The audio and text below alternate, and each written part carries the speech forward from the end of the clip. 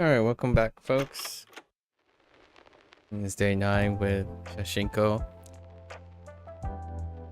As per always, this is a learning experience. If you already know the Japanese, feel free to follow along.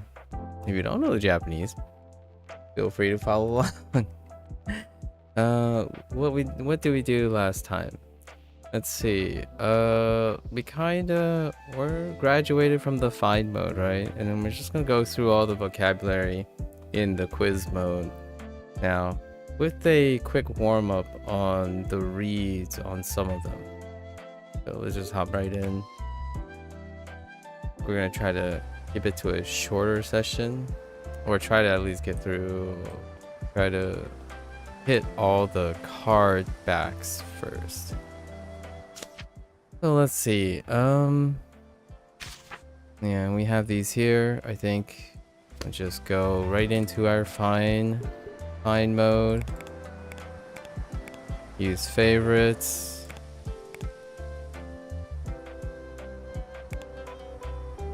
I don't think we need reading because we're going to read them anyways on the cards. And we have 12. 信号機信号機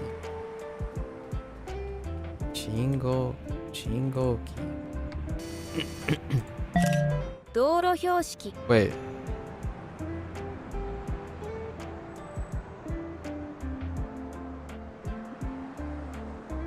Oh, Gaito. Whoops.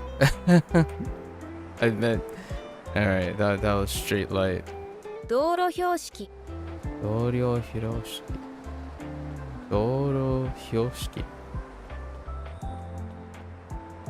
I meant to tag a street. 植え込 Straight み light. Ue komi. 換気口 Hankiko. Oh yeah. 公衆トイレ Oshu toilet. ちょうちん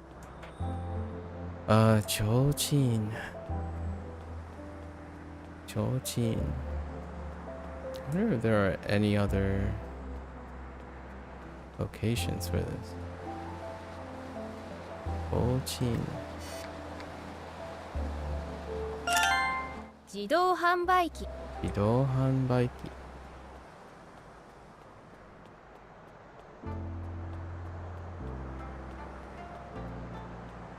At some point, I'm gonna retake all the photos. For real, though.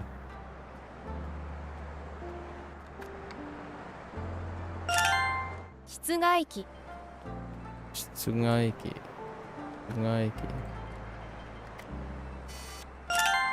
駐車場 駐車場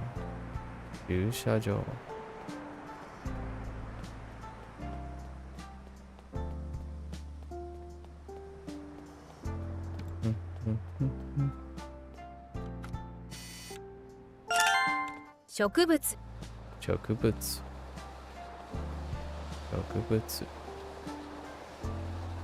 I'm actually kind of curious. Can I just pick one of these and it'll be fine? Nope. 郵便受け Yubinuke. Yubinuke.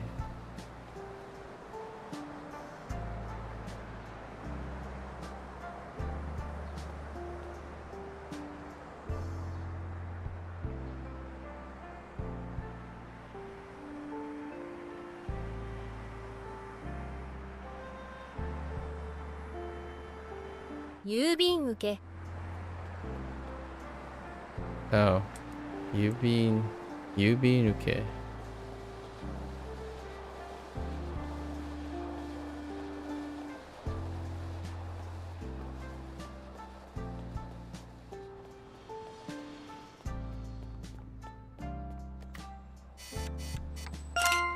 横断歩道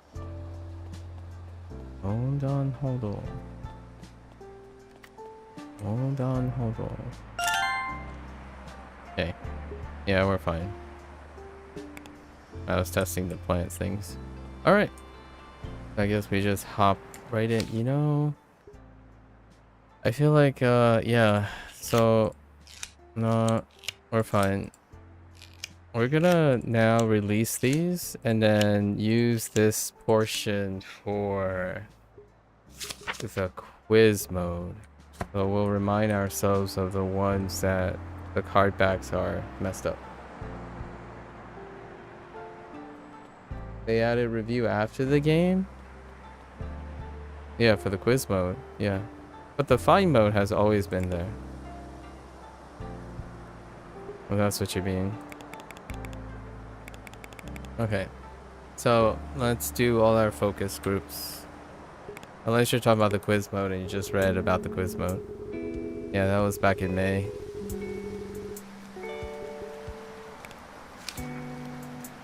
Okay. Mikan. Mikan.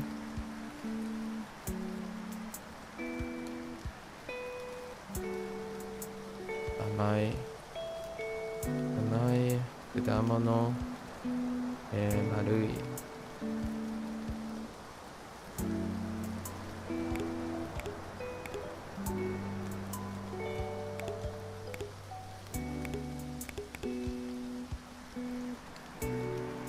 Oh, this is the quiz mode that was added in May.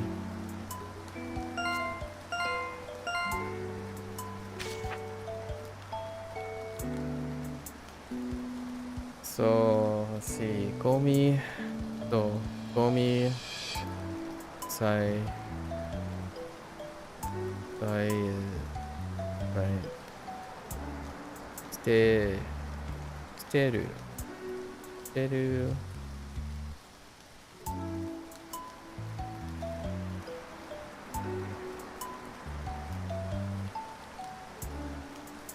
Bunhesh. 臭い、はい。捨てる、捨てる。分別する、分別する。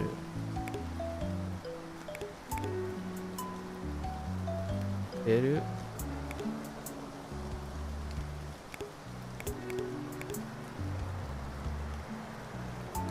そう。さえ。捨てる。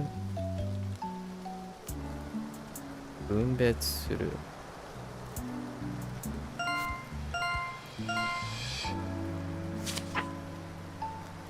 テレビ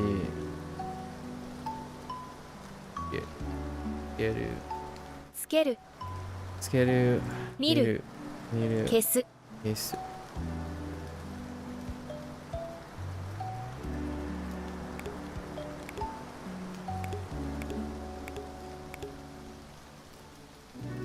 うん、消す。つける。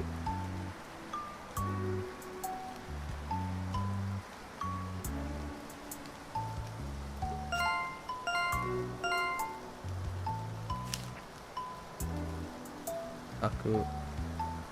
開く、開く。運ぶ、運ぶ。積み重ねる、埋め重ねる。積み重ねる。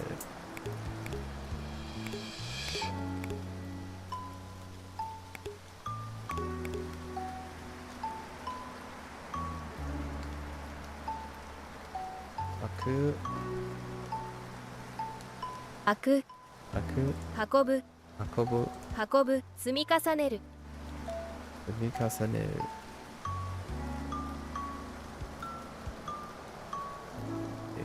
積み重ねる。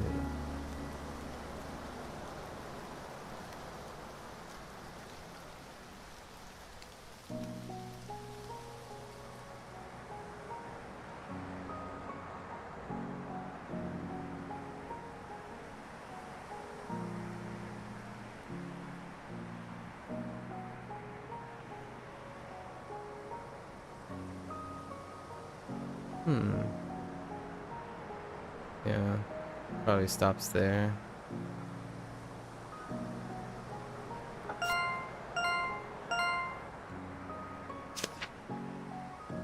Jinja. Jinja. Oh. お辞儀する、直帰する。宗教、宗教。祈る、祈る。宗教、宗教、お辞儀する、直帰する。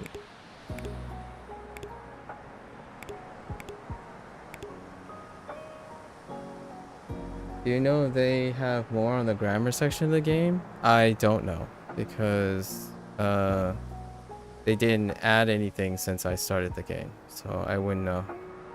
There are 30 pages, if that helps. I wouldn't know what to compare it to. お辞儀する That sounds like more? Well, that's great. Uh, お辞儀する Ojigi-suru.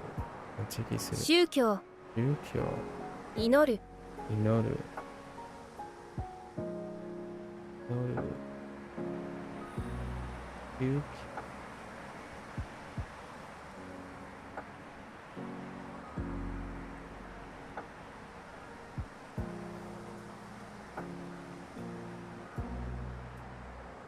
Oh, that's interesting.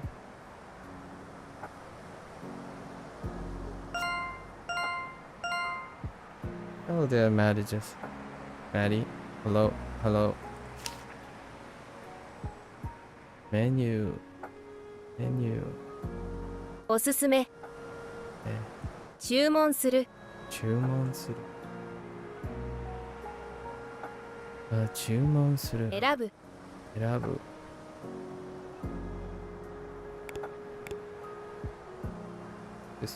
오스스메. 주문스루. 에라부.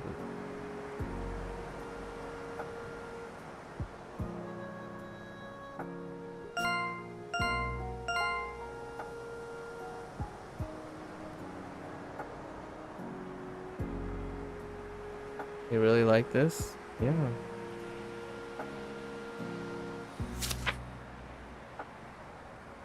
Zashi. Zashi. Yomu? Right. Yomu. 読む Yomu. 面白い Omoshiroi. 新しい Arashi. Yomu. Omoshiroi. Tarashi.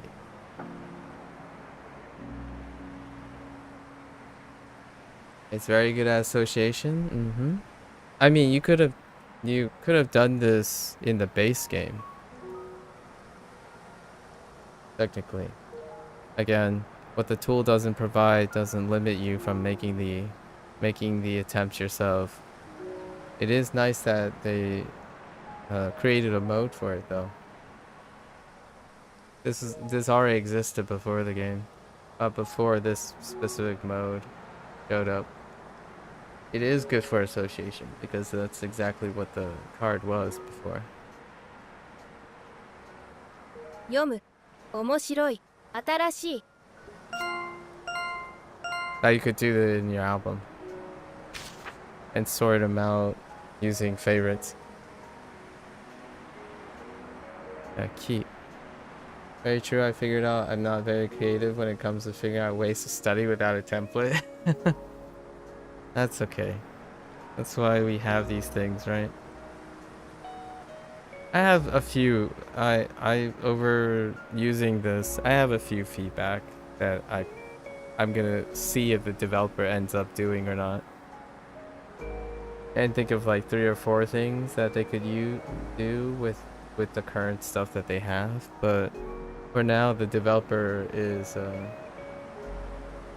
For now, the developers have the priority of releasing the Nintendo Switch port of this game. For now. Yeah. The developer has that task, I suppose. I suppose Nintendo probably offers some peeps to do it. As opposed to the person themselves, hopefully. That liberates some time for them to work on either the half-month or the year update. Because generally, going to keep these games updated every half a year or to a year. 木製 Mokse. Mokse. 切る Kiru. 大きい Oki. Mokse.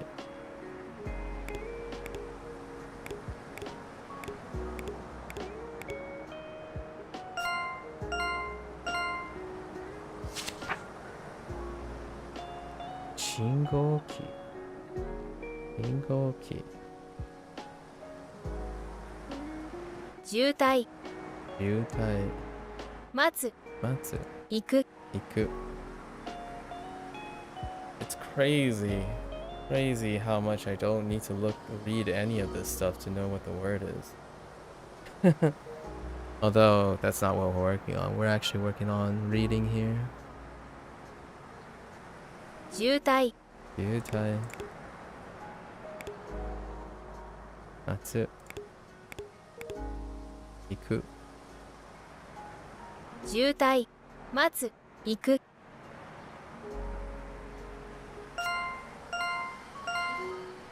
Okay. 工事 Koji. 登る Noboru. Have I finished with Duolingo? No, I haven't finished Duolingo. It would take another year and a half before I finish the Japanese course in Duolingo.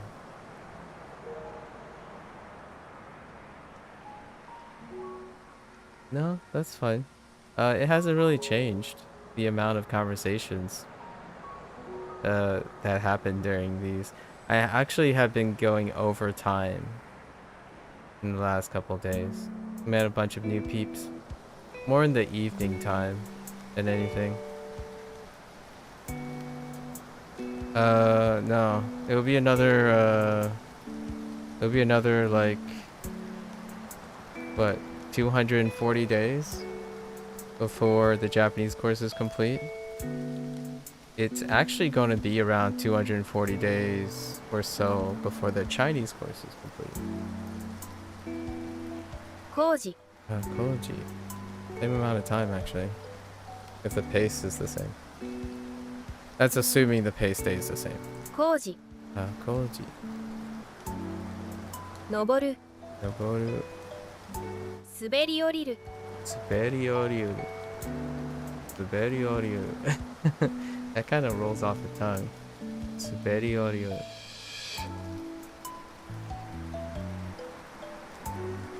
Superioriu. Superioriu. 滑り降りる Oriru.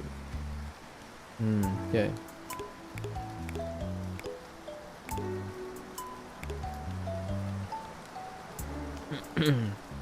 How's Dawn Trail? I saw the... Wait, did Dawn Trail release? I saw aggregate scores and the algorithm yelling at me about Dawn Trail, so I imagine Dawn Trail dropped at some point, or is it this week? Those might be the pre-release review stuff. So yeah, Dawn Trail is out now. Yeah. You're waiting for people to catch up. Oh, so you have people to wait for. Very nice. Ashiko. Okay. So Noboru. 登る Noboru. 登る滑り降りる Superioriu. Oriru. You know, I was thinking in the shower today. I was thinking in the shower, like, what can I say that's very sassy and cheeky in Japanese right now? I don't know if that's how they go about it, but what can I like mix and match to make it my thing? And I think I settled on skiru no mondai. Skiru no mondai arimasu. Ga arimasu.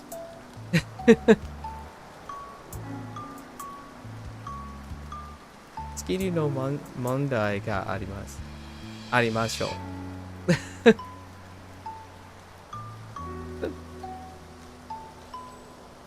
That's the weirdest thing I can come up with that would be funnily like a little bit interestingly edgy.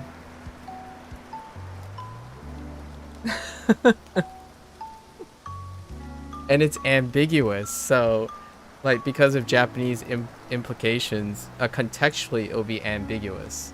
So it's like kind of cheeky at the same time, because if you say it out of nowhere, you don't actually know what I'm saying. What am I implying there when I say that skiru no mondai ga arimasu?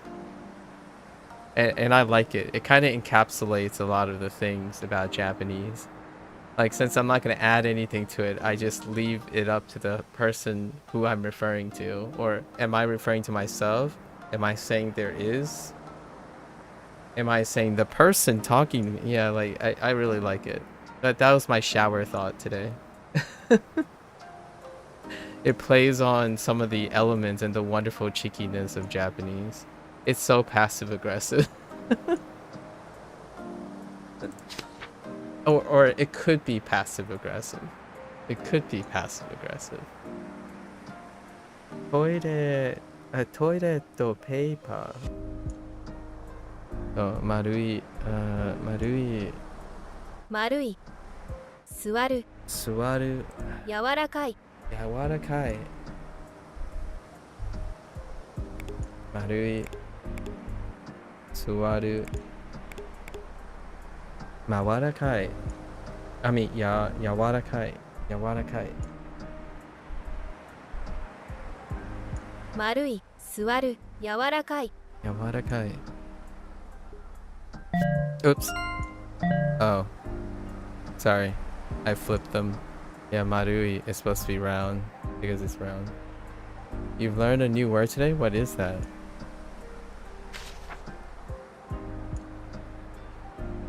Obake. Bake. Miru. Miru. Hawaii. Hawaii. Shinu. Shinu. Oh, Shinu. Yeah, to die. To kill. Or is it die? Yeah, to die. So random. Okay. Shinu.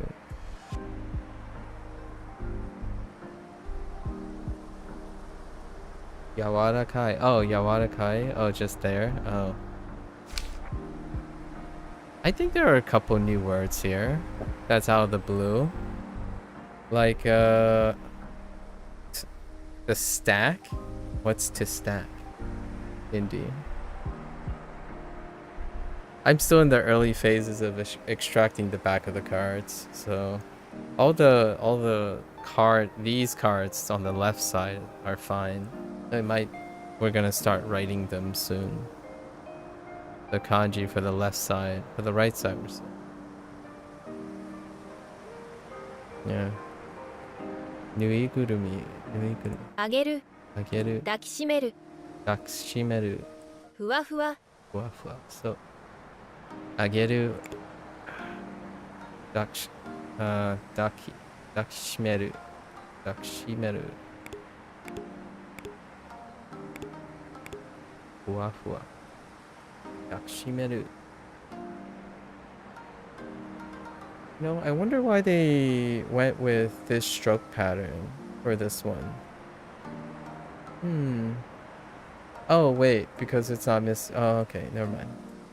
That's fine. Dakushimeru.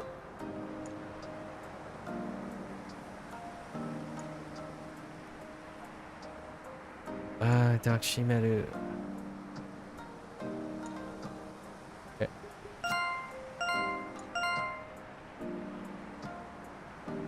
I get it. Eiga poster.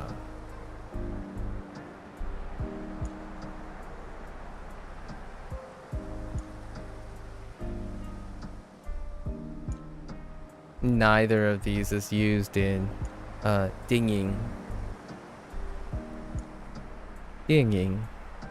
Yeah. Neither of these is in dinging.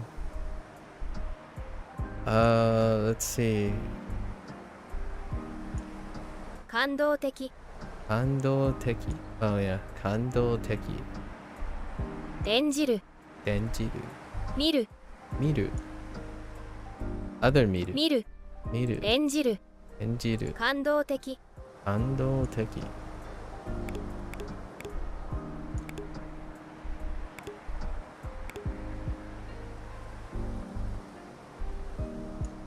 Kandoteki. There's so much about listening that works right now. We always, the order is always listening, reading, then speaking, and then writing. So that's my order that I've settled on. 感動的 感動的演じる演じ見る見る演じ演じ演技 oh not 演じ oh wait now that I think about it it's okay so 演技 is the acting okay there's a euphonic change there 演じ感動的 You are very weird 感動的Okay. Okay. Saku. Oh, Saku has a weird word in here. 安全安全遮る Yeah, 遮る高い高い遮る安全 Oh, interesting. That one is a. I know this is a. Which one's which one? Is Oyomi? Oyomi the Chinese, or is it Kunyomi? Onyomi, right? Yeah, this is Onyomi, or like this is the Chinese read. On the left, because I know the Hanzi for it now. It's on. On is the read on that on this kanji here. I know like 300 to 400 characters now in Chinese, in addition to Duolingo. Yeah, on. So like Jiaoan. Jiaoan. Someone Victor mentioned Wuan. And got something yesterday. Wangong, which is good morning, good afternoon, and good night. And this is on in Chinese. So we can pick up Oyomi, whichever one it is. I keep forgetting if Onyomi or Kunyomi stands for the Chinese read, but one of them. Because it's over. It's a faster pace for character writing and development on the Chinese side of things. 安全安全遮る高い高い This I'm actually kind of curious if Takai this kanji ever gets a read on Gao on Gao. Or Gao. There might be one, I don't know. 安全 Then 遮る遮る高い遮る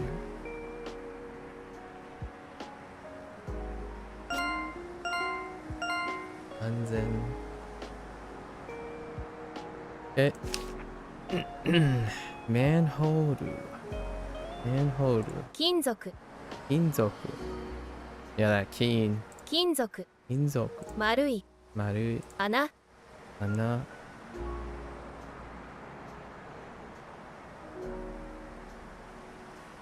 穴 穴 It sounds nice 金属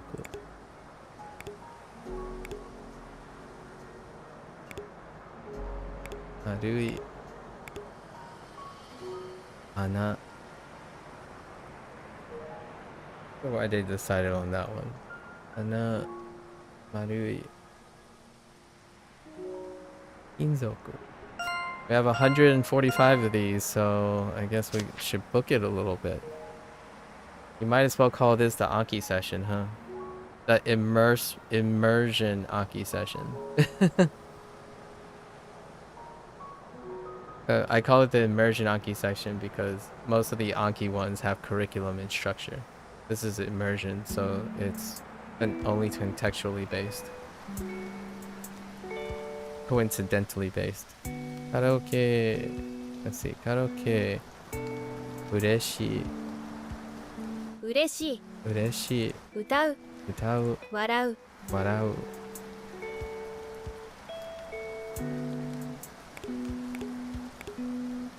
Ureshi. Utau. Warau. Which, by the way, this is always a nice one too. Utau. It's song and everything. Good. This is good.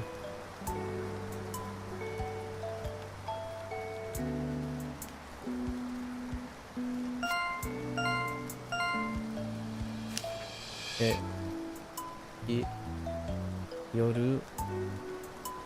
夜 Yoru. 暗い Kurai. 寒い Samui.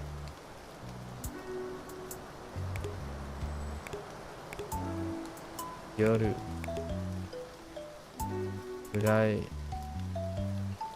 Samui. Oh. Did I hit one too many buttons? 暗い暗い Sometimes my left mouse button double actuates and I don't even bother to look at the answer. 探す Sagashu. Chizu. Sagasu. Miru. Iku. Okay. That's good. 見る Oops. Miru. Iku. I gotta replace my mouse soon. Guitar. Yeah. 弾く Good.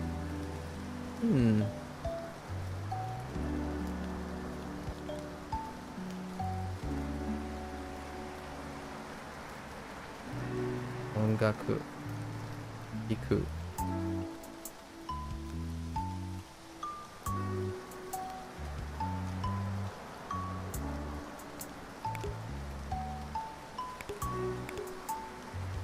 音楽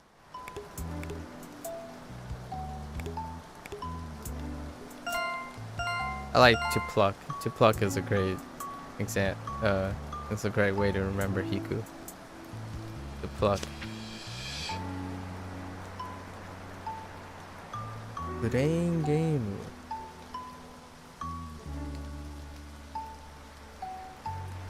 Tadashi. Tanoshi. 楽しい悪い Tanoshi. 運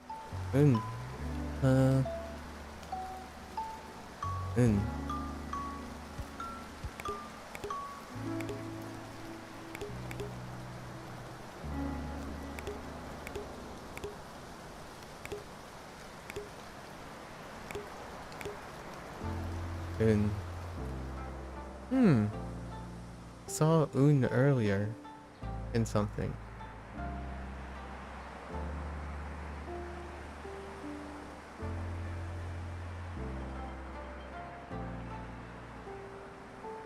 Huh.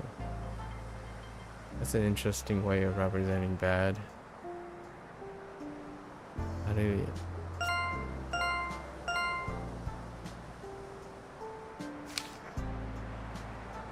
Wa. 重い大きい Okay. 硬い Hi. Hi. Omoi. Oki. Katai.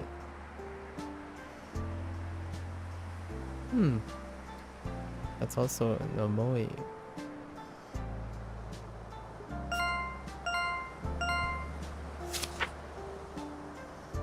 Kuya.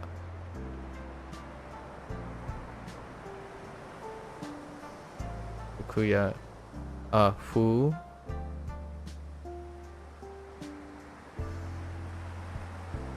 Also fu.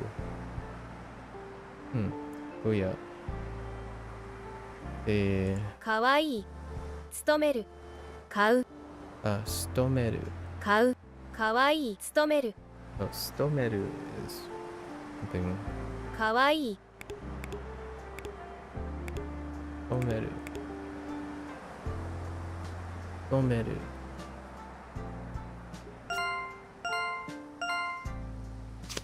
I probably only have enough time to go through all these ones.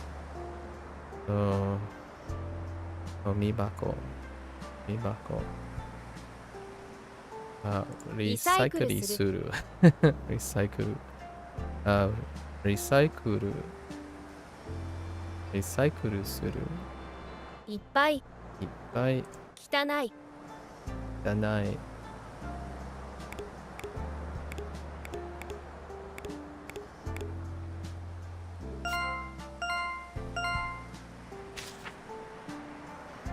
I think this way is great to form associations, but it is not the greatest for recall. Like for contextless recall. So it's gonna be tough using this and then transitioning it into a recall session. We'll see what we can do. We're basically just gonna limit the amount of information over time. And then I guess the goat, the final thing is to walk around town and point at something and name the 4 things. That's it. And just go around town, point at something and say, what word did the game decide to associate with it?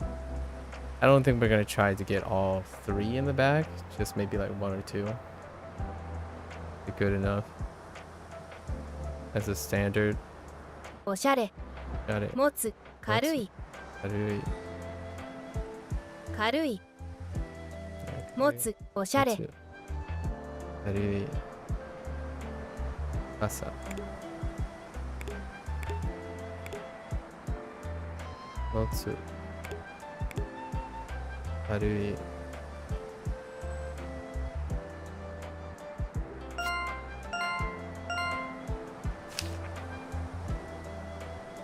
Tabemono. 食べる食べる食べるおいしい食べる食べるおいしいおいしいおいしい辛い辛い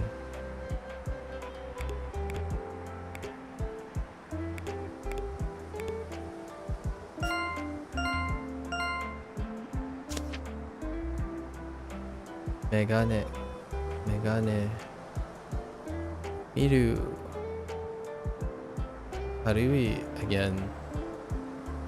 Okay. And 食べる食べる is to wear, but probably specifically relating to this type of wear. 見る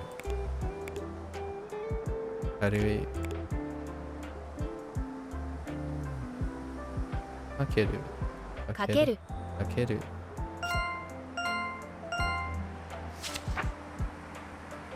薬局薬局少し we just got that 少し yesterday 少し it kind of looks like a person's face from the nose down making a smirk. If you drew a pair of eyes like suko shko on top kind of already fills in 2 different eyeballs, and that's skoshi. 少し Skoshi. 痛い Hey, 悲しい Nashi. Oh, wait, is that the same Kanashi? It is. We just got Kanashi last unit. Yeah, it is the same one. Hi, Kanashi.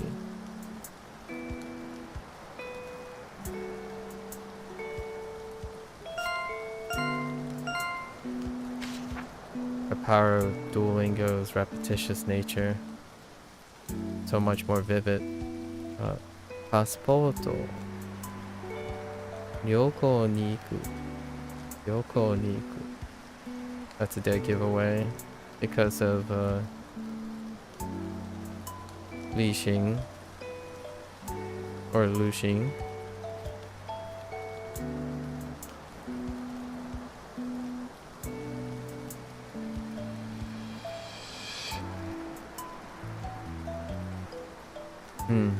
have to review that.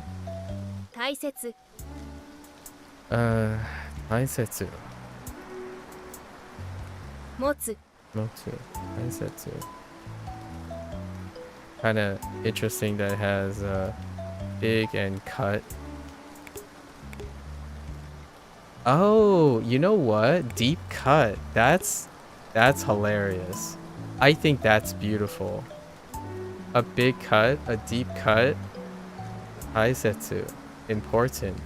Yeah, a deep cut is important. Oh, I like it. This is probably going to be my go-to now. Taisetsu. Missed opportunity yesterday. I think I said something about it, but a big cut. That's great. Taisetsu. Okay. Yoko ni iku. Motsu. Hokoku. 宣伝する Senden suru. 魅力的 Miryoteki. 有効 Yuko.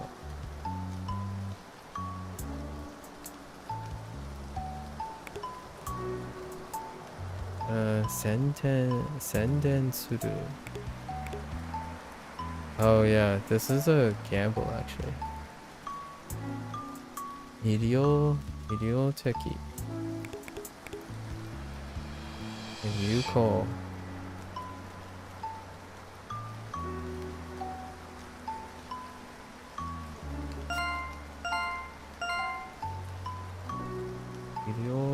Miryoteki. Miryoteki. Miryoteki. Miryoteki. 魅力的魅力 Miryoteki. 的有効 Yuko. 魅力的 Miryoteki.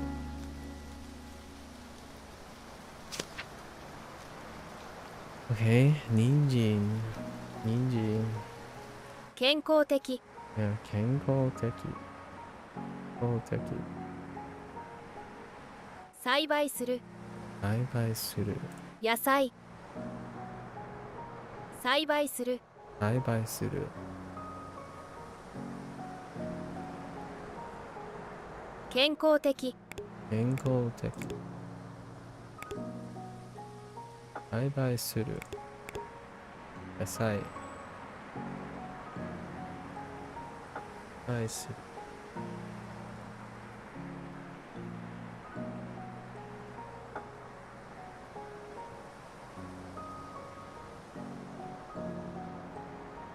Kenkoteki.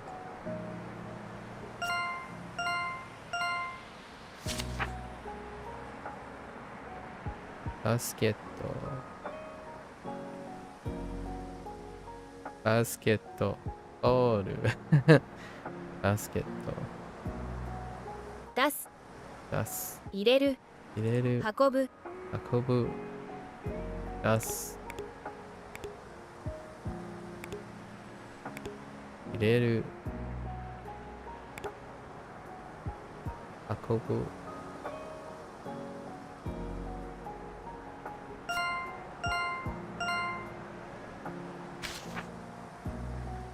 Joro. 水をやる Mizo. Mizo yaru. Mizo yaru. Oyaru.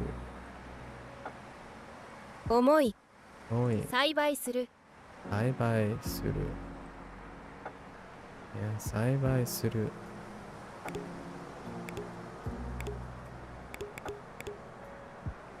Bye suru. Banana. Juke. Juke suru. Juke suru. Adamono. Yeah, yawarakai. 熟する Juksuru. Juksuru. Adamono. Oops. やわらいがやわらかい柔らかい柔らかい果物熟するメイドカフェかわいいかわいい愛知いや愛らしい愛らしい愛らしいかわいいかわいい楽しい愛らしい楽しい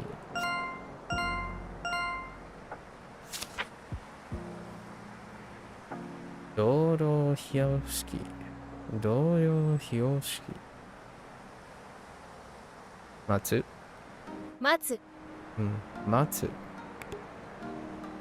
待つ長い長い止まる止まる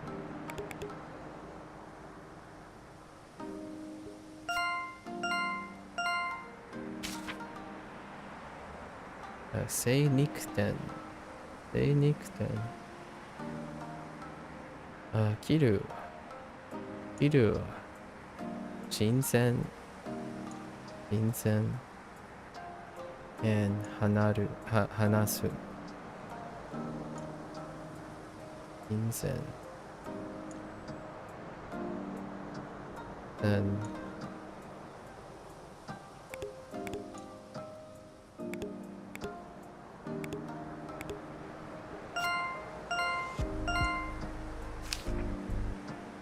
ホビーショップホビーショップ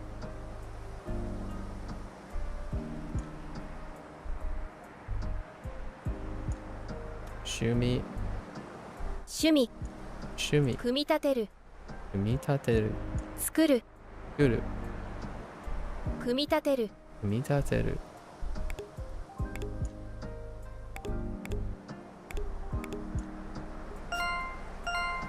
組み立てる白古来古来観光観光歴史的歴史的古来古来古来観光歴史的古来観光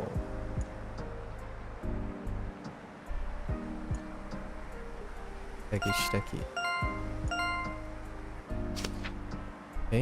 リンゴ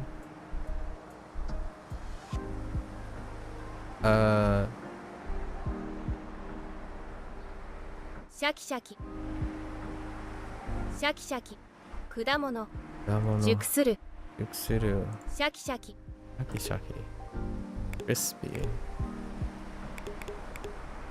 シャキシャキ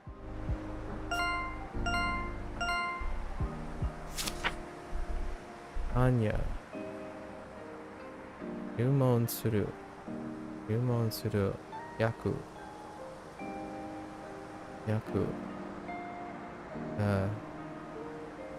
ぶ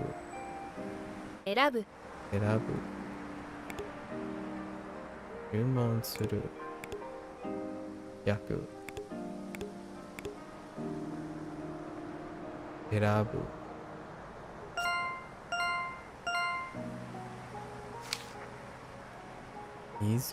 水たまりピチャピチャピチャ濡れる揺れる浅い浅い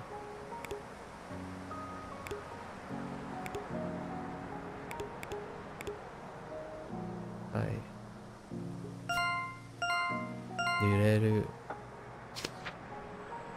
門閉める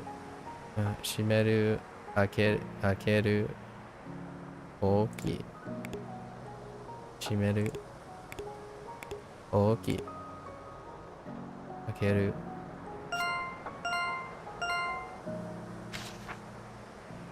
電子レンジ閉める開ける温める。温める。温める。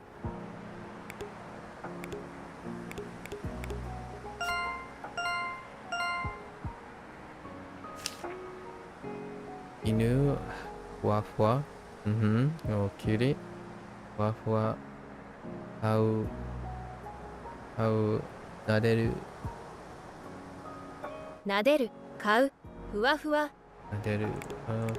ふわふわ。買う。撫でる。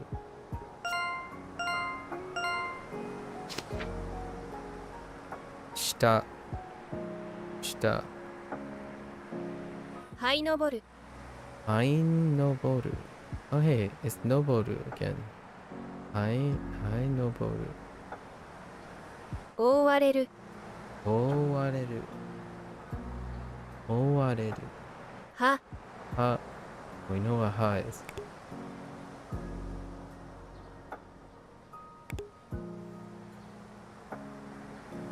はい、okay. はい、maybe はい、登る。Then 覆われる。Then は。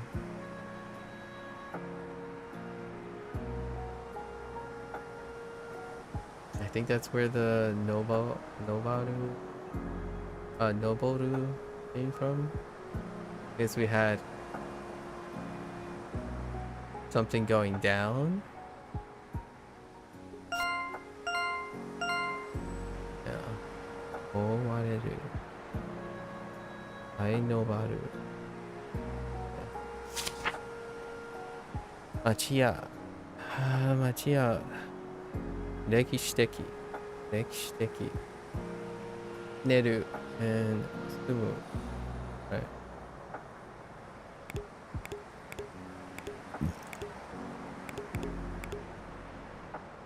住む。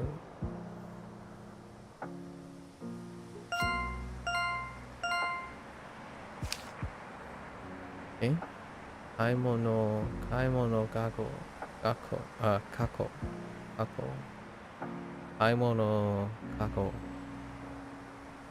入れる、出す。運ぶ。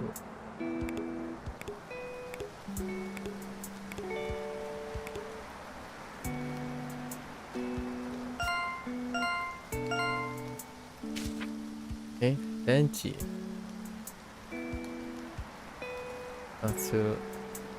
待つ、休む。座る。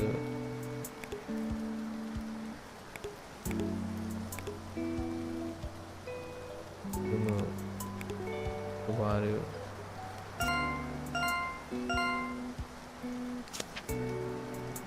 菓子パン。ふわふわ。カリカリ。甘い。カリカリ。カリカリ。甘い。T シャツ。脱ぐ。脱ぐ。おしゃれ。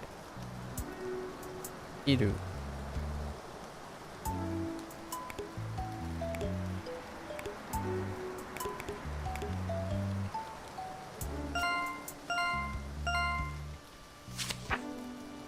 卵。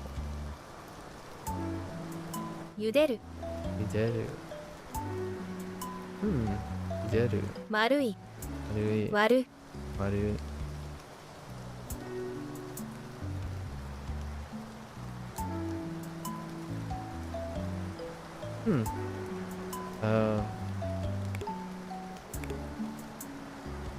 茹でる。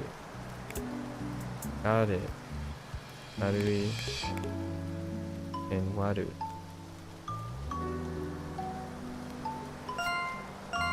茹でる。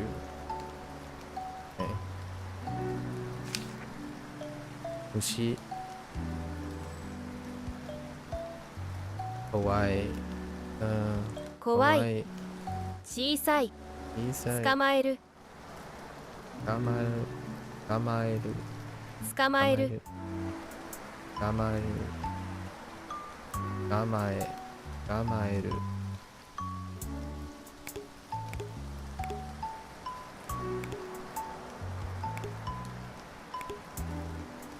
捕まえる。捕まえる。捕まえる。電気や高い、正しい、いや、ピカピカ。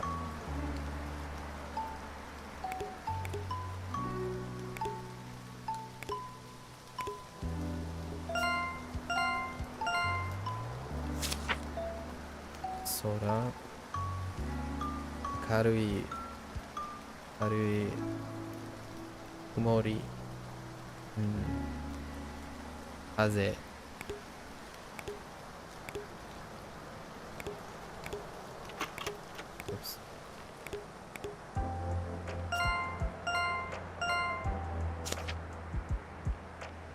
Busen.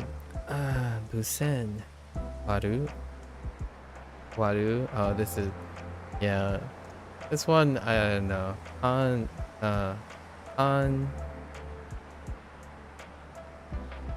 I don't know how I feel about this one. パン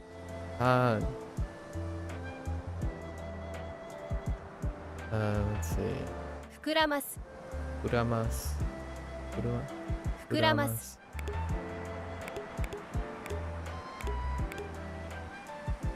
Uramas.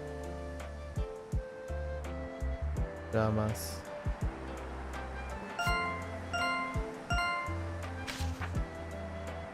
Awa. Picha picha. Picha picha. Oyogu. 泳ぐ Oyogu. 泳ぐ Oyogu. 泳ぐ Oyogu. Nagareru. Nagareru. 流れる Oh, nagareru.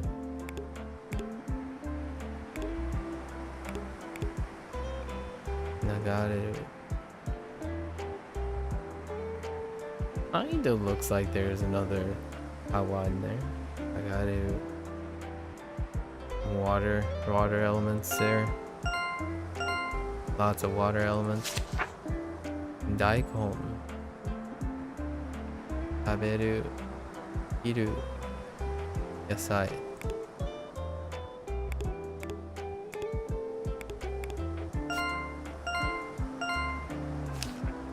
Okay. Eijiban. Eijiban.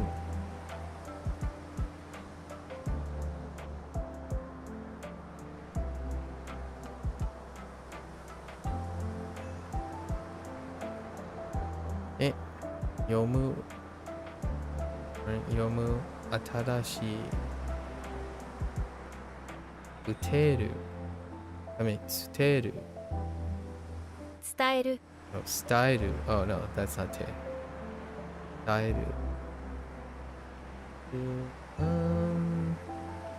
Styru. Styru, like 伝える form? Yeah. Styru.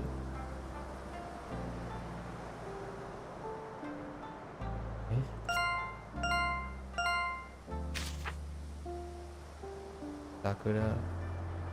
Saku. Kirei. Hanami.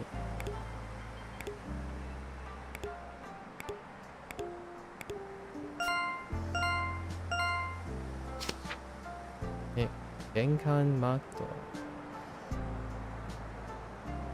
Airu. Das. Fumo. Oh yeah, fumo.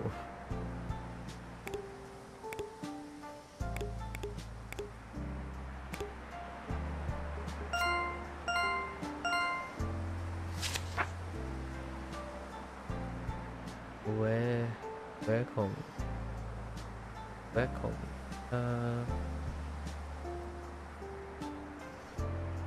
隠れる自然庭隠れる。ああ、隠れる。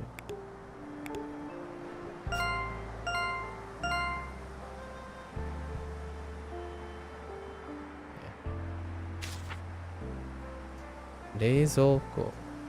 冷蔵庫。あ、冷やす。冷やす。冷たい。冷たい。冷たい。冷やす。冷やす。冷たい。冷やす。冷たい。入れる。入れる。冷やす。冷たい。入れる。へ。郵便受け。郵便受け。送る。送る。もらう。もらえ。いろいろ。もらう。いろいろ。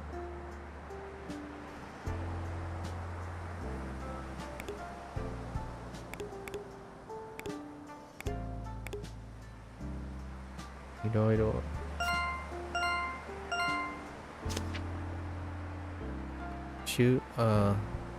ね、植物。植物。植物。植物。I don't really like this word. Fine. 植物。植物。let's see. 植える。植える。は。は。自然。自然。植える。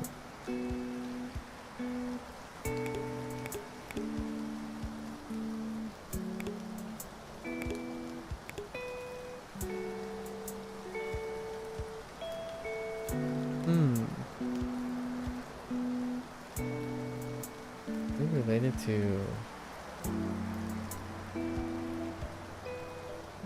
where to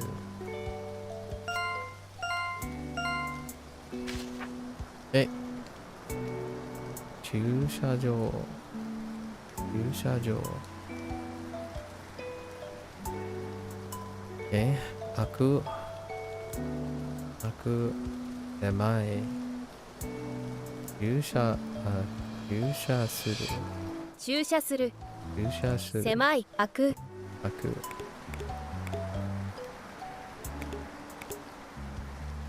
く狭い駐車する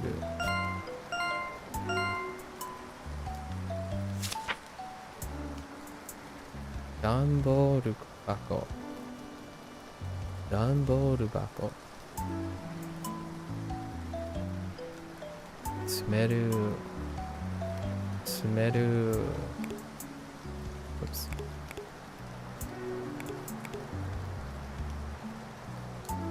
詰める。運ぶ。運ぶ開ける。開ける詰める詰める。詰める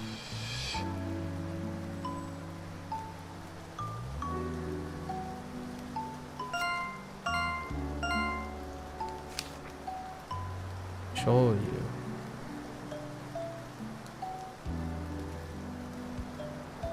濃い濃い。濃い濃い。注ぐ。注ぐ塩辛い。塩辛い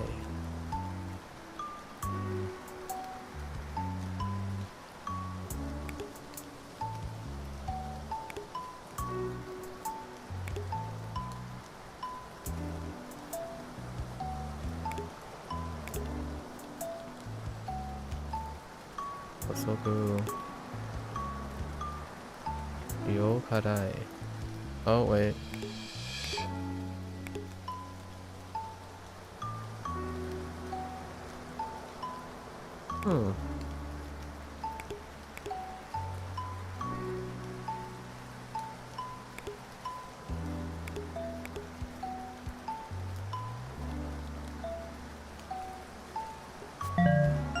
No. Okay. The more you know. Hold on, hold on. Hold on, hold on. 安全安全。歩く歩く。渡る渡る。安全。歩く。渡る。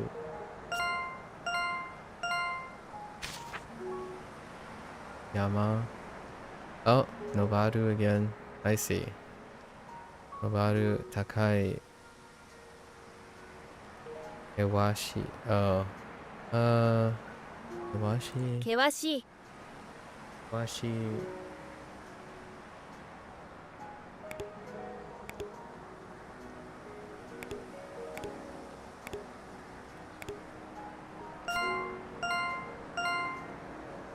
So, Nobaru was in a couple of them actually.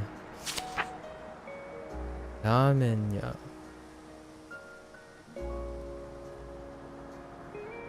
Right, 食べる。食べるおいしいすするする。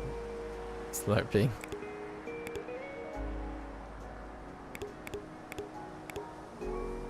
Okay.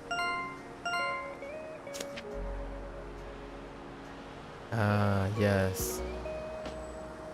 ゆらゆら。ちょうちん。ゆらゆら。ゆらゆら。明るい。軽い。明るい。軽い。うらうら。軽い。軽い。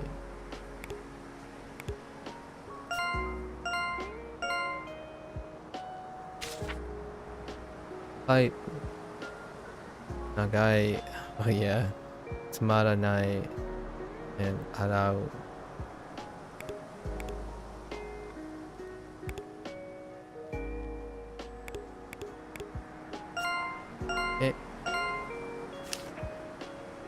靴。靴。走る。走る。走る。走る走る。履く履く。結ぶ結ぶ。結ぶ。履く。はい。結ぶ。走る。Oh. 結ぶ。Okay. Okay.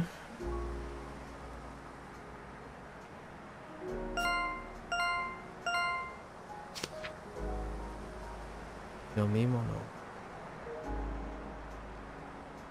Oh, you know what? I'm kind of curious what happens when you turn off. You just not have the answer? Hmm. 爽やか爽やか。飲む飲む。注ぐ注ぐ。爽やか爽やか。爽やか。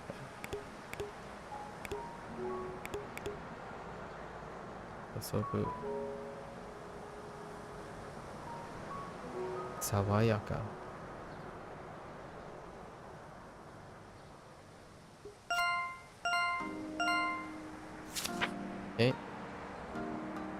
自動販売機。たくさん。便利。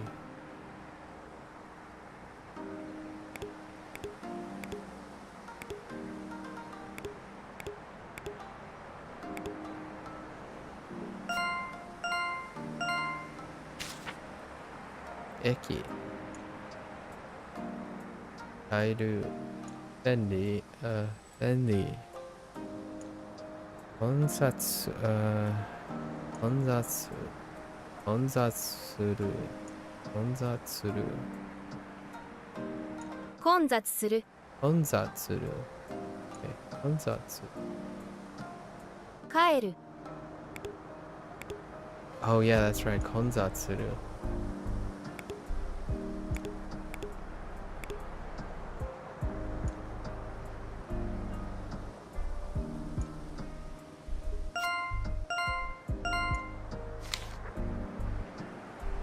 ノート、パソコン、ゲル、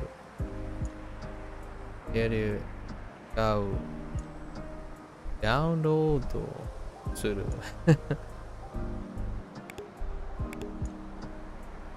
ゲル、使う、ダウンロードする。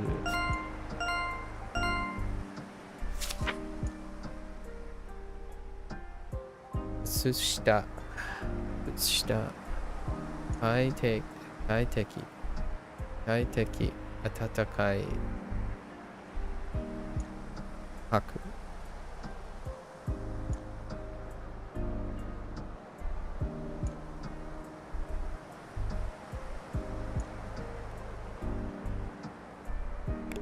快適、暖かい、吐く。I think we're good in not requiring. Next time, I don't think we need the hiragana per se. I guess we're gonna move on to listening next time. Neko. We didn't get to finish this yesterday. Going through it with reading and listening. And then figure out which ones we're gonna use listening to figure out which ones we want to keep favorited. Okay. ずる賢い。ずる賢い。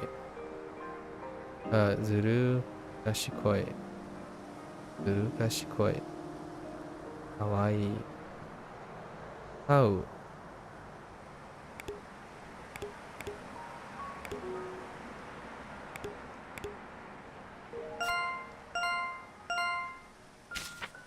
Okay. カバン。持つ。入れる。出す。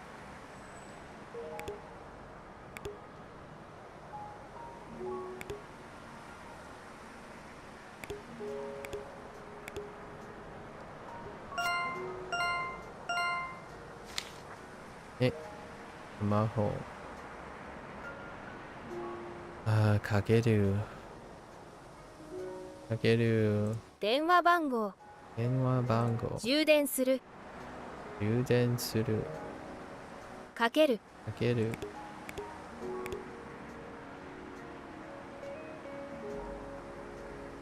うん。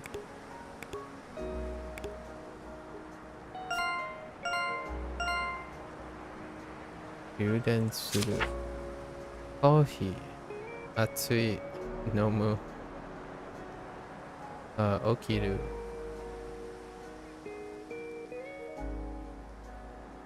I just got this character recently. 熱い。熱い。飲む。起きる。That's right. 起きる。Oh.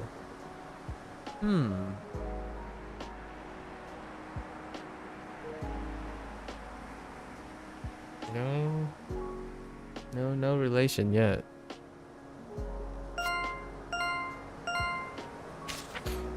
Okay. 花。咲く。水をやる。きれい。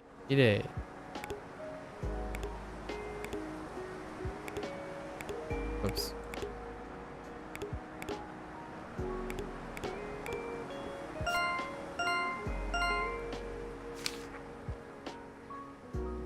鳥。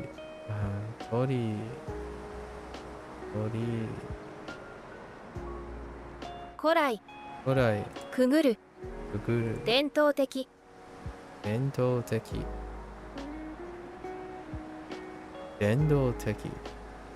くぐる。古来。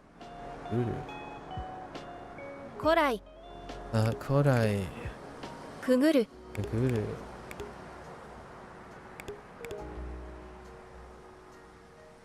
くぐる。伝統的。伝統的。あ、伝統的。伝統的。的。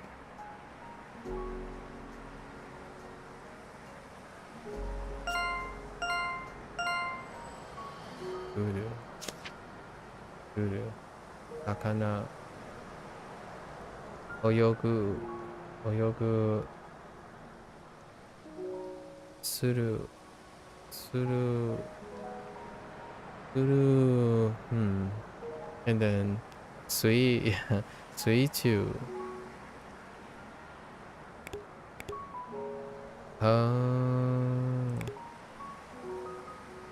する。釣る。泳ぐ。泳ぐ。釣る。する。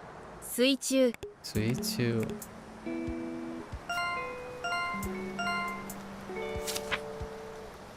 追加。でかい。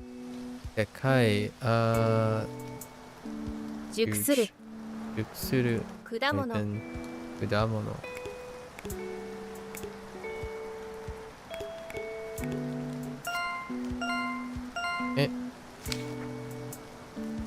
本屋。買う。買う。読む。読む。静か。静か。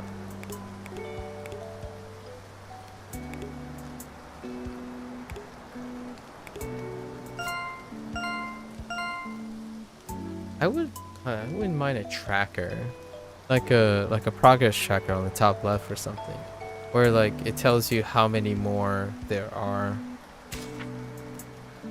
Hoteru. 泊まる。泊まる。休む。休む。高い。はい。泊まる。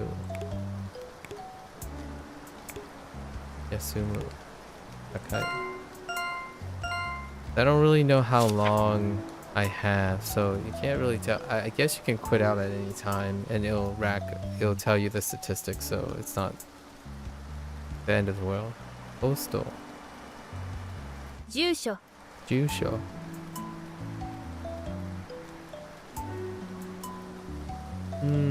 Interesting. That's like a combination of two other things. 住所。届ける。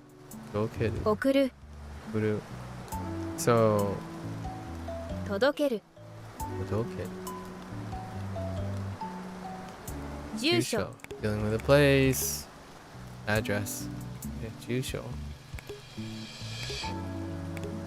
届ける。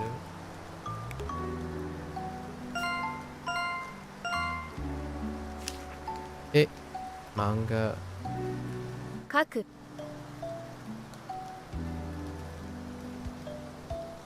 書く。面白い。面白い。読む。読む。書く。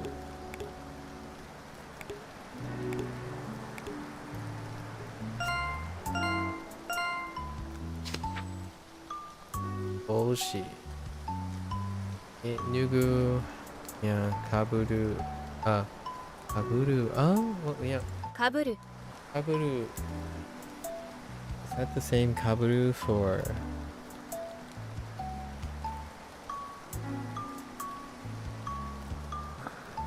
glasses, maybe? おしゃれ。Oh no, maybe not.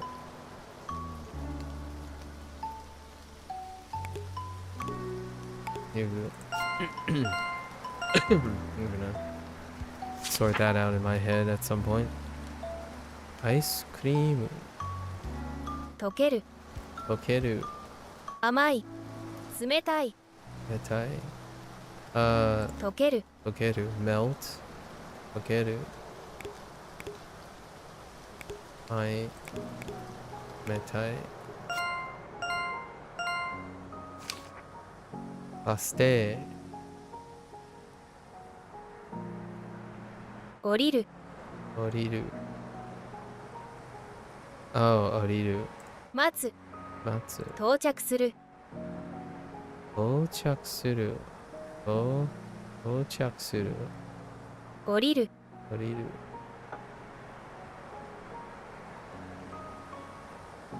到着する is arrive. Leave, depart. Leave out of something. 降りる。Disembark. Matsu. Oriru. Yeah,到着する。到着する。カメラ。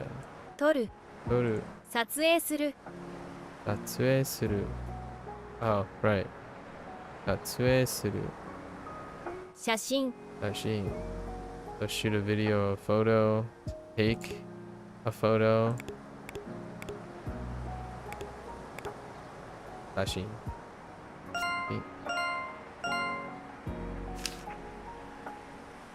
三角コーン。とんがった。とんがった。とんがった。ポインティ。工事。工事。置く。置く。Wait. 置く。place?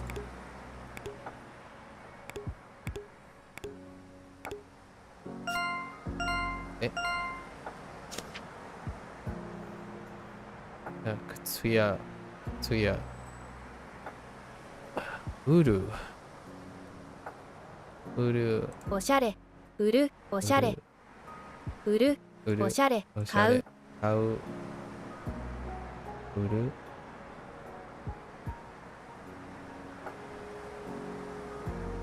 Maybe do sell. 売る。売る。ガチャガチャ。集める。集める。いろいろ。いろいろ。珍しい。珍しい。珍しい。rare。集める。collect。集める。いろいろ。集める。珍しい。珍しい。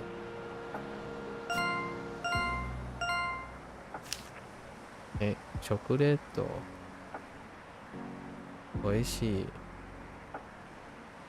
甘い。いや、カリカリ。crispy, crunchy, velvety. I'm just thinking of an ad right now.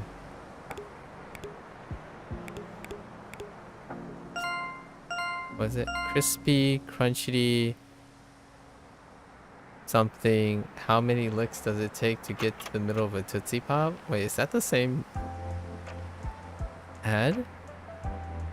No. It's something else. I'm mixing two ads together. Two candy ads together. Silly out.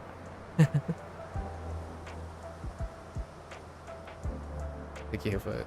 Now I'm thinking of the Tootsie Pop commercial. コンビニ。買う。買う。バイトする。バイトする。便利。便利。Work part-time job. Work part-time. Oh, actually, work part-time is important. Not get it mixed with part-time job, actually.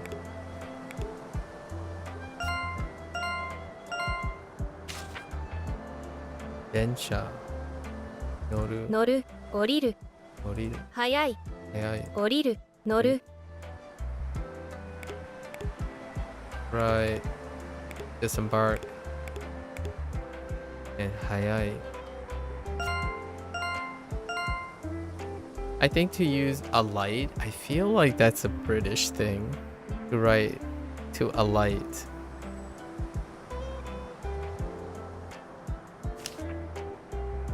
Isu. 座る。座る。ギシギシ。ギシギシ。Wait a minute. ギシギシ。グラグラ。グラグラ。ギシギシ。グラグラ。座る。座る。Wobbly. Squeaky. グラグラ。I feel like グラグラ sounds like wobbly. グラグラ。ギシギシ。ギシギシ sounds squeaky. Okay. ギシギシ。グラグラ。Man. Okay. Tegami. 書く素敵 Kaku. 素 Suteki. 敵送る Okuru. Kaku. Suteki. Uru.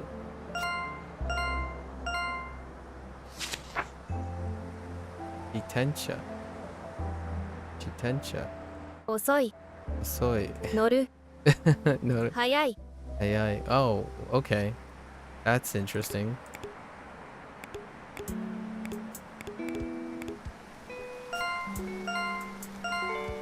Okay, both Osoi and Hayai. I guess it depends. Gai to 明るい Akarui. Mm-hmm. 高い Akai. 細い Osoi. Hosoi. Hosoi is thin.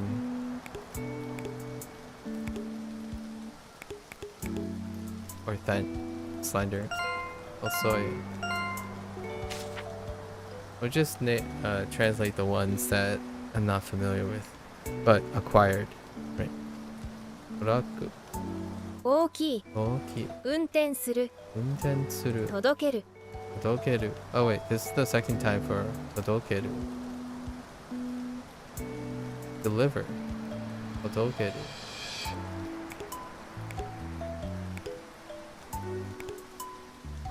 Unten suru. Get it. Bum bum bum bum. Okashi. 甘い Mai 分ける wakeru. 美味しい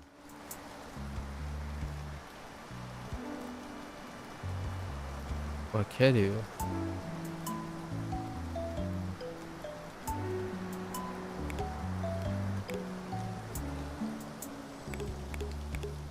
To share or divide. Wakeru. Okay. Wakeru. Wakeru. On. Oh, there it is again. Yawarakai. Yawarakai. Oh, Yawarakai. Yaku. Tsukuru.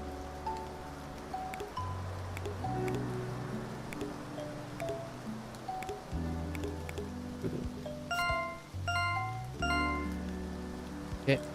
Yawarakai. Mokumoku. Mokumoku. Konkiko. Oh, Kankiko. Mokumoku. Smoky. Kemuri. Kemuri. Smoke. And de. もくもく Mokumoku. 煙 Kemuri. 出てくる Deki. 出てくる Detekuru. Release. Oh, to come out. Yeah, that's fine. Come out.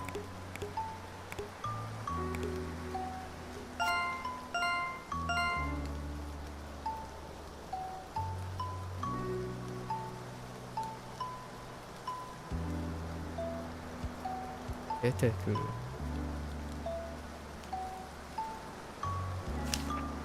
Okay. Banban. 名前 Namae. Name. 読む Yomu. 大きい Oki. Namae. Yomu. Oki. Banban. Game. Tanoshi. 楽しい Tanoshi. 勝つ負ける Makeru. Makeru. 勝つ Hatsu. Hatsu. Play.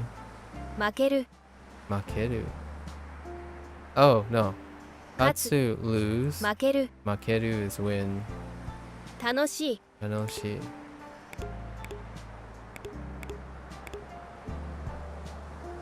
Makeru. Hatsu. Oh, it's the other way around. Ugh. Okay. Takeru. Lose. Okay. Katsu. Okay. Toji. 安全 Anzen. うるさい Urusai. 組み立てる Kumitateru. Kumitateru. Assemble. Right? Kumitateru. And onsen. Safe. Urusai.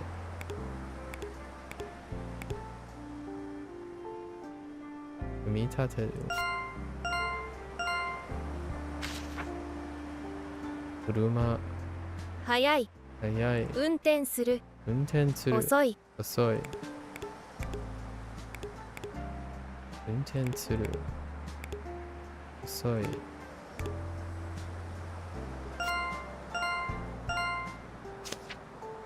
Suitcase.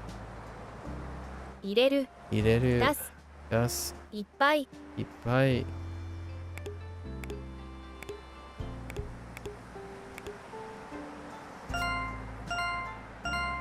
Okay. Ore. Ore. 運ぶ Akobu. Yeah. 置く Oku. 軽い Karui. Oku place. 軽い Karui.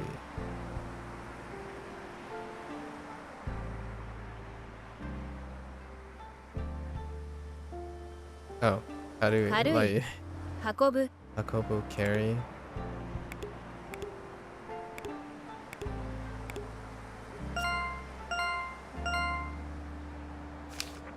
Okay. Seisanki. Seisanki. 払う Harau. Okay, harau. 挿入する Sonyu suru. Insert.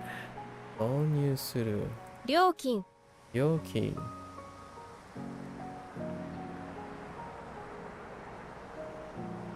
Something dealing with some sort of metal. Harau. 挿入する Sonyu suru. 料金 Ryokin. Oh, fair. Yeah, Ryokin. Fair, fair. Ryokin. 挿入する Sonyu suru. Sonyu suru. Okay, Kagami. Kagami. Waru. Waru. Yeah. For real though. Waru. 自分 Jibun. Jibun. Yeah, Jibun. Oneself. Jibun. 見る Miru.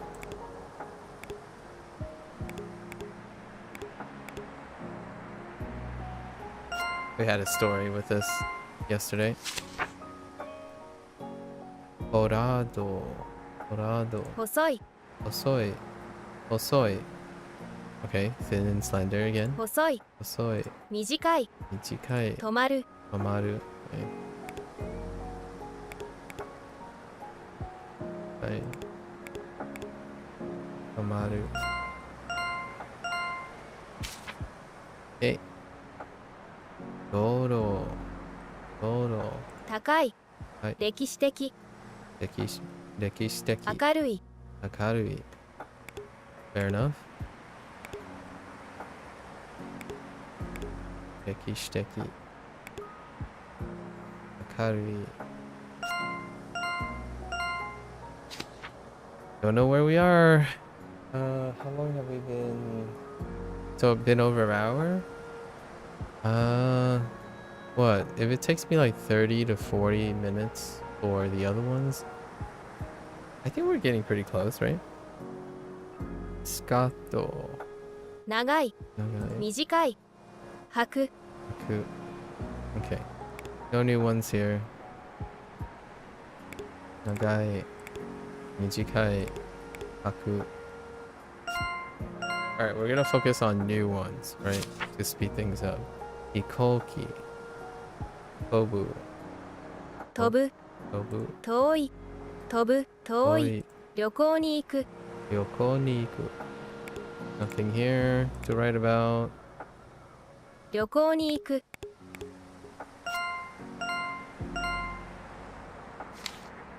Okay. Hashi. Shita. 下渡る Wataru. 上 Ue. Nothing to write about. Shita. Ue. Wataru. Okay. Table. Shita. Ue.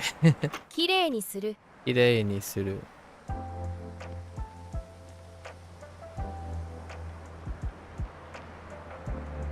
How does that work? Kirei ni suru.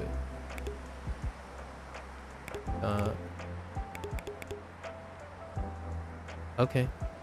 I guess, yeah. Kirei ni suru. Alright. Elevator. Elevator. 待つ Matsu. 出る Deru. 入る Hairu. Oh, I have to be careful about this. Das. Or. This and deru. 待つ Matsu. Deru. And. Hairu.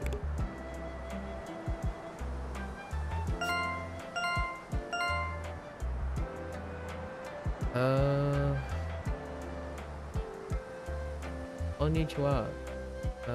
日本人ですか？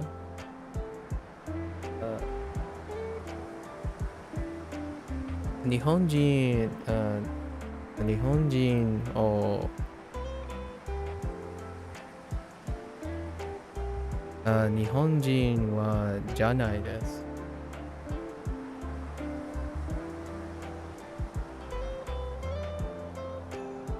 Oh, そうです。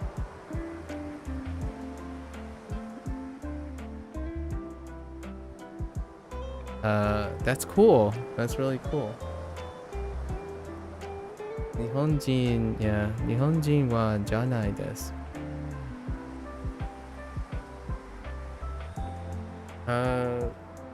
日本の勉強します。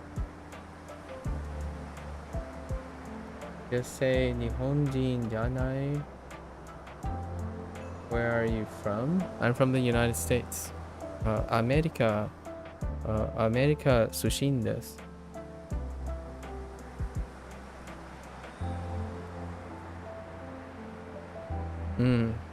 Yeah. すごいです。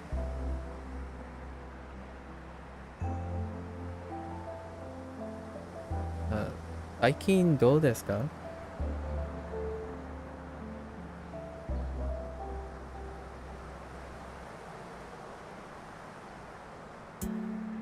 そう。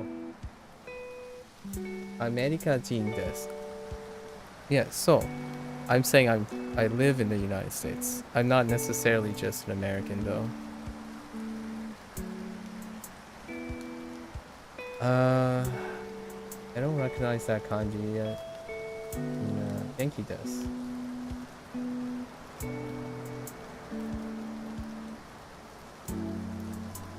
Ore?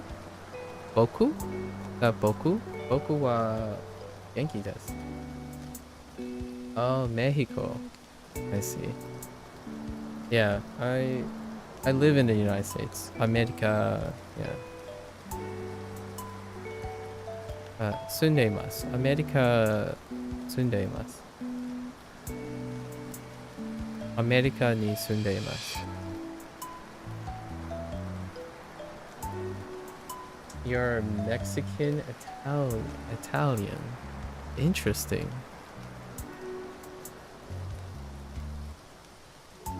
Chinese American. Chinese American here.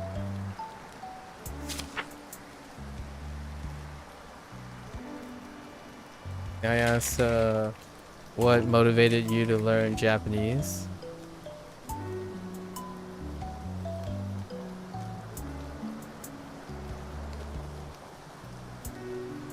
Do you know Spanish? Spango to Italian go? Italia go?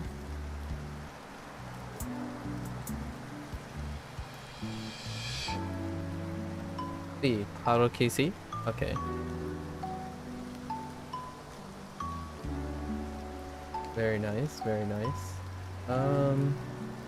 你你会中文吗？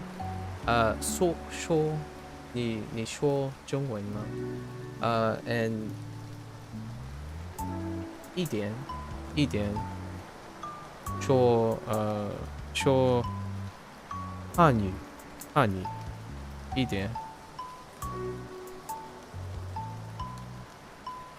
Most of the time 我会使福州话冇讲普通话只能讲普通话 so par parli un po' Italiano. Yeah, no, yeah, I'm out on Italian.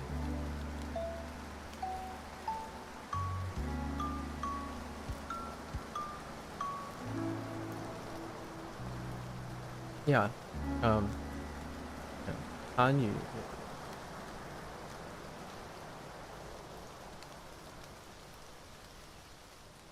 你爱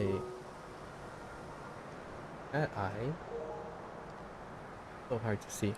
你爱 oh 我爱 okay 我爱 韩语 really 真的吗?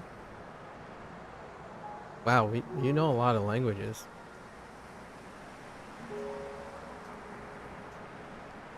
This is awesome. Japanese is hard. You wish me the best luck. I guess Japanese is hard.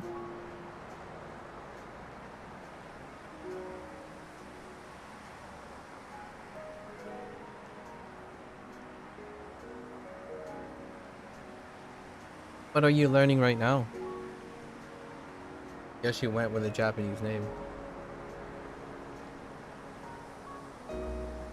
And 한유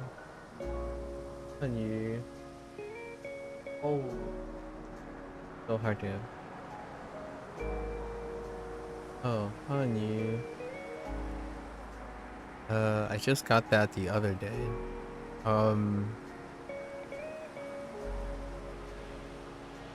You know, and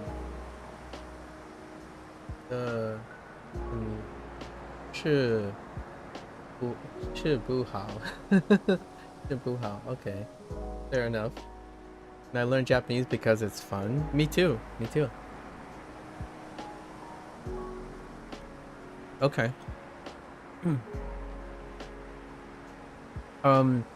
My second language is Fujonese. So my gongwa sai Fujiwa. What am I eating? Hanbabao. Hanbabao with chizu to gyuniku. Yes.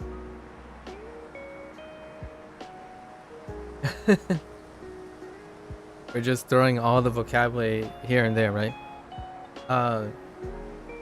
So Fujonese, Miamao, right? Miamao, Munich, I don't actually, I think they just say cheese. Yeah.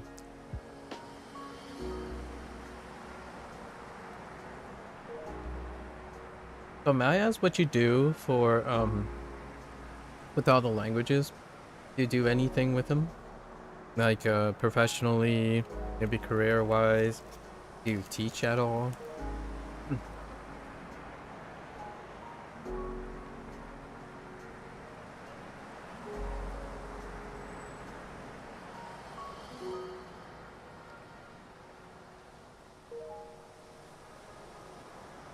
You like to practice your language and use it on your channel? I see. Yeah, that's what I'm kind of doing right now, which is engaging with the target language as much as we can. However we do it. And largely I I talk about language in general. Use English as a common language, but we go back and forth. And it's largely to emphasize that you can use all the languages at once, as opposed to exclusively engaging in a singular language, which is what we did here, and that's amazing. That's probably the most fun I had learning a language, when you get to mess around with all the languages. You upload videos in Japanese sometimes? I see. What kind of... Well, you used... I see your name has NES on it. I imagine it might have something to do with Nintendo stuff, perhaps?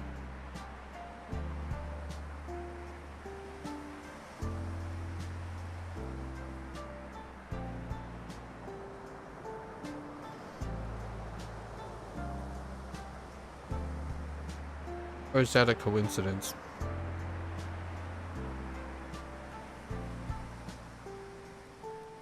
Nomu.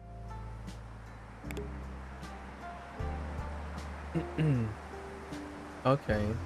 Gameplay. Ooh, game puredo. Pureto.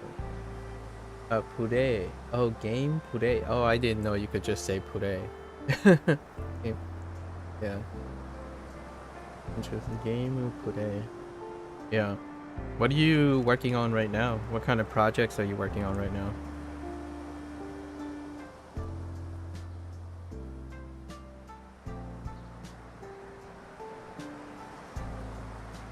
Nomu. Nomu. Nomu. Tegoro. Tegoro. Tegoro. Tegoro.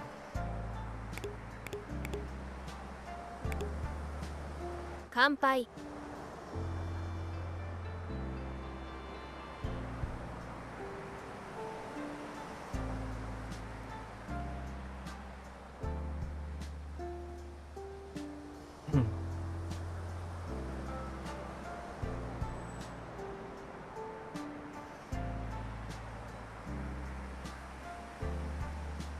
Kanpai.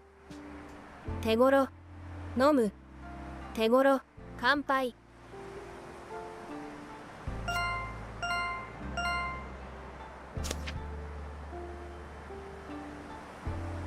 Gakugaki.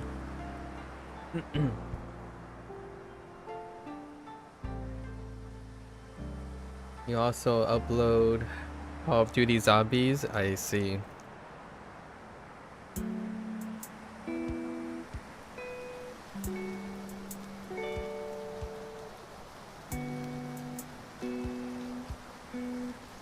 I'm a PC power user, so most of the time I upload indie games most of the time.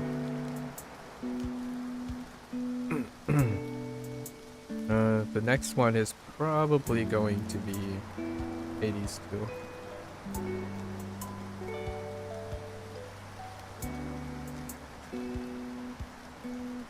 You also play on PC? I see. What was the last game you played? Well, I guess Call of Duty Zombies could be on PC.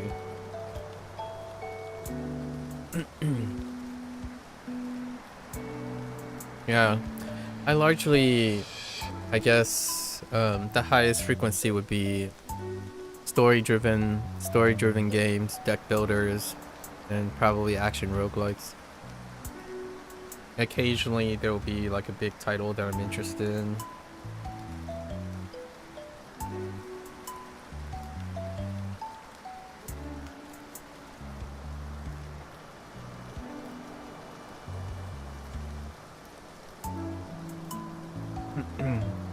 Nakugaki.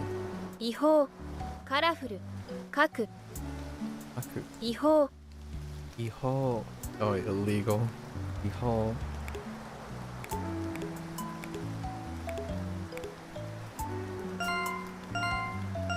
So, what brings you over here?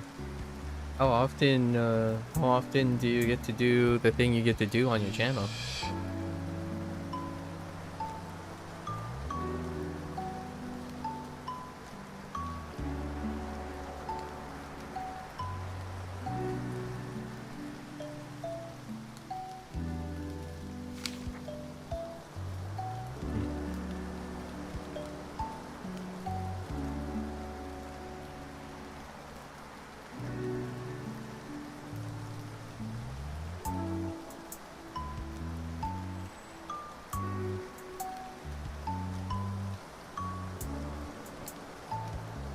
Chisai.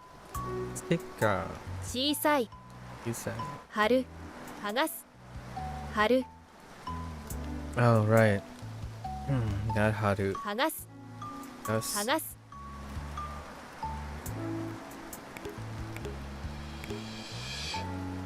You do it sometimes with Nintendo because I do not have a second monitor.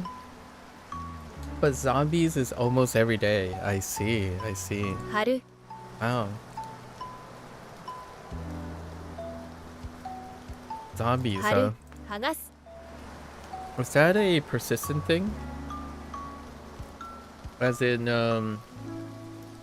Call of Duty Zombies. Is it on a like a live service kind of rotation where you can bootstrap content updates?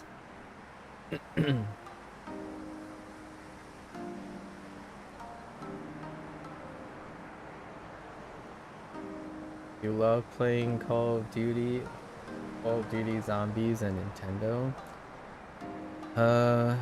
Interesting. How do you use... Oh, is that how you... Okay. Game to... Oru.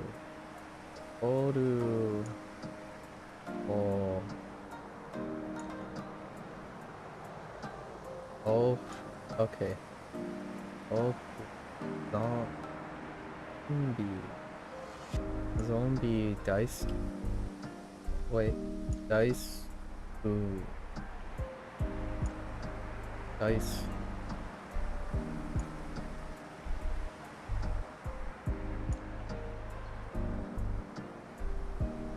Interesting. Oh yeah, that's feel.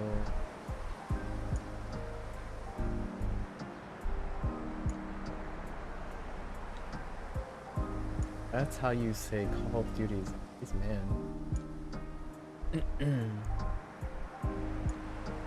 This Nintendo.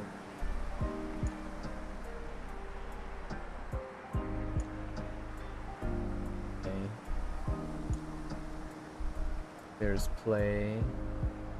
I see. Play to suru. Okay. No.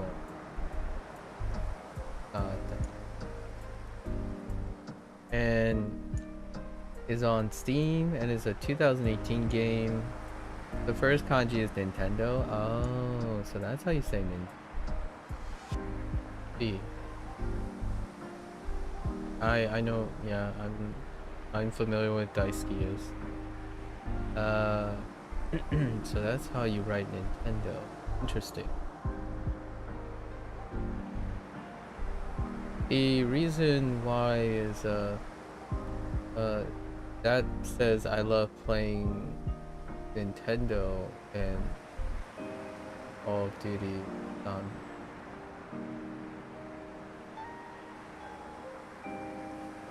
Okay.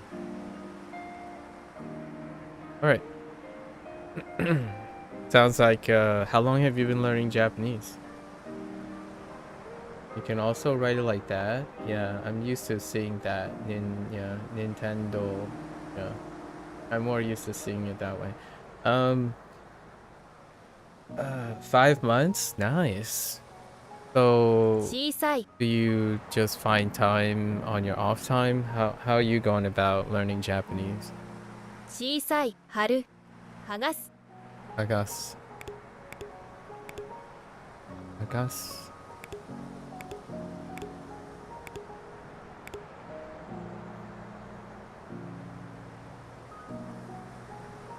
Yeah, haru. Agas. Chisai. You study a lot, honestly, but I mostly watch first grade shows for kids, I mean. Yeah, that sounds good. Mostly, huh? You study a lot? I mean, I imagine you study a lot. And you learn faster than studying? That's interesting that studying is something different from learning. Okay. Fair enough. Isai haru agasu. Zo. Nekishiteki. Furui. Rekishi. Oh, interesting. I like how they put Rekishi and Rekishiteki in the same place.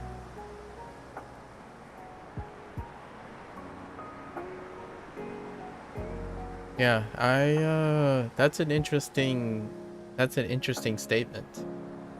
I guess you mean I'm Mexican, but I learned English by watching SpongeBob in English or President's Speech? That's fine. Yeah. That's fine.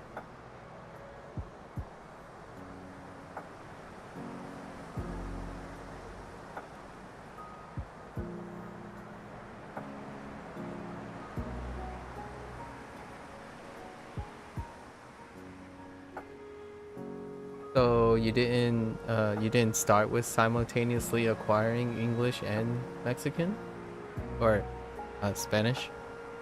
Hispanic Spanish? Do you usually speak Spanish in your household?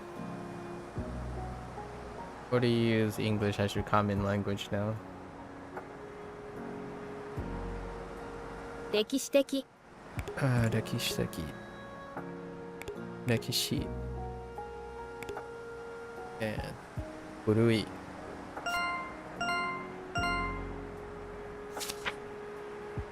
No, not really. I just watch other people speak. I know Spanish and Italian. And no Spanish. And Italian is common in your house. Okay, so you use Italian at home. You just watch other people speak. Okay. So you're saying like no Spanish, but Italian is the common language? Or are you saying no Spanish and Italian is common in my household? So, yes, practicing with native speakers is the best thing ever. Fair enough. I can see that. I can definitely see that. 暑い Atsui. 日中 Nichu. 明るい Akarui. So you're telling me you have a native speaking person for the languages you are studying, like Japanese and stuff? I think your English is pretty good. You type English fairly well.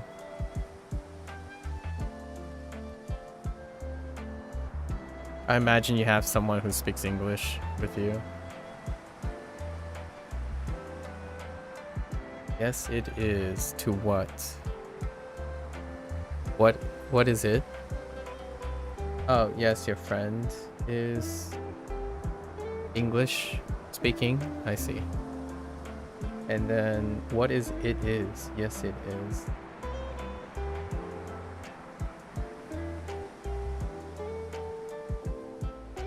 Easy to speak with a native speaker? Is it now? I see. Fair enough. 暑い Atsui. So what do you do professionally? NES. Ayo. Ayo. Yes, it is if they don't make fun of you. Well, I don't see how that's relevant, but that's fair enough. If you have like self-esteem issues, that might be a thing. 暑い Atsui. 日中 Chu. 明るい Akarui. So nichu. Daylight. 暑い Atsui. 明るい Akarui. Ayo. Atsui. Nishu. Nichu. Akarui.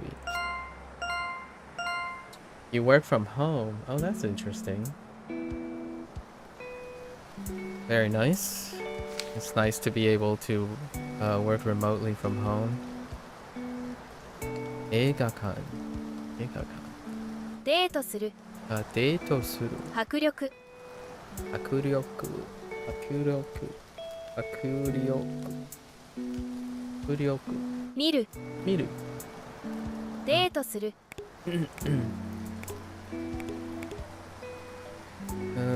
Whoops. This is impact, right? Akuryoku.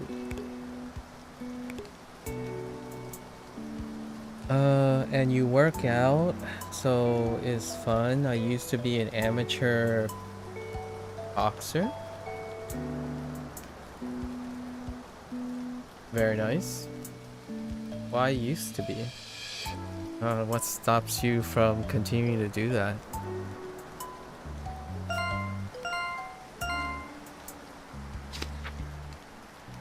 Chu. Jo. Oops. Jo. Jo. Karafuru. カラフル飛ぶ Tobu. かわいい Kawaii.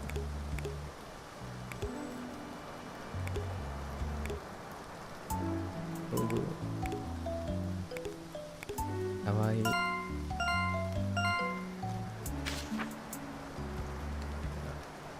Boshu toire.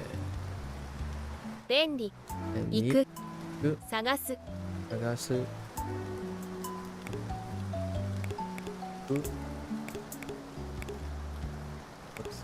Sagasu. Eh? Figure. Figure. Sumi. Sumi. Sumi. 趣味 Shumi. 集める Atsumeru. 集める Atsumeru. オタク Otaku. 集める Atsumeru. Collect. Sumi. Atsumeru. Otaku. Oh, we had a long digression about otaku being interpreted as geek. Football. 開く Aku. 汚い Kitanai. いっぱい Hi. 開く You used to be a boxer because... okay, so you quit, did not find it fun? Oh, that's fair enough. So what do you do now for working out and whatnot? What interests you about physical fitness nowadays? 開く Aku. 汚い Kitanai. いっぱい Ippai.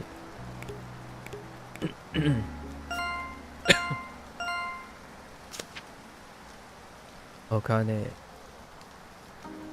You just lift weights and try to stay lean? That's fair enough. Maintenance? Sure. 貧乏 Bimbo. 払う貧乏払う Harau. お金持ち Okanemochi. Alright, お金持 Okanemochi. ち And how old am I? I'm 37.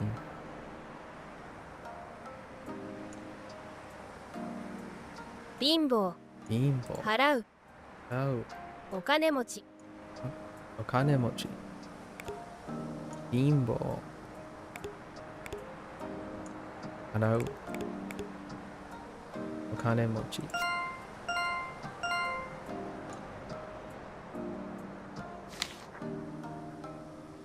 Cafe. 勉強する Benkyou suru. Oh. Benkyou suru. 勉強するくつろぐ Kuroku. 会う Au. So. Tsuroku. くつろぐ Tsuroku. Tsuroku. くつろぐ Oh. Tsuroku. Interesting.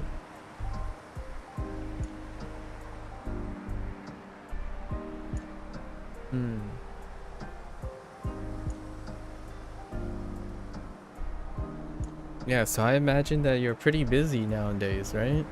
Sounds like you got a lot of things going for you. Working out,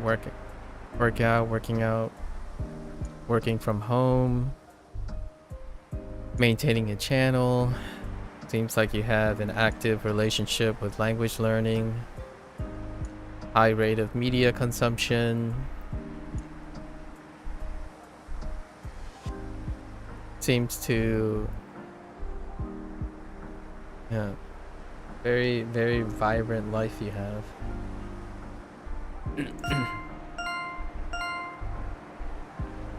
Sudoku.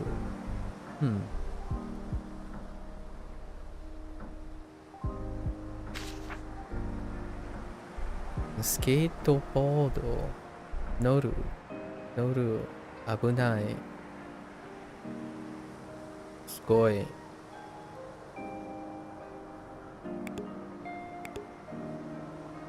Noru. Abunai. Sugoi.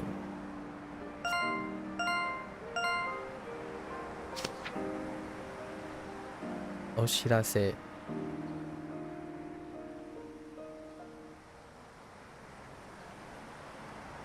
You try honestly, but I want to start a relationship? Oh. I see. Have you made an attempt? How are you with interpersonal communication? Yeah, I figure you're around that age. How are you with interpersonal communication?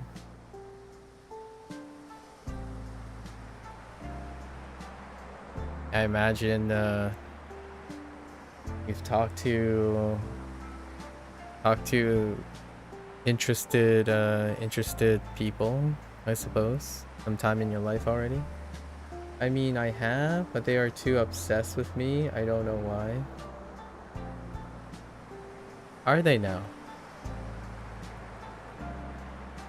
Interesting. 詳細大切 They are too obsessed with you.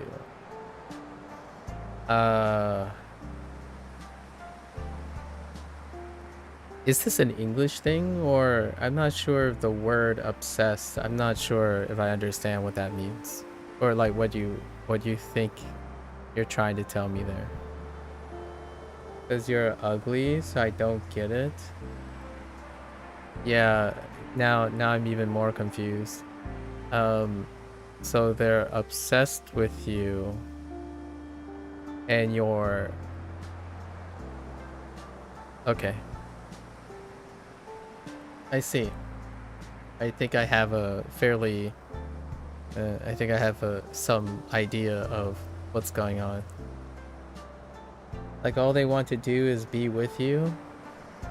I see. That sounds like you should be in a relationship then, if that is true. Like they don't like you having friends, girlfriends, nothing, only they. Okay. that might seem like a dependency. Okay, so that sounds like over dependency. But you kind of have control over that, don't you? Interesting. Sounds like a very unique problem. 詳細 Also, 大切 大切伝える伝える伝える Oh yeah. 詳細 Deep 解説 cuts. 解説 Deep cuts. 伝える詳細 So for example, you cannot have friends or not look at a girl at all, even by accident, and sometimes they stalk you. Yeah, it sounds like a unique problem. Although I do have to admit, one would argue that your present company or the people you choose to have a relationship with is also a bit of a reflection of your own personality. So perhaps if you wanted to meet and interact with people who are independent, are more independent and intellectually your equivalents, perhaps one would want to try to speak and communicate that way. So what I mean by that is, in the 10 minutes or so, like 10 or 15 minutes since we spoke, it sounds like you think incredibly highly of yourself with everything. So naturally, the people around you will think incredibly highly of you and might become dependent on you. So perhaps some of your behavior and the people you keep hanging around with tends to be something that you can reflect upon. True, I'm just not good at relationships. Oh well, practice. You say you learn faster than you study, right? Learning does require exposure.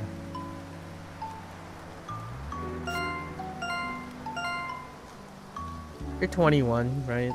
21, plenty of time. Plenty of time to practice.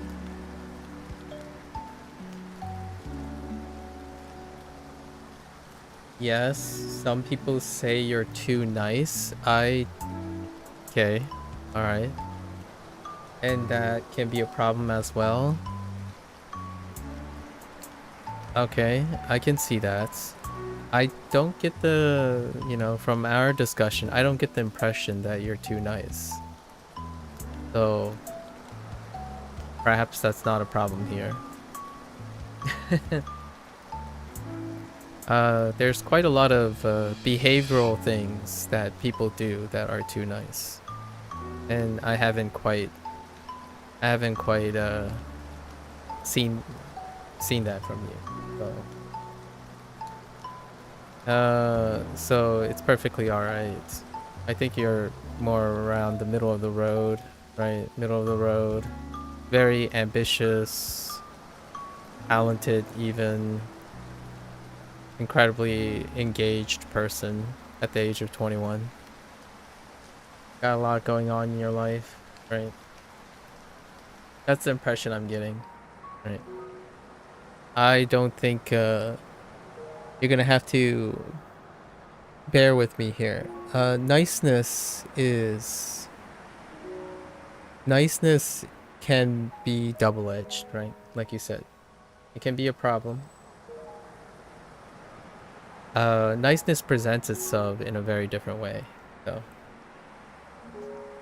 You try to succeed, yeah, I can imagine. I can imagine that you try to succeed, yeah. 長い長い吐く吐く掃除する掃除する長い長い Well, here's to finding different people in the world, right? you're not perfect and have made mistakes, I imagine that would be something that you can relate to most people on this planet, right? So, hope that's something you use for bonding with your future significant other. 長い Nagai. 吐く Haku. Oh. Wait. This is a different haku. 掃除する Soji suru.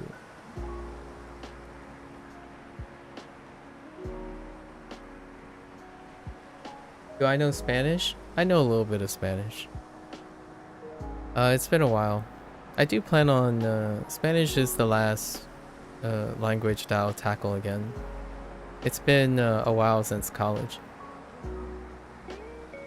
Yeah, because of United States, right? It's been a really long time. I plan on starting again maybe in another 4 or 5 months.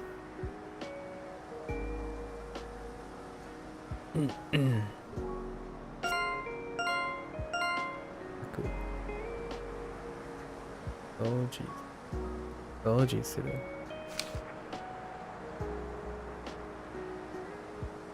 Spanish is the third most spoken language.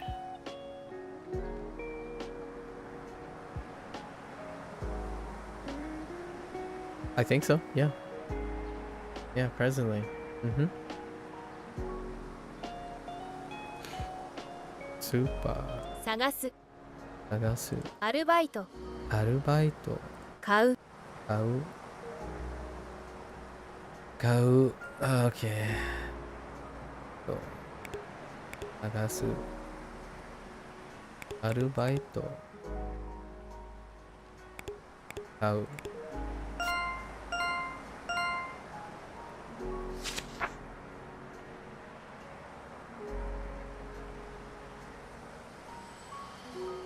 To Chukaiki. Chukaiki. Chukaiki.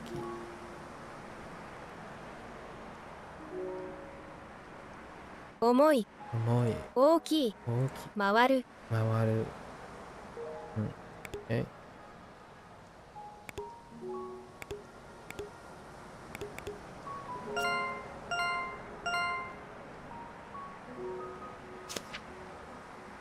So, how is it like in Mexico, actually? How's it going in Mexico? Actually, do you? Hopefully I'm here to see me tackle Spanish. I mean, it's gonna be another 3 or 4 months, but yeah, feel free. Feel free. Game Santa. Urusai. Anoshi. Asobu.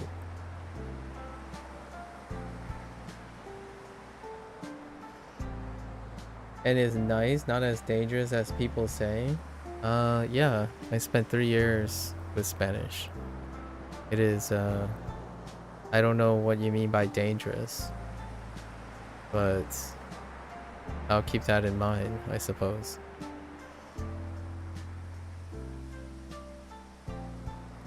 Urusai. Urusai. Foreigners say Mexico is so dangerous, like to live. Okay, yeah. Foreigners are those are the type of foreigners that are xenophobic, likely. And they say the same thing about the United States. It's a human condition, right? Something that is stranger to something tends to have an air of fear, doubt, and uncertainty. But it depends on the region. Yeah, that's a default statement. Most things depend on depends, so I'll take your word for it. That's pretty much universally true about everything. I imagine the foreigners that you are talking about are people who do not understand the concept of regional diversity within a large country. Urusai. Urusai. Being from the United States, I can empathize with that. And being Asian American, being Chinese American, I can further emphasize that since you're Mexican Italian.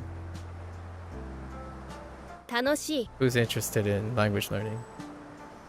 Just like the US, I know not to travel to Las Vegas, California because... You mean Los Angeles? Because I have been robbed there? I see. Fair enough. That sounds like a nocebo thing, but sorry to hear that you got robbed in LA. Oh, Las Vegas or San Francisco? Okay, yeah, those are two separate, very separate places, but I figured you were referring to Los Angeles, California, LA, California. And then LA and San Francisco are two places in California. And Las Vegas is in Nevada. 楽しい Anoshi. Yes, I know they are two separate states. Okay. You know, I bet you do. Yeah, you're starting to doing the thing where, like, you said you know not to travel to Las Vegas, California, but there's a lack of punctuation there. So Las Vegas and California. So you decided that one experience, you're just bad at grammar. Well, you know, that's okay. Hello there, Lotus. Yo, kyo Yo, mama desu. Liking do.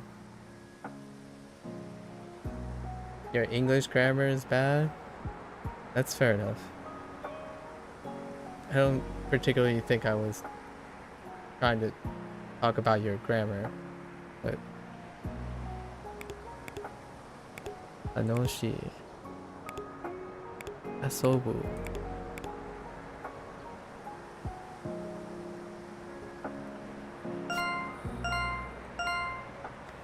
Watashi wa daijoubu. Okay.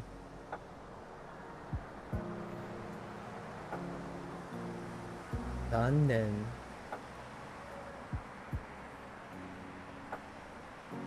No. Interesting. Nodoka. Boshi itai desu. Wait. Really? Are you okay? Are you getting something for it? Are you busy singing at a karaoke or something?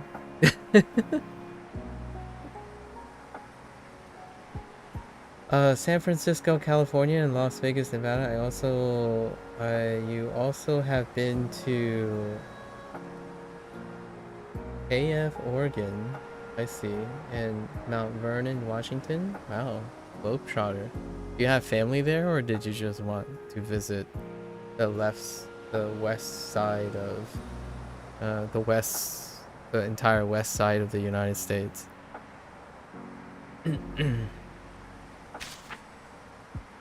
Niku. 料理をする Ryori o suru. Iru.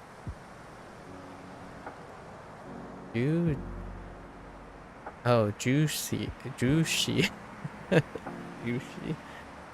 Juicy. 料理をする切るジューシ Juicy. ー料理をする Ryori o suru.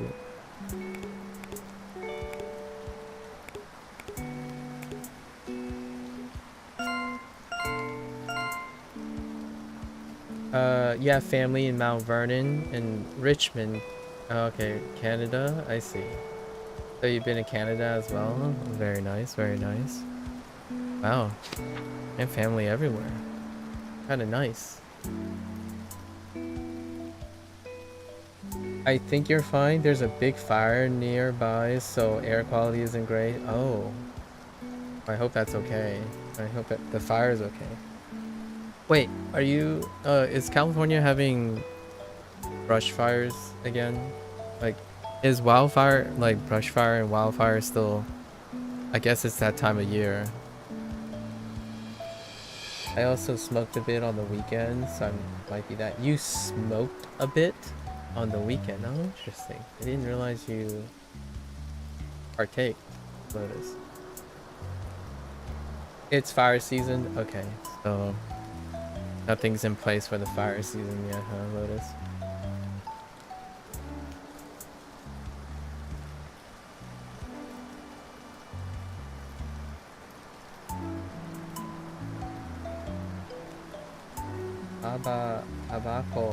Abako janai. I know. I think you were making a joke about, oh wait. Unless you're going deeper into this. I think you meant, like, I thought you said like you inhaled fire. You inhaled the fire smoke. That's my thought about what you said. You also, I know also in Italy, obviously. Oh, okay. Yeah, you have family in Italy, of course. Being Italian. 明るい Akarui. 消す Kesu. Kesu. つける Keru. Kesu. Tsukeru. So what kind of media do you consume, NES? What kind of media do you consume these days? What do you got going on? As in like content media, as opposed to like related to your language learning and stuff. Got any like outside video games? Do you read at all? Movies? Maybe music?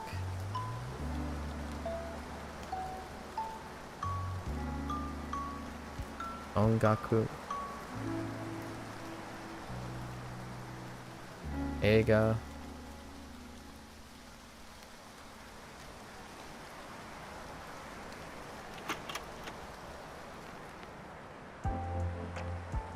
Akeru.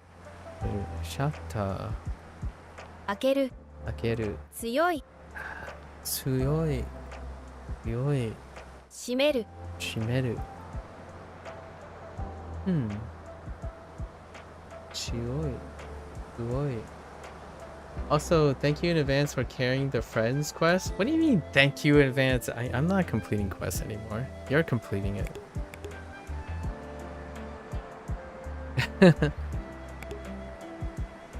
Yeah, Tsuyoi. 強い Tsuyoi. 強い Yoi. 強い強い Yoi. You're completing it. I'm friends with my brother. I'm friends with my brother and his wife on Duolingo, and they never finish the quest, and I'm paired with.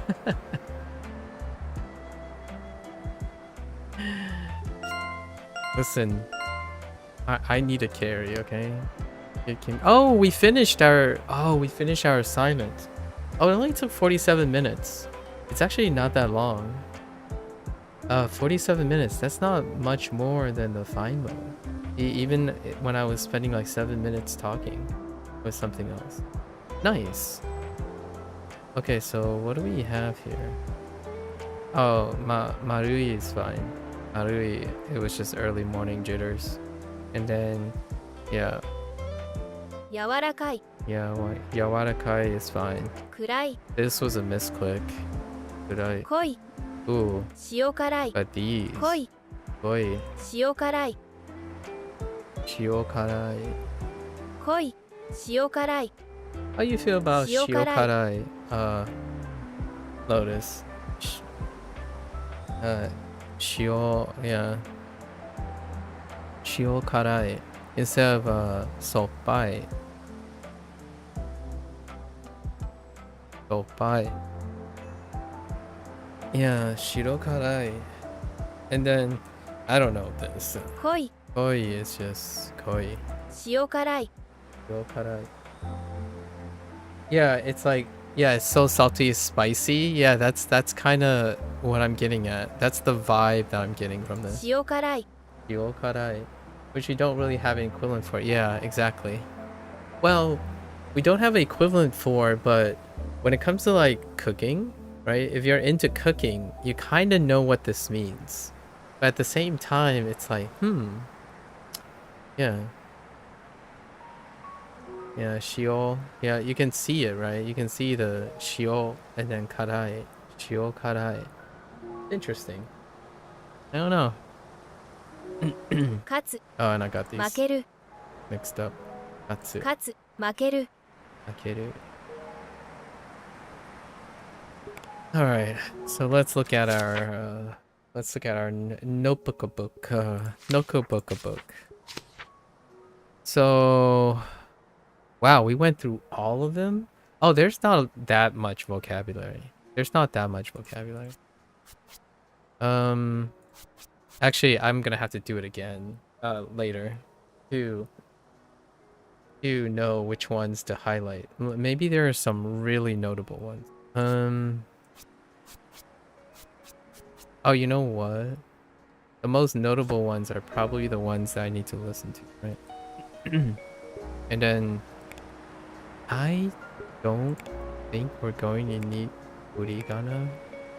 Or there wasn't anything that struck me as needing furigana. Okay. It's already 2.5 hours. I think we're just gonna go switch gears today because I've been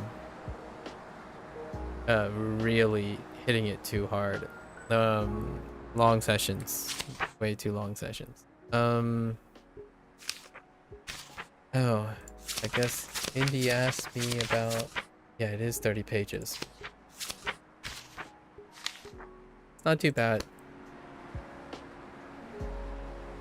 I still think there's quite a lot. I'm gonna start writing soon. Do I have a new unit on Duo or second half today? It's the third. It's the third day, so it's review day. Yeah. It's review day. New unit tomorrow. Yeah. 3 days.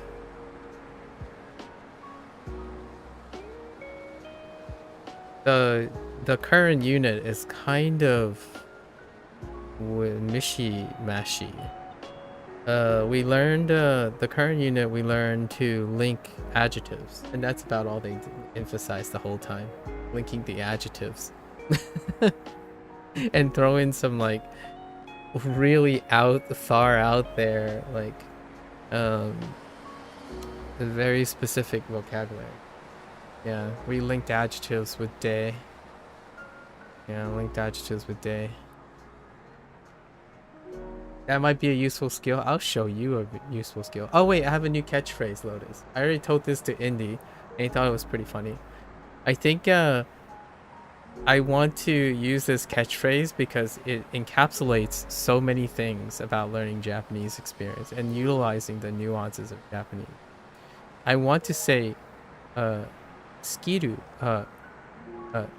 no mondai ga arimasu. That's all I'm gonna say. That's gonna be the catchphrase.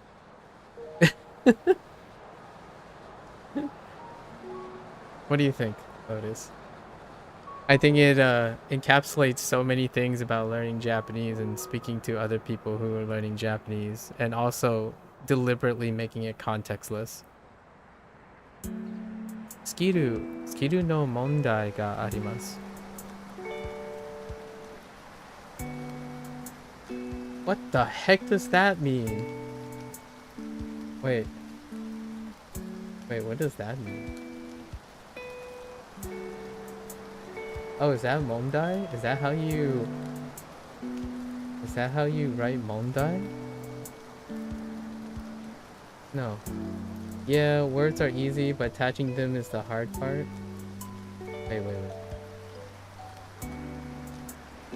I don't understand. I don't understand that. You just type what I said. Skill no mondai ga arimasu. That's Geru. Geru no mondai. I didn't say skeru. I said skiru. Skiru. Oh, is there a... Wait. Actually, I might have done... Wait. I might have done... Oh, is it one hold? Oh, man. I think I might have missed the mora. Hold up. I think I messed up the mora.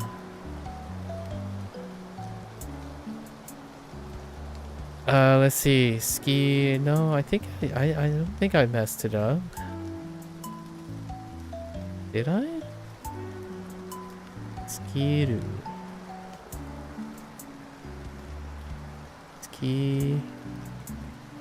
Skiru. What if I type it in?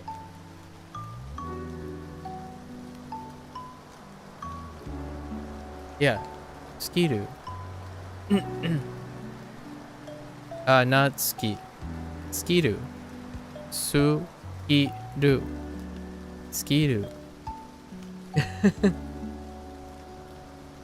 No, not skiru. No, not skiru either. This is highlighting exactly why it is exactly why I love this phrase. Because without context, you wouldn't know. Skiru, skill. You see what I mean? Isn't it great? Japanese is wonderful, isn't it? Skiru no mondai ga arimasu.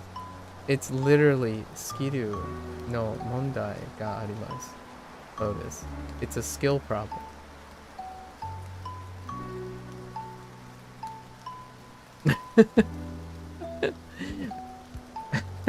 Skiru. You see what I mean? You see what I mean?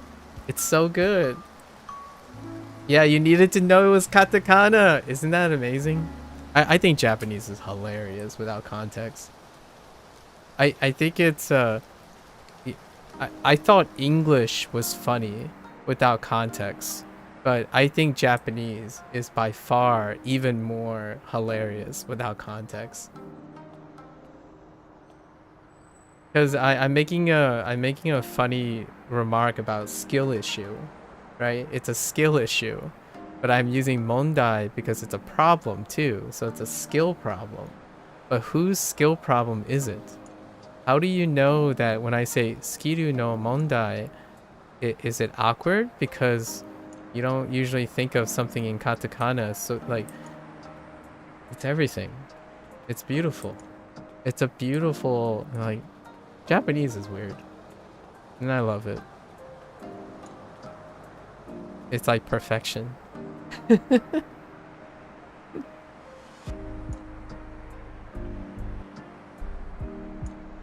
You know you liked it, Lois. You needed to know it was in katakana, but hey. Skill issue. Alright? Skill issue, Lotus. Skill issue. Alright. That's a good way to end. That's a good way to wrap up Shashingo session. Wait! You lose stars off of quiz mode? Aw. I got unmastered from 2 of the... Oh, it must have been... Oh, I lost 2 of my stars. I got negative progress. It's fine. It's fine. It's probably, Which ones did I get wrong? I got like 3 of them wrong, so... Feels bad, man. I lost stars. Yikes. Alright. Well, time to switch gears. I want to like really focus on liberating some time and then starting earlier, because I've been feeling a little bit more fatigued lately. So gotta stay focused. Alright folks, that's a wrap for day 9. We're pretty close to starting to write all the kanji that's in this game.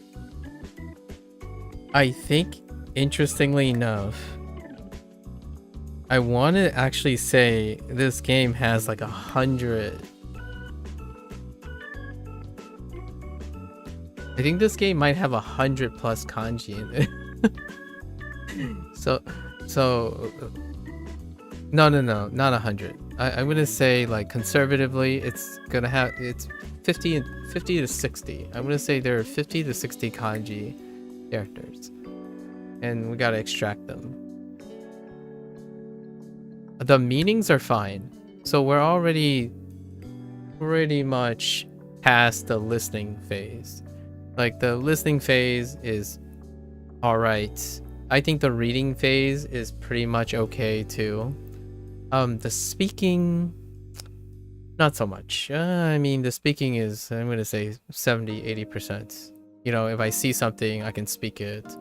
If I see something, I can probably speak the 3 associated, like pick out 2 or 3 words that are associated with the thing. But writing is non-existent. I have to find out a clever way to do writing, which I think I figured out how I'm going to set it up. If it causes the game to like lag and stuff, then we'll need to do a test drive on setting up the writing thing, right? So we'll see, because I want to extract it. I'm getting the big value from Shashingo, and I want to set this up so that when Shashingo gets an update or when it gets a DLC, we have a working model, a working study model and approach to extracting the information from Shashingo. Meanwhile, also enjoying Shashingo, because I absolutely love this concept. I hope all those little peepos on their Switches and stuff enjoy this game as much as I do, and then Nintendo throws money at this developer, and this developer quits their day job and becomes a dev to, I don't know, something works out. I hope it's a win-win situation, and then this spawns a bunch of clones, or inspires a bunch of innovated clones, and then we have, where it all started, right? That's kind of my thoughts. Hopefully that's a good closing remark. I love it. This game is fantastic. And it goes without saying, anything I choose, I try to make it sound fantastic, because I don't like wasting my time. So you imagine, you be creative. If something doesn't do something, create it. Maybe one day the developer might be like, yo, that's a great idea, let's put it in the game. And all I can say is, thank you for making it happen. At least that's how I go about things, right? It's not about what you know by yourself. It's about making magic through the exchange of generosity, right? And who knows, one day merit may be well deserved and rewarded, right? Okay, there you go. Have fun peeps. All right, let's go switch gears.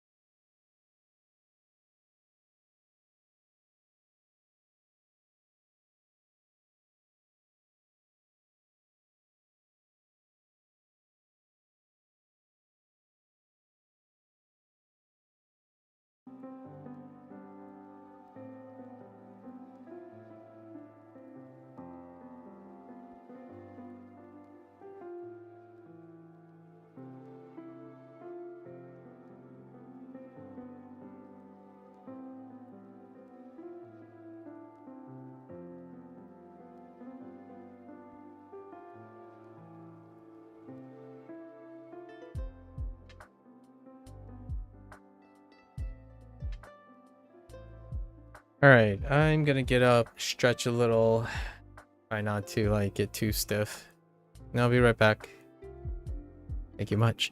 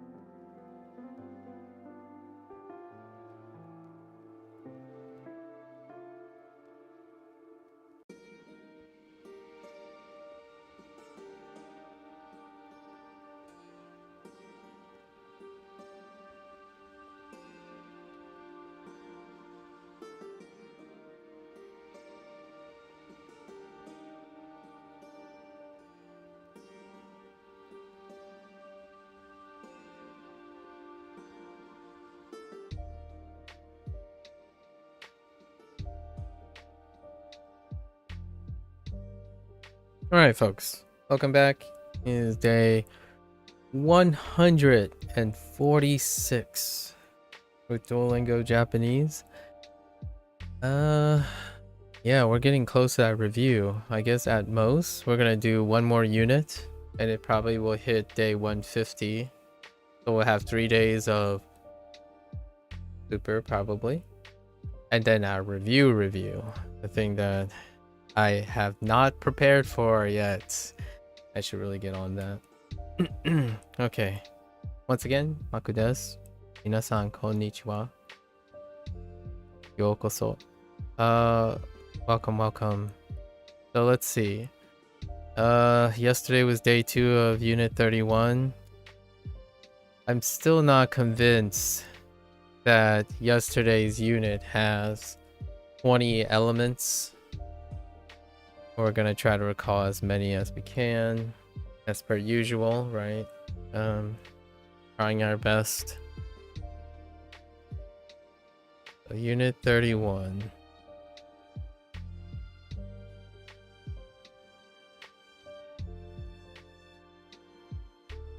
So we have our day to connect two adjectives. Day is the major focus.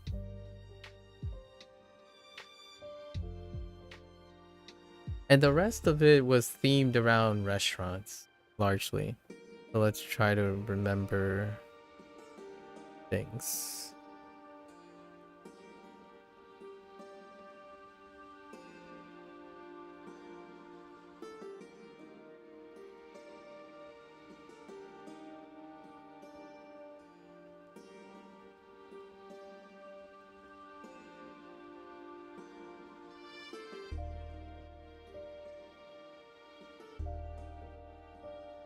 Okujo. Okujo, I think. Okujo. Okujo.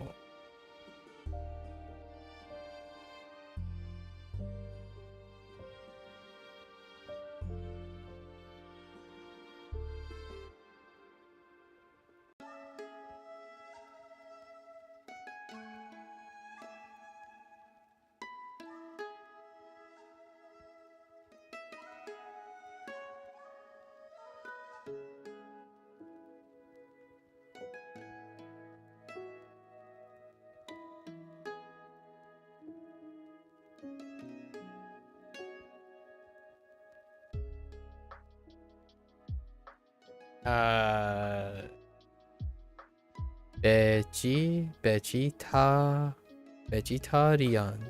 Yeah, vegetarian.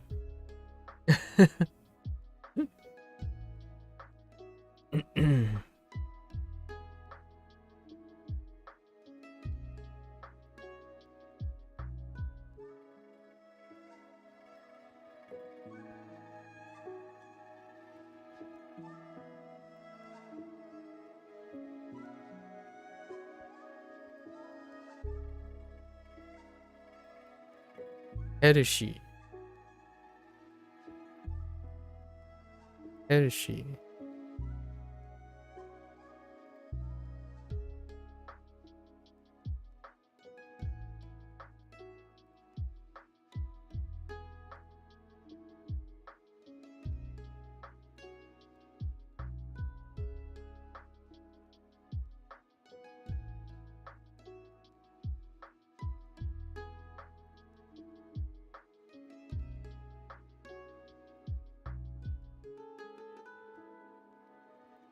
Mansion. There's the katakana on these, writing the katakana on some of these words is pretty toxic. Mansion. Do columns of 5s. Make it a little easier to count. We're aiming for 15.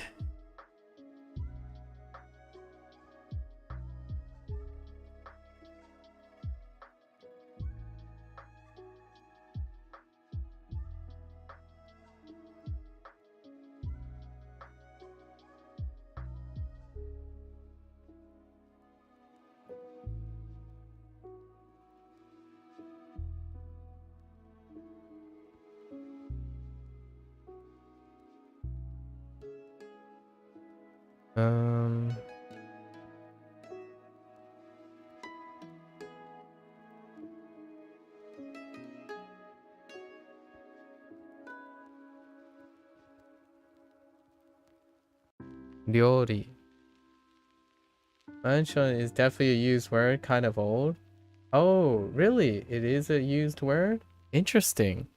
So, mansion was used for high-rise apartment instead of mansion. Is that both? And then they wrote condominium. So do you think, is it like all of the above? Just like a fancy place? The jury's out still for me, like, on what it actually means. Other than what Duo is providing. Mansion. That's right. They're specifically high-rise apartments. Oh, that's interesting. So what are big houses called? You know, like, what are mansions called?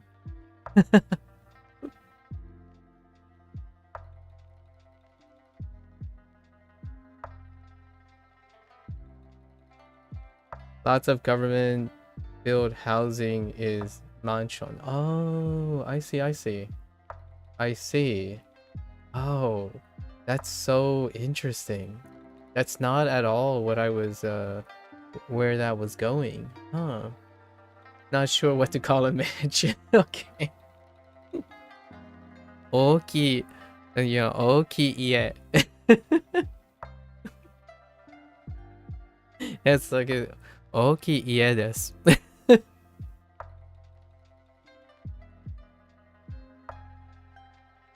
Yeah, like what do you call mansions now?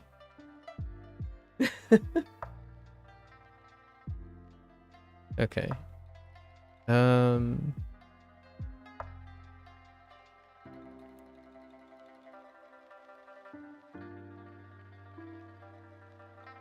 Ninki.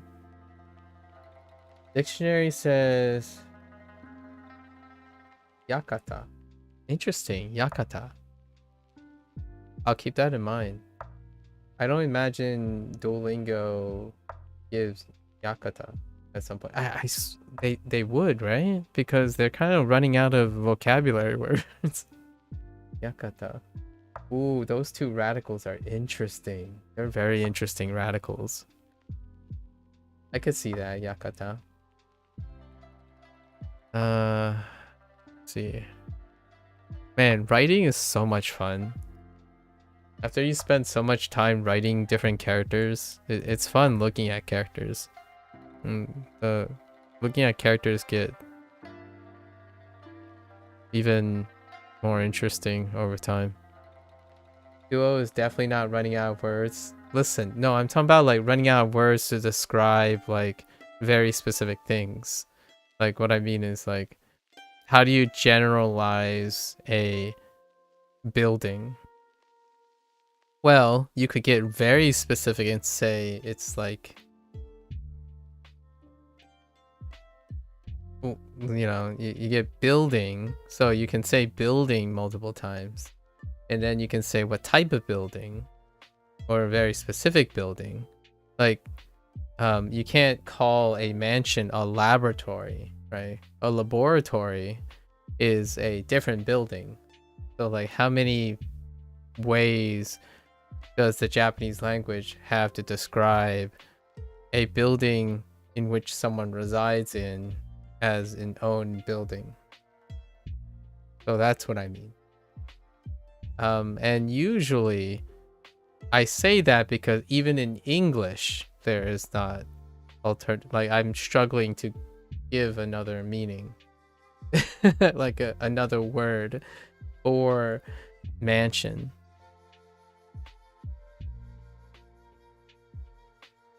Like, it's not quite like, maybe they can use like townhouse. There is a word for townhouse. Like machiya. But that's not the same as townhouse. A manor? Oh, a manor is pretty good actually. Estate? I think that's more than the building. But that's fair. So yeah, that's like two additional words. I'm kind of curious if they have words for those, right? What else can you say? Manor, estate, those are pretty good. What's a villa? No, I don't think a villa works, right? Villa is a little bit more than that, maybe? An establishment? That might be a little... An establishment? And we're using English words now, right? So one would think that maybe Japanese might have their own. Villa is like a Roman country home, I think, right? Yeah. So you can kind of think of a so now I'm thinking like other, so I'm thinking of English adopted words, right? So that's Japanese can totally do that, where they adopt more words, right? Because I think villa isn't, I don't know. I think all this stuff is super fun. Just brainstorm how many different ways you can describe one thing, and then go find the Japanese, like try to see if Japanese have creative ways of explaining something too, or like different names. I don't think Duolingo will run out of words, is what I'm saying. But I definitely think they're going to run into not being able to spin specific themes again. The reason why I'm saying this is this unit, right? This unit's about restaurants. And it's about adjectives. However, they didn't choose to add more. Oh, speaking of adjectives. The adjective that I got from this unit was... I have a story behind it too.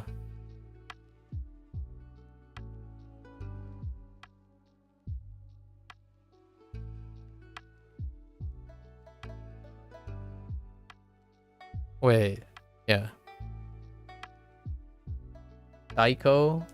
Psycho. I'm like, oh, that sounds like psycho. Why are we calling people psycho? I'm like, it's awesome.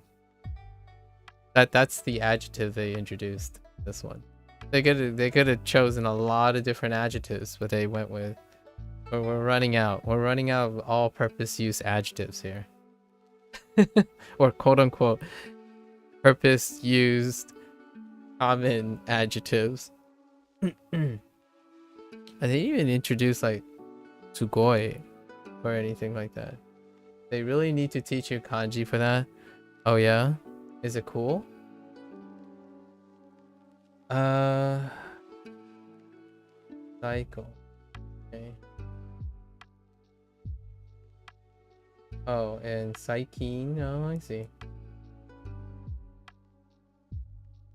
I see. Oh, I see. Because there's a lot of purpose. I don't know what Saijo is. Saisho. Oh, Saisho. What is Saisho? So you're really just talking about Sai, not.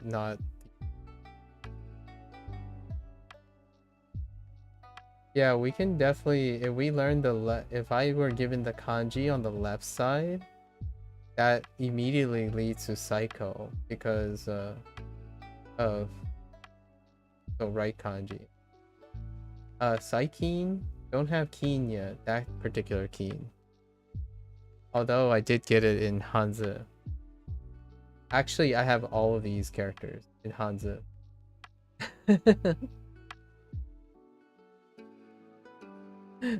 I have every single one of these characters in Hanzi. They need to teach me the left kanji. That's fine. It'll be like a slight step because I already know all these characters. I already know how to write all these characters too.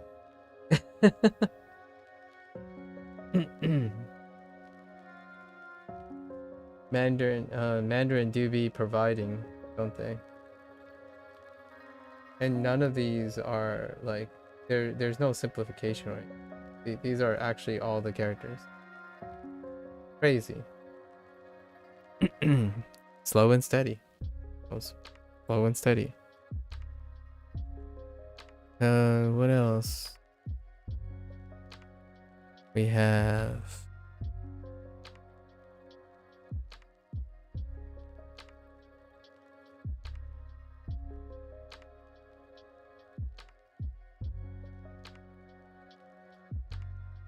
oops, I missed a stroke. Too dense.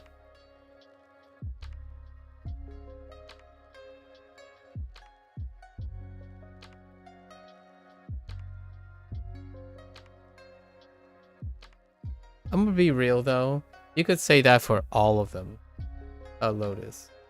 Like the way Japanese works with kanji, you could probably say that for all kanji. So in my opinion, that kind of just means like, why not just learn all the kanji at once? Just because of the way kanji works, it's like everything. Yeah, they are always multi-use. This one's particularly multi-use? Yeah, I suppose. If those words are particularly multi-use. I'm not sure.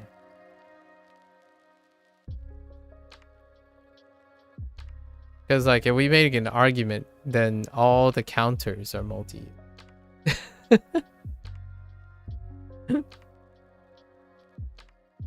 Yeah, but I get it. I get it. I get you. I get you.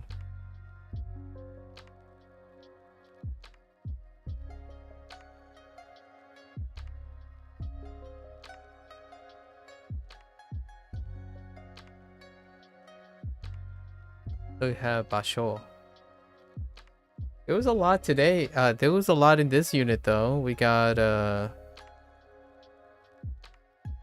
Ninki. So Ninki, the key. We didn't get Ryori, but I'm now keeping track of all the kanji that isn't tracked. So Ryori, those are kind of pretty useful radicals. Yeah. Now I view most things in radicals, like how often radicals come up, since I know quite a lot of characters. Basho? Basho is okay too. Like we have Shou, right? The right kanji is pretty boss. Basho. And then I think that's and then we got the finally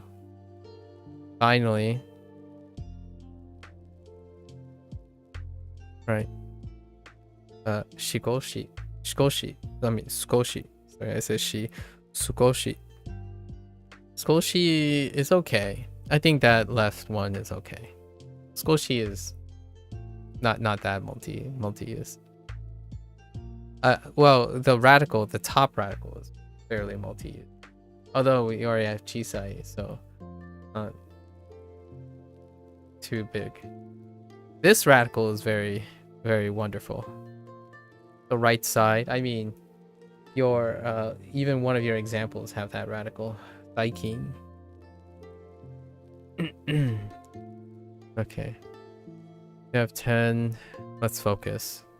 I don't want to get sidetracked. Lotus, not just kidding. You're being a spoiler again. Heckin' spoiler. Like, you make spoilers on Honda Civics reasonable. Sorry, that's a millennial joke. I think you're old enough to appreciate that too. You're making spoilers on Honda Civic seem reasonable. Silly kids.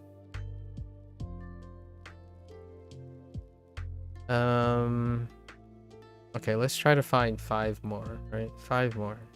There's gotta be 5 more vocabulary somewhere.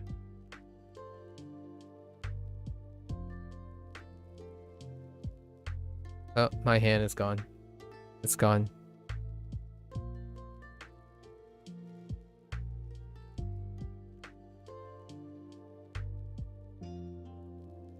We have Komu.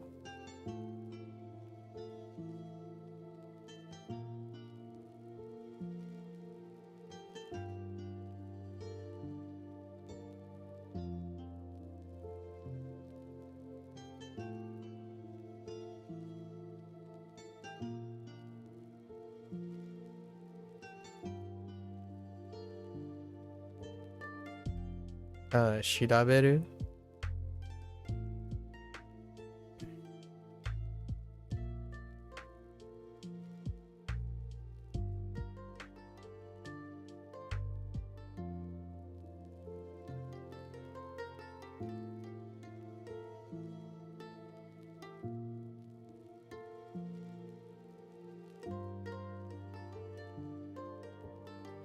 Cheku? Yeah, cheku suru.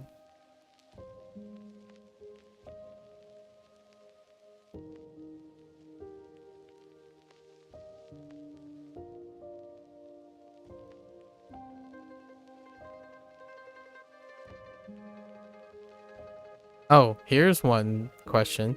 How often do peeps use Saito?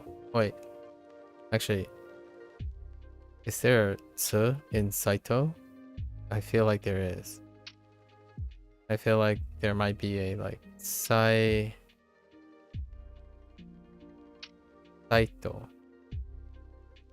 Maybe not.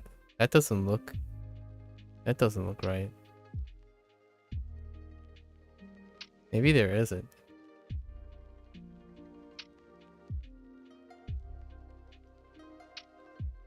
No. I don't think it does. That doesn't look right. That's too much. Just Saito.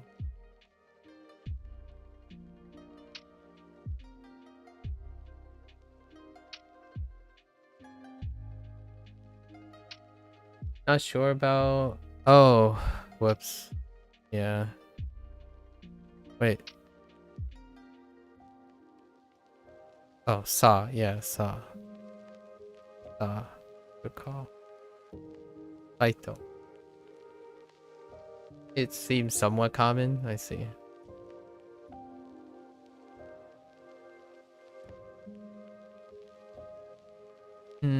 If I can get 2 more things, I'll be okay.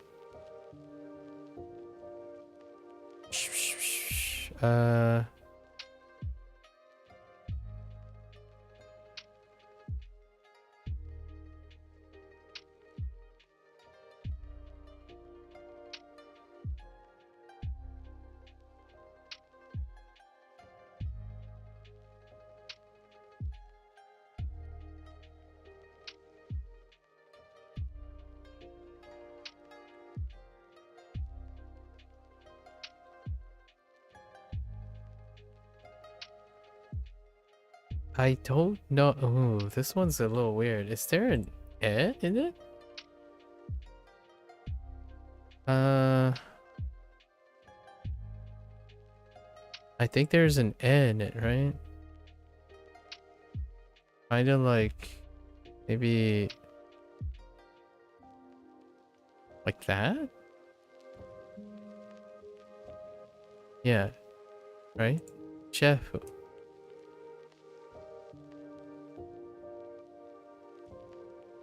Yes.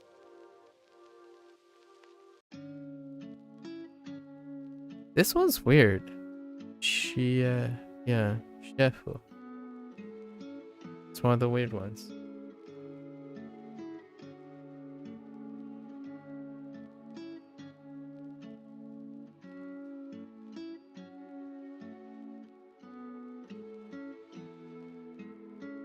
Come on.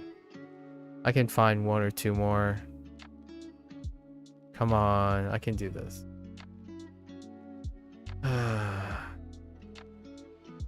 Let's see.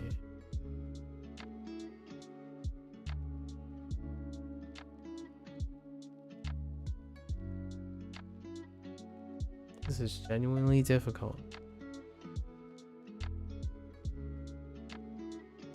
There was just kind of a lack of vocabulary or memorable vocabulary.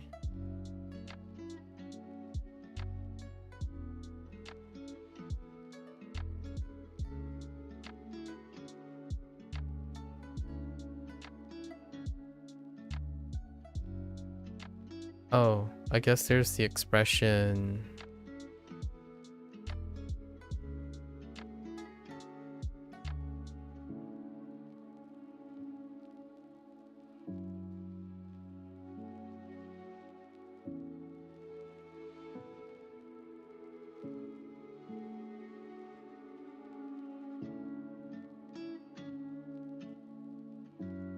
Nishimasho. And also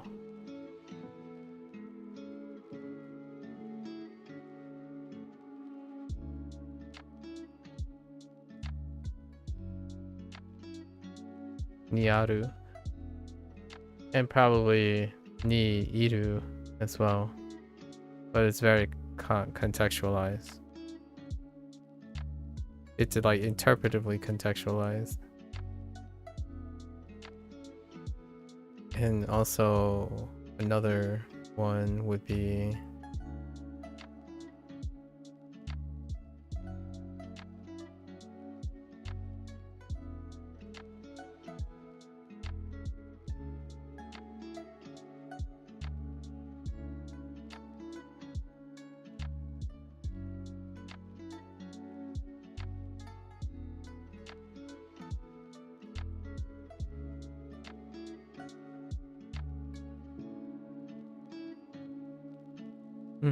just pick a tense here.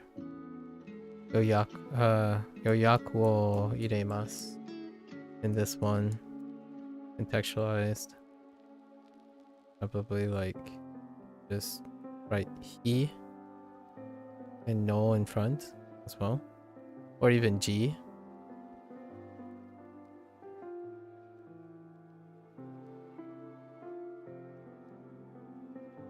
Yeah, that's about it. Let's go to unit 30. What was unit 30? Weekend plans. Get to write stuff. Practice. Practice, practice, practice.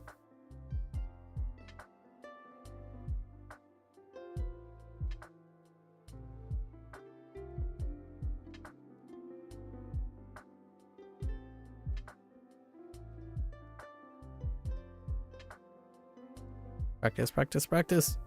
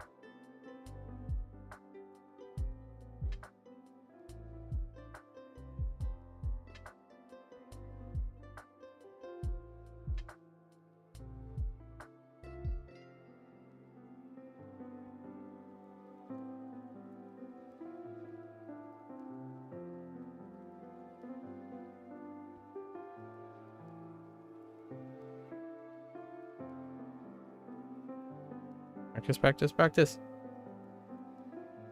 Okay. Alright. So we got the setup for weekend stuff.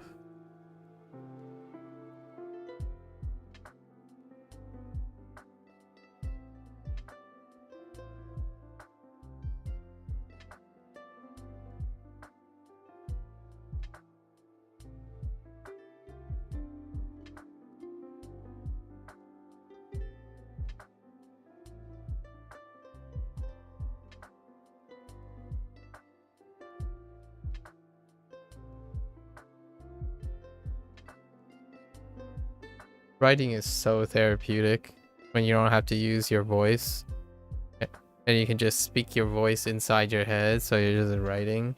I think we're gonna do some, maybe we'll try like write stories, little like really basic stories in the future. I think it's very therapeutic. I get to rest my voice.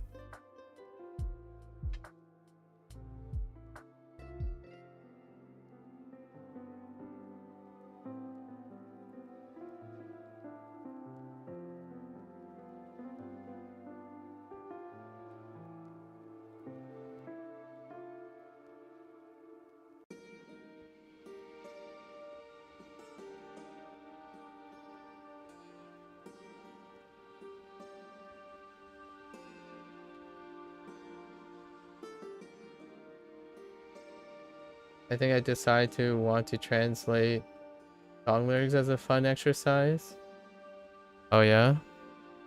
That's what indie does. Are you gonna sing them too?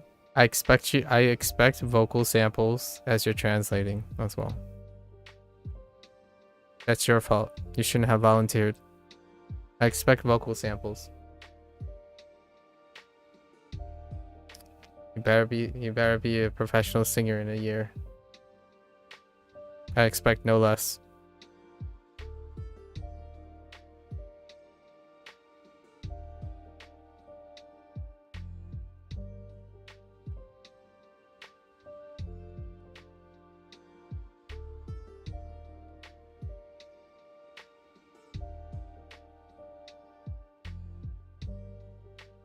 After your throat recovers though.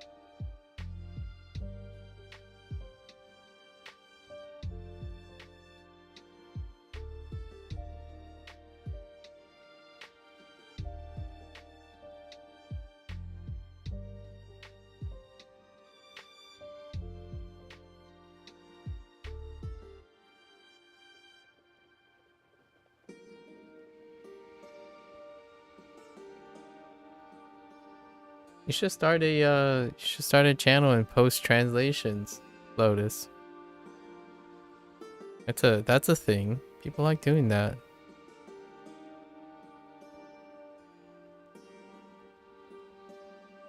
Lyric video brought to you by Lotus. Honestly, I really like people who interpret the song lyric. They do like they do interpretations of song lyrics. I really like those.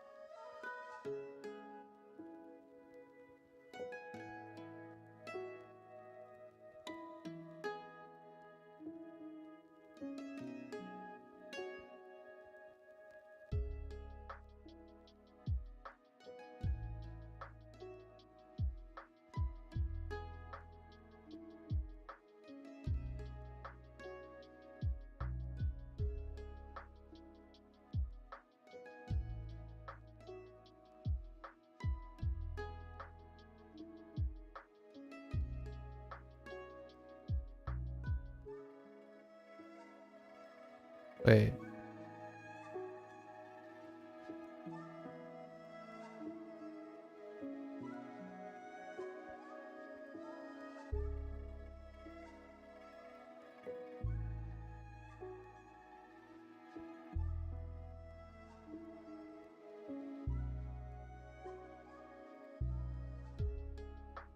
Hmm.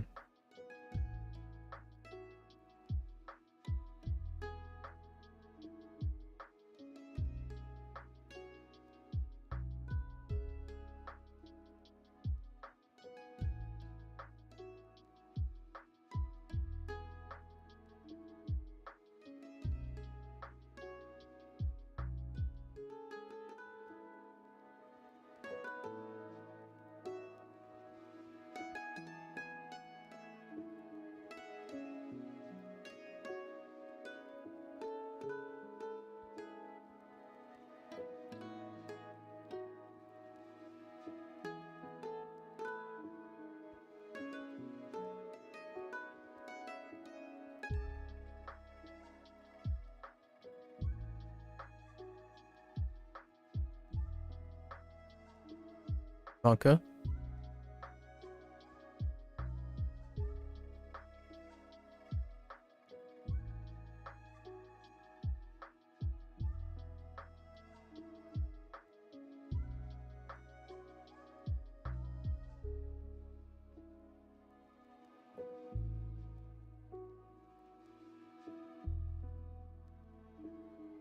Hmm. Hmm.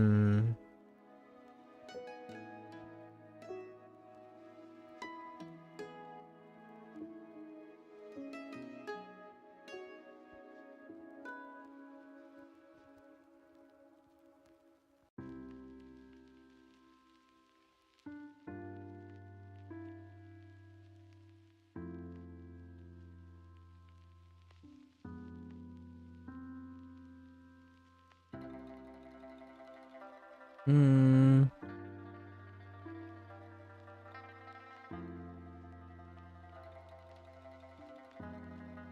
Hmm. Oh no.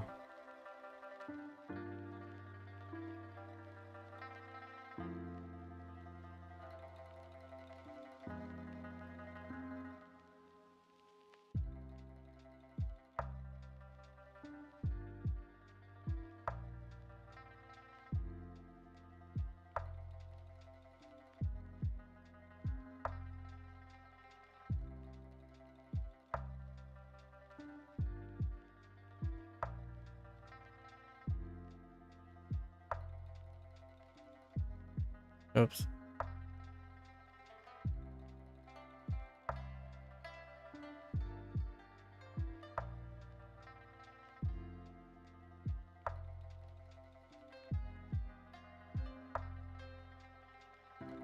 That was awful.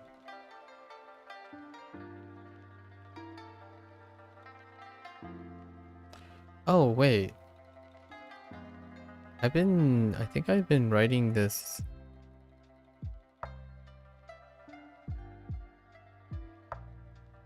incorrectly.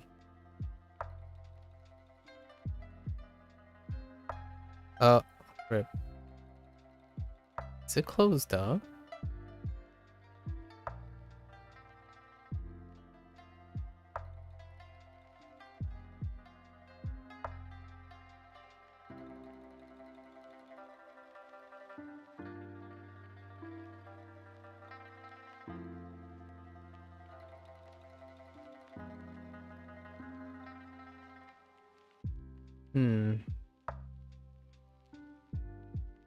No, I don't think it's closed up. That doesn't look right. That looks pep.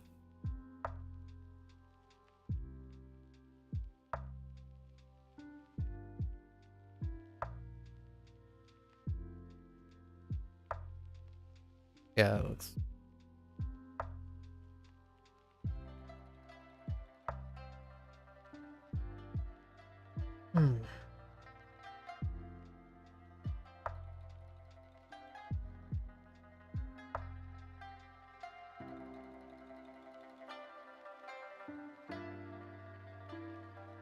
What is that, 18?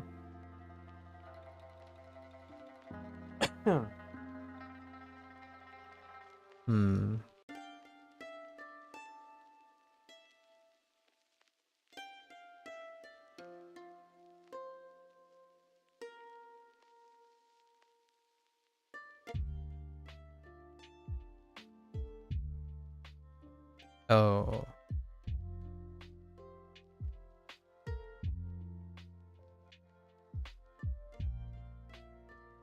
Ugh.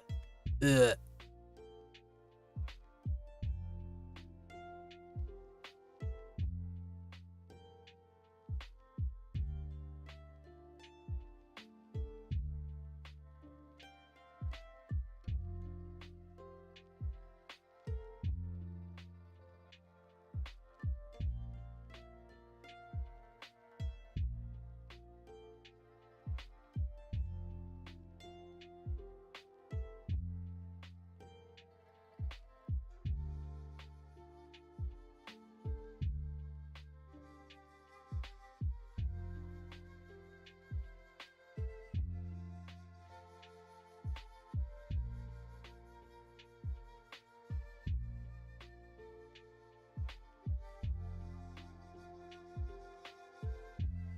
Whoops.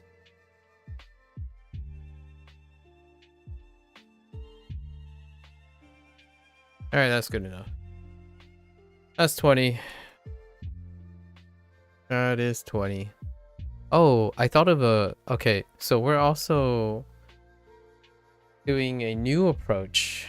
I thought of something else I could do for the Japanese thing to add on to the Japanese. Even though I've been more focused on doing some immersion with some gaming and whatnot. Okay, so this should be relatively short, right? Practice. Let's see what we have for practice. Naomi-sanの出身はどこですか? Naomi-sanの出身はどこですか?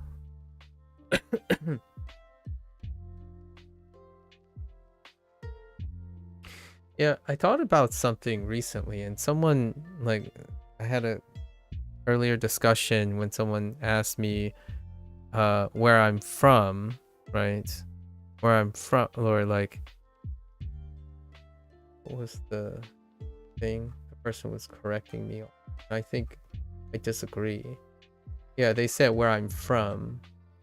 So I responded with America sushin desu, right? Like this. And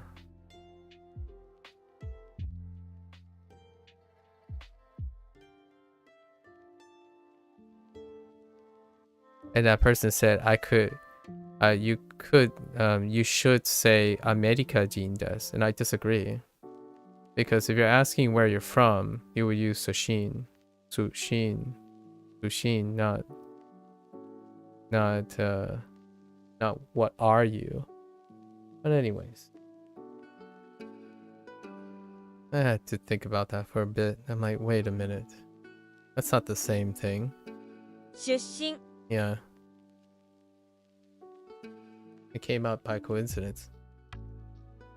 Hey, Naomi-san no sushin wa dou desu ka? Dou desu ka? Doko desu ka? Doko desu ka? Because they were asking, sushin wa doko desu ka? Right.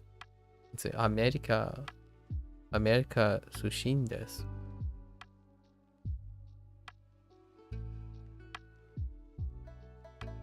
Sometimes I feel that my interaction with language learners are either people are incredibly knowledgeable and they talk over my head, or people are incredibly overconfident about their own things. And then now I'm starting to get to a point where I'm like, I disagree, even though I would most likely back down because I'm the language learner, but at the same time I'm like, we're about in the same place.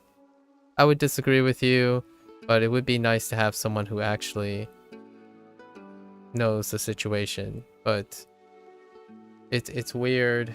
It's a weird interaction when you the interaction between learners, because one learner would suggest something and another learner would say, well, that's not what I'm trying to say. I'm not saying I'm American, and it didn't register. Like I'm saying I'm from the United States. I'm not necessarily saying I'm only American. So those are two very different questions when you're asking where you're from versus where are you, like, or what kind of person you are. So there, to me, there was a bit of nuances in misunderstanding in English, actually. So I was gonna be a little pedantic about it, but I don't think it was appropriate at the time. Now that we're learning Japanese again, it was an opportunity to think about it again. It's a very different thing by saying, what is your nationality versus where are you from, in my opinion. And I think Japanese makes quite a lovely thing about saying sushin versus jin, using jin as a descriptor of a person. Subtleties. But personally, I can finally be happy that I'm able to express where I'm from versus what I am.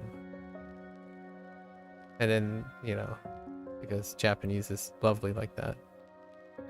Naomi-san no chushin wa doko desu ka?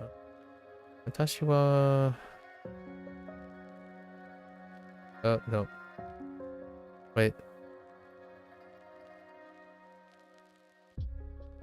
Watashi wa...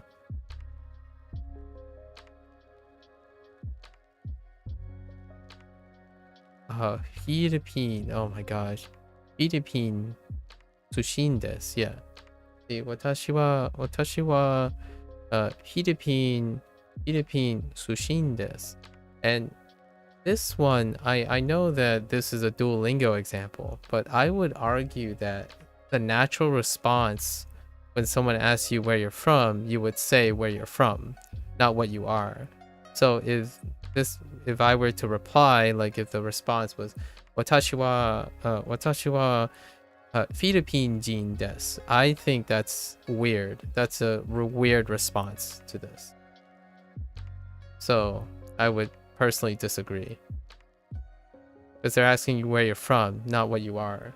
So if you're asking where, you don't respond with who or what. You respond with where.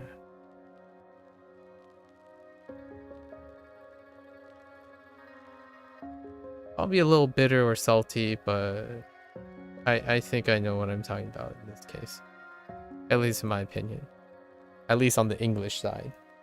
If you ask me where I'm from, I will tell you where I'm from, not what I am. ダニエルさんもダンスサークルに入りませんか？ダニエルさんもサク The what the ダニエルさんはダンスサークルダンスサークルにダンスサークルに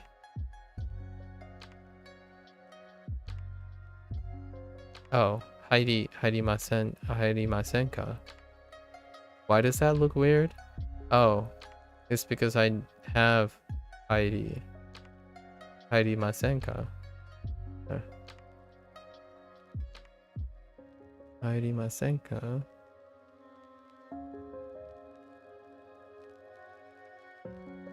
It was another interesting comment that I'm still not sure how to process,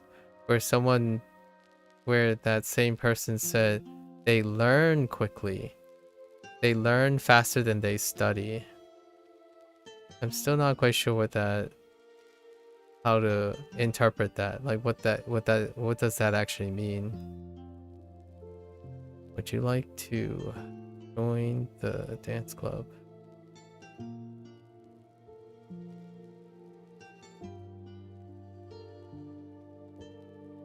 Mo? Yeah, Danieru-san Mo.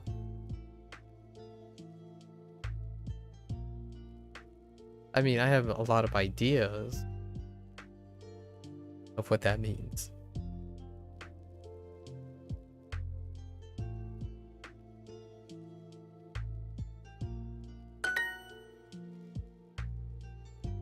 Would you also like to? Oh, heck you. フィリピンはいつも暖かいです。フィリピンはいつも暖かいです。Okay. Sure. 北海道の島を回りました。北海道の島を、回りました。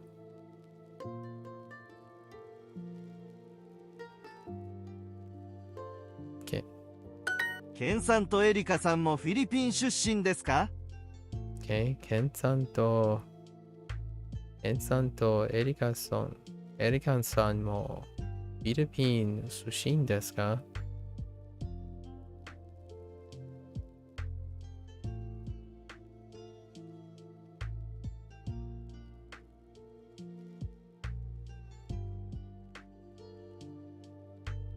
Ne?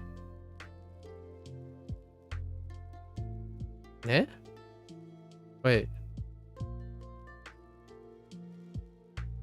ケンさんとエリカさんもフィリピン出身ですか?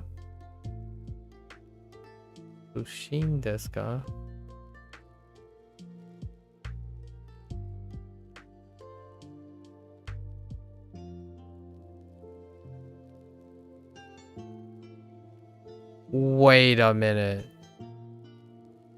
Are you saying...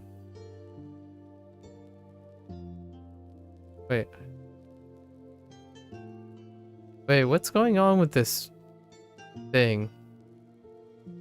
ケンさんとエリカさんも... Oh! Wait, what? Hold up. What the heck is going on? ケンさんとエリカさんも...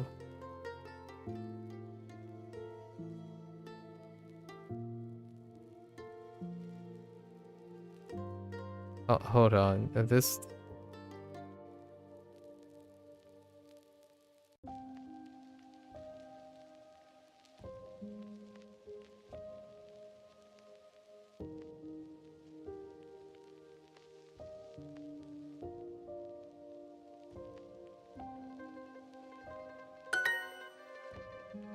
Are you serious? It was that? What? Why would you... Are you also from the Philippines? Ken and Erica? What would you say? It's fine. It's alright. Are Ken and Erica Also from Philippines. That's fine. That's fine. Heck you, Duolingo. 毎日ロブスターを食べました。毎日ロブスター. That's an English thing. 毎日ロブスターを食べました。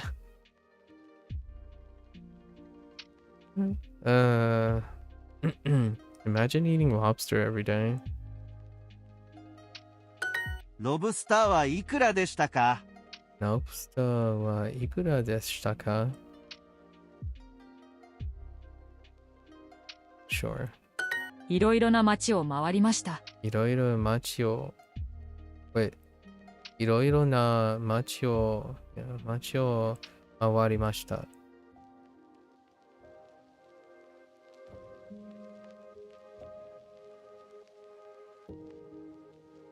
街？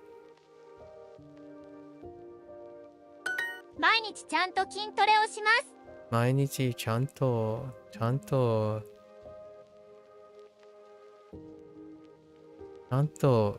いいの OK 筋トレをします。筋トレ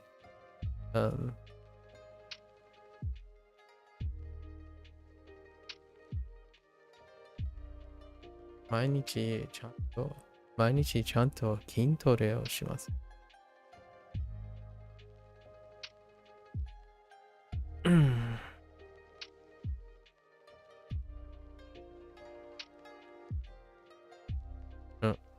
ちゃんと。What do I think of Duolingo for language learning so far? If you want to go as slow as possible in all the most unaided way possible, then Duolingo is fantastic.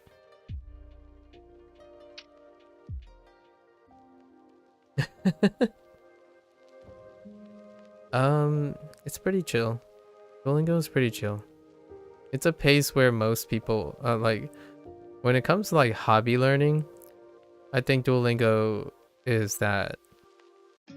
That's how that I feel like the whatever is offered on Duolingo is low key how I feel most people approach hobby learning. So if you're a person who has incredibly high urgency and someone who is passionate about like aggressively getting to a specialized state, then probably not for you in any capacity whatsoever. I think it has like near zero value to such a person. But for me, I'm a very life-oriented person. So all the lacking things of Duolingo makes me apply myself in ways that I have not done in a while. I quite like it. So all the things that people have been pointing out that it doesn't do make me do them myself. So I've been doing all those things manually. It's kind of nice. It's like someone just threw a bunch of vocabulary at me and it's like, go to it. Get creative. I'm like, yeah, I will. That's kind of thing. So most of the things I've been doing and learning about Japanese was off the idea that I wanted to learn more. So I think, not to sound too cliche, but it's a great starting place. And you can come back to it whenever you want because you're not gonna be... if you just want to chill and vibe and just review some stuff, maybe even tackle some inspiration. Duolingo is it. So super casual. I make sure to lift weights every day. Sure to lift weights every day. 毎日ちゃんとインテルをします。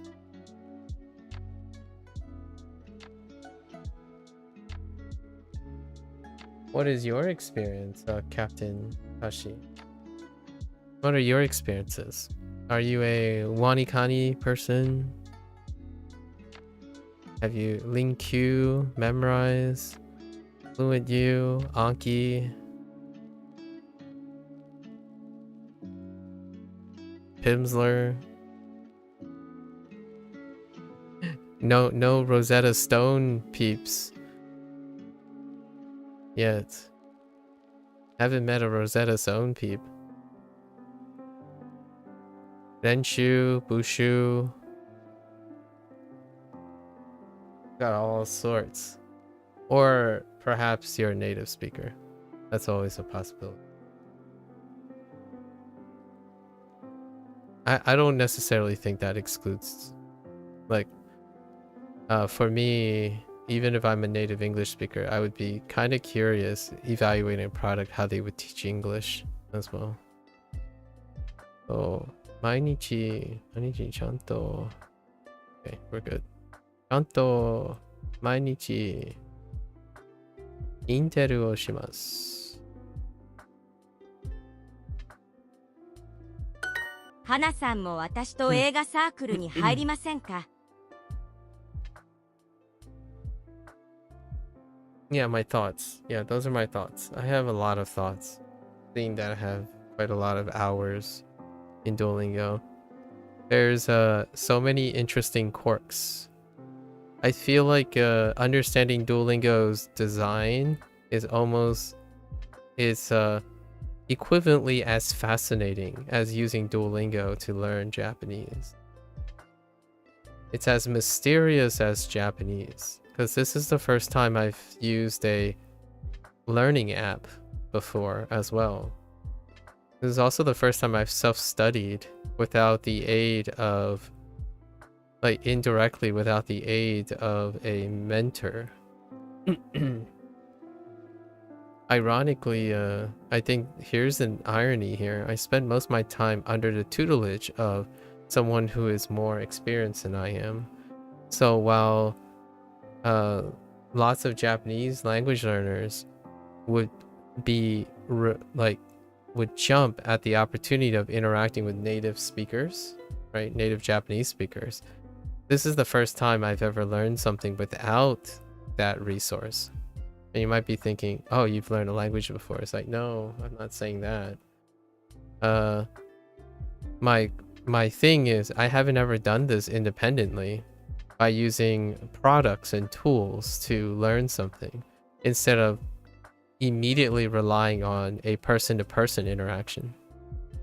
Meanwhile, these kiddos and peeps think that interacting with another human being is a gold standard, even though they don't have the capacity or the interpersonal skills yet to interact with people in a productive way. So every time I hear like a language learner talk about something, they immediately think about themselves and not as a two-person exchange. Like, oh yeah, I have a friend who speaks Japanese. I learn a lot as long as that person doesn't make fun of me. And I'm like, well, they wouldn't make fun of you if you have the interpersonal skills and communication skills to do so, right? It's a two-body problem. So I spend most of my life interacting with people. I don't actually self-study at all. So this is the first time I've ever self-studied something extensively without the aid of another person directly. So almost everything I've done up to this point in Japanese was parasocial. It was entirely parasocial as a social experiment. I've used Duolingo before for like 1 week, and now I'm just learning Spanish with only input. As a French native speaker, this is quite easy. That's kind of lovely. Then you should continue doing so. I was just wondering if I should add Duolingo into my journey. I see. For Spanish? I've heard wonderful things about Spanish. For like reviewing and upkeeping. I think as far as I know, I don't know where your level of Spanish is, but I do plan on using this for Spanish at some point. However, the only thing I can probably provide with an insight to relevancy to like Spanish, if you find it easy, if you are a French speaker that finds Spanish easy, I think the tasks Duolingo makes things easier most of the time. It's always substantially easier. It's like easier to the excuse of being unnatural. So oftentimes the unnatural comes from the idea of making the thing. So if by ease it makes you bored, for example, if you're bored, I think that would probably be the thing to consider. Duolingo can get boring to individuals that find easy things not rewarding or engaging at all. Right.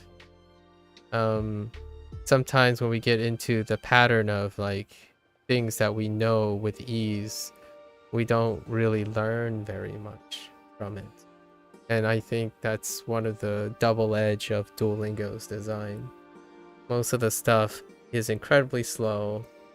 It's incredibly comprehensible. So you're getting very, very high comprehensibility. And due to that nature of that comprehensibility, people get lazy in comfort, so you learn less and less, and it's already at a slow pace, so you learn even less. So your focus is on learning per se. It's okay.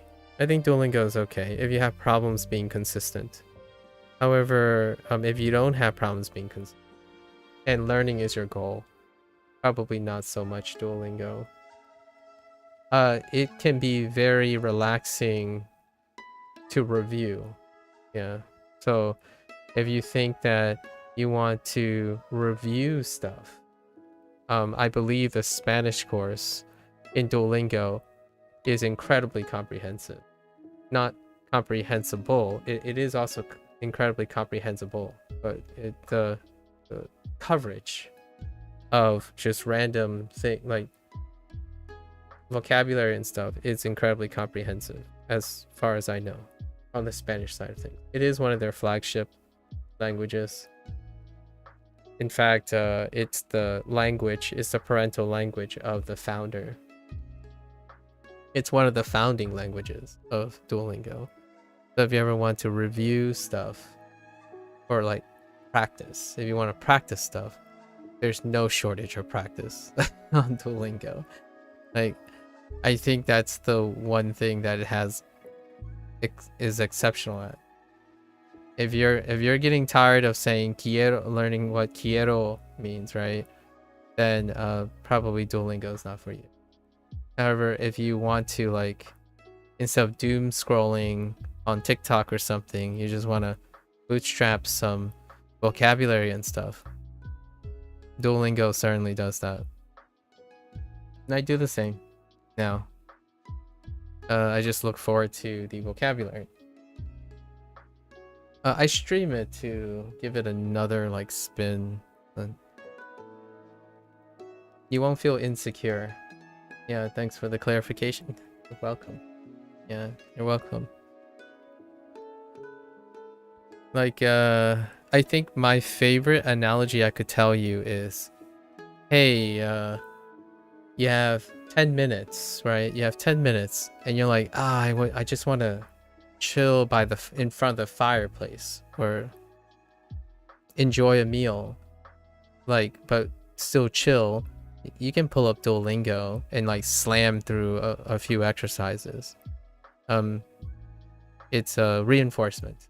I think reinforcement is the most useful thing about Duolingo. It's an SRS. I don't know what other SRS stuff is out there for Spanish, since I'm not learning Spanish. In Japanese, there are a lot of SRS stuff, so you can use any of the other ones as well, which I actually think almost at the core, pretty much all the SRSs, if you're dedicated enough and like creative enough, all the SRSs more or less function the same way. That's gonna get me crucified by people who love Anki and all the other ones, but when you find a deal on your favorite thing in the McDonald's app and order it, does that technically count? That is an ad. A heckin' app Ad. Sponsored by McDonald's. Okay. Sorry.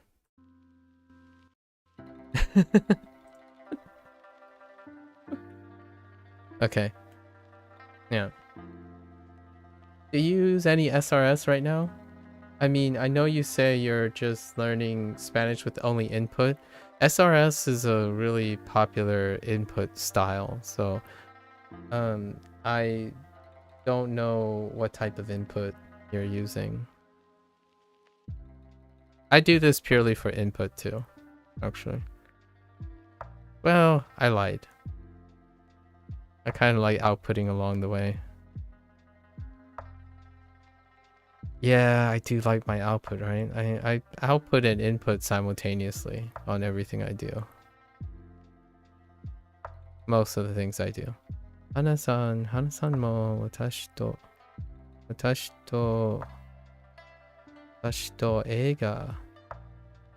eiga sakuru ni サークルに入りませんか入りませんか入りませんかサークルやっぱサークル映画サークル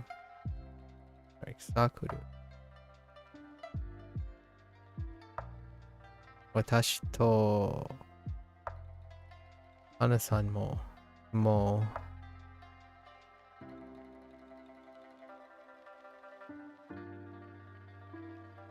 You're reading manga in Spanish and watching content on YouTube? Well, that seems like it's self-sustainable in its own right.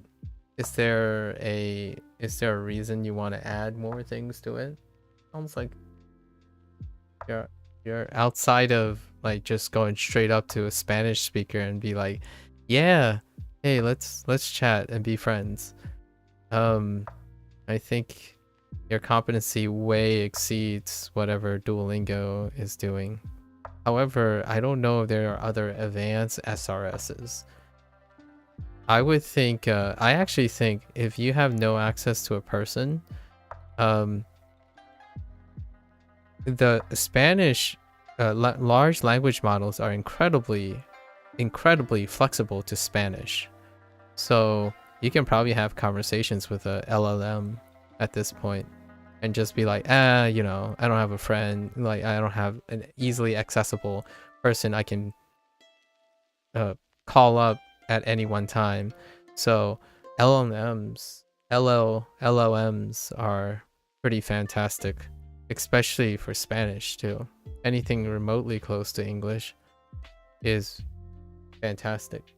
They can just like have a casual conversation with like ChatGPT 4.0, since you're already so competent enough to even spot like if, I don't know, ChatGPT 4.0 makes an error or anything like that. Knowing that they made an error is even a higher indicator that your comprehension is incredibly high. You clearly missed the output side. Like I can understand quite easily, but when it comes to speak, it takes a lot of time. That's why I want to add something.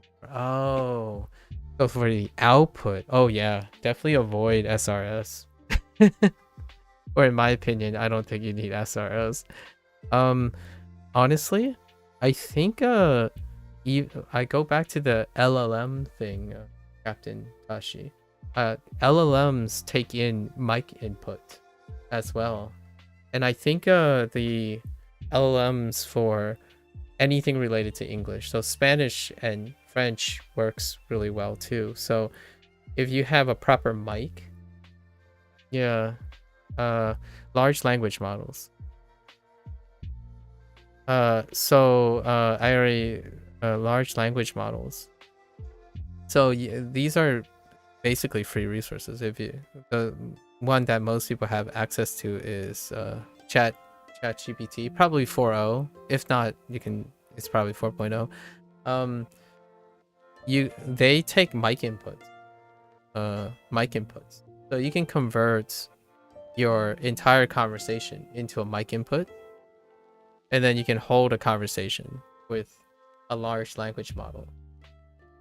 That would be a step if you're really uncomfortable with or not being able to find, like, I don't know, someone who speaks Spanish, or like another language learner who's ahead of you or something like that.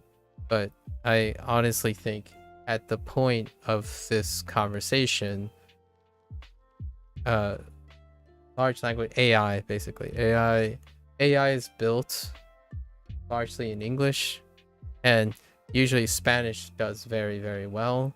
I would be pretty confident if you were able to speak through a mic, it would probably contextualize and convert that stuff, and then you can have a conversation with an AI. And it starts with like prompt setups. There are plenty of like content creators, I suppose, out there that have a list of prompts that you can use to prep like ChatGPT, or like, hey ChatGPT, let's have a conversation, and they have like a list of useful prompts, basically how you would get a large language model to explain some of the output or something, but you already have tons of input. So the regular idea is to use a mic input, speak it if you want, or you can type it. Obviously output is both written and spoken. They can do either. And then since you're talking to ChatGPT, you have to create all the stuff. There's no context. You have to create the context for them to you can add alternatively, you can use a prompt to ask ChatGPT, hey ChatGPT, can we discuss something in Spanish? Or hey, can we discuss something in Spanish at a certain level? So there are a bunch of prompts that you can manipulate a large language model to do, and then you can either choose to use a mic if you have a mic, or which takes in all the mic input and enters it as a response, right? I think anyone who's at your level already, like you're basically just saying like, I just consume things, but I don't want to speak, right? Like I don't want to speak or write or create things because I don't have idea. Like I need someone to help, like share ideas in order to have conversations so I can use my output. I think this is a beautiful alternative now. And I actually think the most recent ChatGPT is excellent, especially if you're choosing like Spanish and English. I'm not so sure yet. Some people said they do Japanese and whatnot, but I think Spanish is a home run. So, and it's free. So it's free as well. So it won't necessarily cost you anything. Yeah. That's where I would move towards personally. Like my sub, I would move towards that over time, along with all the other inputs. Like you can continue to add more and more inputs to your study program and whatnot, but ultimately you have to speak and write without the aid, or you need another person. And I think it doesn't have to be a tutor right away. Yeah, no worries, Captain Tashi, no worries. I can't help you with Spanish, unfortunately, because I know my Spanish is pretty terrible, or pretty low. Maybe like come back in a year when we can practice Spanish together. Hello there, Kinorashi. Hello.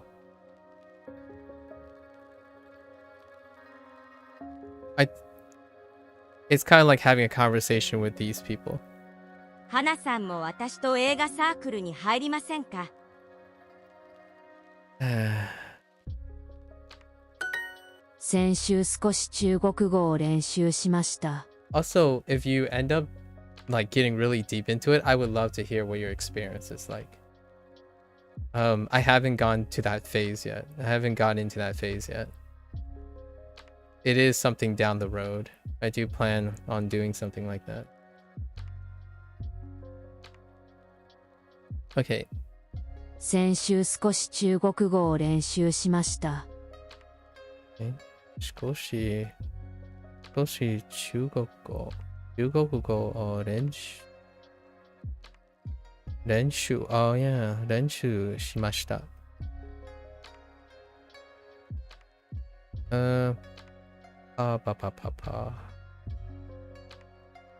I don't know about Spanish, but I heard translating song lyrics in Japanese is nothing something for beginners. Not something for beginners. Yeah. Yeah.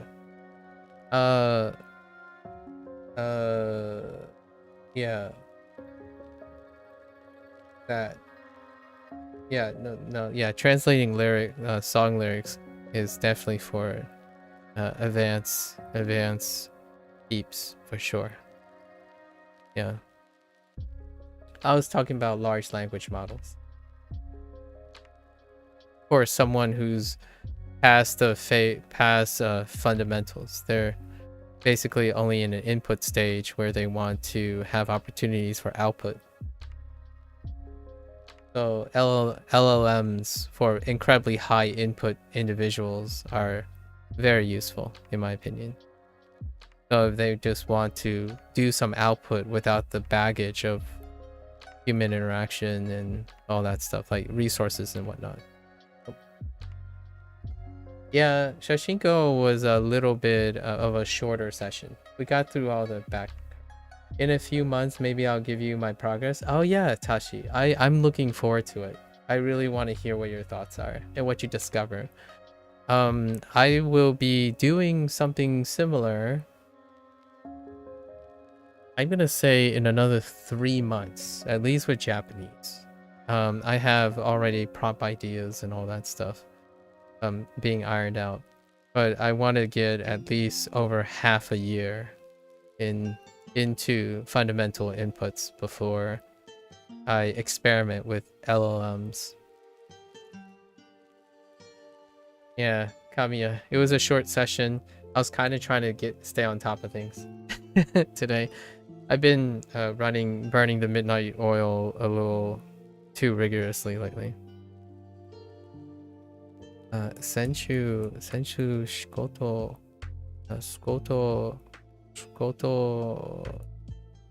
Jugoku o renshu o shimashita. Practice.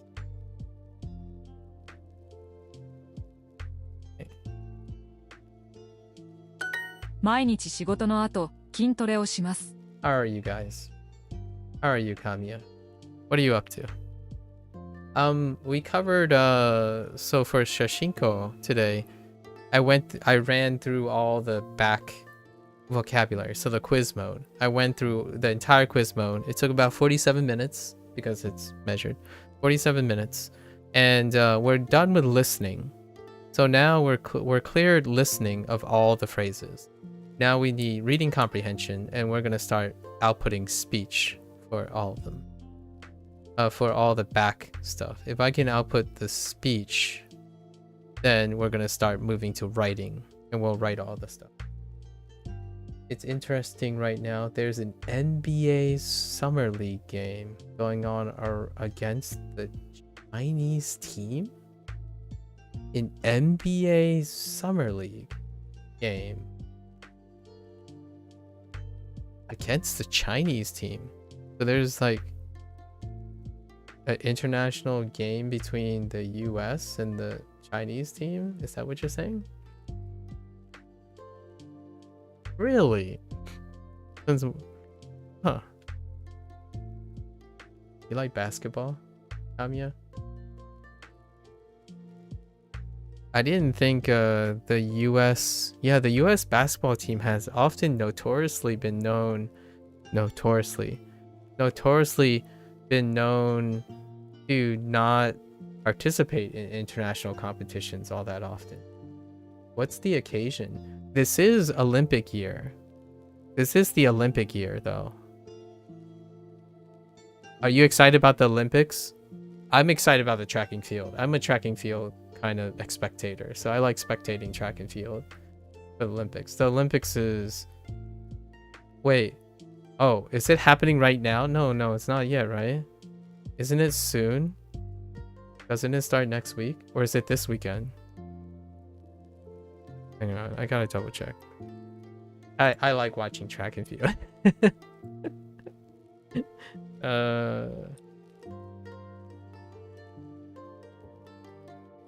It's in the end of this month. Okay. Oh no. Wait. Please don't tell me it's okay. Oh my gosh. Heckin' ads. Sorry. Heckin' ads. Okay. I still... Oh no. Okay, that's fine. I'll miss some of the days, but that's fine. I forgot the Olympics is like hecka long. Okay, it's at the end of this year. I mean, this month. Nice. I'm excited about the Olympics. Every 4 years. I think this is more of a scrimmage because it is the Spurs Summer League team, which is composed of mostly rookies versus a Chinese team. I see. Sacramento. I don't have to like basketball living in Sacramento. Kamiya. It's fine. You don't have to be an edgelord. Everyone, you don't have to be an edgelord. 毎日仕事の後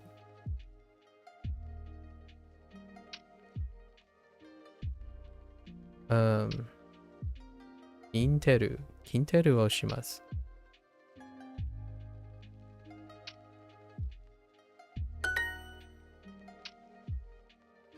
Yeah, the one feature that Captain Tashi, the one feature that I love to experiment is you can set up a prompt that allows one to roleplay. So here's the thing about Duolingo, right? There is Duolingo. The Duolingo company is currently in the process of experimenting with just the thing I was describing about LLMs. So it's under their max subscription thing.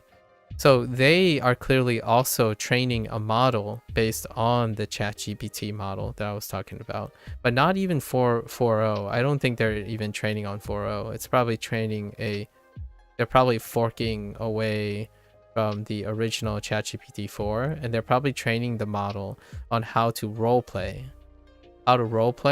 and then subsequently have automated or auto prompts to prompt the person to correct the roleplay. So in a way, the next step for Duolingo, weirdly enough, is the thing I'm describing. However, you don't necessarily have to wait or subscribe to it. You can use and learn to do it yourself, which is kind of what I mean by the earlier remark when you asked me what my thoughts are on Duolingo. And I'm like, there are a lot of things that Duolingo doesn't do, and lots of people talk about it, and it's fun kind of doing those things. And LLMs would be another one. So lots of other SRS related apps are using some form of machine learning in the future, which is kind of a nice bridge. You always have access to machine learning or AI. You can't, instead of always concerning yourself with like, oh, am I bothering this person? And then one day you can choose to just whip out your Spanish and be ready. 来週一緒にカナダでパレードを見ませんか? Or just whip out your Spanish in any way possible. Random tangent, but I realized Spurs are a Texas NBA team playing China in Sacramento. It just sounds like it's not real.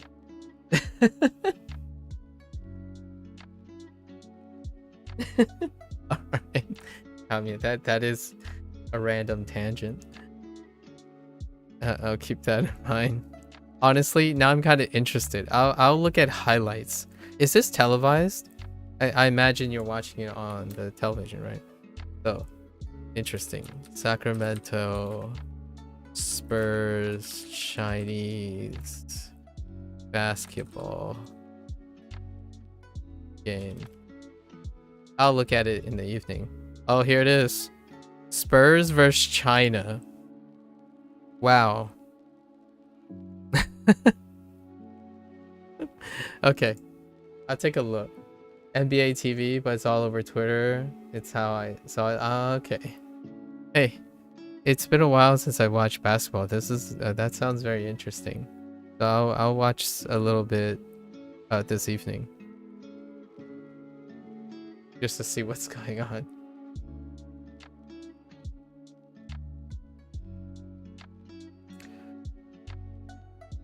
来週一緒にカナダでパレードを見ませんか？ Okay. All right.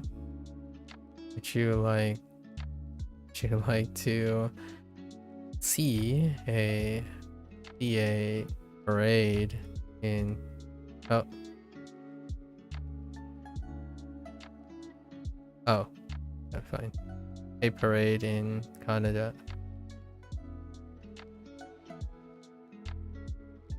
Together next week.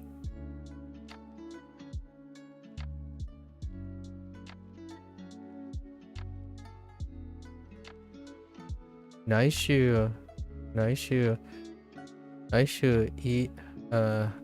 一緒にカナダでパレードを見ませんか? So many things just tossed to the end. Are you gonna nail me for something? I feel like you might nail me for something. No, I think this is fine. 先週何時間スペイン語を練習しましたか？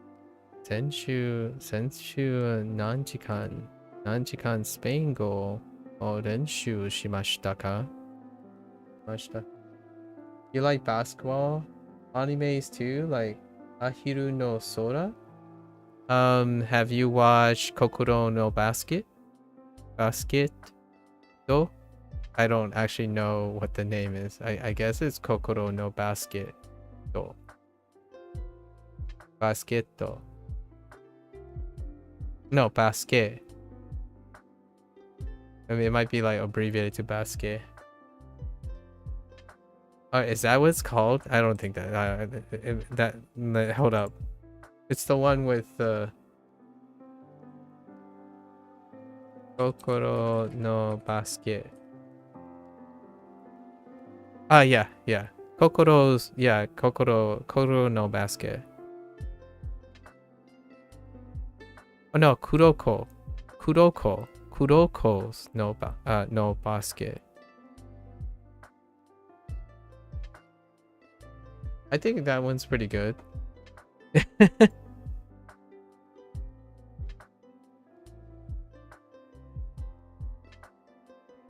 Yeah, that one. Yeah, Kuroko no basket. I watched that one when it was airing and very hypey. It's definitely a shonen. It's definitely a shonen. Senchu, okay. Senchu nanjikan Spango o renshu shimashita ka? Mashita. Oh, wait.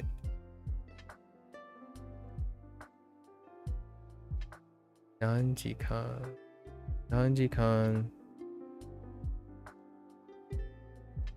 Renshu Spango Renshu. 来週韓国で友達と会います。来週韓国語と来週韓国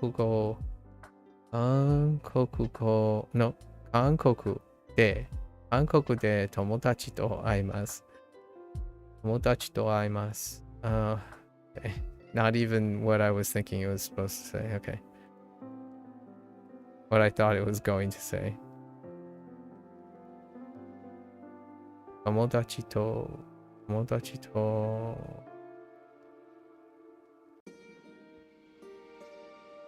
韓国韓国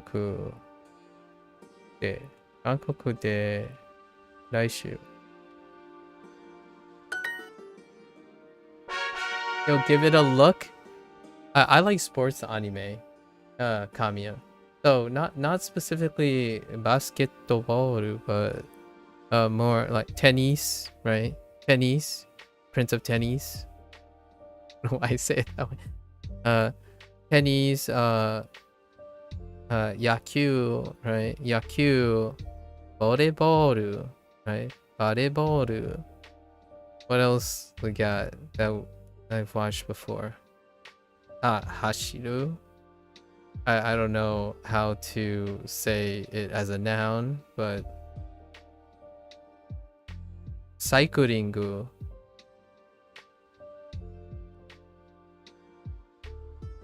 Yogu. There are a lot of sports anime. I quite like those sports anime. I actually learned many of the foundations of most of the sports through the like they're not like necessarily, they're kind of drama oriented, but they're also very centralized around the sport itself. So I learned a lot, and I also like gaming. And I'm no not esports gaming, but game related anime as well, like Hikaru no Go, Gatsu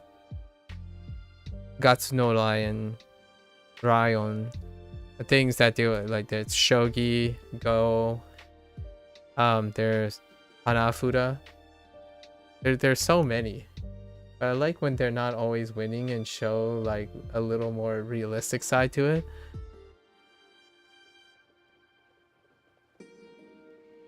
That's fair enough. Although I do have to admit, though, are you sure that it's realistic?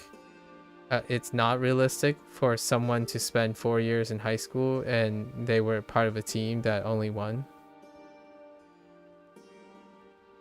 Like, I know you mean by realistic as in it's rare for that to happen. So you prefer to see the statistical average happen.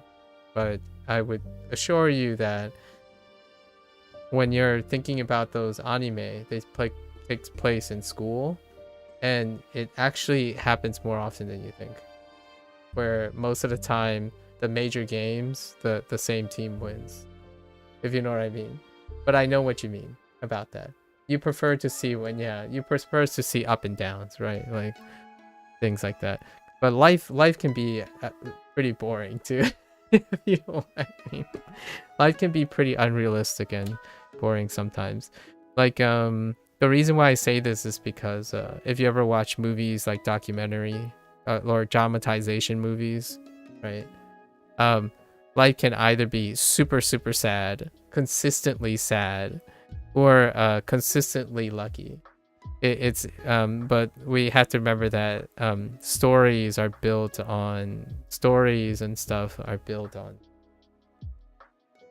But to me, that screams to me like you like similar content that I may like when it comes to the portrayal of people's lives and like inactivity and hobbies. Like I won't tell you that Japanese learning is incredibly rewarding without effort, or with consternation and frustrating, and I can't, and you're not, I hope you're not expecting me to be like, oh yeah, everyone's just using Duolingo incorrectly, this is how you use it in the real way, and then that's how it works, because it always works out like that. Obviously it's not.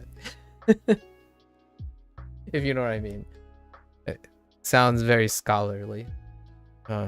Realism is both an asset and a bane to a scholarly mind. Like, where's the rest? You know, when you watch something, you watch this guy like perform an outrageous maneuver that's statistically unlikely, your first thought is, how long did they take to get that one take? And that's kind of like the same type of mind and thinking when you're watching a movie or watching a story. Is like, what is the level of ex machina in this show? Like, what is the level of, you know, anime preys on ex machina. Like most of your like seasonal anime, that type of thing, it's a form of escapism. So naturally, nearly all the shows are preying on ex machina, as in everything seems so conveniently line up with no white noise. No white noise whatsoever. For sure, it's kind of like seeing behind the scenes before the big win. Exactly. Yeah. So, Kokoro no Basket does have some white noise. However, when I said it's definitely a shonen, that means I would say it doesn't pull back too much. It's like 70% yatta, and then, you know, then 30% is like ganbatte, right? That, I don't know that if you got what I mean by that, but it's 30% like, you know, ganbatte, you know, just keep going, and then 70% is like yes. It works out. Yeah, so it's pretty good. I think I like shows with that type of thing. So I actually would, if you weren't like, there are other shows that I typically watch or movies I watch, they don't even end, they don't have closure. Tamiya, like I'm at the other end where I love movies where, okay, these things happen, here's what happened, it feels organic or it feels natural, because no, things don't happen like that. So there are movies where, okay, some things happen and then they work it out, but then it like, okay, they move on and the characters lived on, and then that's it. The movie just ends. Like, that's it. Use your imagination. Anything could happen. It's a life grounded by reality, and it's like, but what about this thing? They couldn't have spent time doing this. It's part of life. It's white noise.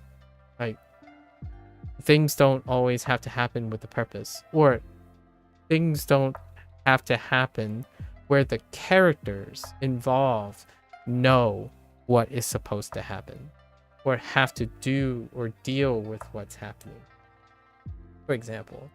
So like, there are lots of modern, I call these like modern life vignettes. They're called modern life vignettes, or my fancy way of saying it, modern life vignettes, where you're watching the story unfold, but the story is filled with holes. Like, the story is filled with holes, incomplete messages, serendipity, as in like, oh, how do you explain this happening? It's like, it's chance.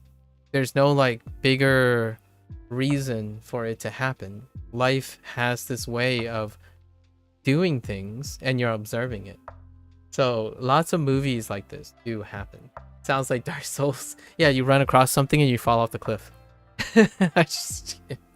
But it's happenstance, and sometimes that can be very jarring to people. I think the vast majority of people who watch entertainment or play video games or watch YouTube content and stuff, the social norm, the expectation of content is that things either have to be explained or tied up in a neat bow, as opposed to extrapolated, interpreted and synthesized by the person. So, right, what do you think it means at the end? Like, it's whatever you think it means. And that type of like artistry and creativity has a place, but largely not a place in the mainstream, right? It's not a mainstream idea. You don't like incomplete ideas. However, I dabble in it. Like the last 4 or 5 movies that I really left an impression on me. The movie ended almost as though it started. It just started, because it's another day. It's another part of their life. Like you won't get to see it because this is the only part of the life you get to see, right? That's kind of the weird poetic nature of it. It's very uncomfortable. It's not always happy feelings. When when the camera turns off, what happens? Well, it's up to your imagination. You can't know. It's not there. Life doesn't come with comprehensive knowledge. It does not come with foresight and predictable futures. It comes with like white noise and randomness as well, or things that happen but you don't know what it means or what it will mean. Which coming of age stories are fantastic for that. Coming of age. This I feel like these types of movies or these types of things are, you take a perspective, right, from a person who might know what's going to happen. However, you're following a character who don't know what may likely happen. So you get kind of the best of both worlds. So a coming of age story tends to involve that, where there's a person who's knowledgeable and you follow that person as they interact with a person who's coming of age, who is not knowledgeable about what's going to happen. And anime, like slice of life anime, right, is one of the most consistent genre in anime, and that most of them tackle coming of age story. So you kind of know what might be ahead for this character. However, this character themselves don't know, right? So that's kind of how I feel like a good balance of that, both of them. As a viewer, you may know what's important for the character and all that from a perspective of another character who's older and more, who's more able to see that. Meanwhile, the central story is about someone who is ignorant and innocent. And then you want to see how it unfolds. Does it meet your expectations? Or from that other character's perspective? Or the character spins to something else? It reminds you of Apothecary Diaries? Yeah, that's a good one. That one is in alternative world thing, right? Or was it an isekai? It's an alternative world thing, right? Apothecary Diaries. Oh yeah, I can't name any, but I feel like I've seen movies like that. There are a lot of movies like that. It's all the artsy fartsy movies. I call them the artsy fartsy movie. Largely because they're very edgy. They're not for mainstream consumption.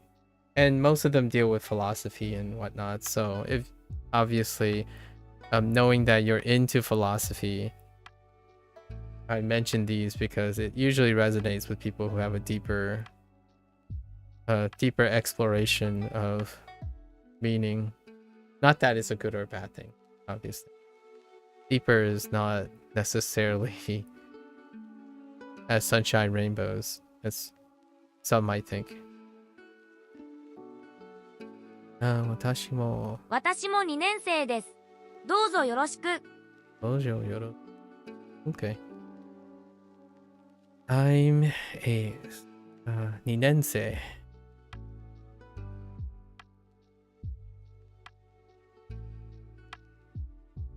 Oh, 私も。歌舞伎は面白いです。You think Apothecary Diary is based on 15th century China? Oh, okay. Interesting. I haven't seen it yet, so I don't know. I've seen ads for it. I've seen like advertised, like a poster. I saw the poster, I think, the poster front of it, where like concubines are a thing. Yeah. It's interesting that you specifically decided to choose that detail. Oh yeah, I won't say anything about it. Then if you want to watch it, no, it's okay. You can say anything about it, really. Kabuki, kabuki wa omoshiroi desu. I'm saying I haven't seen it because I can't say anything about it. I'm not saying I haven't seen it because I don't want you to talk about it. If you know what I mean. Different mindsets here. I'm saying that I cannot contribute to the conversation or like any details because I have. But you're more than free to talk about all of it if you want. Much like philosophy, the eye of the experiencing something is with or without prior knowledge is a different experience in itself. So, like, imagine if you want to learn Japanese unspoiled. Like, well, that means that you don't get to interact with anyone who already learned Japanese, right? So that would be like a philosophical paradox. You'll get irked and angry all the time when someone tells you something about Japanese, yet you want to self-study all of Japanese without spoiling. That might seem like an extremely extreme case, but that's not far from a line of thinking of someone who thinks that they can't enjoy something anymore if someone spoils it for them, right? I talked about this in video games when someone says like, oh yeah, you know, I don't want to see you play this game because I want to play it first, or I want to play it before talking to you. It's like, well, you know how life works. Generally, if I play a game and you play a game, then let's just say I'm almost sure statistically the realistic outcome is we both won't talk to each other about the game, because you'll play the game, you'll think that you have experienced the game, and you're less interested in discussing the game after.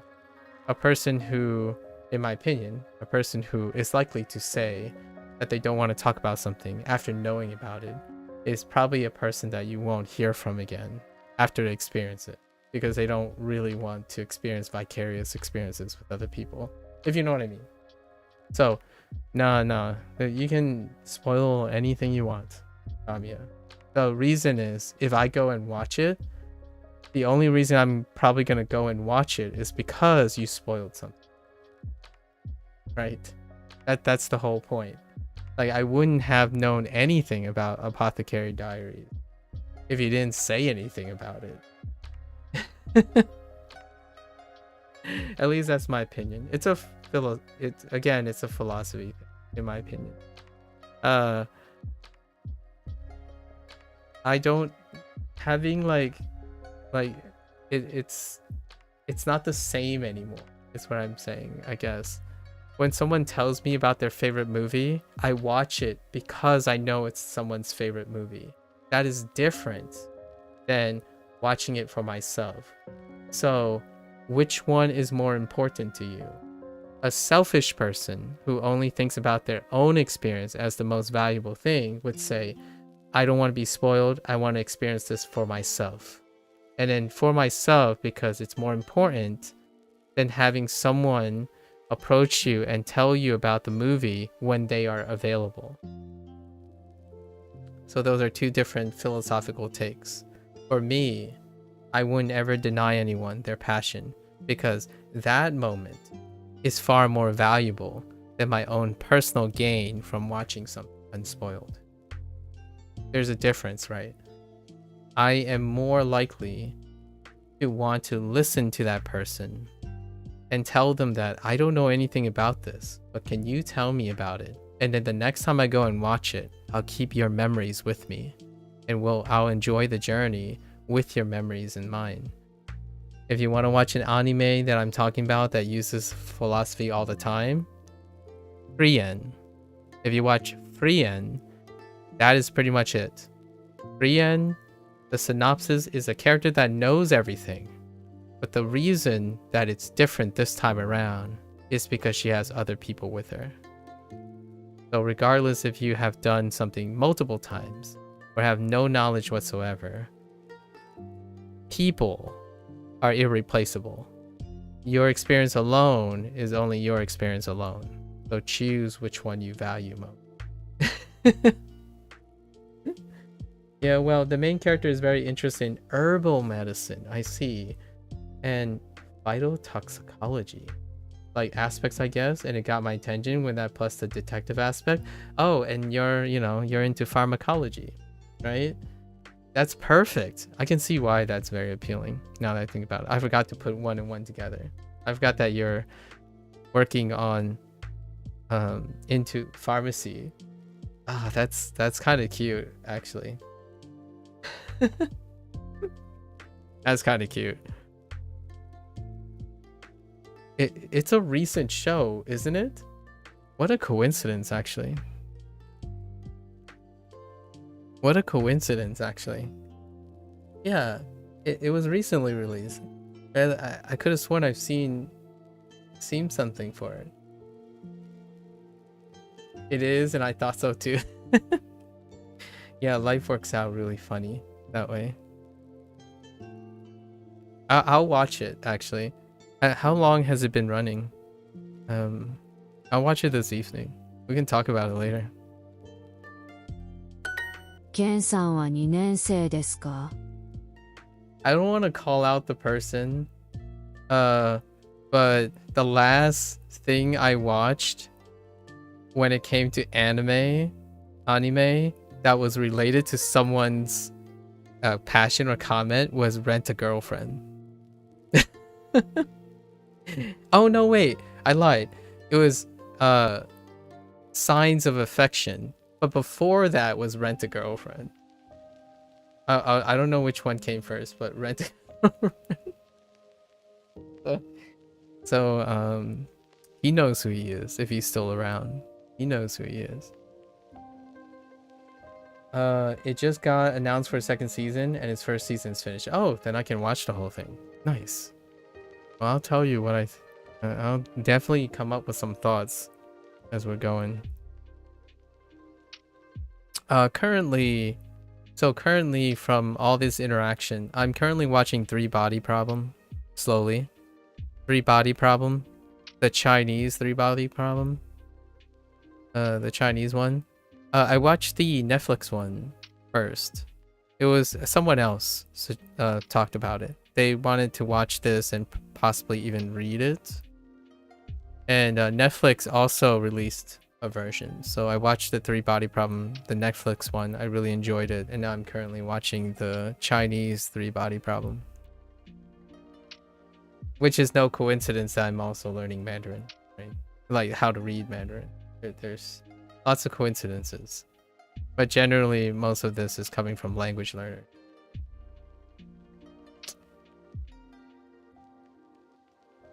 Yeah. I don't think I've watched. Oh, I lied. There's more anime that I watch. Rank a King.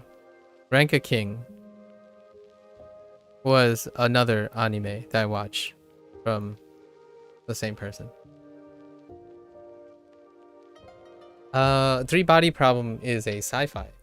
It's a sci-fi. And they're both live action. So might be, it's kind of like Black Mirror meets, it's a very smart sci-fi. I like it quite a bit. Sci-fi. And Rank a King is pretty cute. And Rank a King is a nice show.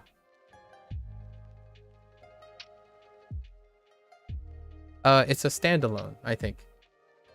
Yeah, I like Black Mirror a lot, actually. We were just talking about that with someone else the other day. Ken-san wa 2年生ですか?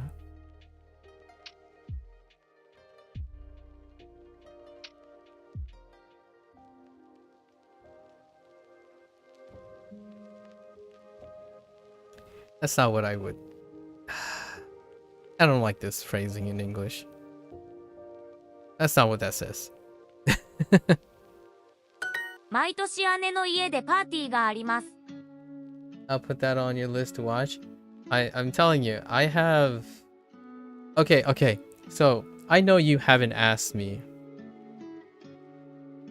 this, but unsolicitedly, if you give me a profile of what you desire to look for, I can probably name a few to see if you know them or not. I consume a lot of media.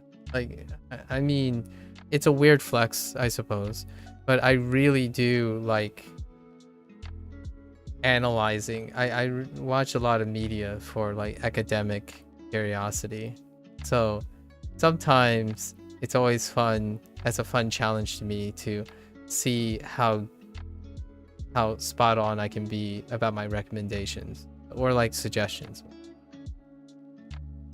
You like it too? I like the episode where they date in a simulator. Oh yeah, and break out, but like the whole time that was the test. Yeah. Actually, did you watch all of the Black Mirror series? What hits hard right now? Maybe. But listen. Tell me what you're in.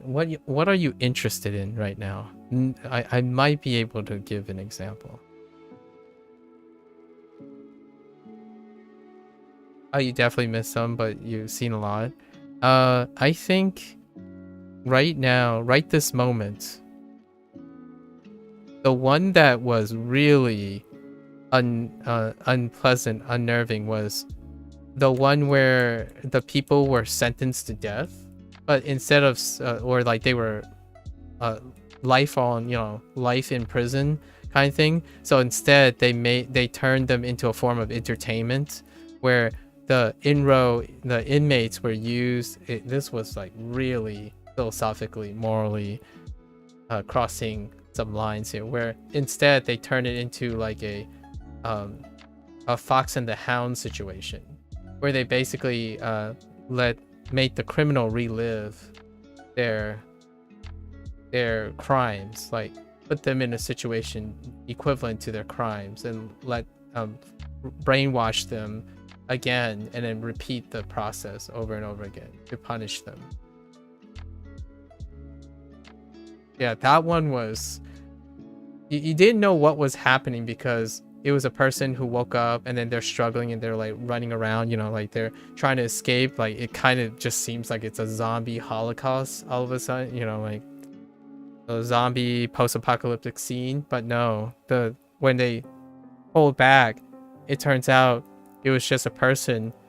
Everyone's witnessing their punishment, right? They forfeit their lives when they committed crimes that are irredeemable crimes. So they turn it. Here's the one where they are strapped down or was plugged into their heads. Yeah. There are a lot of that. So it's Black Mirror, man. Black Mirror. I watched a few episodes of Black Mirror because I talked about it 2 days ago with someone else. Mainichi. Okay, so what's Maitoshi? Maitoshi. Ane wa? 毎年姉の家でパーティーがあります。 Okay. We gotta stay on task.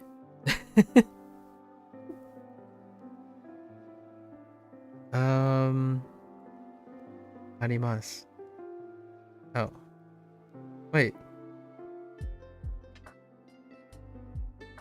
Ne? Oh, there. I keep looking for there. Like, where's there at? Like, I forgot. You can interpret. Like, yeah.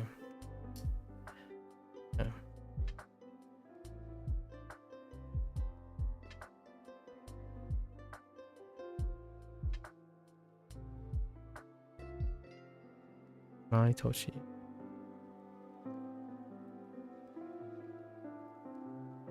Psychological realistic horror. Psychological horror with I think the horror, the extra psychological horror is that these are very feasible futures, the feasibility of science fiction. Oof. Man.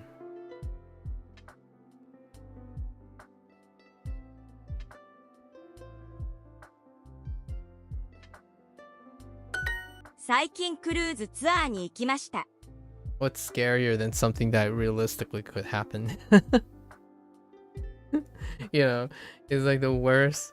It's one of those like hypotheticals, like, oh yeah, but it's not far from the truth. Ugh. 最近クルーズツアーに行きました。 You like slice of life anime or like in general mysteries, but I also like the common tropes of action adventure.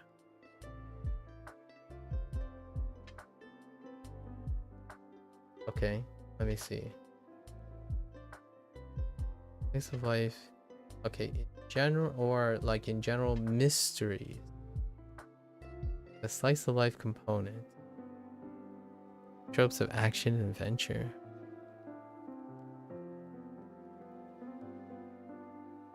You haven't watched Bochi the Rock, have you?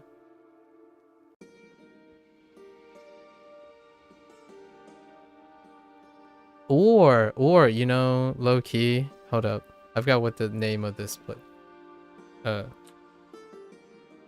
I forgot the name of this anime, but let me try to find it. Have you watched?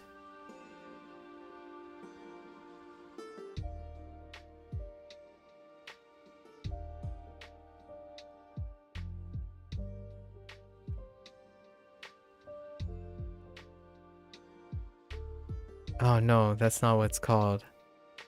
Oh no, I don't know the name of it anymore. It's about 4 girls to go to at Antarctica. Windbreaker? Oh, okay, Windbreaker.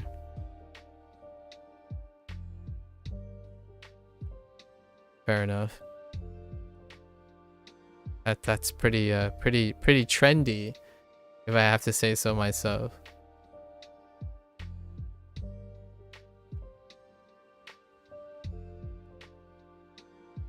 Have you seen? Oh yeah, A Place Further Than the Universe. I forgot what the Japanese title is called. The Japanese title is Sora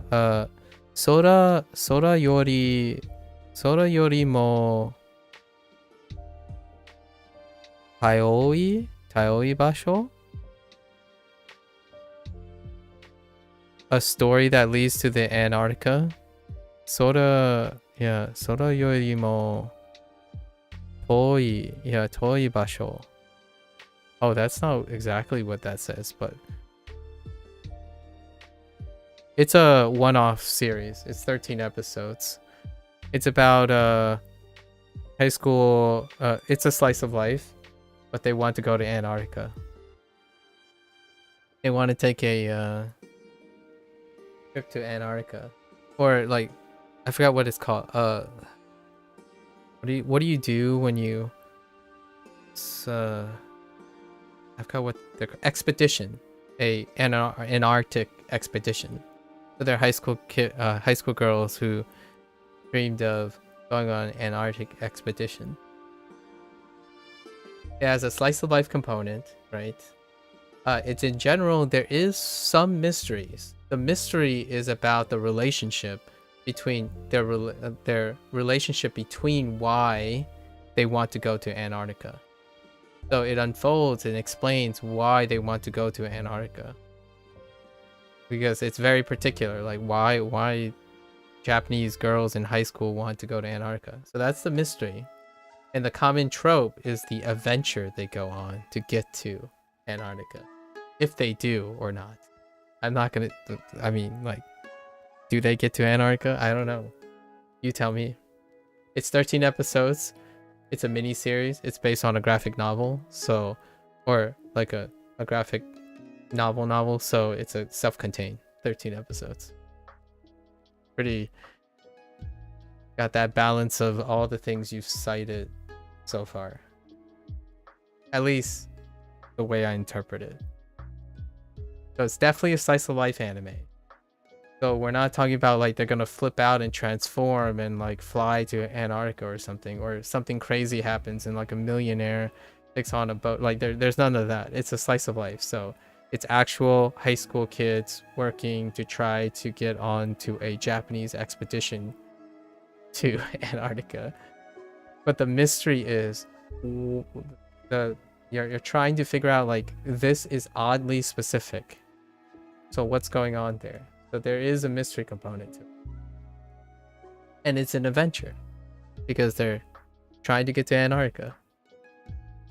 That's the thing. That's the first thing that came to my mind. It has a beautiful song. It has like lots of beautiful songs in this.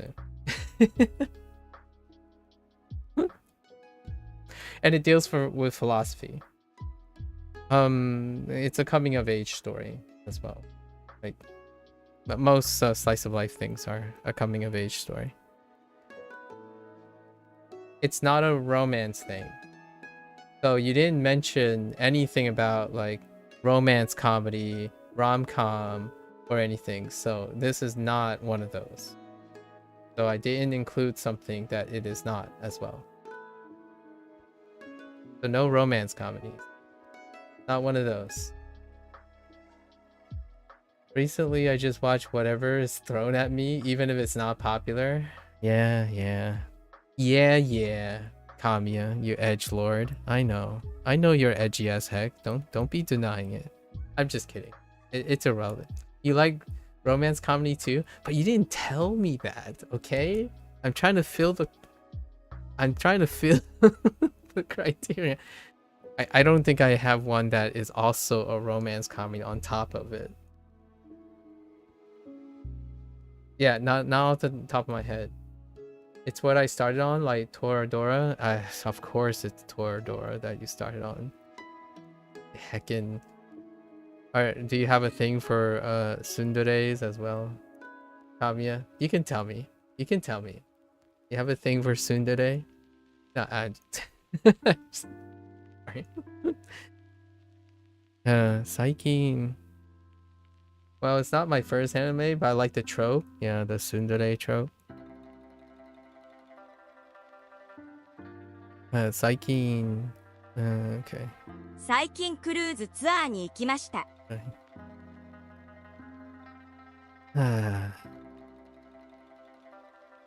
I'm being sassy, obviously.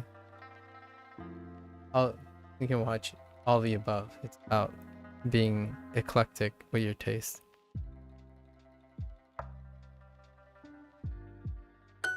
先月兄にスマホケースをもらいました。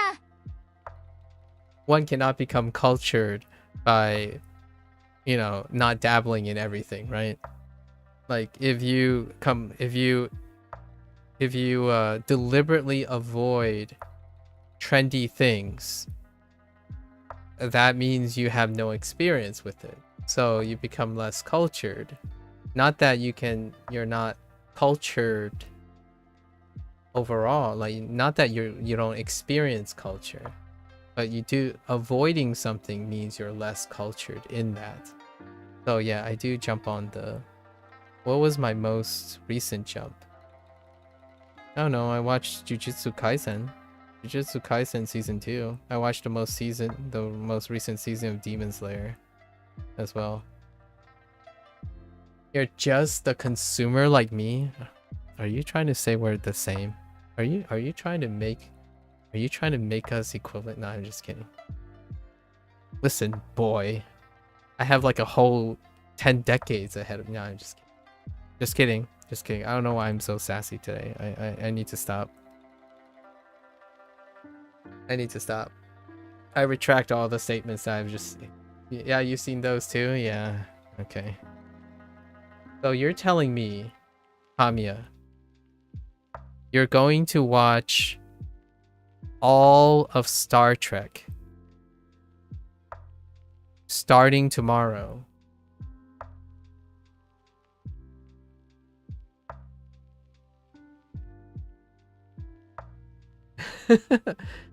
All of it? Wait. So you've seen all of Star Trek. Oh, now we have a lot of things to talk about. I think we're gonna have to not say too much, but if you've seen all of Star Trek, man, do we have stuff to talk for a lifetime? Holy heck.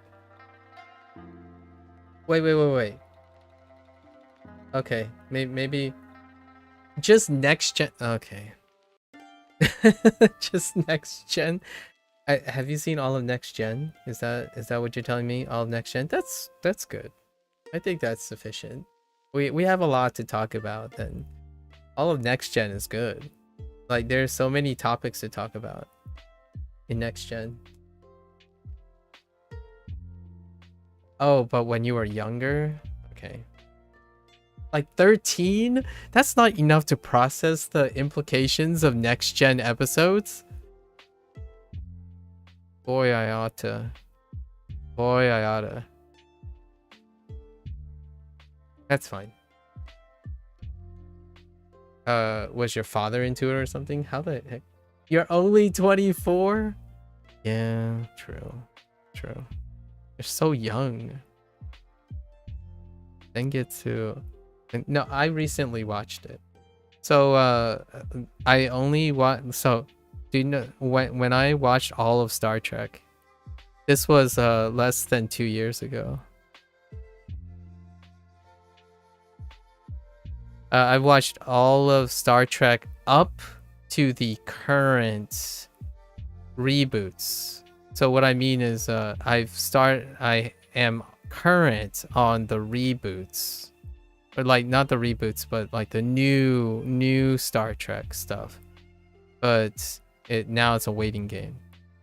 I started less than 2 years ago though. I didn't know anything about Star Trek. Greater than 2 years ago, I didn't know anything about Star Trek. I still love it. So we're talking about the original generation, next generation, Deep Space Nine, Voyager, Frontier, Picard, Strange New World, Lower Decks, Prodigy, the Star Trek movies, all the original Star Trek movies, and the reboot alternative universe Star Trek, you know, the J.J. Abrams and stuff movie. I'm a Star Trekkie, I guess. I really fell in love with Star Trek. I hope they continue to respin science fiction until it's no longer science fiction. Sengetsu Ani ni I really need to 先月兄にスマホケースをもらいました。ケースをもらいました。はい。スマホケースを兄に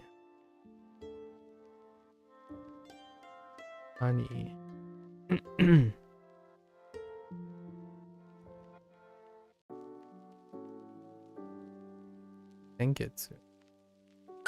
1ヶ月に3回ハンバーガーを食べます。 You haven't seen any of the newer movies? I feel like the new movies were more of an entertainment value, so yeah. I feel like my knowledge is basic and I'll have those aha moments if we talk about it. Okay. Most of my days consist of studying, working, and like trying to fit in time for fun stuff. I know, right? The story of everyone's lives, Kamiya. No, I'm just kidding. Alright, I really need to stop. I'm a little toxic too. Okay. I promised I was... Oh, well. I will try to say that was the last one. That's the last one for today. No more sass. No more sass. 1ヶ月に3回ハンバーガーを食べます。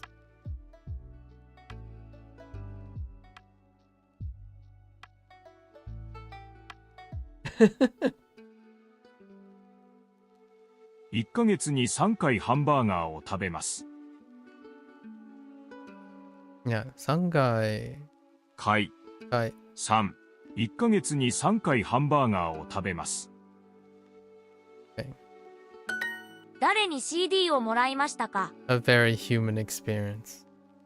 Next gen. Dude, the one episode that I remember now, right now, that next gen, is the one where they encountered a planet that is phasic. So every once in a while, this planet phases into another plane, and then in that plane, time passes faster. So the crew landed on this planet and interacted with the human, like wanted to, interact with the thing, and then they needed to leave because when the time dilates, the time will move. So by the time they phase back into the universe, into the time plane that they are in, there will be like tons of years would have passed, right? Like hundreds of years would pass. And I forgot what the problem was. Yeah, that's also Interstellar, yeah.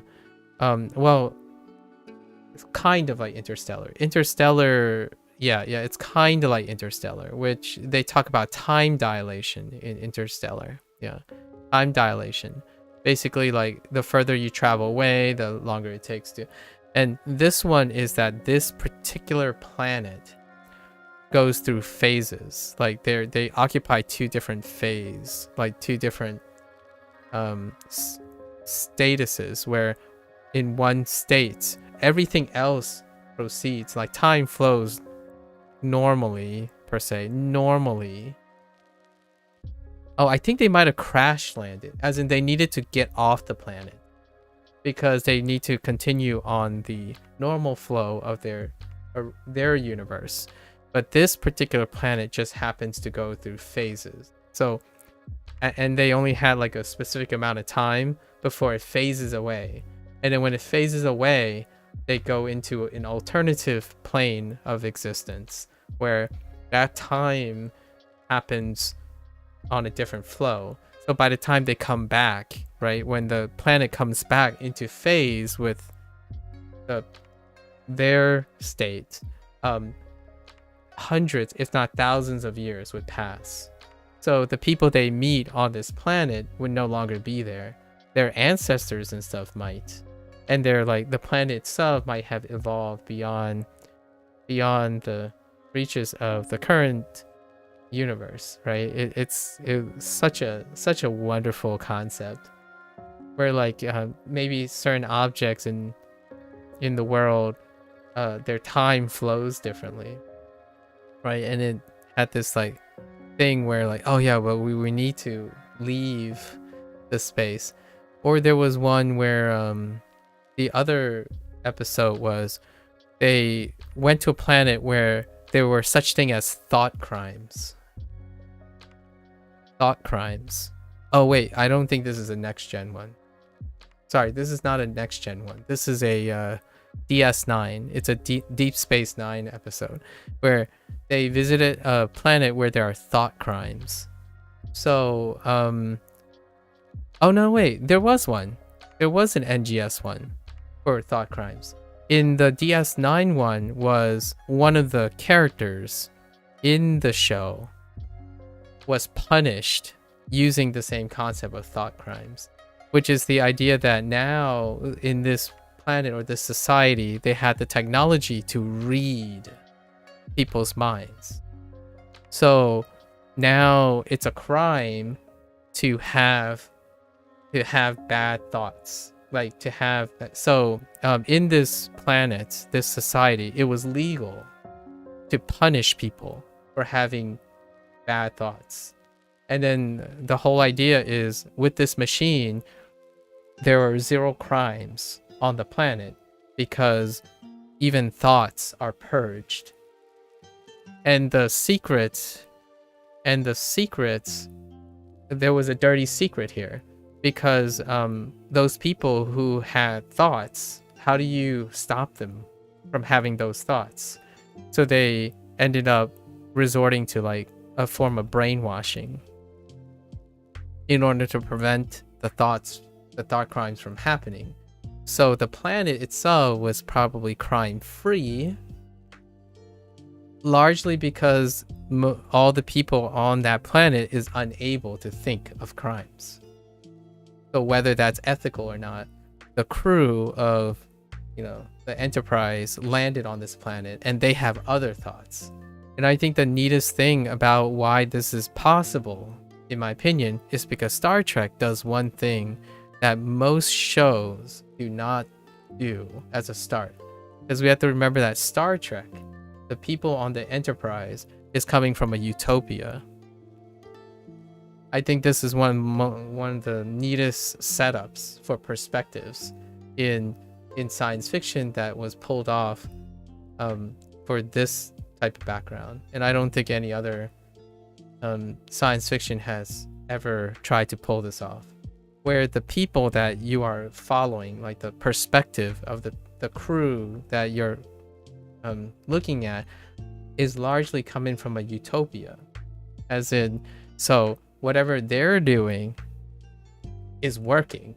Now you enter all these societies and these different things, and you're seeing alternatives that may work.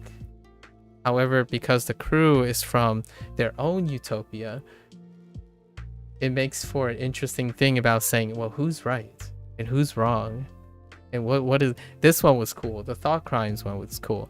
In DS9, one of the characters got captured, and that character, the whole episode, you witnessed him being in a prison, like for years, and there was an interaction. Most of the scene took place in one room, in a prison room, and he had this friend in the room, right? And they try to save food, and eventually his friend died, right?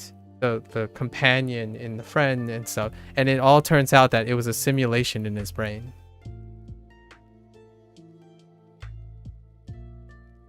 And the rest of the episode, he was released, and the rest of the episode he had to reconcile whether that experience was real or not. And the thing about the brain is that all the experiences were real to him. So he experienced like tens of years of anguish, and building a relationship with someone that technically is not real. And it happened in the span of less than, I don't know, I forgot what it is. It's like less than a couple days. He was abducted and restricted. Like, he wasn't necessarily kidnapped, he was punished for a crime. And that's how they punish people. So they punish them by simulating the situation, so that what takes many years, actual years of reconditioning, takes less than moments, right? So it's tackling the idea that you can make someone live or feel as though they've lived tens of years, but when in reality only a few days went by. So that's kind of like a cool little take. And Star Trek is pretty much about that. Every new Star Trek show, they try to spin kind of like similar concepts, like overarching concepts, but in a different context. So that's why sometimes it can get a little messy. But I absolutely love those episodes. Pretty cool. Anyways, thought I'd share a little bit. 誰に CD をもらいましたか? Okay. 誰に CD をもらいましたか? Who?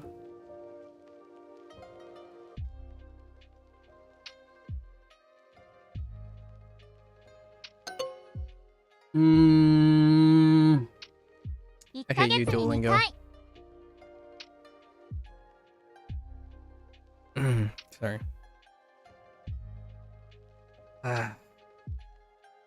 2回1ヶ月に2回。花さんも今2年生ですか? 花さんも花さんも今2年生ですか? I think you can challenge. I think you can challenge your philosophy professor with so many of the Star Trek episodes. I wonder how you interpret it after rewatching since it's been so long. Yeah, that's kind of one of those things. Like, yeah, you don't even have to watch Star Trek. You just have to hear Star Trek, right? What I mean is the dialogue, the ideas are timeless. The ideas themselves are timeless. So if you're not bound by that need for eccentricity, for like I don't know, hyperstimulation, if you're not like a new age hyperstimulation requirements and stuff, the intellectual stimulation from Star Trek is timeless, in my opinion. And it's a kind of a double-edged thing with Star Trek though, because if you have a knowledge base of all the concepts that Star Trek has covered, oftentimes when you're watching science fiction, it can like steal the win from a lot of science fiction, because generally that mass of content, you'll probably see it recur in many content over and over again. However, the interesting thing then is to focus on how it is different, draw comparisons. So oftentimes I find, like, when I watch The Expanse, right? The Expanse is a great example of a modern sci-fi space drama or a space opera. Yeah, Expanse is a good one that tackles a lot of things that overlap Star Trek. Yeah, it gives room for new ideas. Indeed. I wouldn't be doing this if there wasn't room for inspiration and new ideas, right? Content creation would be a very, very, very small struggling place if it only operated on novelty alone. I think the human race would be in trouble if it operated on only new ideas alone. Like, what I mean is like needing exceedingly novelty things, exclusively novel things.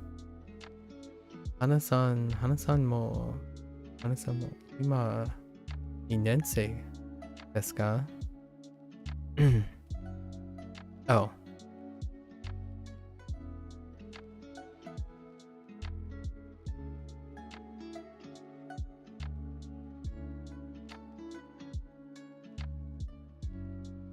I don't like this phrasing. No, sir. 家族とクルーズ旅行に行きました。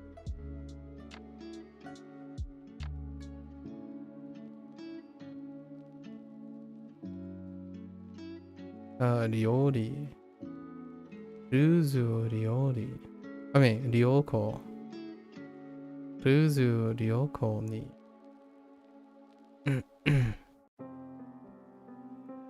家族と。来月も歌舞伎を見ます。来月も歌舞伎を見ます。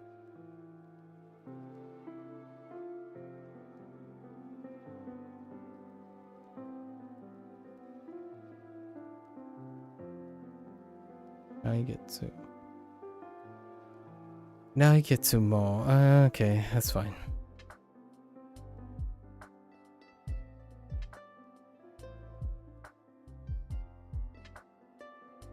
Oh, are you gonna be a meanie here? Okay. 毎年友達にプレゼントをあげますか？毎年友達にプレゼントをあげますか？あげますか？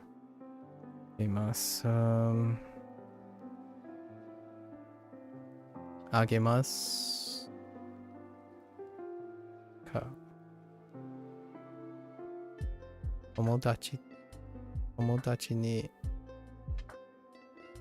毎年4時間ぐらい携帯でゲームをします。4時間ぐらい Yeah. 4時間ぐらい。Oh, 携帯。Yeah. 携帯でゲームをします。携帯。ゲームをします。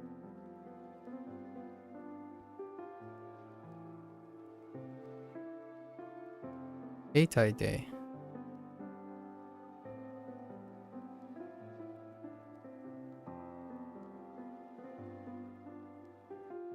4時間ぐらい。3時間ぐらい携帯で猫の動画を見ます。Okay.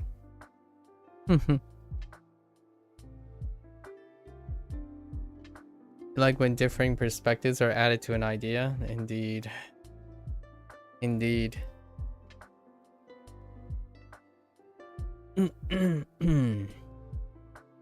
Sense8. The show Sense8.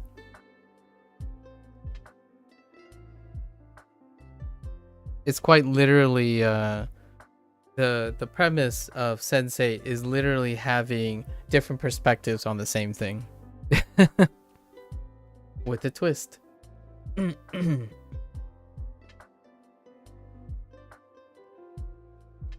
時間ぐらい。携帯で猫の動画を見ます。Oh. This is definitely not me, right? I'm definitely not being called out here.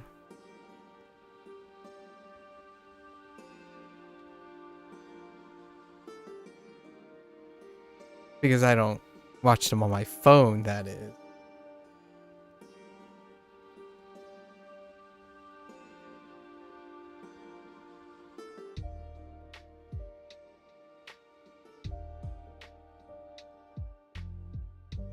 Wait.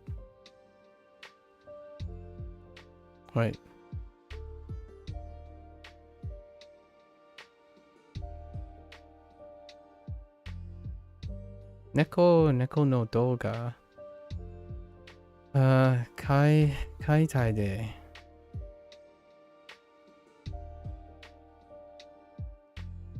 3時間。Oh. Wait.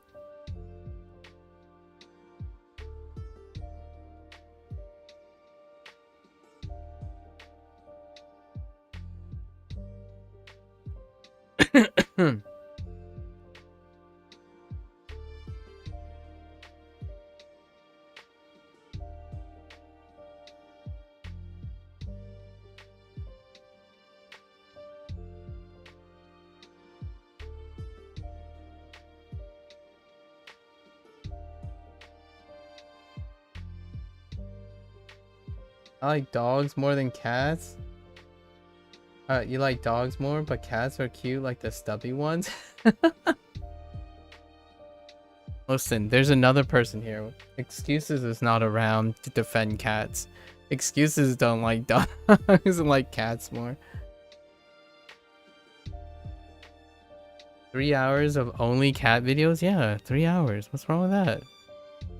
Wait, but I'm missing something.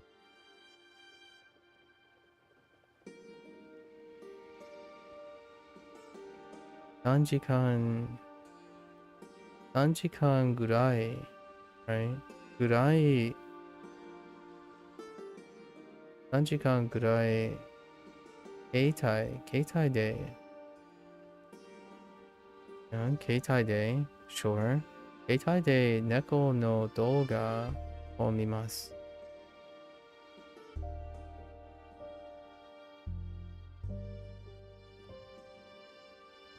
Do they want me to say long? They're cuter when other people have them and not me. Yeah, that's fair. It's not that I don't like cats, it's just that I won't have one as a pet. Oh, that's fair enough. I watch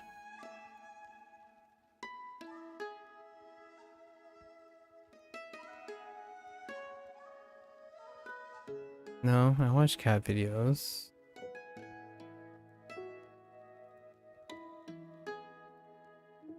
Like, you like ferrets, but I won't have one of those? Yeah, that's fair enough. I like red pandas, and I won't have one of those. Kappa. Sorry. Something's missing here. I don't know what.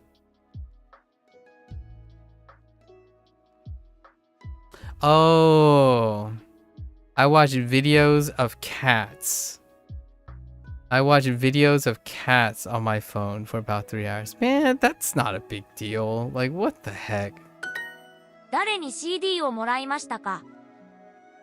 誰に CD をもらいましたか? Duolingo is very specific.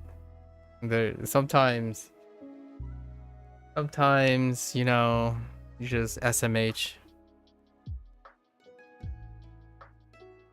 Oh, how did I screw this up? Oh, I wrote this. Who?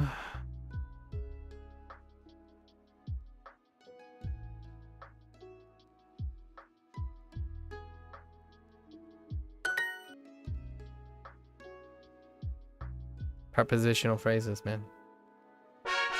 Get more with Super Duolingo. Yeah, Duo too picky about how you arrange it, even if it makes sense both ways. Yeah, and it's, you know what the irony here is, because of colloquial speak. Like, what I mean is because of regional English. Like, I would say cat videos, but if someone said neko no doga, and I had to interpret it, right? Like, if I had to tell someone in English, like, oh, what did that Japanese person just say? Cat videos. I wouldn't tell them videos of cats. That's one extra word to say. So it's like cat videos. It's obviously videos of cats. So in a way, it's kind of funny, but at the same time, it's like, yeah, I kind of get it, I suppose. Because if you keep saying videos of cats, it kind of helps you with all the knowing things, like the particles, but you're trying sometimes function over fashion. I don't know. I don't know where I'm going with it. Yeah. Then get to. I'm so behind. Need to go. はじめそば Oops. 先月初めてそばを食べました。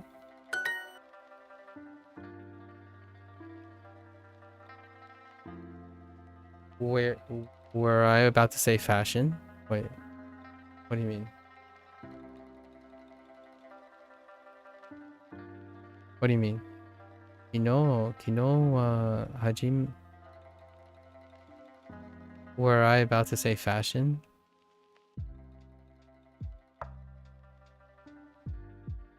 No, I don't know what I would say fashion for.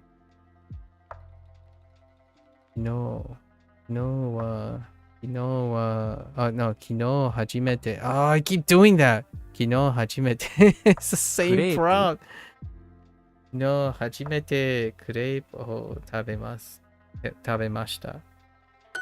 カイさんはドイツ出身ですか? Oh, function over fashion? No, it's not really that. So that's why I retract.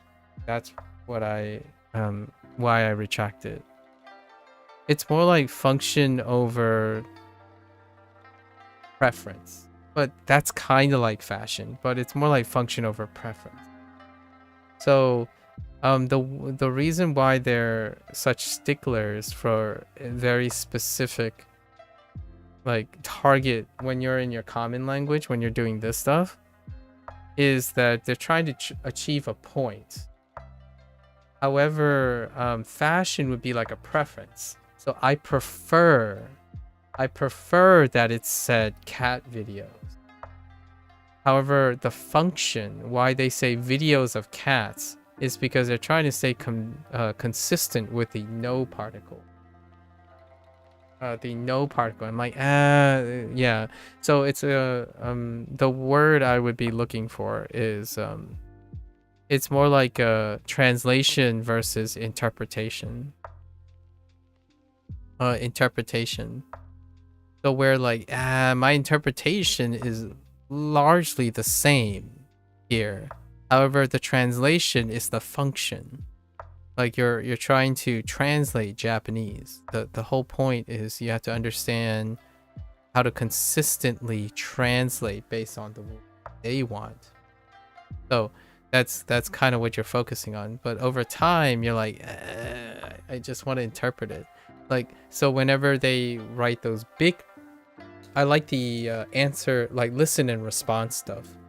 The listen and response stuff is like, that's where interpretation comes.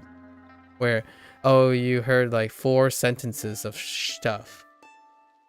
Whether you got 100% of those 4 sentences, or maybe like 3 paragraphs, they could even do 3 paragraphs. It doesn't really matter to me of the length. Whether you get 100%, that's more like a translational approach. Like you're trying to translate everything. But for me, if I need to answer a question, right, or I need to be interested, you're interpreting the things. So if you like get 70% of the stuff, well, you're gonna fill in the other 30% whenever you get to it. So a lot of times that feels like the natural state of conversation. However, they're not interested in that. That's not how they're designing the exercises. You definitely do that when translating. You end up summarizing. Yeah. カイさんはドイツ出身ですか？カイさんはドイツ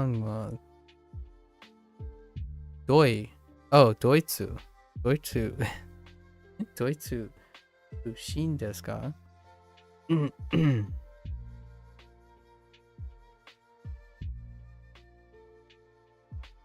？Yeah, like this, right here. Since it's contextless.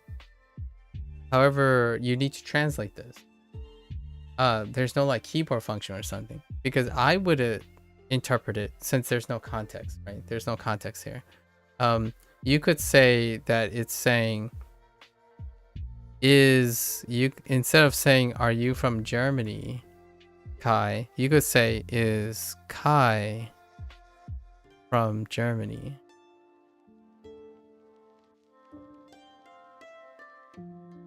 Right? Because Kai is the topic. It's marked by the topic. However, what they're saying is Kai is in the vocative. So there's a comma here. So like, are you from Germany, Kai? Or better yet, you can put it up here. Like, Kai, are you from Germany? So I immediately think this is saying, is Kai from Germany? But that's not what they're doing here. They're not saying this is the only way. They're saying that, hey, sometimes we're going to ask you for this. Sometimes we're going to ask you for this. So it's supposed to throw you off, kind of. Because they're telling you that since this is contextless, in my opinion, since this is contextless, it can be interpreted in either way. However, in the prompt, only one of these ways are going to be available. And you have to know which one. So whenever your mind floats to your natural one, the one that you want to look for, and it doesn't line up with the one that they are currently doing, you can get bopped by, like, you can lose a heart for it. So the idea is, what are they preparing you for? It's a function. That's how they're approaching it. So they want to keep this simple sentence structure, right? They want to keep this exercise to be simple sentences. So then how do you demonstrate to the person that because there's not enough context, there's more than one way to look at this sentence? choose one, and then later choose the other one. Because I know, how do I know this for sure? When you get to like section 3 and plus, actually definitely now in the most recent section, which we'll see again, and I've been making mental notes of these. Like for example, the current section I'm on. So you can say that because of lack of context, it makes you search all the possibilities. Yes, exactly. So Duolingo does most of the possibilities, and they do one on top of that. And you're supposed to like, and some of them are unnatural because you're just looking at possibilities, not which one is most natural. You see what I mean? Like, so the thing that Duolingo gets nailed for is that some things are really unnatural, right? Unnatural. And the idea is, well, learning simple sentences without context is unnatural. So their approach is to give you all the possibilities. They're all technically grammatically correct, but some of them are going to be unnatural. So the ones that you don't prefer is going to be unnatural, or people don't prefer, whatever people is. And then the other ones are just unnatural. They're just I call them turn of phrases. I don't know if that's being used correctly, but it's kind of like saying, I went to get a ball, right? I go to get a ball, right? Or go get a ball. Like they're gonna try to bootstrap all through all of them, and then they do one better, or in my opinion they do one on top of that, where in the current units, like any unit past like section 3, let's see, 26, if they say something like I look up on the web or something, like I look up on the website, they're gonna also say something like I look up reviews on the website, and then they're gonna do something like I look up reviews on the internet, right? Their next prompt would be like net instead of saito. They're gonna use neto, and then they're gonna swap out look for see, right? For see, these are two separate words, and then they're gonna try to switch up review. So they're gonna constantly try to do all the separate things because there's not enough context, so you don't have a preference, so they just keep swapping it up, and it happens very regularly, and you get used to that. So now the thing is, I go through each exercise looking at, it's like, okay, they're probably gonna replace this, so let me think of another way to say this. They can probably use internet, and like, well, if you're looking up something, you could also see it, or you could read it, right? I read reviews on the website instead of I looked up reviews on the website. It's a turn of phrase. Now you're reading instead of looking them up. And in this same unit, they use check. Check suru. So now you check reviews on the website.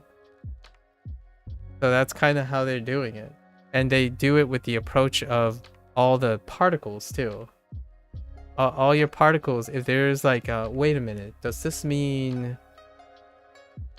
if I said like kai, kai-san no, right? Kai-san no, I don't know, pasokon, right? I don't know why I'm doing like multiple things, but like Is this Kai's computer?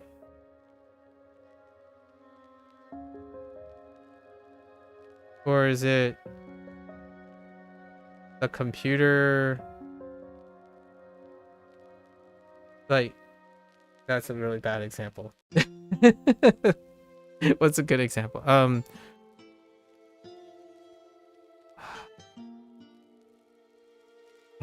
Maybe position is a good example.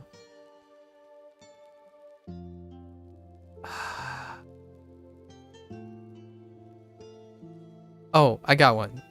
So like I'm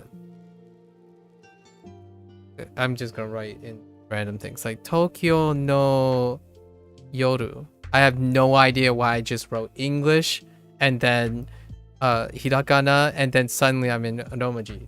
Just go with it, okay? Just go with it. It's whatever came first. So what do you think this means? You could say Tokyo's night. You could say night in Tokyo or nights in Tokyo, or you could say Tokyo nights. And since it's in a simple sentence, you might not know the nuance. It's a simple sentence, so there's no like technically context. But do you think all of these three things are saying the same thing? I mean, in a ballpark, it is kind of the same thing. All of these are the same thing. So when you're in your like target language, or like when you're in your common language, it could be any of these.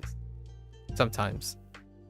I'm not sure about Tokyo nights, but I know that nights in Tokyo, Tokyo and Tokyo nights can can come up.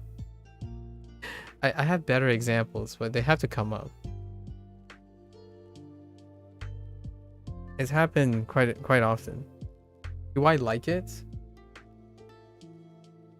You know what happens, right?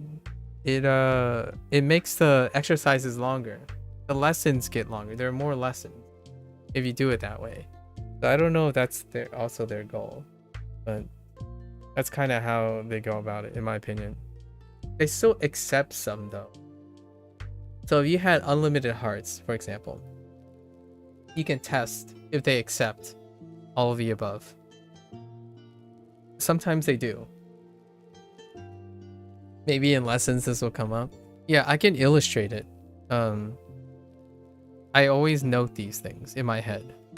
Like once we get out of personalized practice. This is let's get out of personalized practice. So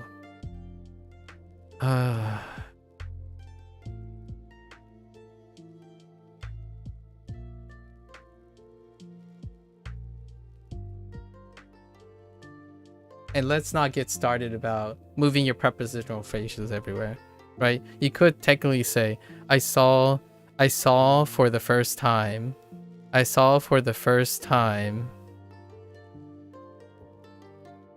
kabuki performance yesterday.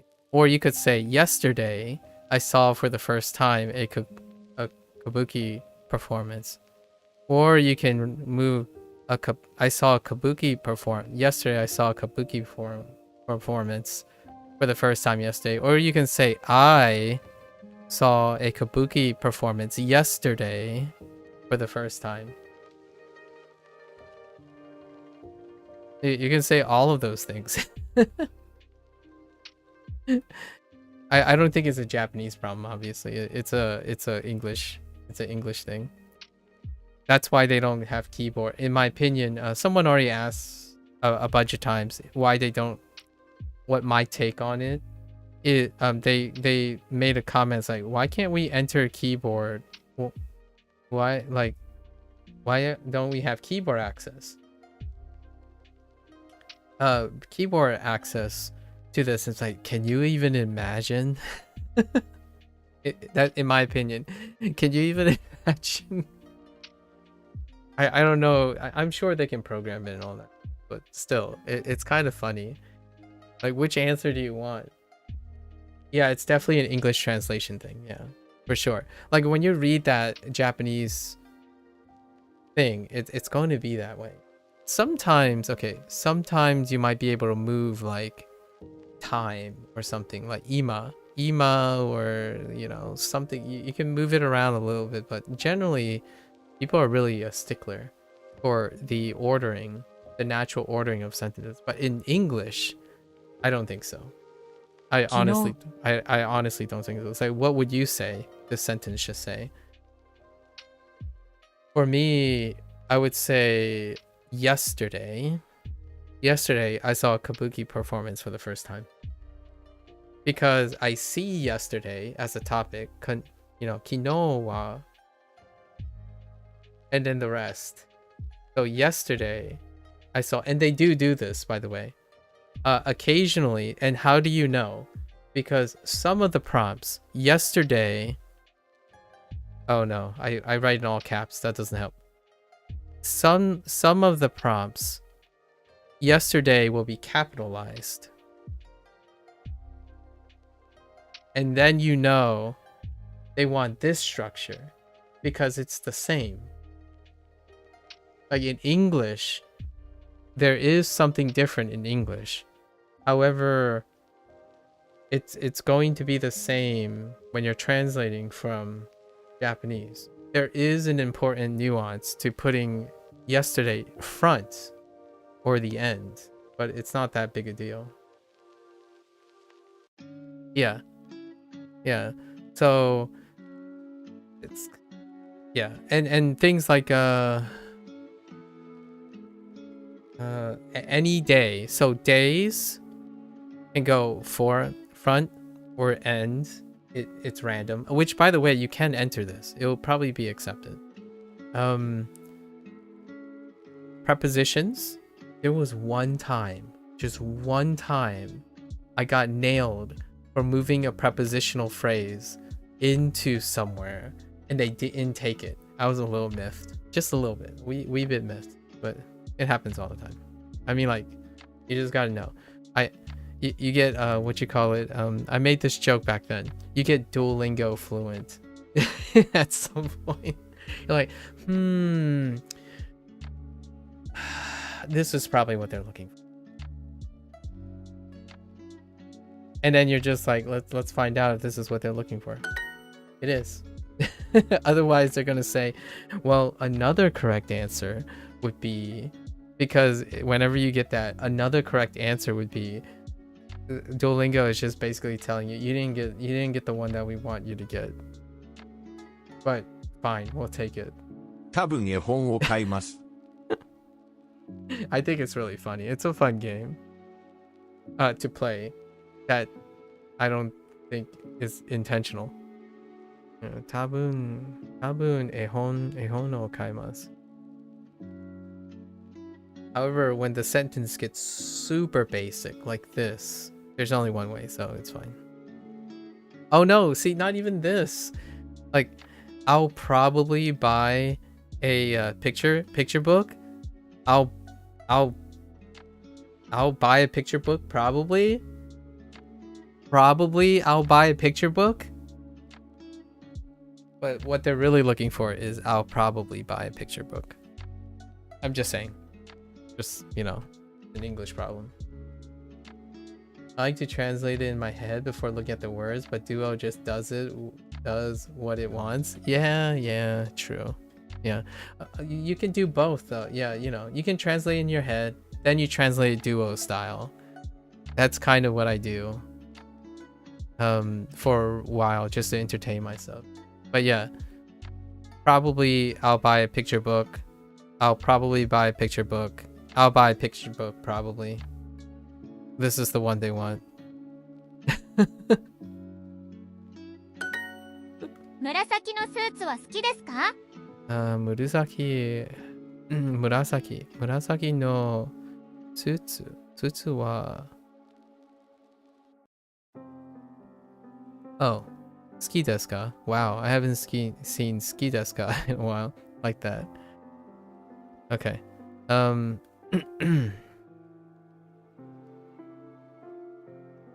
This one's fine. You like purple suits. No way around it. I think it's actually fun to mess around with English.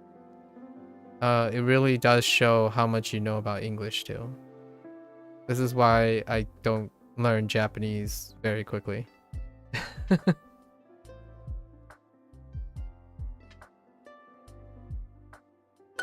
花さんはまだ3年生ですか Among other things. Among other reasons, Kamiya. Among other reasons why I don't learn Japanese very quickly. You know exactly what I mean. Hana-san wa mada まだ3年生ですか? Oh no, here we go again.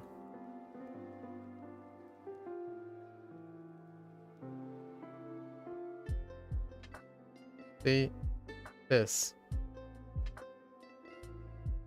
Hana, like, are you still a junior, Hana? As opposed to, is Hana still a junior? It's fine. この紫の靴下はおしゃれですね。Okay.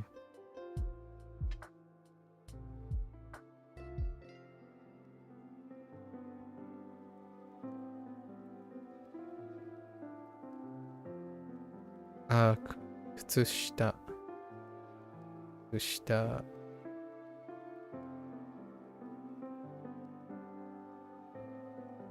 Oh, how about this? Right. I mean, I guess I'm used to saying socks, but imagine, just imagine if they say a sock. Alright.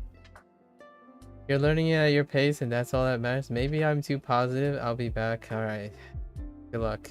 Enjoy your food. And I heckin' love those that dancing duck emote thing is so good. A goose thing. ボランティアサークルもいいですね。ボランティアサークルもいいですね。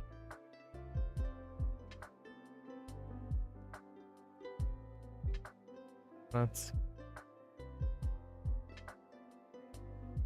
Pretty Goose.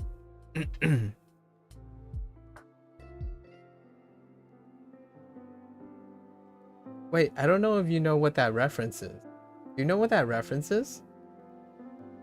I'm pretty sure it's referencing it's a dance move. We'll talk about it later. It's fine.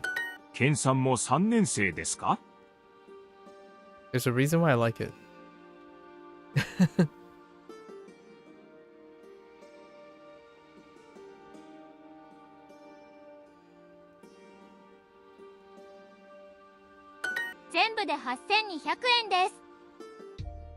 Alright, let's focus.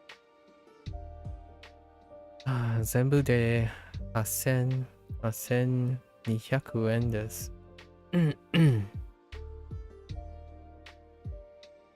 8200円です。ドイツと日本。ドイツと日本。Okay. Sure. 8300円。8300円。100? 300。100。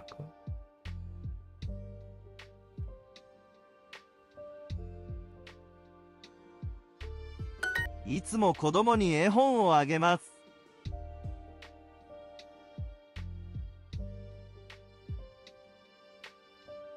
子供。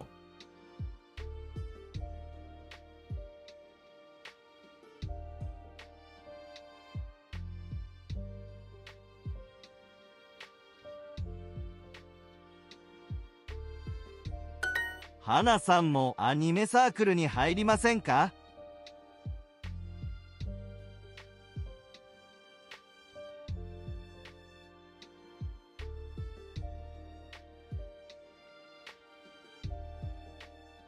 花さんも。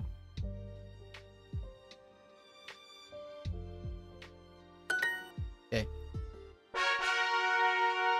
Alright. Let's focus. We got this. 新しい。い。600。 600。何年生。先週。先週。人人気。このこのレストラン。はこのレストラン、マンション。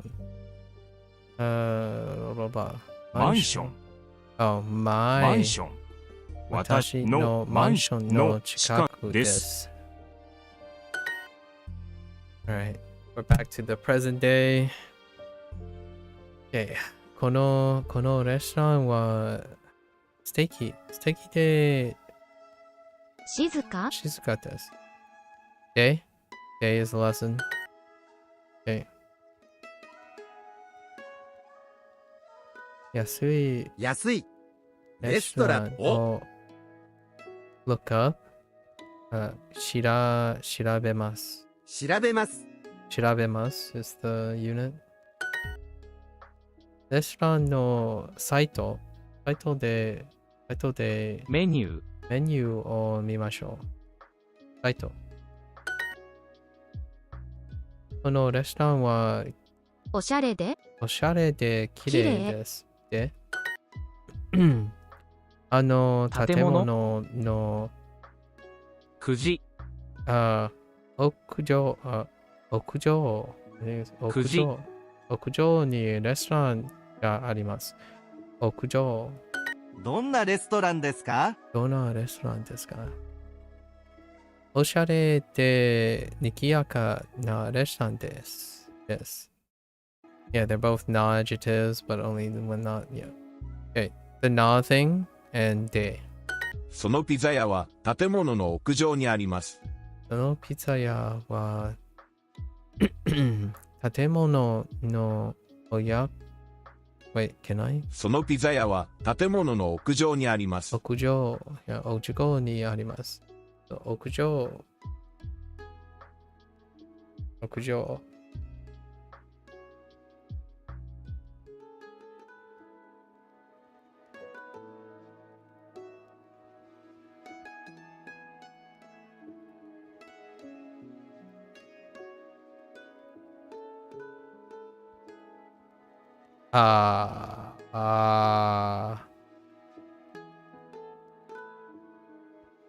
Really? Okay.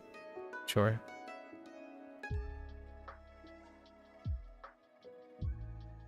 Yeah, this is a good example of what I'm talking about on the building's rooftop, as opposed to a rooftop on the building.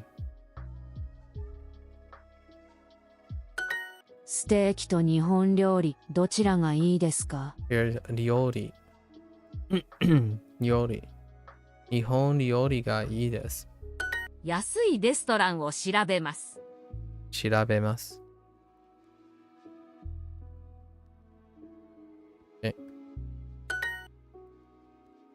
料理。ブラジル料理はどうですか？いいレストランを調べましょう。調べましょう。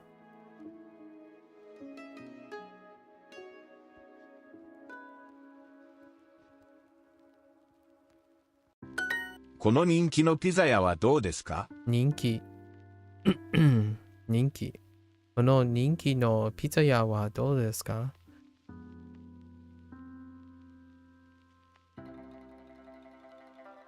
今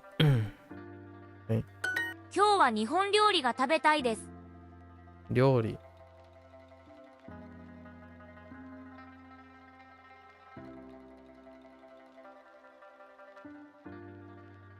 Yeah, that's a good example again.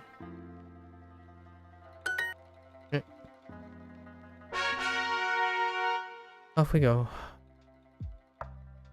場所。少し。外。人気。2月。vegetarian。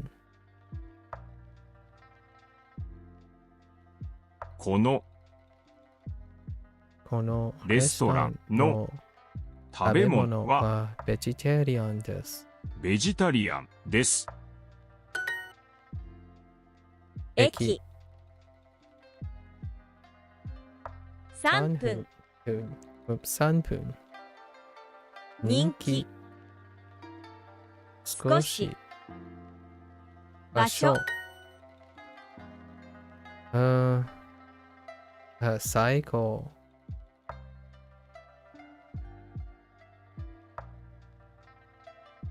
こここのスタッフは always いつも最高です。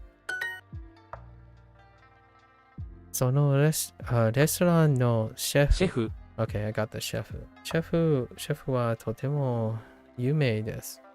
シェフ。そのこのレストランの食べ物はきれいで美味しいです。このレストランの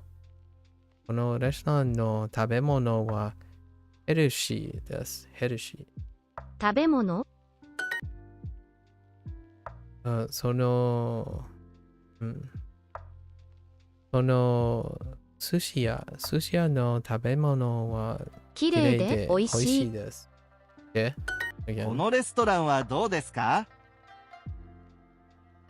静かで素敵ですね。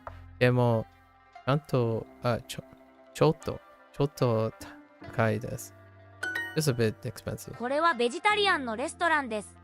ベジタリアン。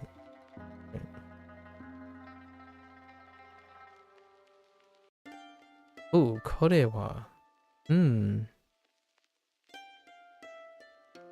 Wait. これは。So they flipped it again with これは。ベジタリアンのレストランです。何が食べたいですか？何が食べたいですか？新鮮で美味しいサラダが食べたいです。で、素敵な場所。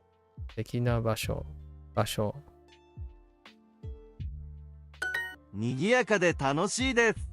賑やかで楽しいです。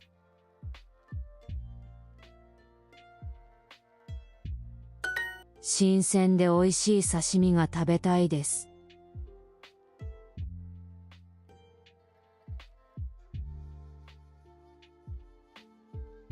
Oh, swap for tasty and delicious. I prefer to use the word delicious anyways. And レストランの中は少し暗いですね。少し。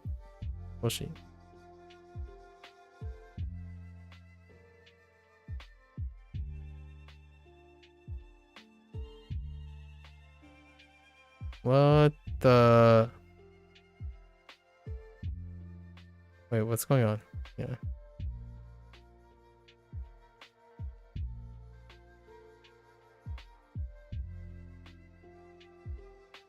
Okay. Alright. Introducing the Duolingo. Okay. ネットでチェックしませんか？ネットでチェックしませんか？チェックしませんか？ I think I put in the 2. ネットでチェックしませんか？ is 予約を入れました。or 入れましょうか？何時の予約を入れましょうか？ネットでメニューをチェックしましょう。Okay. ネネットでチェックしましょう。しますか？チェックしましょうか？このステーキレストラン。Oh, that's interesting. に Yeah. ににしましょうか。にしましょう is the lesson here. お and でもまずレビューを見ましょう。チェックする。レビューレビュー。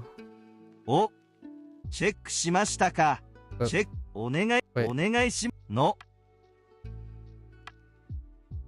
Oh. のちゃんとちゃんとレビューをチェックしましたか？このしましたか？このレストランににしませんか？はレビューはまあまあです。チェックする。予約予約を入れますか？入れましたか？ The full fat phrase, the entire phrase. 週末は多分混みますよ。週末は多分混みWait, did I recall 混み Yeah, I did. 混む週末は多分混みましょう。混みますよ。Oh, I forgot about そうです。I think I forgot そうですね。じゃあ、金曜日に行きませんか？チェックする。ネットネットでチェックしませんチェックしませんか？か。じゃあステーキにしましょいや、ステーキにしましょう。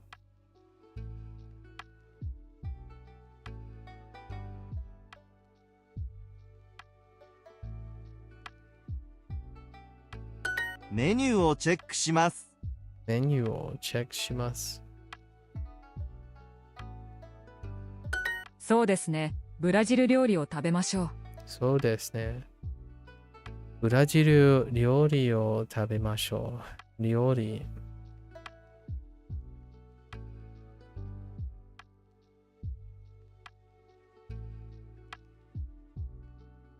予約を入れましょう。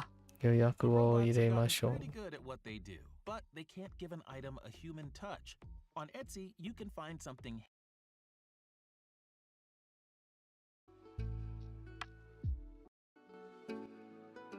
Second ads.「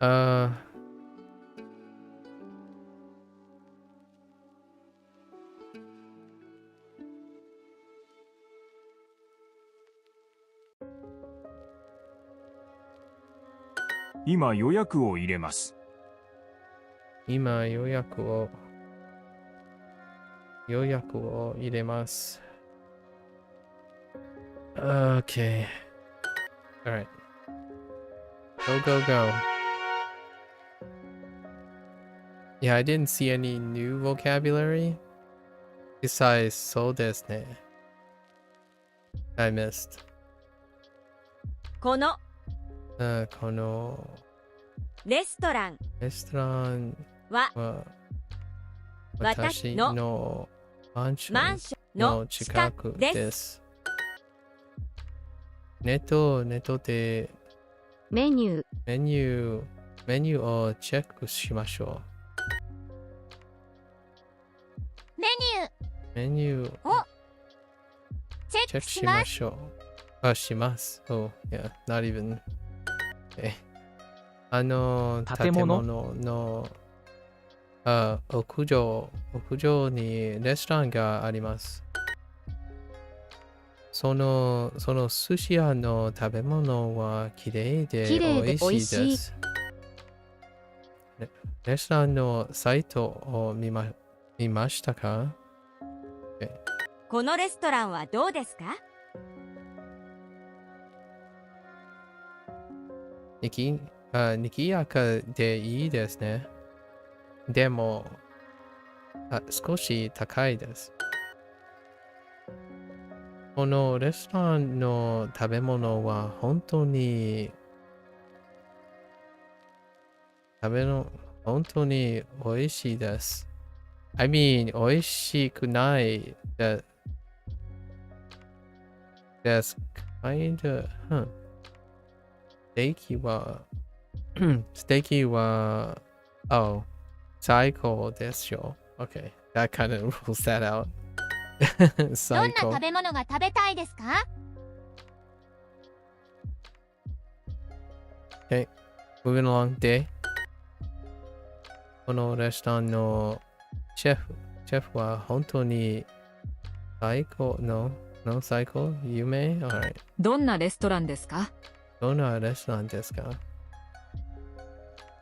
とても綺麗で美味しいです。この人気のピザ屋はどうですか？人気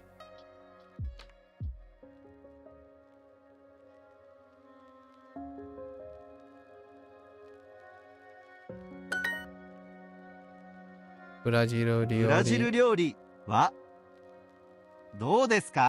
今日は日本料理が食べたいです。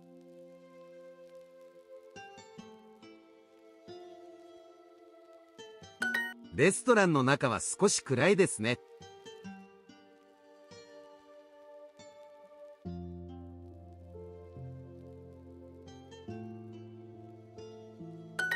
Okay. Yeah, this unit was kind of like nothing really interesting, but it is a grammar point one. Talk about classes at university. Oh, we're going back to school again. All right. It's been way longer than expected, but that's okay. That's okay. Okay. That's a wrap for the Japanese portion. Thanks again for chilling and listening, following along if you wanted to. If you're gonna watch this later, thanks for watching. To those Japanese speakers and learners out there, mata ne, mata ashita.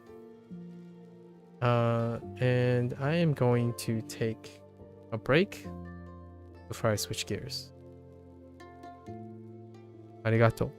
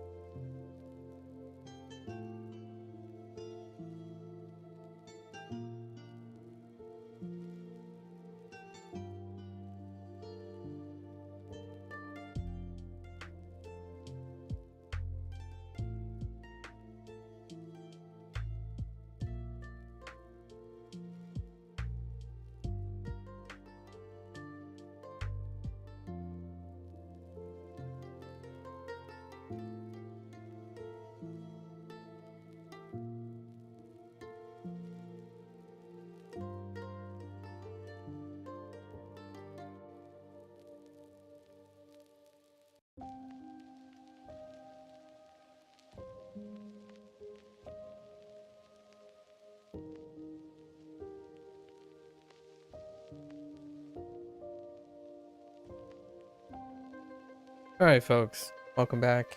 It is day 42 with Duolingo Chinese. 欢迎大家好 Welcome, welcome. All right. So I think we have. I'm gonna make an executive decision, and we're gonna turn Chinese into 3-day affairs. Only that they're not gonna be shortened because they're gonna be used to fill in the character section, right? To catch up with the character section, because all that extra time needs to be liberated to review all the overlapping like characters, and that will replace my going back to try to write all the characters down, right?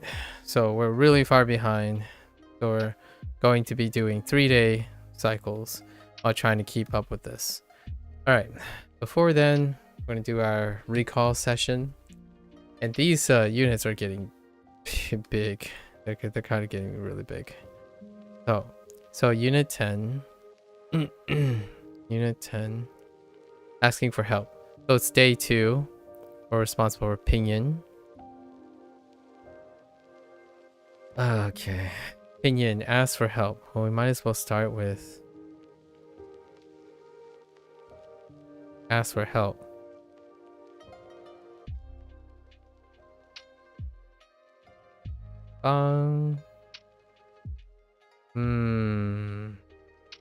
We're already off to a terrible start. Banju.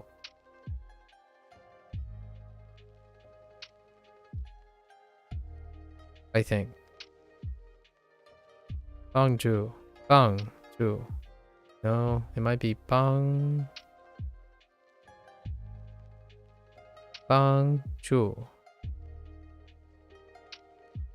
Okay, we'll go with that. Bangju. Bangju. No. Bangju. Yeah. Bangju. Bangju. That's basically what I'm saying right now. Okay. Let's organize.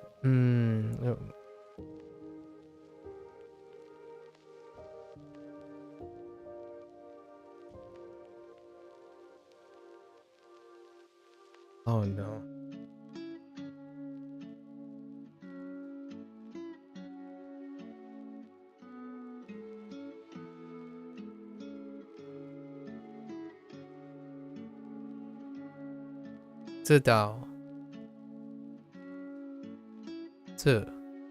Yeah, 知道.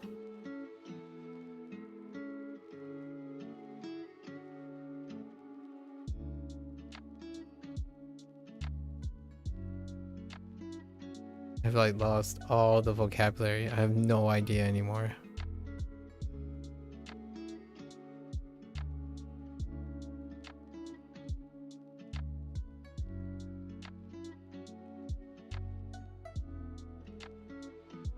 I know they recycled all the other vocab.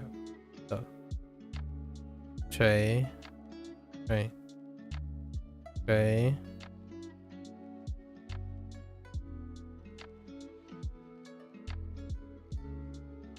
Cafe.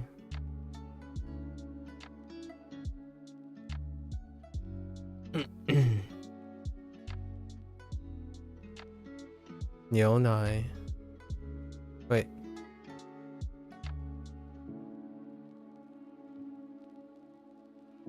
Nai.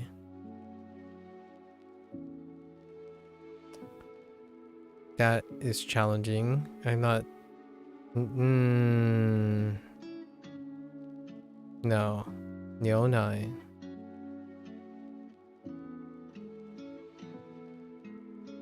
Bing. Yao.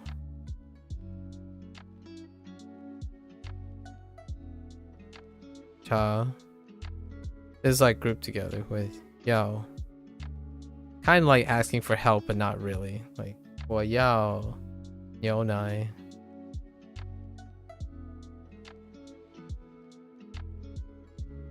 Those are the ones that recurred.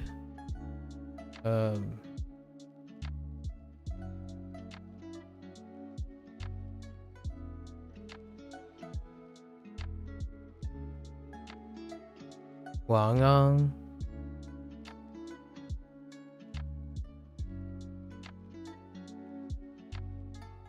Gawang. Wait, actually, yeah.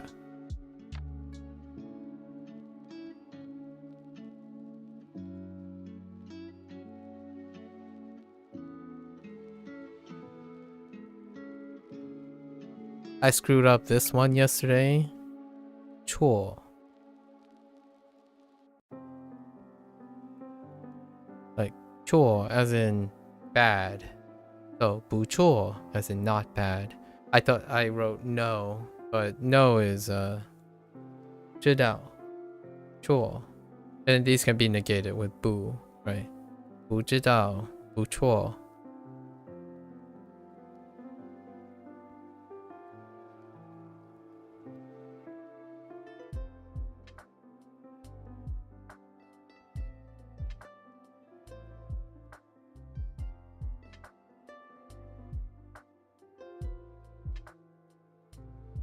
Ah.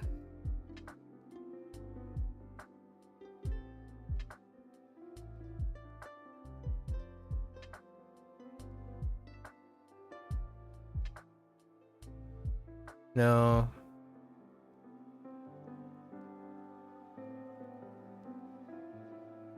I thought you had forgotten everything.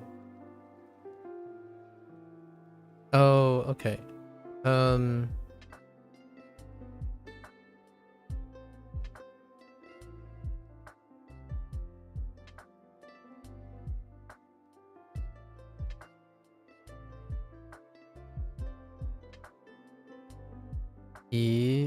이수 이수 이수 이수 이츠 이츠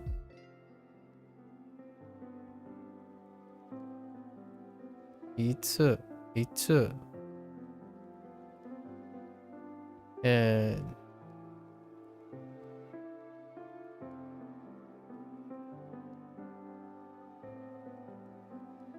이회二 I don't know if the tone on that one is correct. 一会二 no 一会二 no so 一会二 一会二 一会二 wait I'm gonna say 一会二 一会二 or 一会二 no yeah we're gonna go with that 一会二 一会二 会二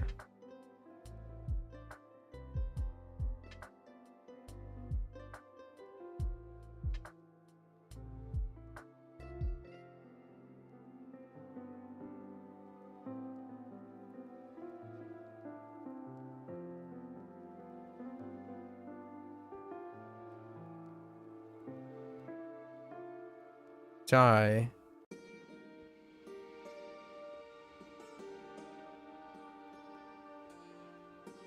Still don't know in what context Jai is being used.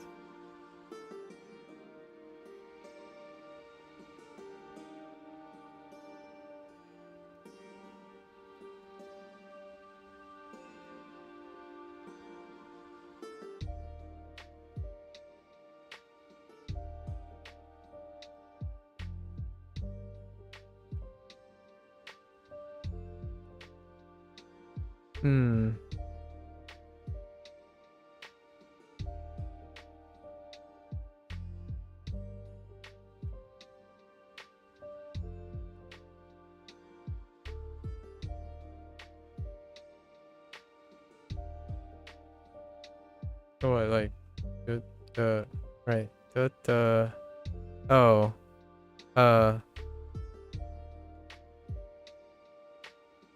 How 久好久好久不见，好久不见。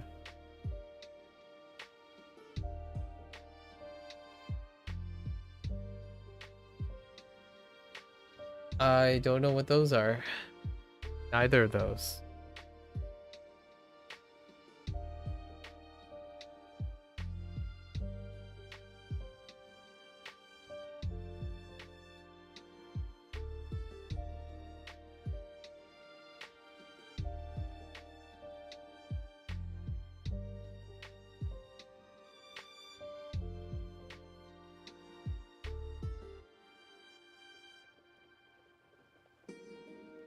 Hmm.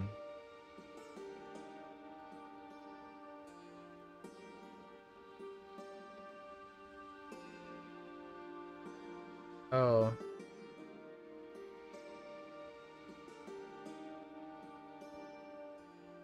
Yeah, I think Jai, I feel like it's probably something like 再一次, 再一次 or something. But I haven't figured it out from yesterday, and I still haven't figured it out today. I figured it might come to me, but no.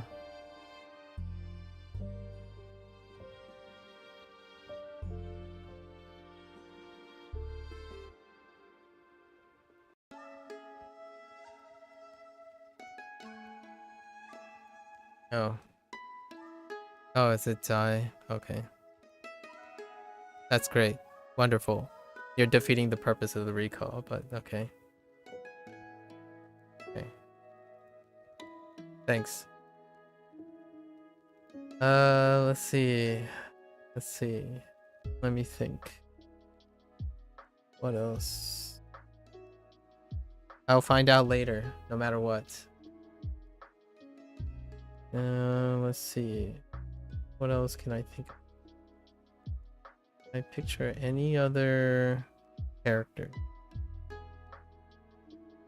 No.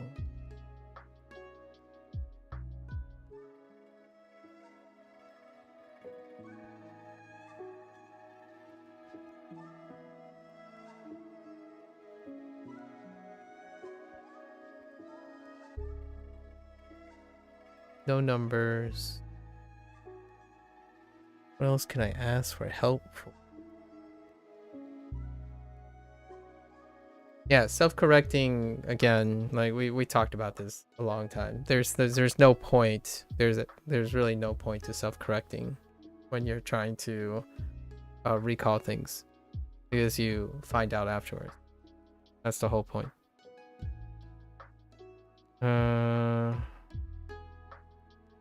If you don't do this exercise yourself, then you might want to try it yourself, because you're probably going to have a lot of gaps in your own knowledge.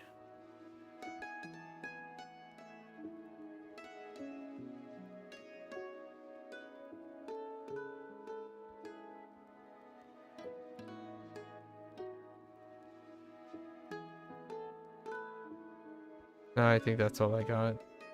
I feel like I'm missing... Feels like there might be like 3 things missing. We're missing 3 things. Alright, so unit 9. Okay, so now we're going to try to do all of the vocabulary words, and we're going to substitute pinyin like 2 or 3 of them, because we don't have the character written down yet. There's no characters written out for them. Let's see if I can remember them.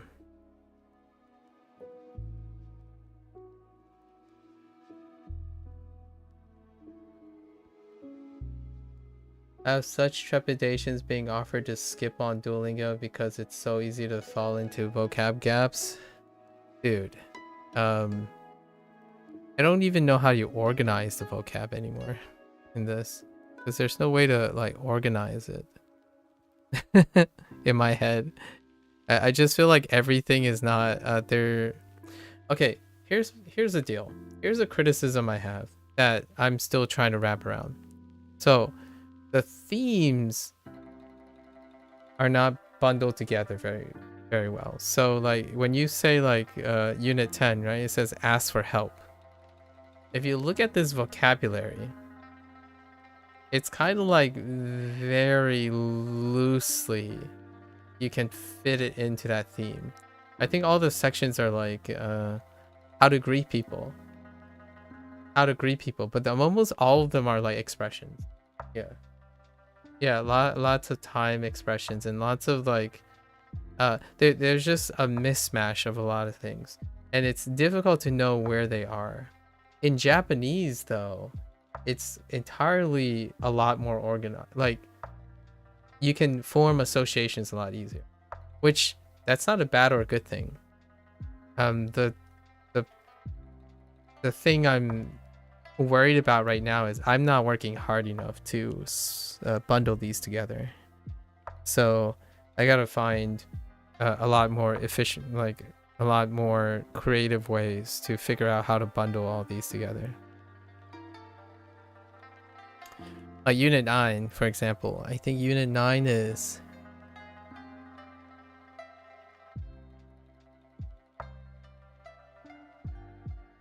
I don't know what the theme Unit 9 is. Let's find out. It's greet people. Okay. So, Unit 9 is greet people, okay? And then this is the vocabulary I remember from Unit 9. Or greet people.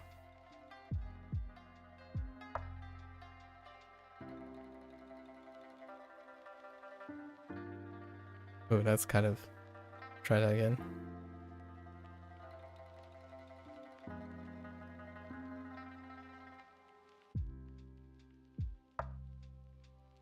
So I have this.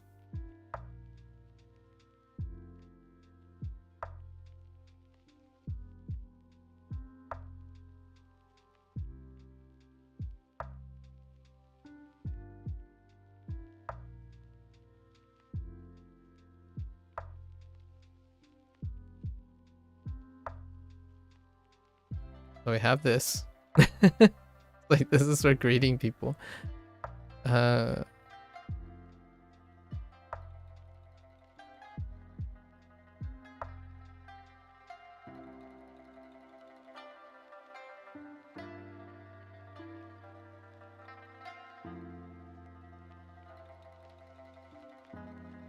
Oh no.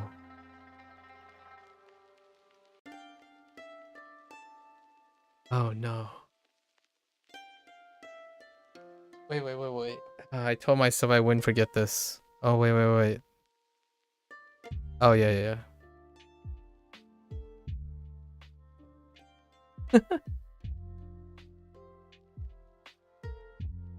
You know the Chinese city in New York? Yeah. And the reason why I'm writing pinyin is that these three are missing. So I still need to make time.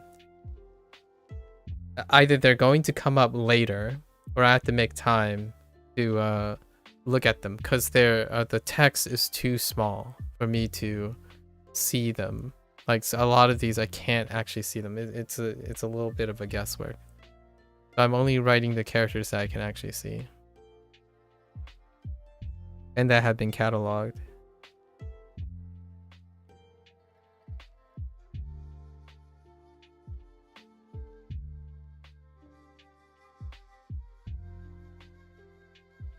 Oh my gosh, this one's like a nightmare. It's so dense.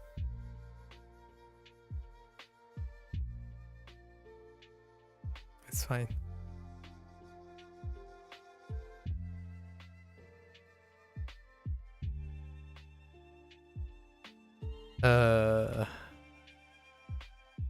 So those are 3 locations, right? So we had locations. That's fine. And then because we have locations, this is how I'm organizing my thoughts.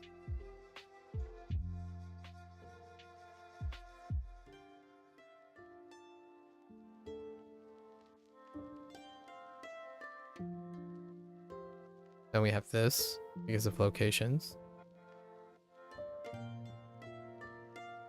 And then we have like a whole mess of other things that go under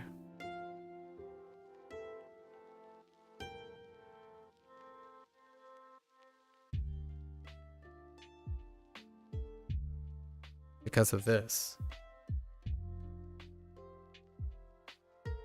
You literally can't see those? Yeah, I know, right?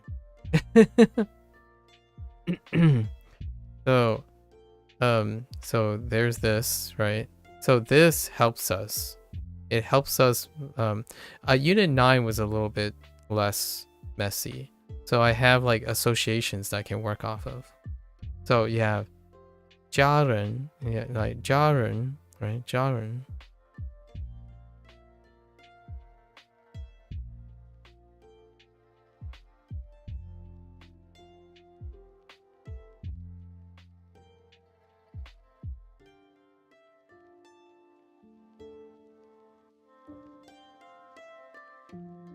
Right.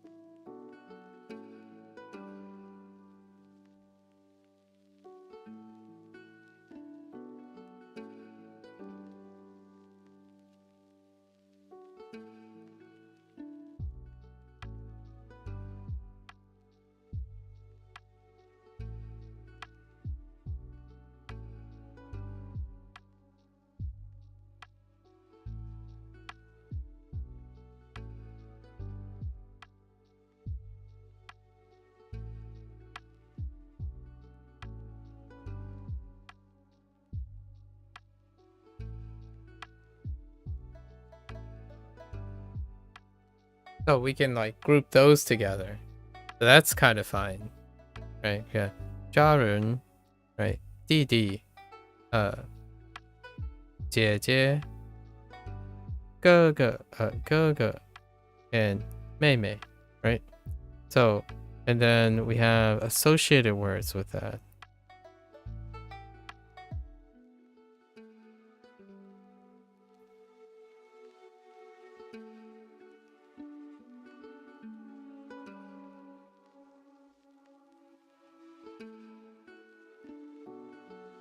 Ugh.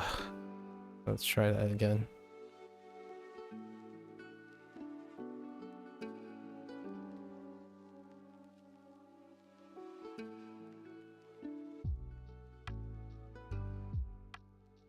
Right.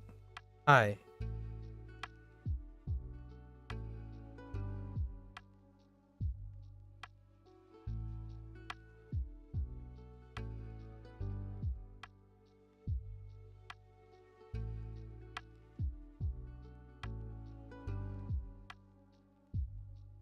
Wait a minute.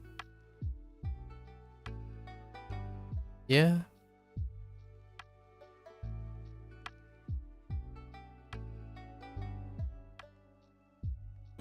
And Shay, right? Shay.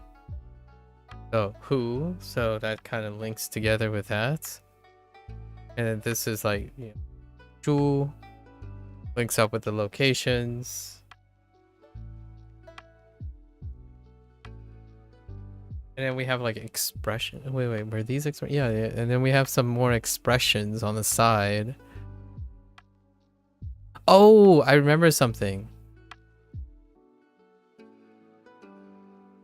When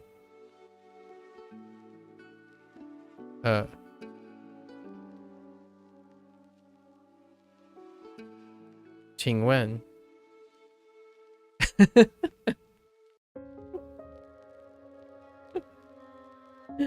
I'm like, wait a minute, more expressions. All right. Some things are still coming back to me. Maybe I'm missing like one thing now. There might be one thing left on the left side. And today I have to learn all of these. So I have to learn all these characters today before the day is over.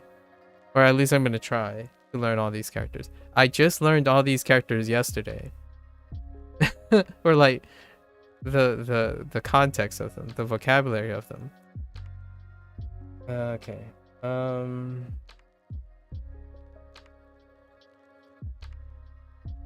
Okay. We have expressions.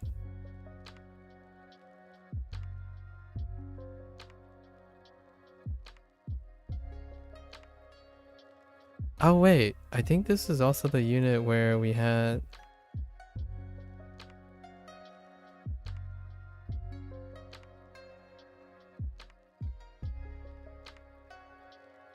Wait a minute. Yeah. This is the.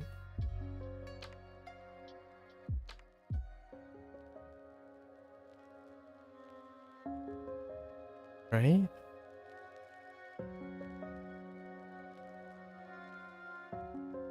Oh no, I don't think so. I feel like this is from the previous one. Oh yeah, it is Greek people, right? Yeah, this is Greek people. Okay, never mind. This would be one of them.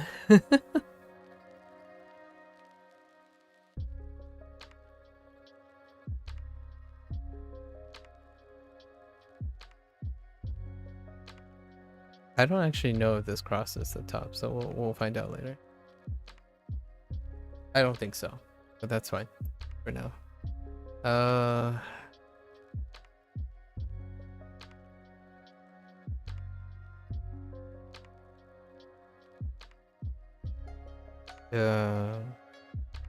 There's so many expressions. That's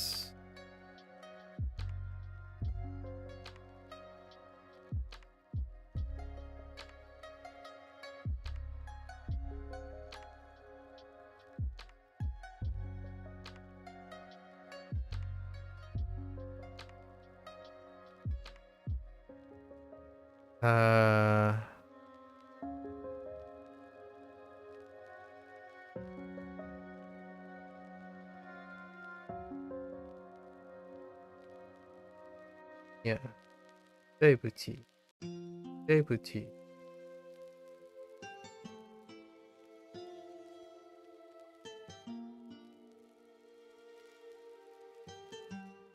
God. There is one other expression.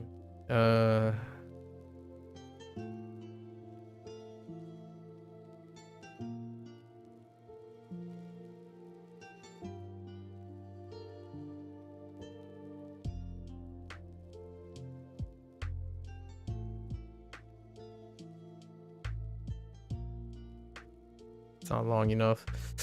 Let's write that again.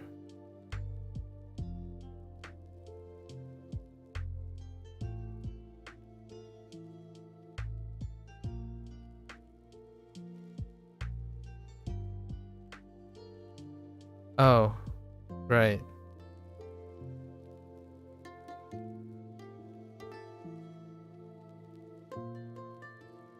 Oh, 没关系. Yeah, I know, yeah. But you have to make sure that they don't touch. Yeah, you have to make sure the left side doesn't touch. Yeah. Agreed. Yeah, like here, you have to make sure that they don't touch. Yeah, I have so many radicals in my head these days. It's pretty crazy how quickly you learn what you can get away with and what you can't get away with. After, I think we're around 300 to we're passing 300.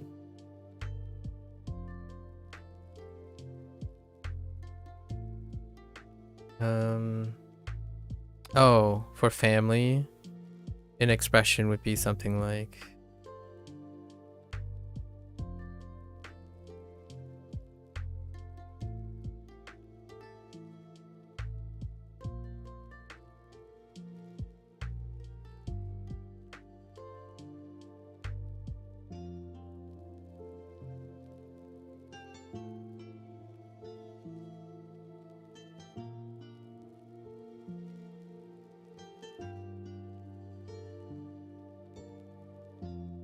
Wamenda, and maybe like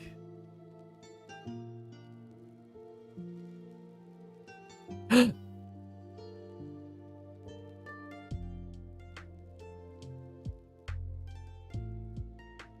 worry, it's a plugin problem. The plugin doesn't behave all that well with it. It's fine. It's a known problem.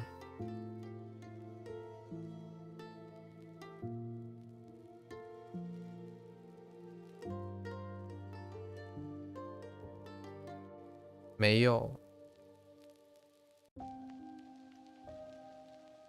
Oh, okay. I don't know what that is actually. What's the right one? I don't think I've written it. Oh. Yeah, I don't think oh, is that yeah? No, to search for it. What is that right one pronounced? I don't think I have it yet. Not yet. Wait. Oh, wait. It kind of reminds me of Tien. Is it the same as Tien? Looks familiar.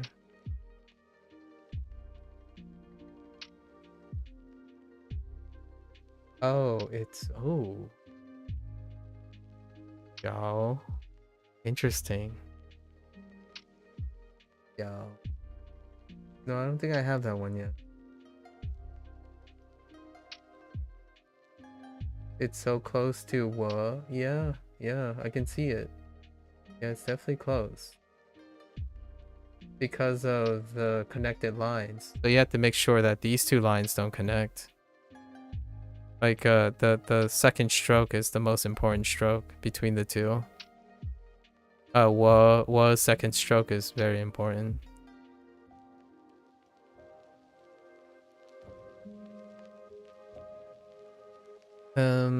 Let's see. Yao. And then there's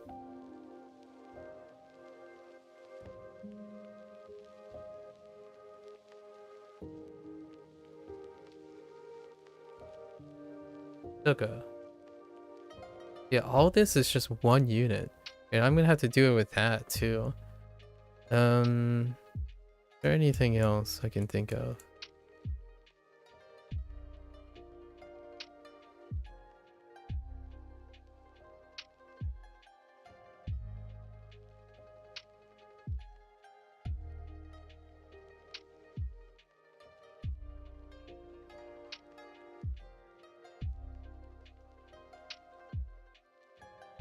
There is a chance I'm missing like one thing. I feel like there's something missing. So this is the best I've got. And it's gonna get a little messy tomorrow too. That's why I'm going to a 3-day cycle. I don't think I have enough SRS time to process all of it. It is fun though. And I'm pretty confident that I can write a lot with simplified characters. Like, at least all the characters I know so far. I think I'm, except for these. These are, there's, right now there are 16 new ones. There are 16 new ones that I need to get down, I think. There's 16 new ones in this unit. These are the biggest units back to back actually, at the moment. This unit 9 has 16, I think, as well. And then 16 reused. And the unit 10 is about the same, 16 and 16. So we're getting it. Okay, so let's go check now. Go check.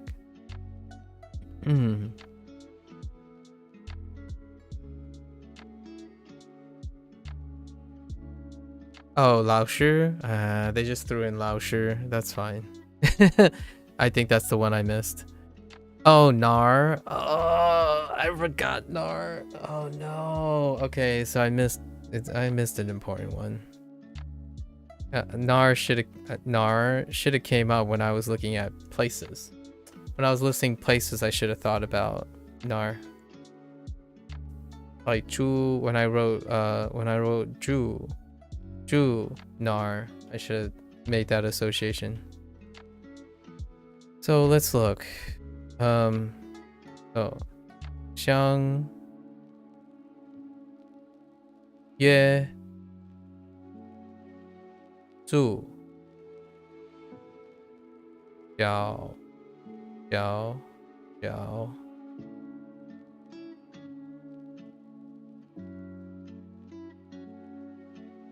Guan Shi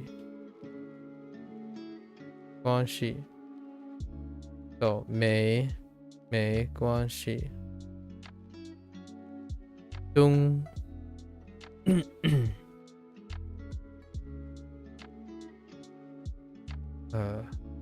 对不起台湾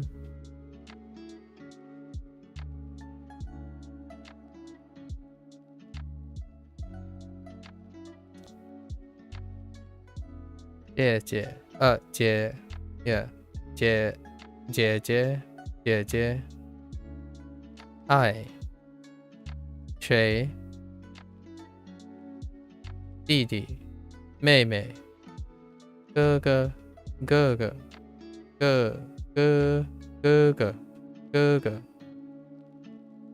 哪儿 Oh right 小商好早上好老师 right 二华 oh, okay oh is that what they call it okay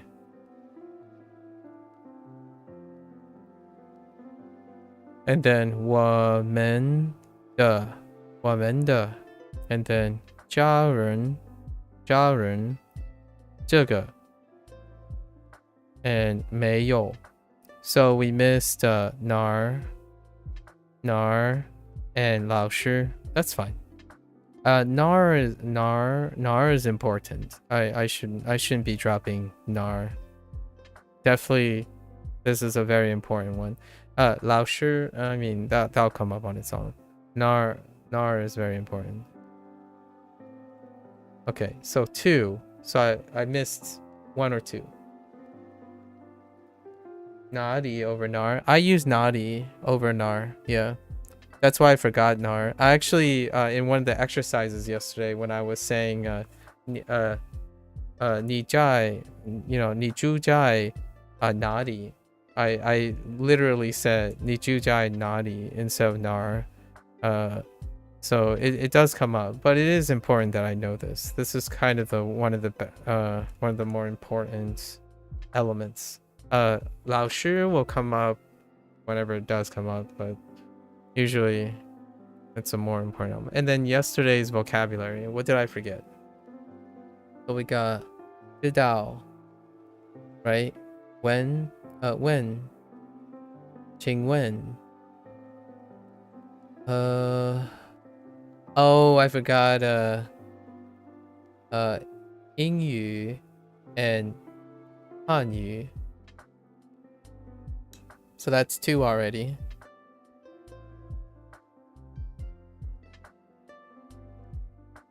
kind of important in my opinion those are the 2 most important things to me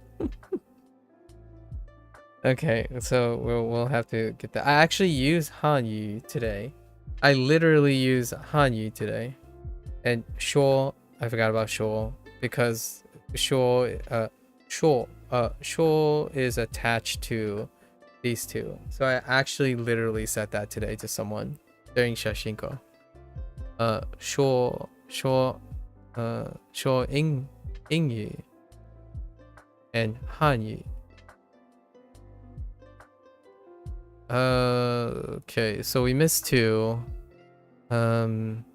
on this is on so we had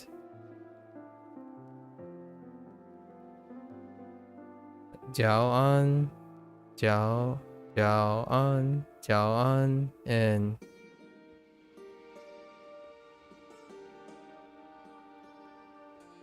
and 晚安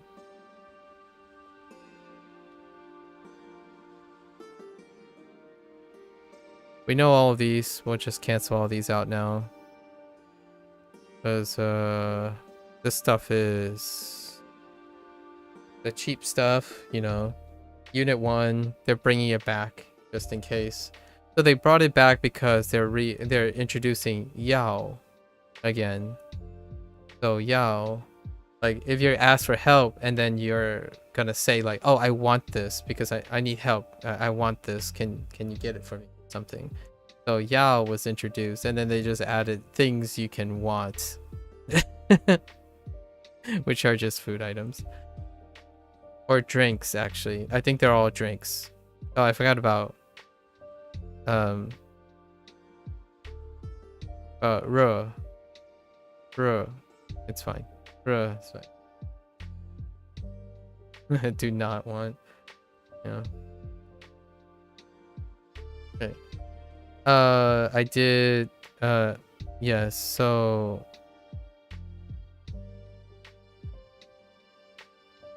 This was. Banju. Actually, I don't know the pinging properly. Oh, it was the correct pinging. 帮助 Banju. I was surprised. Okay. Banju. Okay. And then this is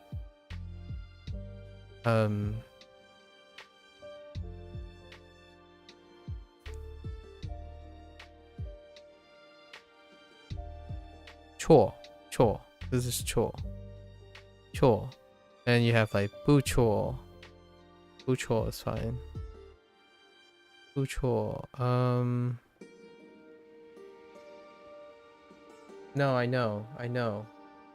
That 20-year-old meme is from Darth Vader shouting no on a Taiwanese. Oh, really? Yeah, no, I know what buchor is. Yeah, buyao. Yeah. All the negations are doubling on each other, so you can negate pretty much everything. Yeah. Wait, does he actually say buyao? No. Wait, I don't understand where does he just say boo the whole time? What happened? What does he actually say? Buyao? Does he actually say buyao like really loud? Or does he just say boo really loud? Oh, the subtitle said booyah. Oh, okay. Oh, okay. Then they English subtitle over it with do not want. Oh, okay. That's actually kind of funny. I didn't know that. Interesting. The more you know. That sounds hilarious. Okay, so this was how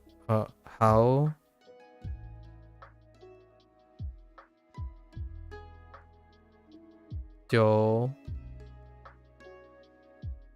Bu Jian. Right, so we covered that. And then this is Yi Se.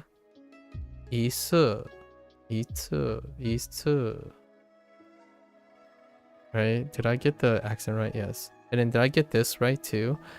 Yeah. Oh, I kind of thought it might have been tone 1. 一次一会儿 So 一会儿. Oh, and I didn't do the R that well. Okay. 一会儿. And I still don't know what this is, which is the thing that you corrected me on. Yeah. 在 But I don't know in what way Dai was in it. I just couldn't remember for the life of me yesterday.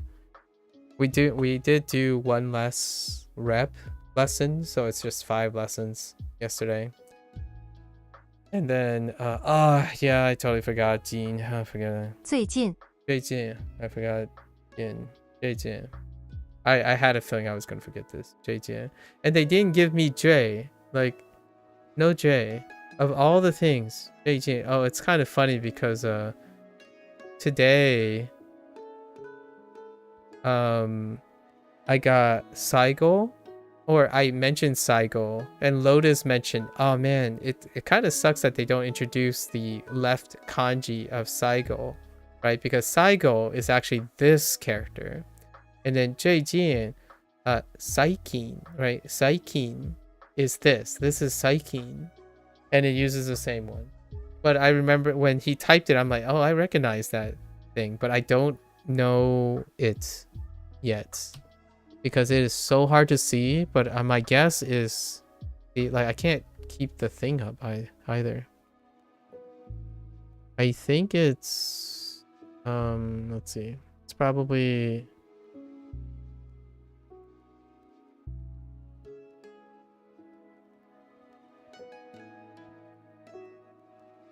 I don't know. I see. I've already forgotten. It's so hard to see.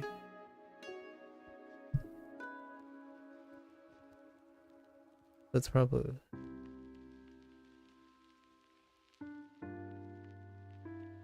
Oh, it's and then it uses this. So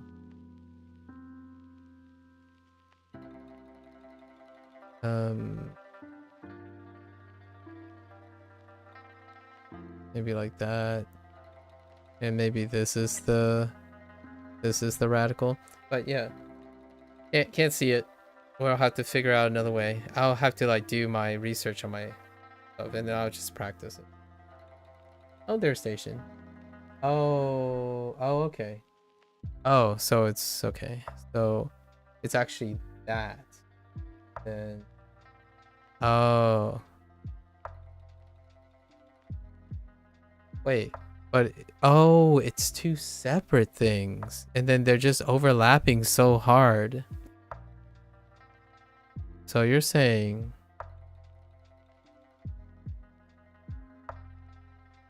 okay.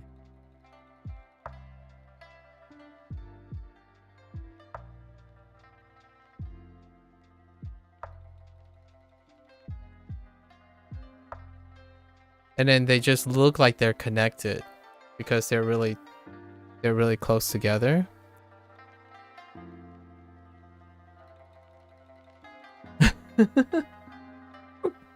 My eyes. It's fine. I will work on it. There are 12 characters. Hello there, station. So there are 12 characters that are not logged in this big jumble mess, but that's fine. We've got plenty to work with. So what did we miss? We missed I didn't even take a note of what I missed. So I missed this. How is it? I needed to correct this. And that's it. I think that's it.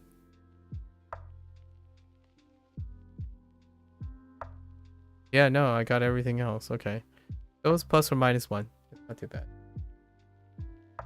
Make the ear line go all the way out, basically. Oh, I see. Oh, the ear line. Oh, okay. Fair enough. So they wanted the full line. Okay. It doesn't really matter what the radicals are to me. If you decompartmentalize, I need to actually see it. So at some point. We'll keep track. But I only miss... Okay, so I missed 2 for both. That's not too bad. That's about where I would think. There's 2 prepositions with I. Yeah, I know. You keep telling me to keep in mind of things that I already know, but thanks. I appreciate it. When you find a deal on your favorite Oh, thing you in the McDonald's app and order heckin' ad. Stop telling me about shopping ads. McDonald's prices may vary. Oh my gosh, heckin' McDonald's. Okay. So, yeah, I don't keep in mind anything, Hideyoshi. I keep in mind the things that I know, and they will stay in my mind. Like, really, definitely do not go into the pattern of saying things like, oh, don't forget, don't warn, and stuff. That's not even something that I entertained. You either know it or you don't, and you spend time knowing about it. You don't pay special attention to any specific thing. It'll distract you from other things, in my opinion. So we'll remember if we don't remember it. We try our best regardless.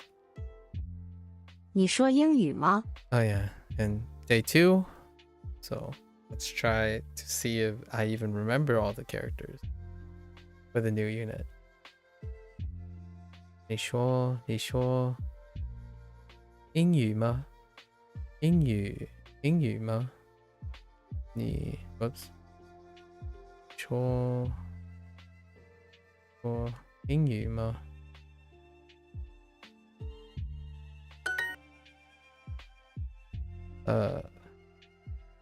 请问whoops 请问 wrong I was thinking of the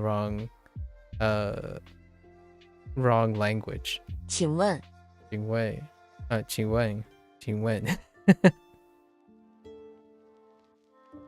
okay 请问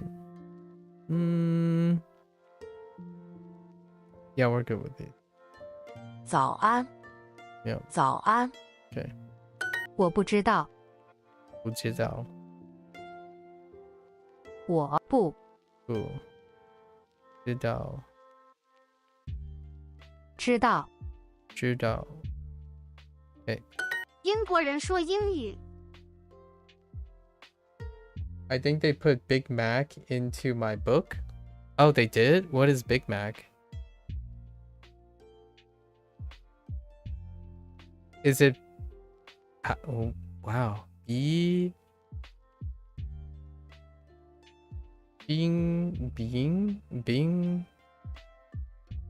Or did they just went with die? What? Wow. How do you get the BIG sound?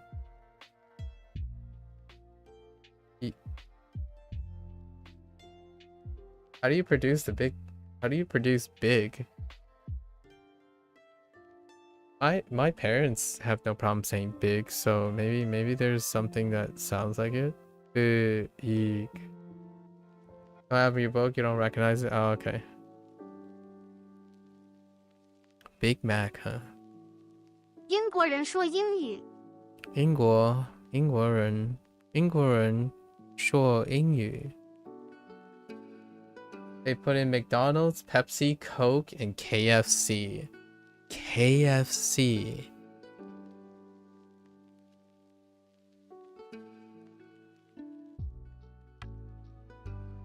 F.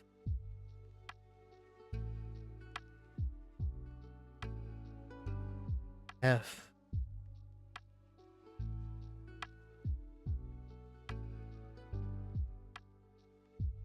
It's a loop to think how to say KFC. I'm trying to think of what my parents say. That's basically my baseline.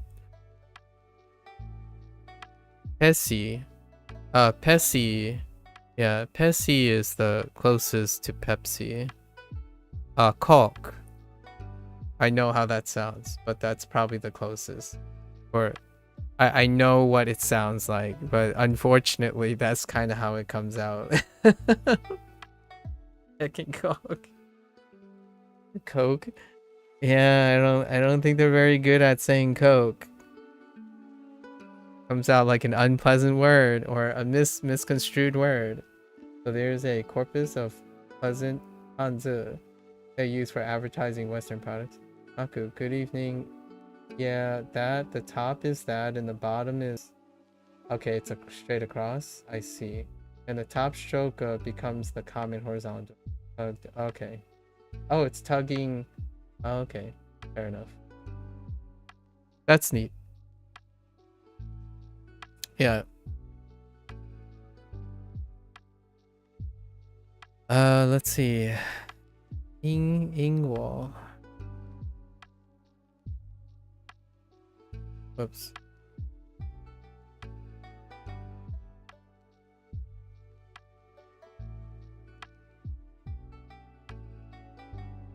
英国人说英语。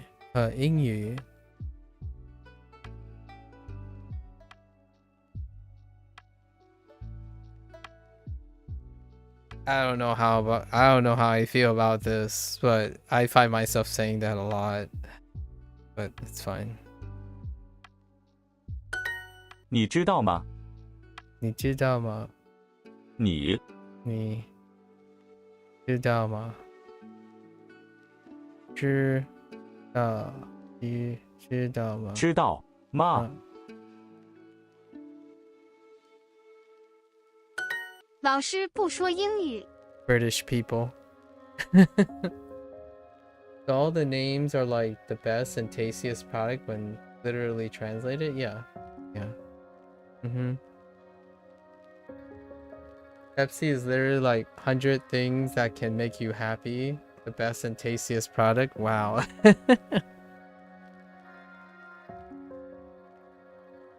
Yeah, yeah.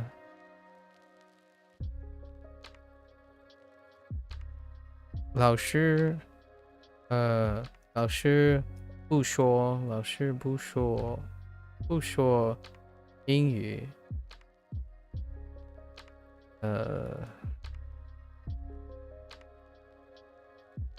老师不说英语。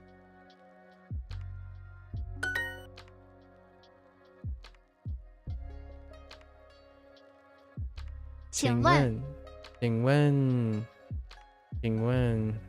你叫什么名字？英文 Or no? 什么叫你叫什么？什么 I was gonna say what the other way, but that's fine. 你叫什么？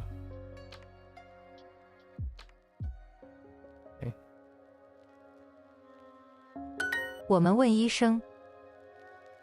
我们问医生。医生。I'm still looking for when they throw in 在 again. 我们问医生。 Because I don't remember how they threw in 在。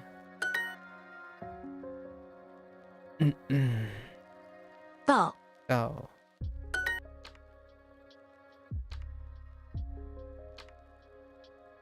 We're responsible for all these characters today.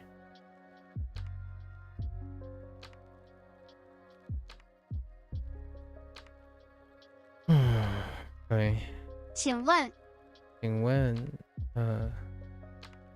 You know, I don't think I have. Oh yeah, no, I do have that. 请问你是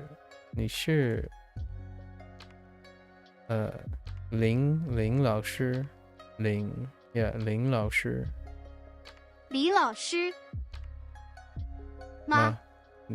林老师吗？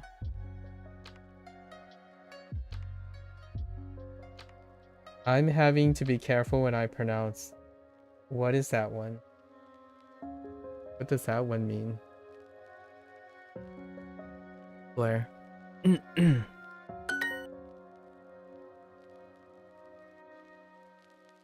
The 知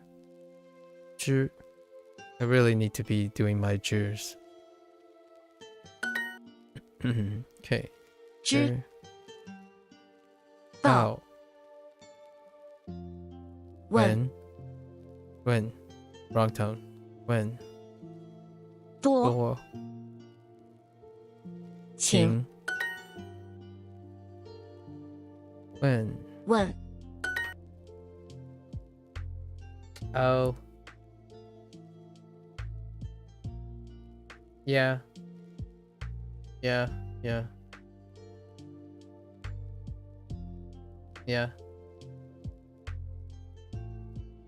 oh, so that's how you write it, huh? That's a very meme-tastic carefulness. You can talk around it though. I'm just saying.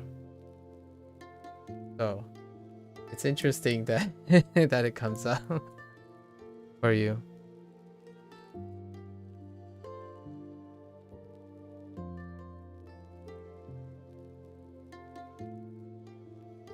I see. Yeah, I don't use that either. Yeah, I don't use that either. 知知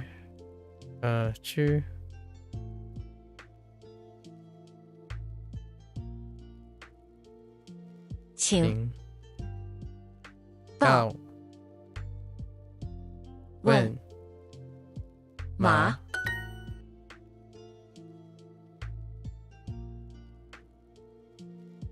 请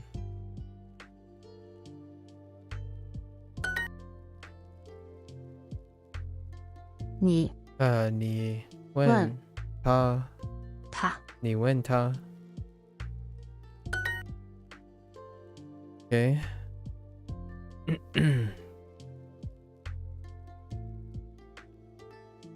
What the? Why is this custard? 你们 Oh, 你们 问 when 老师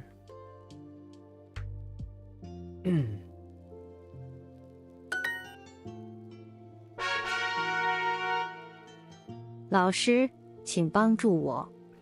老师，请帮助我。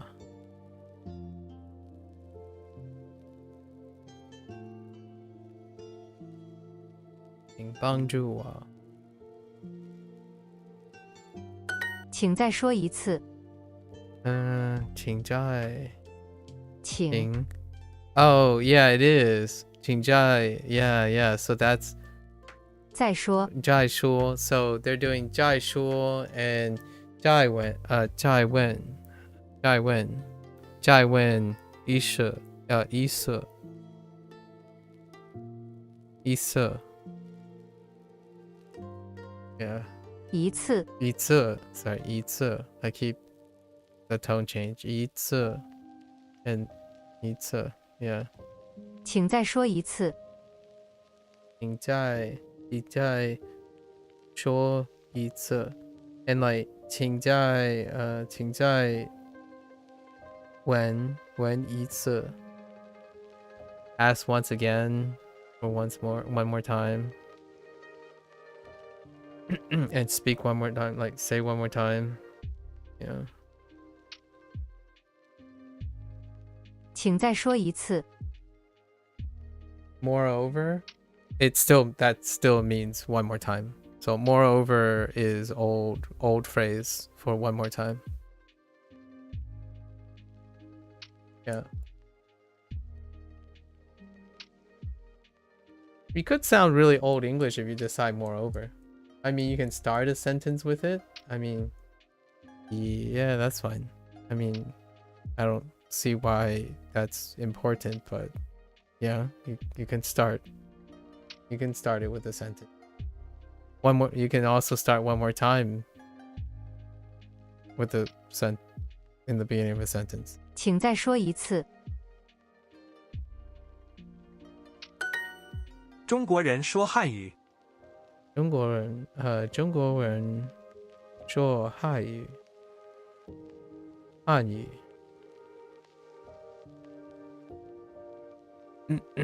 Oh my gosh. These right next to each other.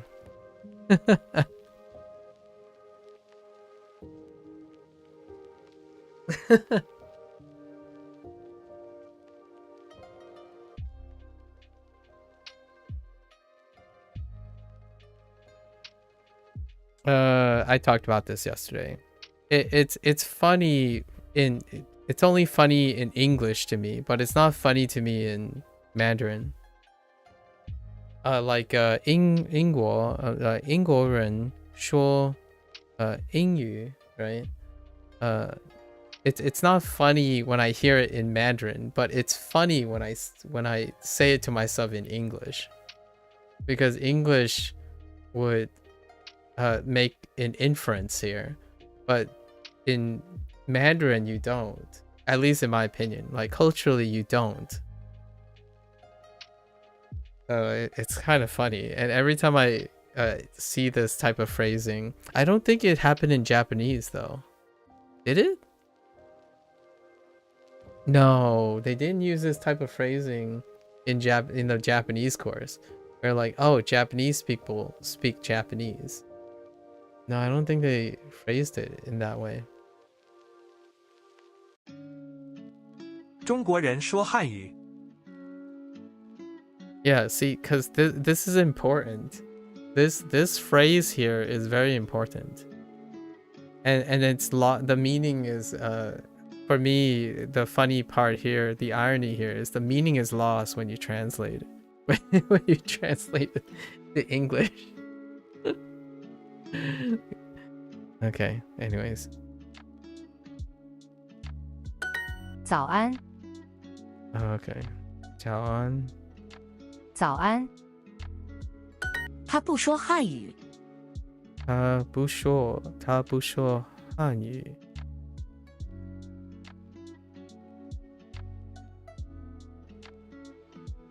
I hope you guys know what I mean.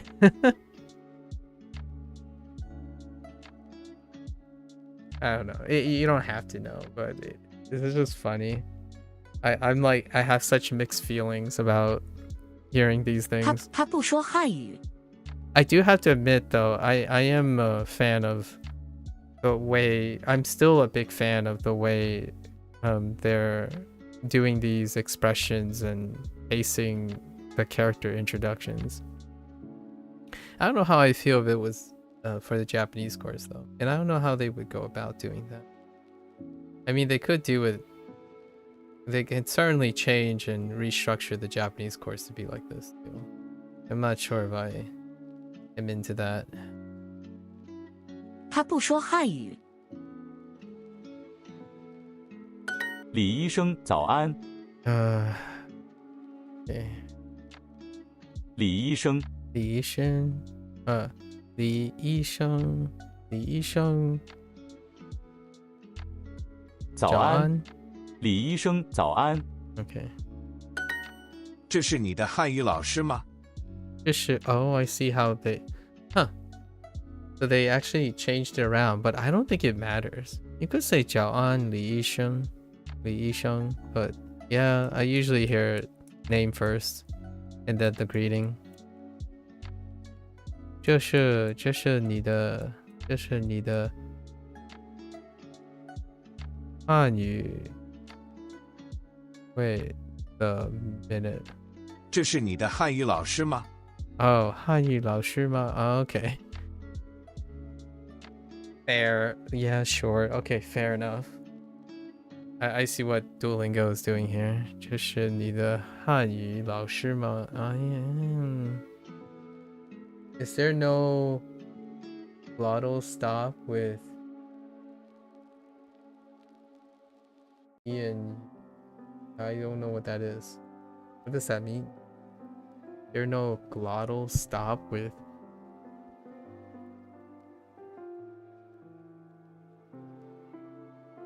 E.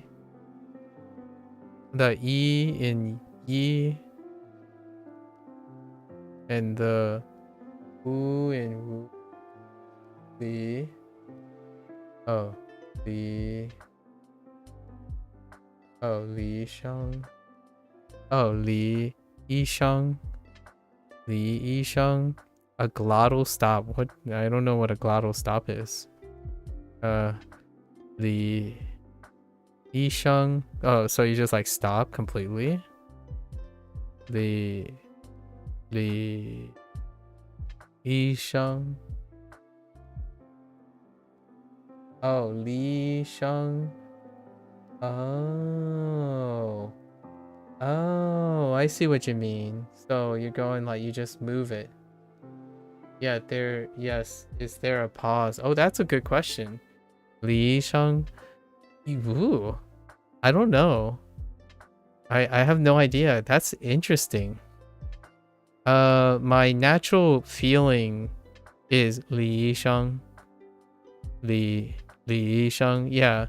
I would no glottal stop. So it's kind of like what is it? Yeah, like so all threes going into maybe like ones. If a 3 is going into a 1, there's no stop. Or at least I don't feel like it's a stop. It's like a short, it's like it's not long, the same standard. Like so like for example like Li, right? Li. But if it's next to a 1, like sorry, I meant to type Li or right Li. But then when it's like next to a 1, right? This is a 1. E, it's just Li. It just goes down at Li Sung, like Li. Instead of Li, like Li Yi Sung. Yeah, I think I do that already. So I don't know if that's right or not, or how people do it. But it happens a lot. Like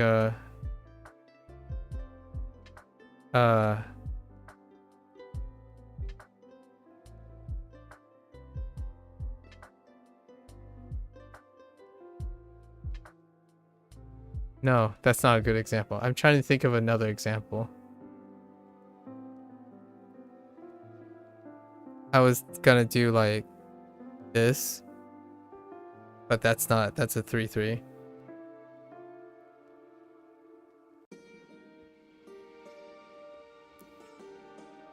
No. I think it just shortens. The Y is just conventional, yeah. Oh yeah, Jiaon. Yeah. Jiaon. Yeah. Yeah, the glottal stop. I see what you mean now. Jiaon. Jiaon. Jiaon. I see. Yeah.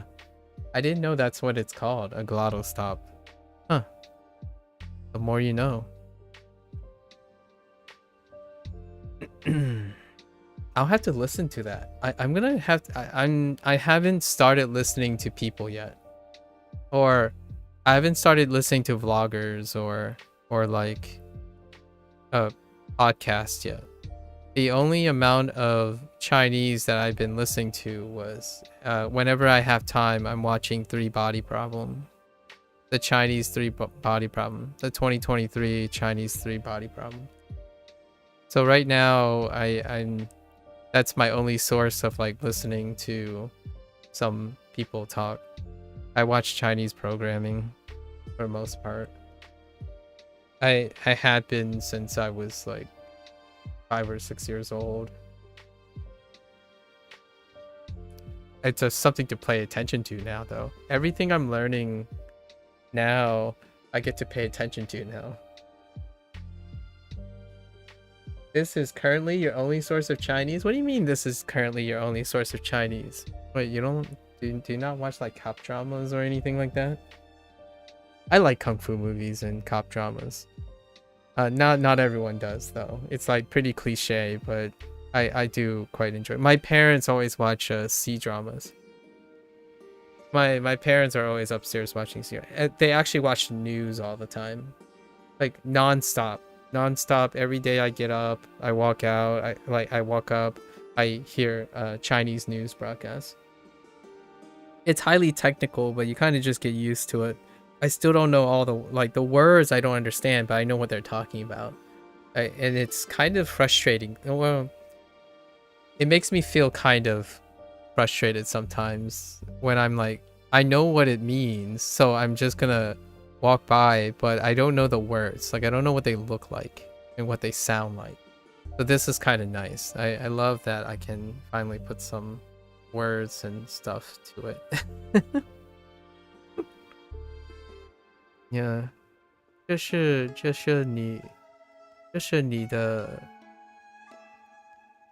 你的汉语老师吗？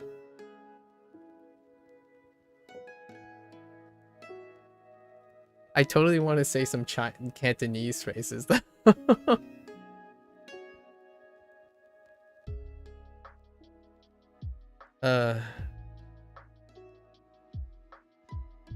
Okay. This Chinese teacher.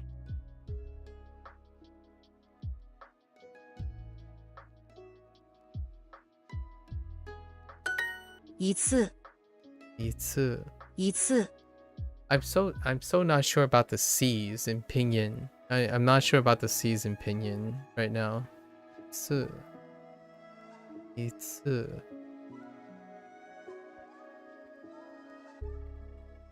We need more. I need more C's. Whatever C is. I need like C and CH's.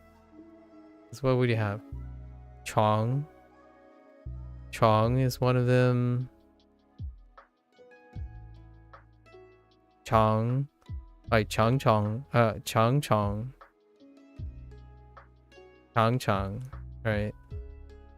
But no S's. No C. No the one C. 一次 一次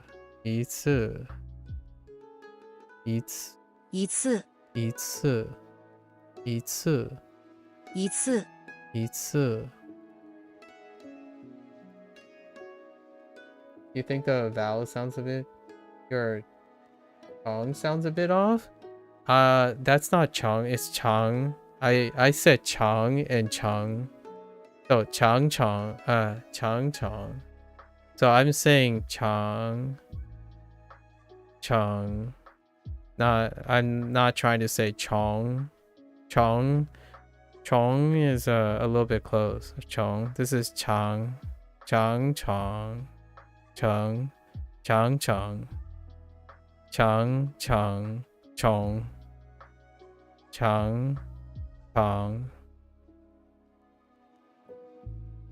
Whoops. I added a U. Like Great Wall.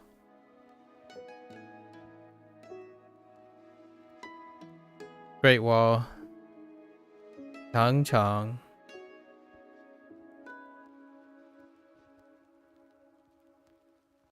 English CH is closer to CH than Q. Yeah. Q is burst. So, do we have any bursty things in English? What is the closest thing to a Q in English?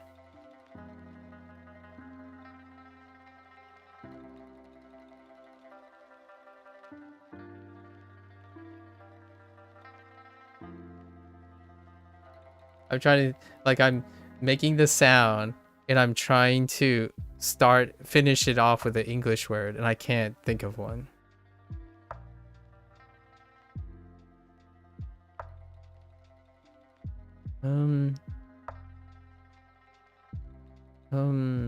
I don't know. I don't know what it is. I don't think the sound, I use the sound to, the Q sound in English too much.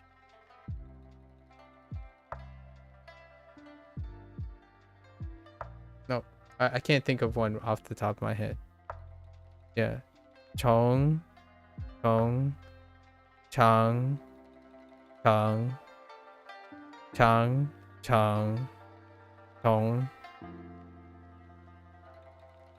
Okay. 一次一次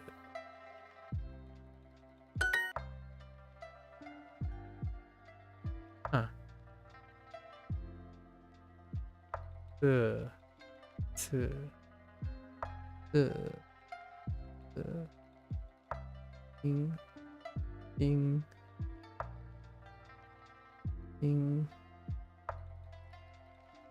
What is this? It's a resource. All right, I'll take a look at this resource.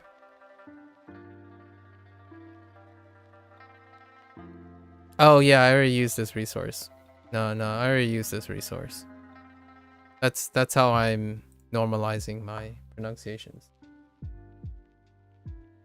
Yeah. I already used that pinging chart. I listened to it to clarify certain things. Yeah. So whenever I encounter like a new pinyin, right? Pinyin. Whenever a new pinyin comes up in my Duolingo lessons, I go to that pinyin chart. It's really nice. Provided your ears are okay with the sizzling for a lot of them. Some of them, the sizzle is pretty high. But yeah, that pinging chart is beautiful. It's wonderful. It's the first resource. It's the only resource at the moment outside of the MDBG Chinese dictionary and three body problem. So three body problem. Oh, and I'm also using that same site's Chinese grammar. It's from that same site too. Yeah.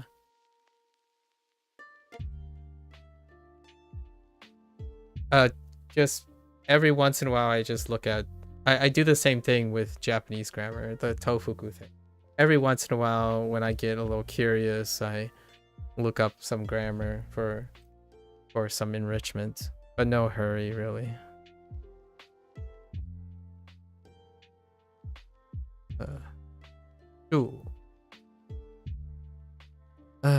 Ju.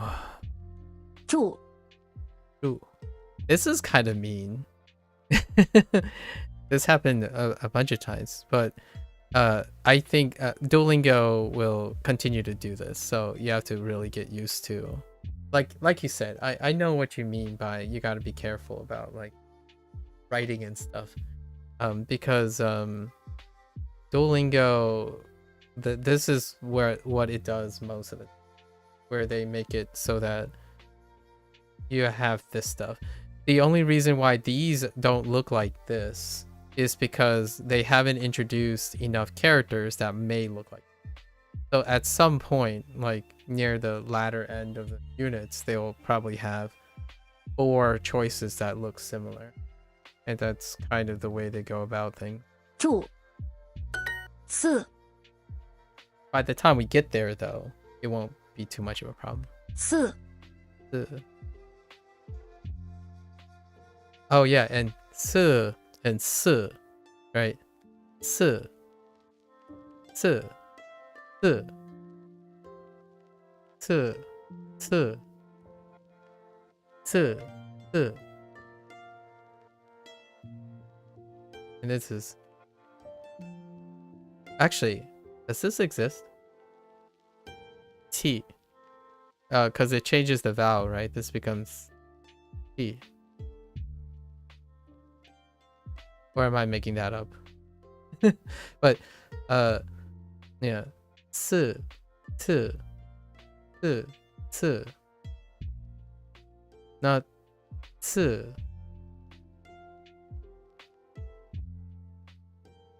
I don't even know if the mic can pick that up. Fine. 四 四 bung bung bung bung bung bung. Which one is it? Oh, mung. 帮 Bung. So bung. So here's one. 忙 We don't have mung either. Feels bad, man.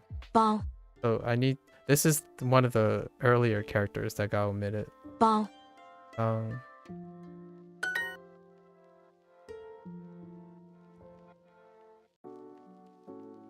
Wait, what does bangmang mean? Why do I feel like every time I hear mang, bangmang, why do I want to add a mang? What does bangmang mean?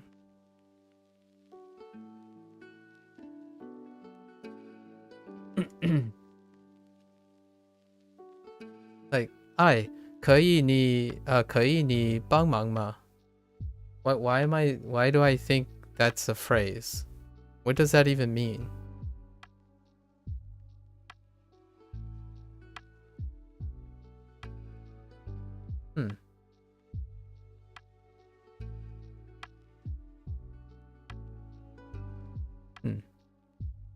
Please help. I'll find out in the future, perhaps. 请问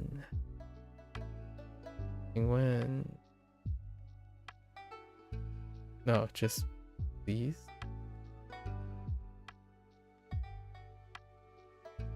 请请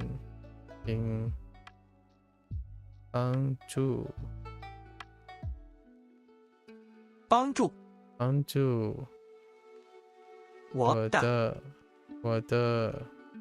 弟弟爸爸弟弟 I don't want to talk about it.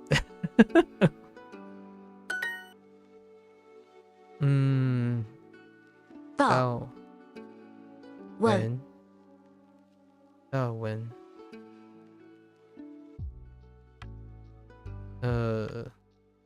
帮一次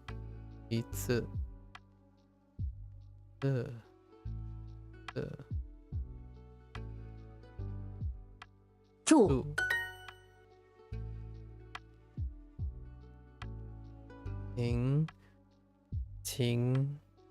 请帮助我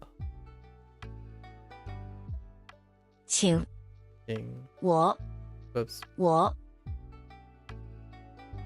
where are you? 帮助帮助我请帮助我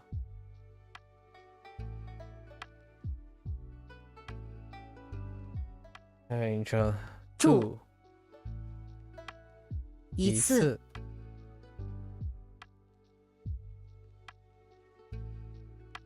帮帮四请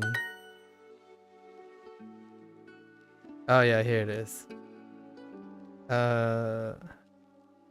Again. 问问再再一次一次。问再一次。你 Are you really? Okay. So, yeah, okay, fine.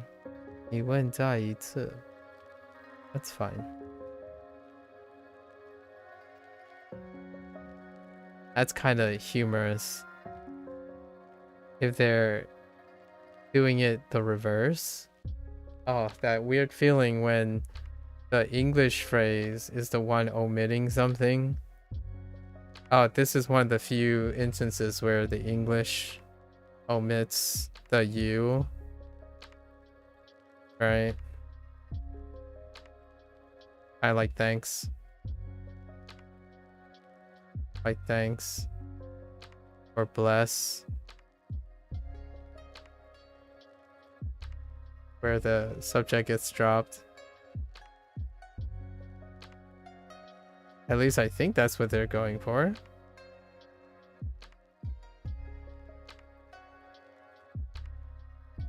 Yeah. 你问问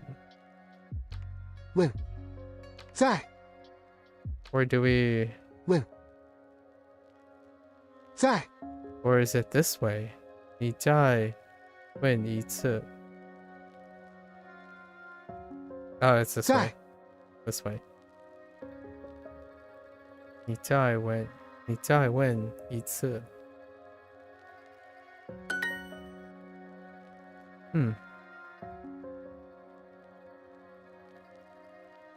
再一次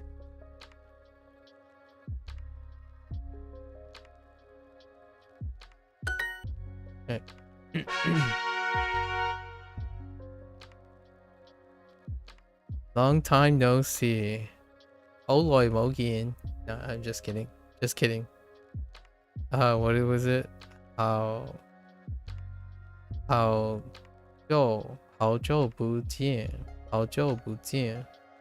不见. 好久不见 No, 好久不见. 好久. Yeah, 好久 3-3. 好久不见. 3-3 neutral 4. 3304. Wait, hold up. Yeah. 好久不见. 好久不见. 好耐冇見. 晚安。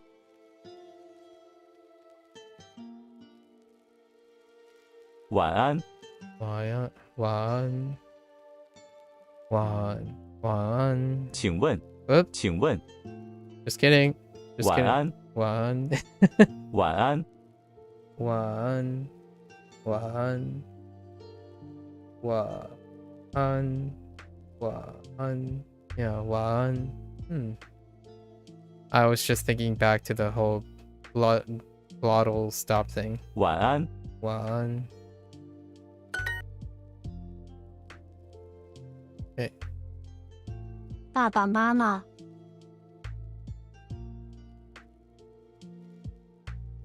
Yeah, wow, that's something. 爸爸妈妈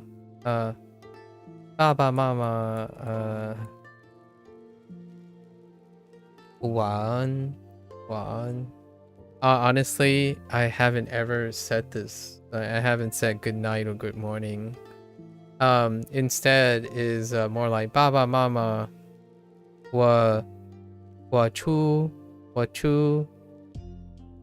洗觉 I don't know what the Mandarin phrase anymore is, but 我这样 like I'm going to sleep. I'm going to bed. I'm going to bed would be the equivalents instead of saying good night. I usually don't say good night or good morning. Usually like in the morning it's like if your parents greet you, it's like bye, you know. I am awake. Or what equivalent to I am awake. So like mommy, baba, mommy. Why bye, you know. I am awake. You just proclaim that you're awake. But good morning, I am awake. Or like when you greet your parents in the morning, like ni bye, you know. Right? Oh, bye, you know. Like, oh, hey, you're awake. You're awake. Or, oh, wait, you're going to bed. You're going to sleep. As opposed to like good night. And I don't think I've used these phrases before. I don't even know how to say them in Fujonese. I don't know what they are. 爸爸妈妈 Papa, mama, baba, mama. 早安 Oops. 早安 That's the opposite. 晚安晚安 晚安张老师晚安。张老师张老师张老师晚安 Wait. 张老师晚安。晚安晚安。晚安好久不见你怎么样好久不见你怎么样你怎么样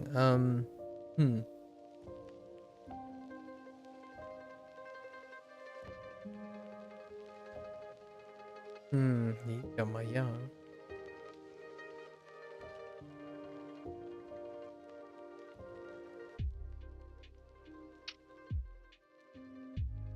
Gotta ask. Okay. Long time no see. In my lifetime, this got memed out so hard. Long time no see. Long time no see.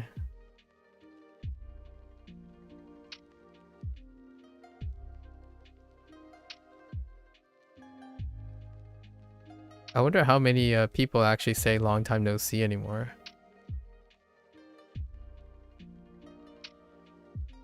I think colloquially it's more like it has been a while.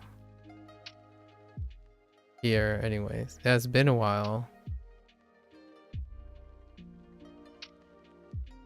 So long time no see. I wonder how this is taught. To other people, like to like Japanese speakers, like how this works out. Long time no see. Like I'm just thinking about how this works in English. Like long time no see. And you're gonna like try to translate this.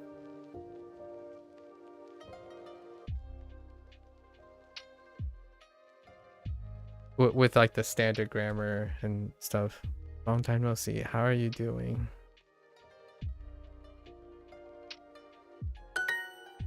一会儿见一会儿一会儿一会儿见一会儿见见 Once in a while. Meet 一 once 会 in 儿 a 见 while. See you once in a while. See you in a bit. Oh.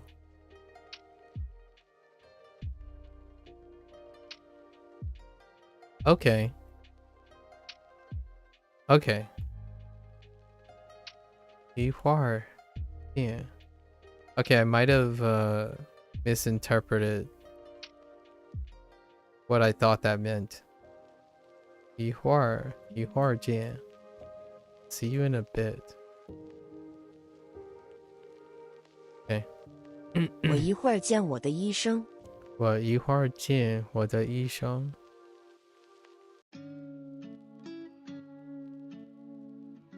I will see my doctor in a bit. Okay. I thought it was more like you can say like once in a while, but no, that's not the phrase I'm thinking of.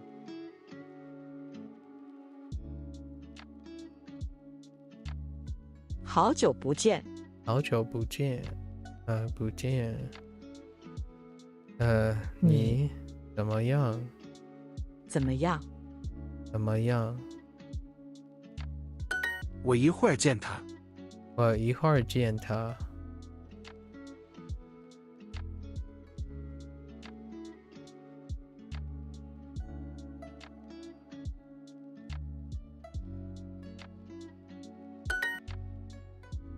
哎，安，我最近很忙。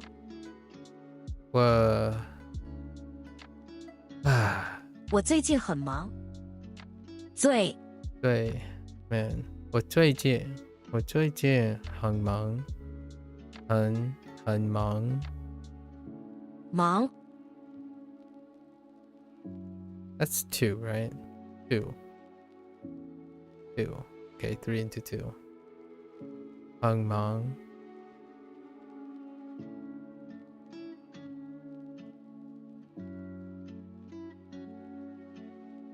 我最近很忙。我最近很忙。最近。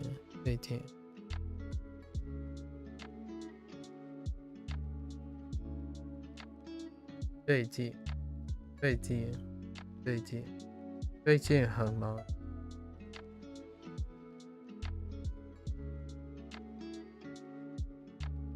最近 wait that 4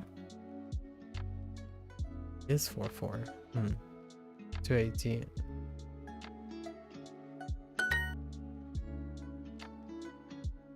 okay. 近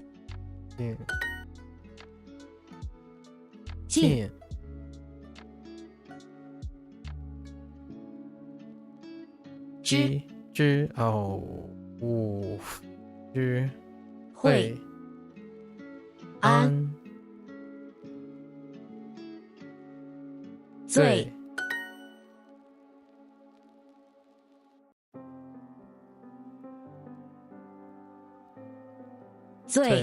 Oh, hey, I can see it here.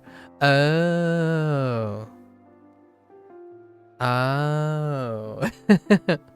Yeah, makes sense. I get it. Fair enough. 最安会近 oops 近一次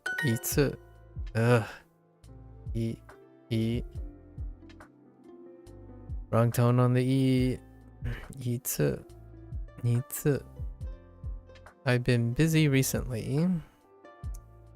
我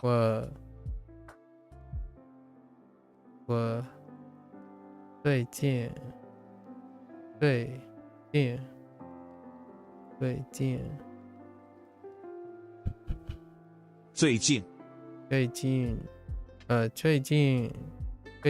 很忙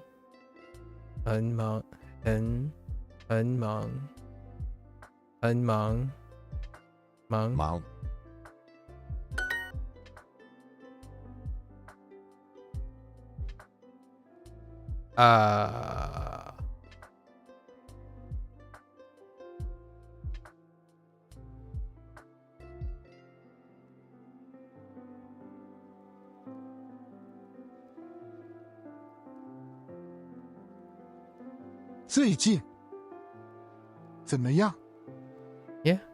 最近怎么样？最近怎么样？ Okay, fine.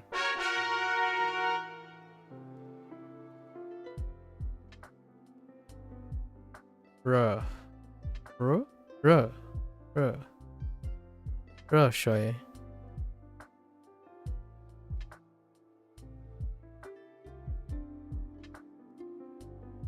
Okay. 你 Oh no. 我要我要我要热水热水 Oh yeah, 热 It's a little bit 热水你呢？你呢？我们最近不错。我们最近不错。最近不错。不错。我要热水，你呢？我要热水，你呢？我要热水，你呢？ I chuckle and laugh all the time because I hear my parents say these all the time. When you sit down at like a dim sum place or like you either ask for hot water or you ask for tea. And then someone would ultimately say this, 我要热水 while the server, right, while the waiter is nearby. 我要热水 and then they turn to me and say, 你呢？老师要热茶。老师要热茶。你要冰咖啡吗？你要冰咖啡吗？ That's something.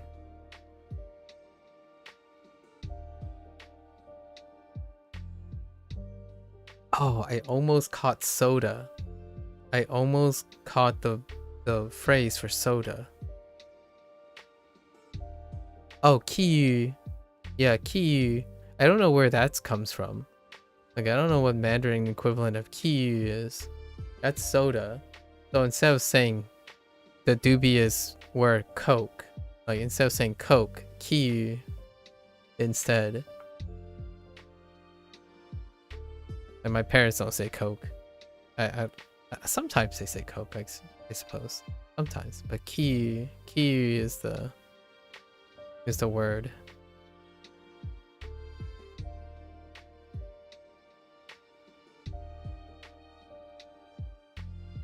Yamati kiyu.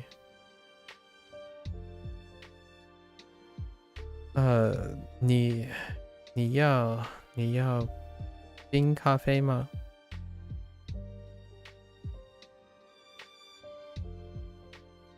他不要冰水吗？他不要冰水吗？不要。Where? Oh. 冰水吗？ Okay. 他要茶也要牛奶。他要茶。Yeah, oh wait, I forgot about cha. Cha is th, I guess. 他要茶。你要他要他要茶也要牛奶。Okay. 他要 Sometimes I forget that you need an S here. I was like, he want tea. Like, wait, he wants tea? Is that right? He wants tea.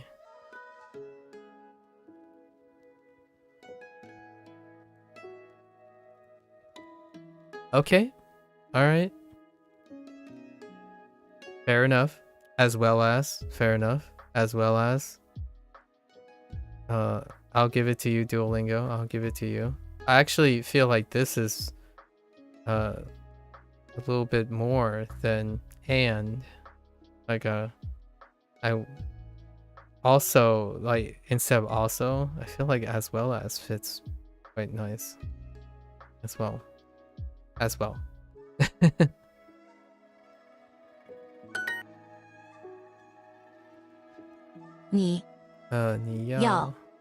你要冰咖啡吗？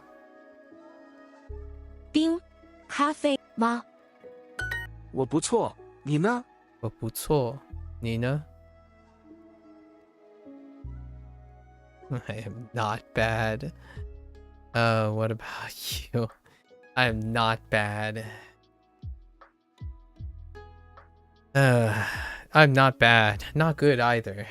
Just not bad, right? English. I'm not bad. Oh, how it comes full circle. 我不错. Wants tea as a what the? 很高兴认识你. Okay. He wants tea as well as milk. Okay. 他要茶也要牛奶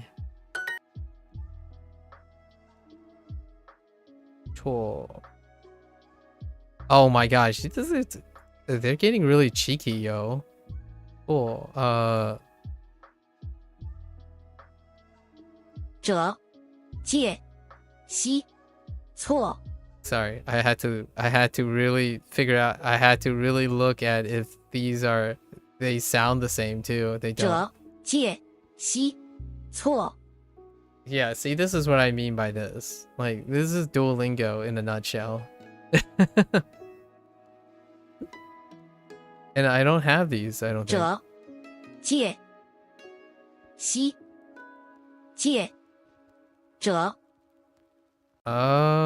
者 Maybe this one. 错 Yeah, this is Duolingo in a 者 nutshell. 西错 I think if there's anything that incentivizes people to learn to write and like recognize the characters and output the characters, this is it. Like it doesn't, you know, like in the end you can still get the answer, but 错 it feels not nice if you don't just guess it without going 者 through 介 it. 西错 Personally, so I kind of like tapping on the actual thing instead of sieving through 者 it. 介西错 So, and occasionally these can end up on hard.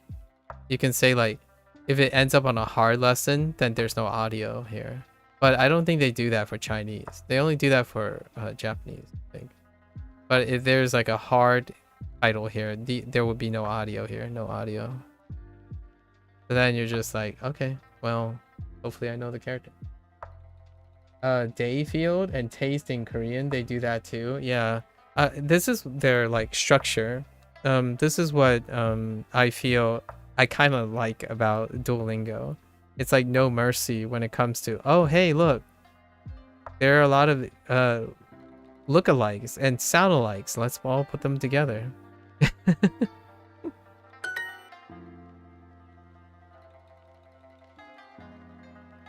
And I don't think they naturally will end up next to each other. That's kind of another thing too. So when people, in my opinion, when people say, oh, you know, it's taught unnaturally, and I'm like, yeah, I understand. I totally understand. Because if you saw those 4 characters, right, in context, I don't imagine you'll see those 4 characters right next to each other, right? But the way that teaches you is it kind of just forces you the radicals. So, you know, for whatever it's worth, honestly, in the long run, so you gotta look at the radicals at some point. 帮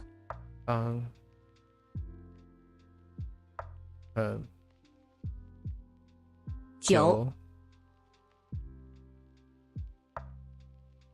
错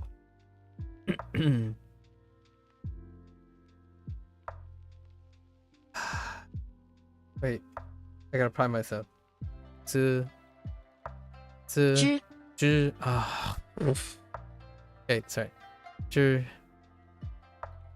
not good enough. 报 No. 知 九 九 九 进 进 进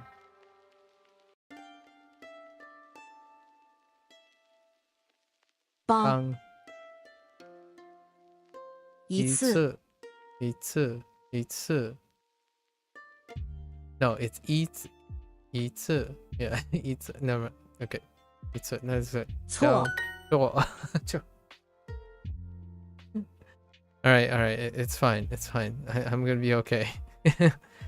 对不起。对不起。咖啡。We just need more words. More words with those things. We're fine. 汉语。爱。住。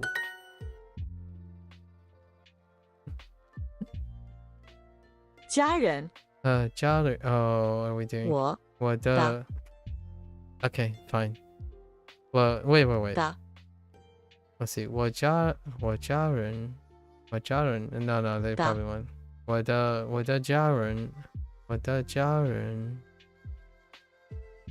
的家人 has been pretty okay. 最近不错 Oh, been pretty good. Still think it's 不错。不错 That's funny. That's interesting. Yeah, I mean, not bad, pretty good. Oh, that's gonna be a tough one. Yeah. Huh. 最近不错。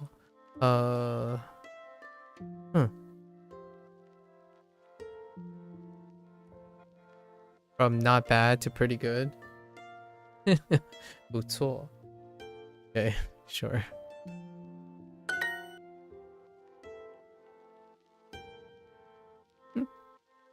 他们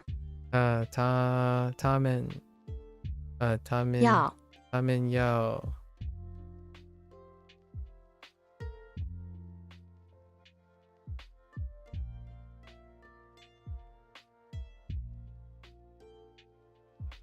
热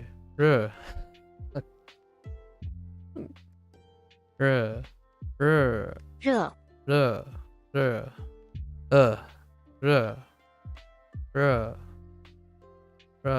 汉语 Sorry. 牛奶热 Okay. 热 Why is it so like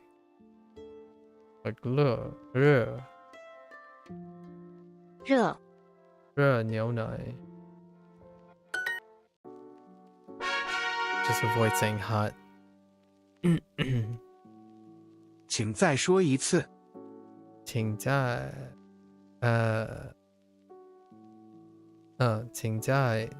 说一次。一次。请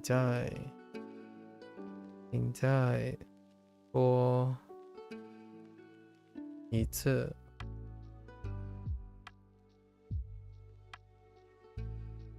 我一会儿见我的医生。我一会儿一会儿一会儿我一会儿见我的医生。我一会儿是 Whoops. 见我的医生。我们最近不错。我们最近不错。我们最近不错。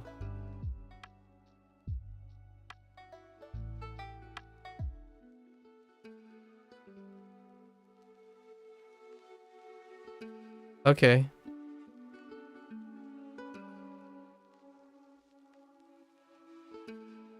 我们最近不错。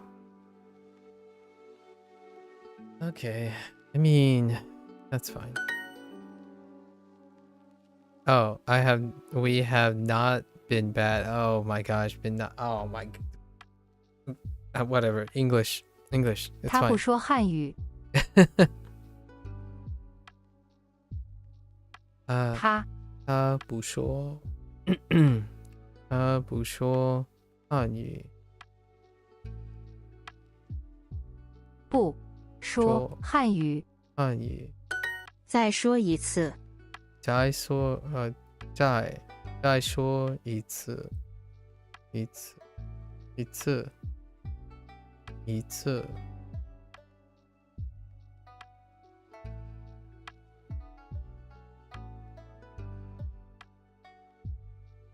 Yep. 这是你的汉语老师吗？这是你的。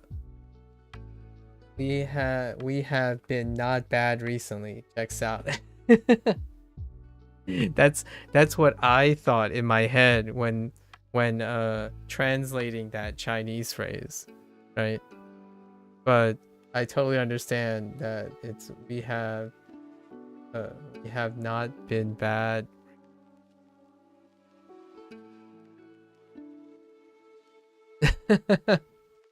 I don't know. I don't think anything makes that listen. Kind of just sounds awkward no matter what. 这是你的汉语老师吗？这是你的汉语老师吗？我最近很忙。我最近很忙。我最近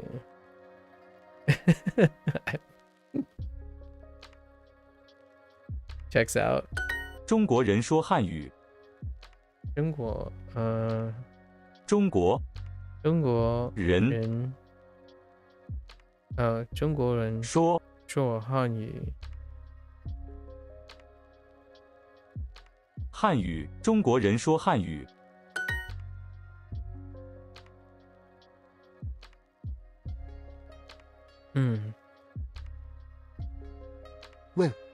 问再问一次再问一次你再问一次 I think I've actually progressed to dreaming in Korean now. Nice. High five. Virtual high five. Wait. Hold up. What's the nature of your Korean dream? Is it where you like panic and you stand in front of an amphitheater filled with people and you're like, sorry, I don't know anything. What is the nature of this dream in Korean? Are you in a K-drama? Were you the front runner of a K-pop group? What is the nature of this dream?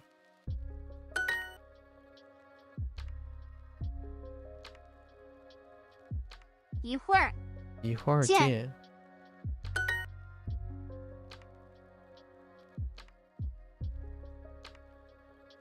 我一会儿见他。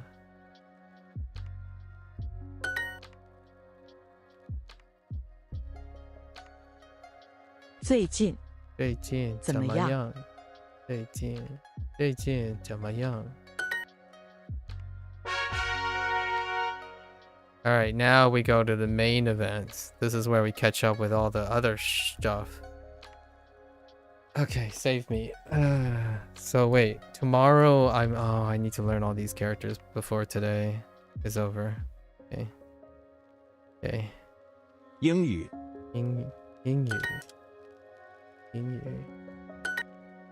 Fine.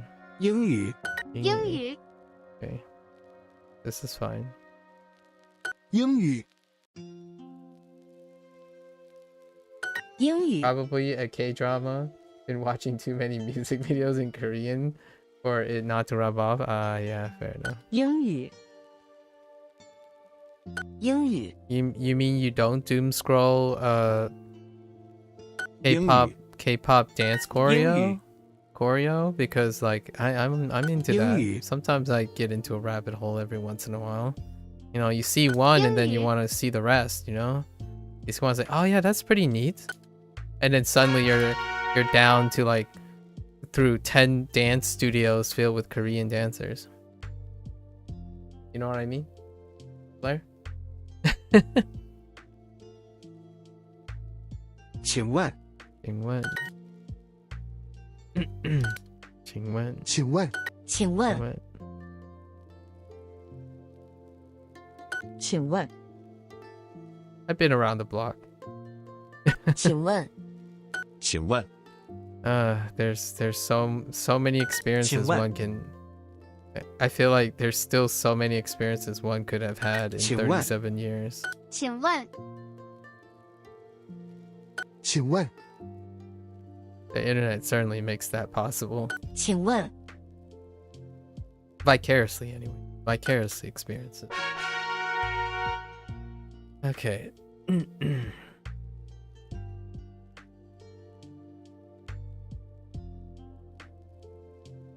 服务员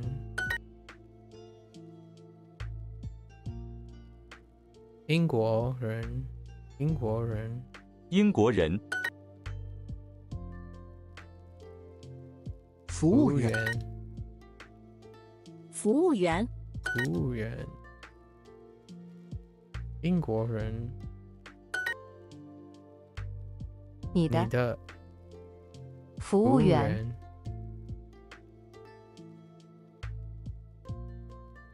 意大利美国英国人 See, that was me in 2020 when I first learned about BTS through Suga's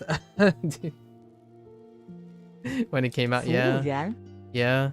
But don't you yearn for it every once in a while? You know, you can dip your toes back in. It's all fine. 服 I won't tell anyone. 务员服务员 I won't tell anyone. I think the last time I had a bout of BTS was when something like butter. What was it called? It has butter in it. When that was released, and I was like, oh, okay. Well, this pops quite a bit. 英国人 Smooth like butter or something. 英国人英国人服务员服务员意大利人英国人中国服务员英国人英国英国人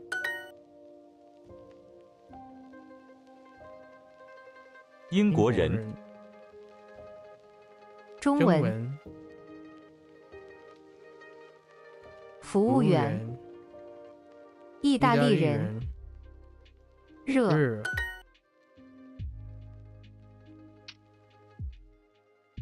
服务员你呢意大利服务员英国人人 Okay. All right. If you're wondering why the progress doesn't fill up, it's because we're retroactively doing all the other exercises that got added. 请问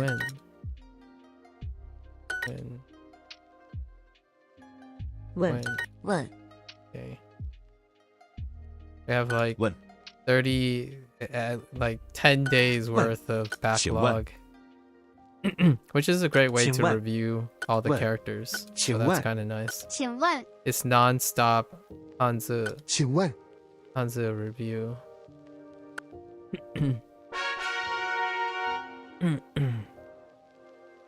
Right.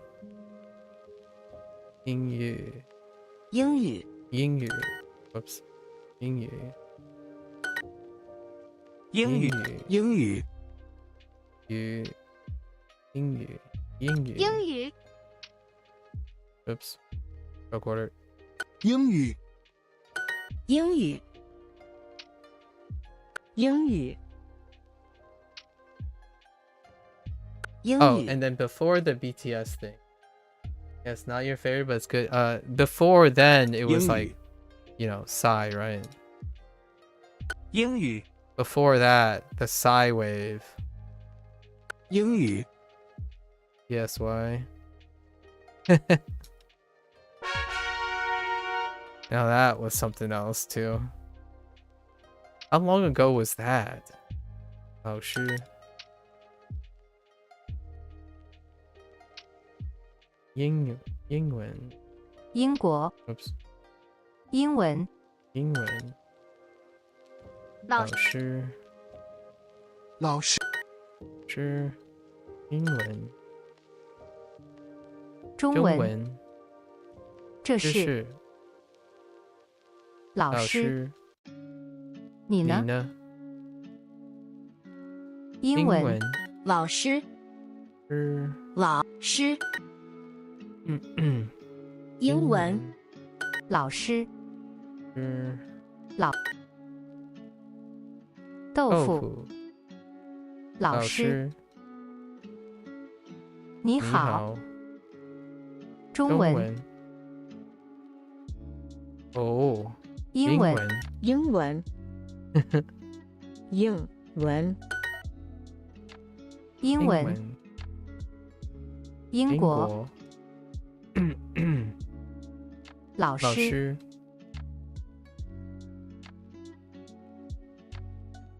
你呢？你好。老师。咖啡。老师。米饭。中文。英文。对。 Get more with 对。英国人。英文。Of course they're gonna do this. 英国人。中国。英文。英国。 Oops. 英国。 Son of a. 英国人。人。英文。英国人。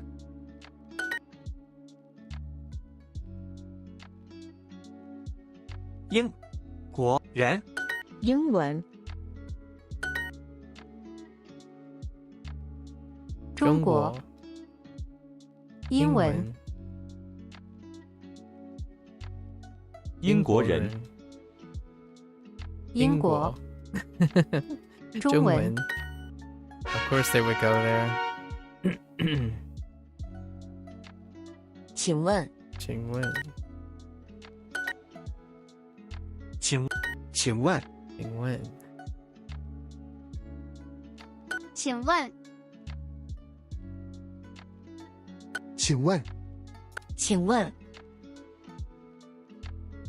请问。请问。请问。请问。请问。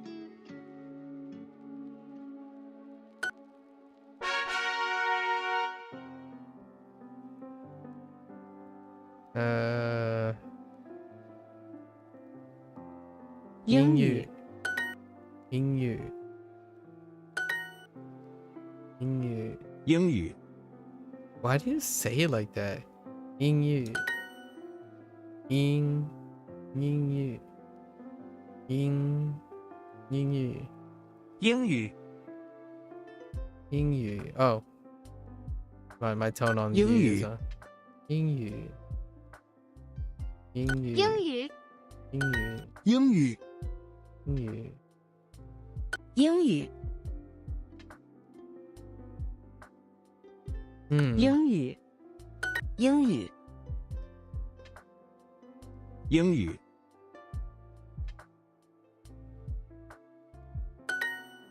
英语。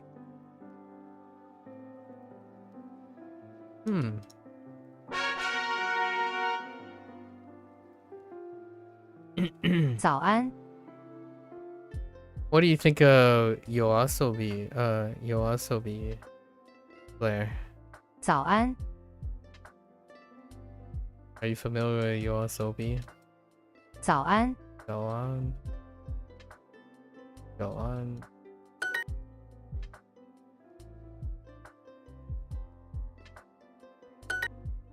早安。早安。早安早安早安 Okay. 早安早安早安早安早安早安早安早安早安早安 A little, yeah. Oh, okay. 早安 Actually, what is your so do you just engage with Korean for the most part now, or what do you do, like what's your makeup on your language learning right now? Is it just Korean? 帮助 And then you're like trying to immerse as much in when you have time while you're not studying or practicing? 帮助 Bangchu. How are you engaging with your target language? Bangchu. 帮助帮助 Bangchu. 帮助 Interesting. 帮助 Bangchu. 帮助帮助 Bangchu. 帮助 That's certainly an interesting organization. Bangchu. Bangchu. 帮助 Bangchu. 帮助 Bangchu. 帮助 Bangchu. 帮助 Bangchu. 帮助帮助 Bangchu. 帮助 Bangchu. That's one girthy radical right there. So stalky. May.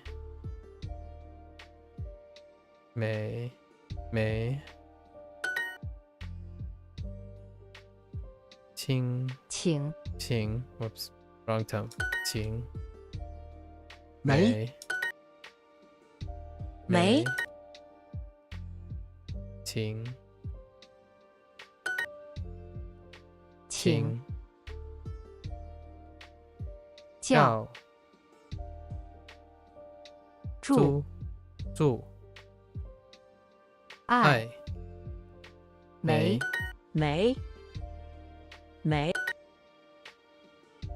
请没 It was primarily Spanish. Then I just kind of picked up Korean during 2020. Had a passing phase with Japanese and Swedish. I see. I've only started daily studying working on Korean this past month. Oh, okay.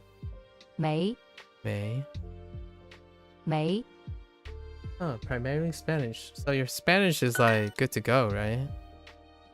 Like, are you like breaking out your Spanish every once in a while? 叫 No. 没 May. 请 King. 七 Oof. That's a struggle. For the synthetic voice. 信请请请请问爱没叫没也是也是叫叫没没请请问问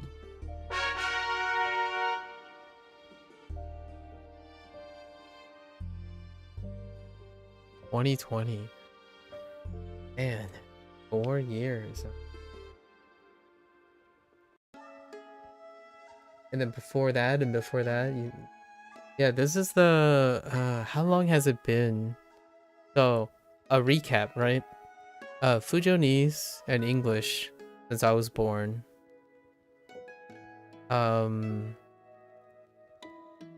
then there was a period that I didn't use Fujianese really because I was away from my parents. So, but I still have to talk to them with it. Then Spanish. Yeah, the last time I really done anything with language learning was Spanish. How long ago was that? You know it's a long time when you have to think about how long it's been. 16 years? Yeah, it's been 16 years since I've actually studied a language in any capacity.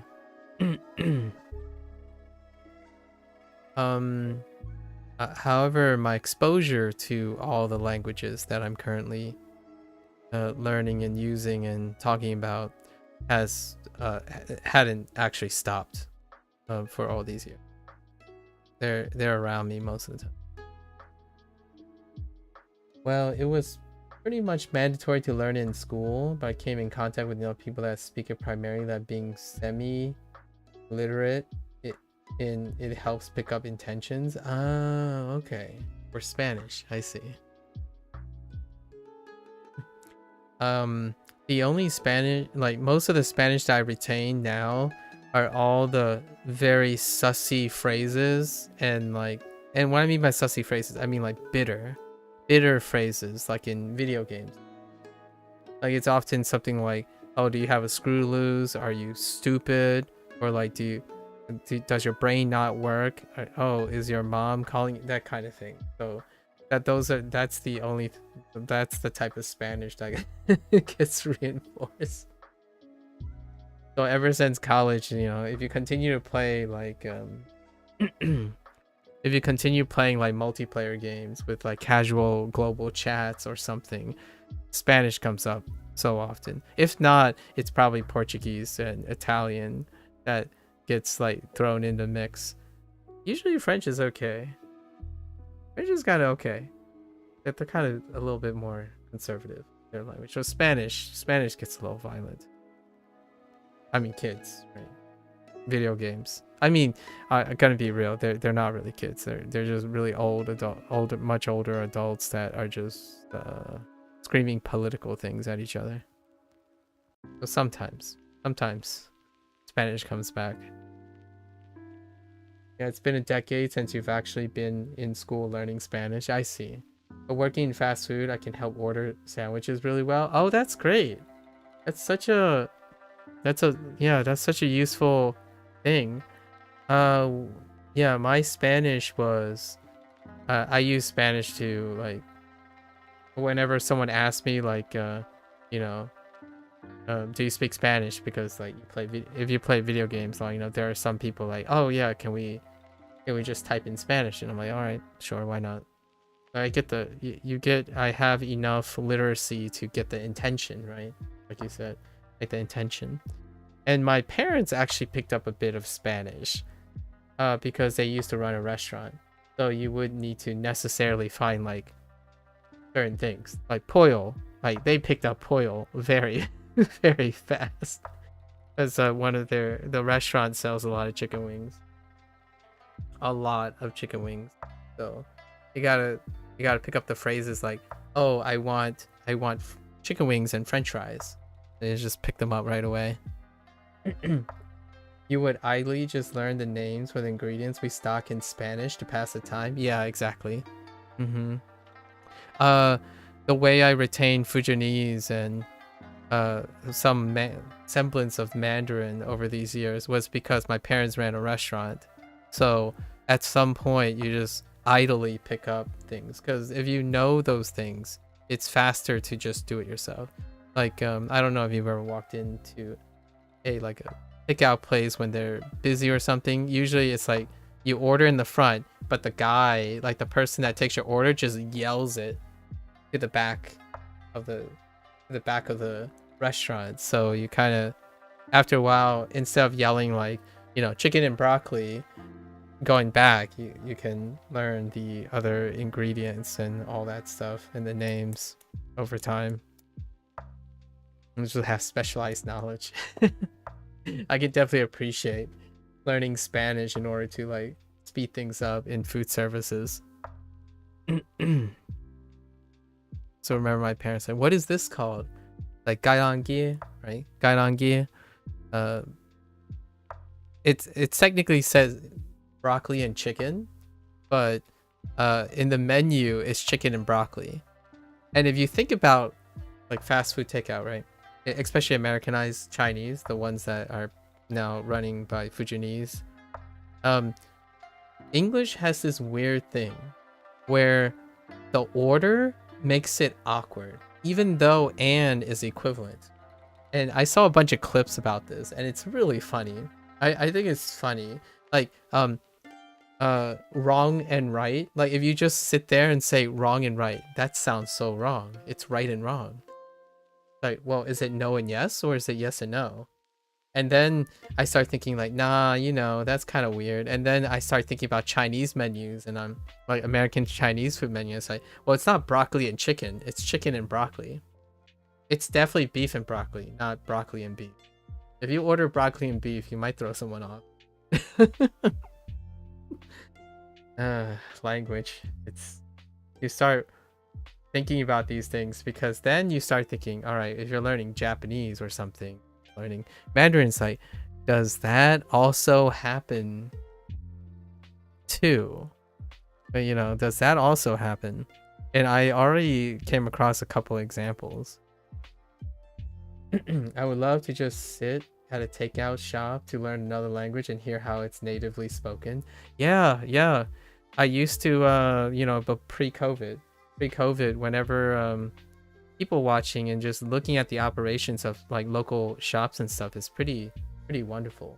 And being in a place with a lot of different locally owned places is wonderful. I have to admit, I do like sitting in an Italian restaurant listening. I feel like the Italian like mom and pop shops have this interesting energy, and I like listening to them. I also like their accents too. Yeah. The accent. So I like English accents as well. So you can hear them, like hear the at least in the United States, when you go to like locally owned places, you can hear a mix. You can hear the second generation people interacting with the first generation people. So you're always getting this hybrid language where sometimes like, oh wait, I recognize the word. It's like, okay, it's back. But then you hear all their accents, and their accents are pretty in both English and like when they're speaking native. Yeah, because the meal broccoli and beef makes it sound like I'm getting a full plate of broccoli with a little beef sprinkled on top of it. That's a fair point. That's a fair point. But here's the thing. Mac and cheese. Do you think you're getting a lot of mac, or do you think you're getting a lot of cheese?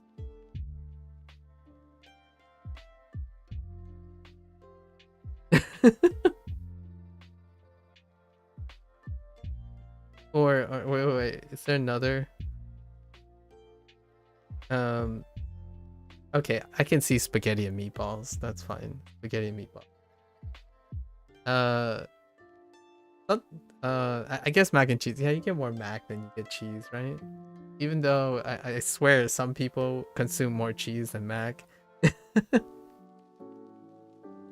That's a good point.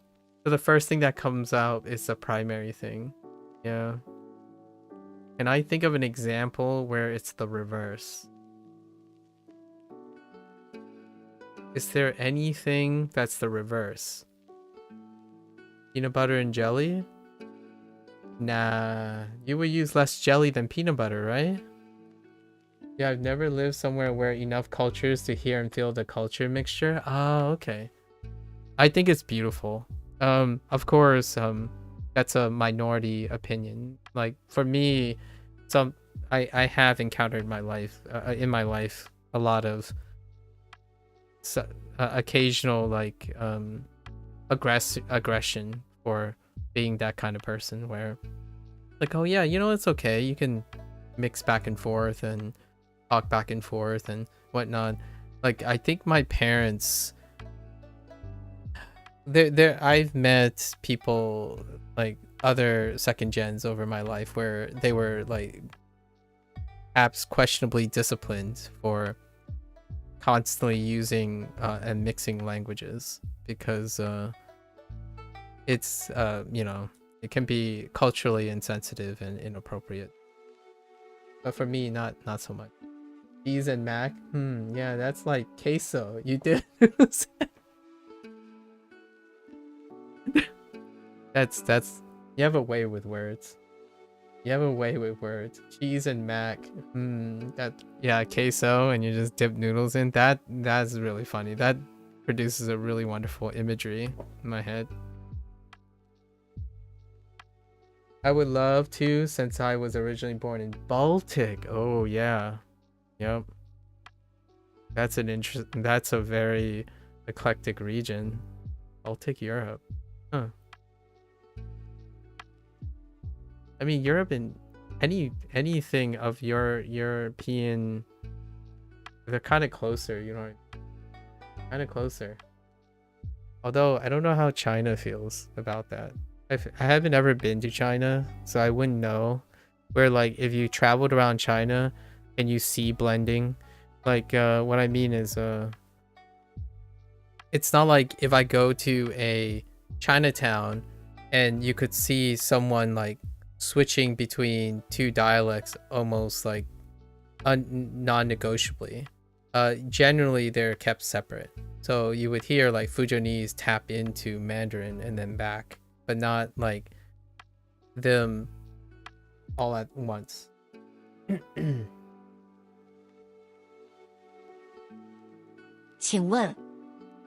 Did a lot of writing as a kid, so wordsmithing to draw out imagery. I try to do it humorously. Yeah. I haven't started. Personally, the person that I am today with like turn of phrases and how you say extracurricular interest in like creativity and like construction work, like abstraction and stuff, that did not happen until well after my career, like or like when my career was established in which I can engage in extracurricular. It was blooming in college or so, but as a child growing up, it was incredibly hyper pragmatic, which is kind of how I see in a lot of young people these days. They're incredibly hyper pragmatic, so hyper efficiently pragmatic that it almost feels like when I talk to them, it's like devoid of creativity and imagination. They're and I'm not really saying that like they're not going to be successful or anything. I don't, in a hyper pragmatic world we live in, like the digital age, that might be the solution to be establishing like a career and stuff. But at the same time, you have people who are like, wait, but it's not there. Like, how would I get the context if the context isn't there? And I'm like, you make it up. Go and use your imagery, right? Like, come up with something. Be creative about it. And then they're like, but it's not literally there. What's the point? And that's the type of conversation I have often. Like, oh yeah, this game doesn't do this. It's like, well, just use your imagination, right? Or like, I don't want to sound too like condescending, but try thinking about what it would be like, right? Try thinking about what it would be like. It's like, but it's not there. Like, it should be there. Like, they should have thought about this and then put it in there.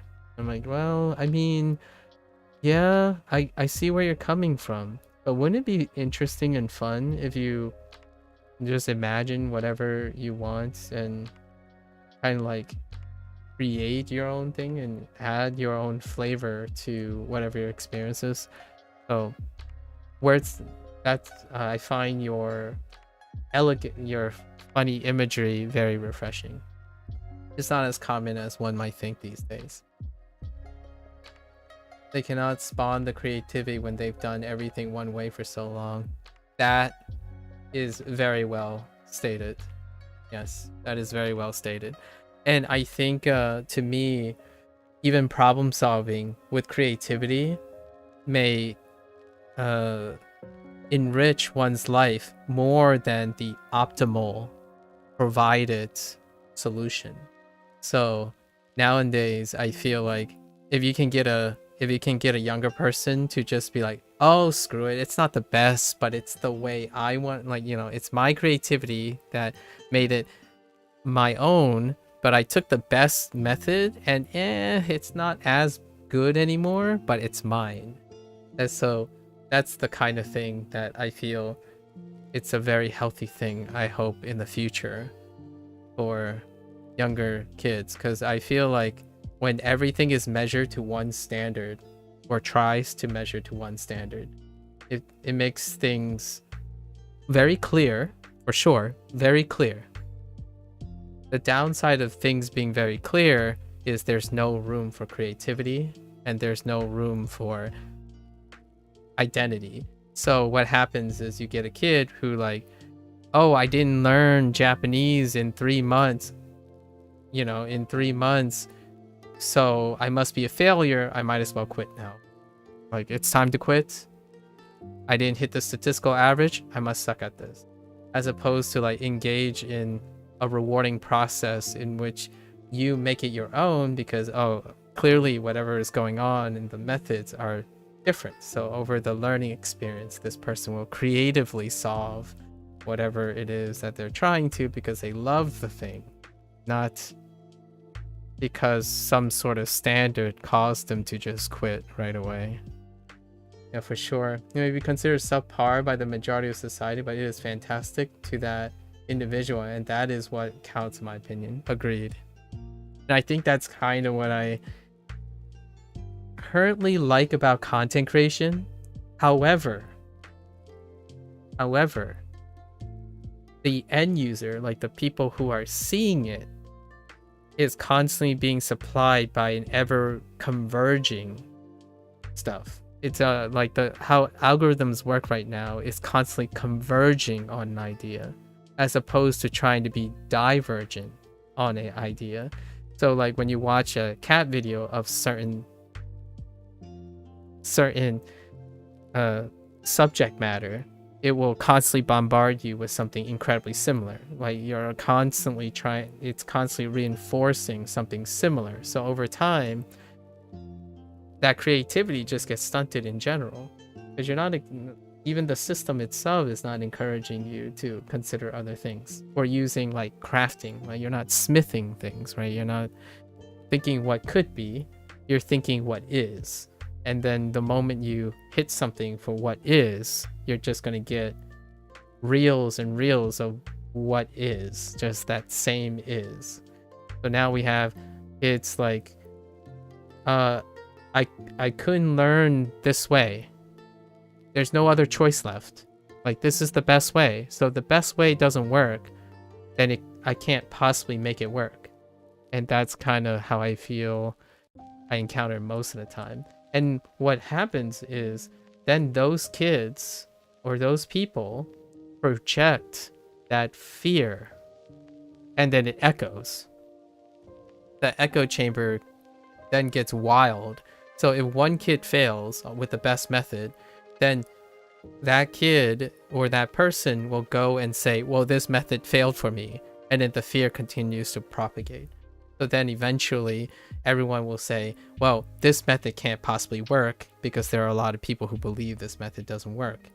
And what happens a lot of times is, even if someone doesn't have any experience with that method, the echo is so big that it is enough to convince someone who is vicariously experiencing it. But then you have that echo chamber effect, which is what the internet is so powerful. You can have someone say, oh, did you hear?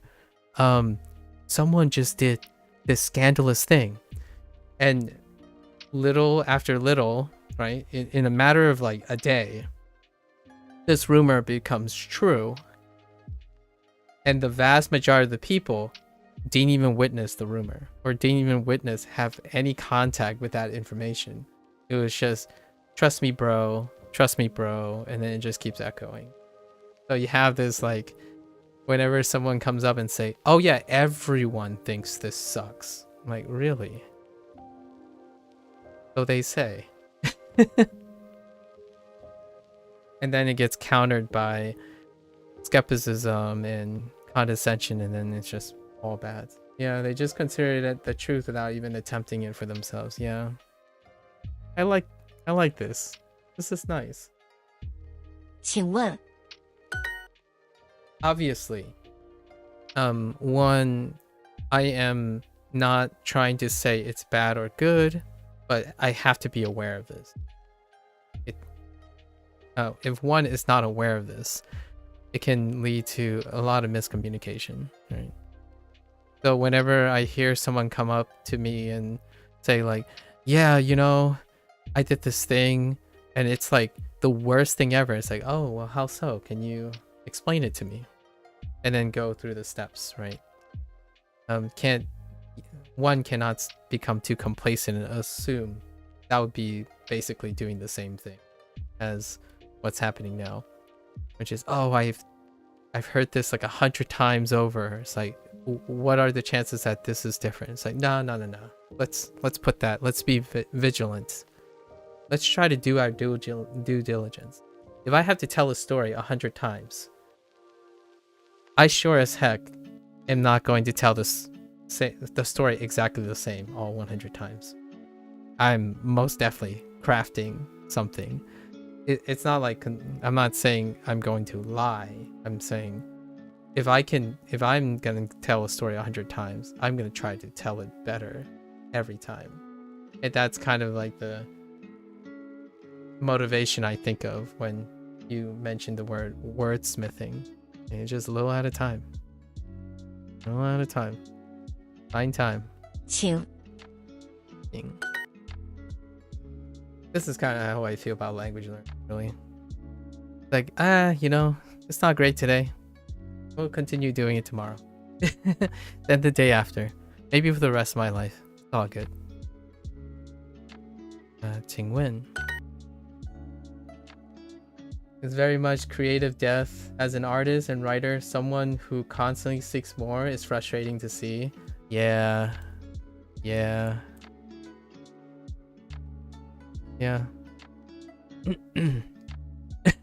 Creative death. That's a interesting again imagery. Creative death. 请问请问不在不在 Oh, 不在叫叫请请电话电话请请请问问请问请 What do you do with that language, by the way, Blair? Do you have anything that you manage to do with your, like, be able to integrate your interest for Korean into your, like, lifestyle outside of your life? And, you know, like, something, like, did anything serendipitously happen that you can wield your Korean right now? 没有没有请问住他的 Alright, so we got one last task to do today before I call it. We gotta get all of this vocabulary, the Hanzi for this entire section down, just like yesterday. Let's start with the top. Okay, so we can group these two. These two stand alone, so it's not bad. This is fine. And then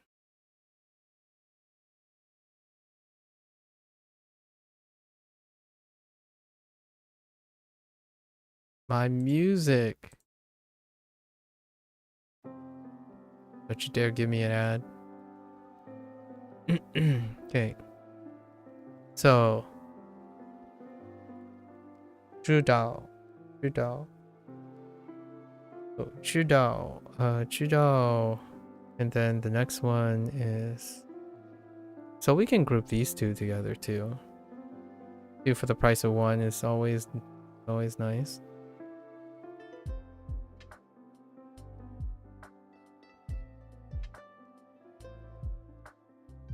Oof, I missed that stroke by a landslide.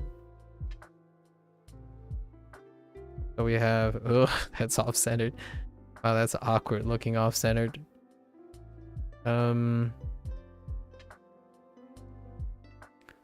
So we have 知道 请问 right? Can I group the next one? No. I need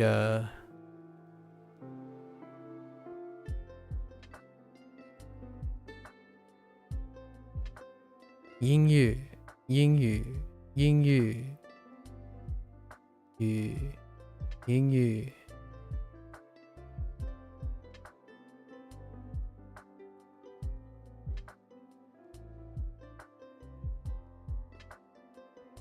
and then we can place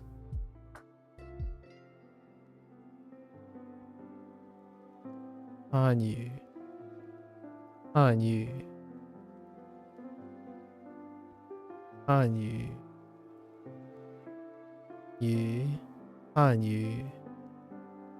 sorry 英语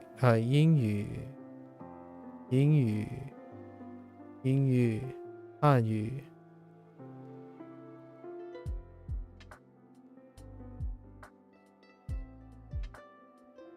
Okay, I gotta hear this again. 英语 汉语 Not as hippie as I thought. 英语 Hanyu. You've been so far? Okay, so far no, but after learning this unit 2, possibly, I like a lot of nature and animal stuff, which I think there's a few sections on that. Oh, okay. I've been around for 3 streams and I'm actually recognizing the symbols of these. I don't need to pick up another language, that's why I'm not doing Japanese. Okay. Neat. So you like a lot of nature and animal stuff.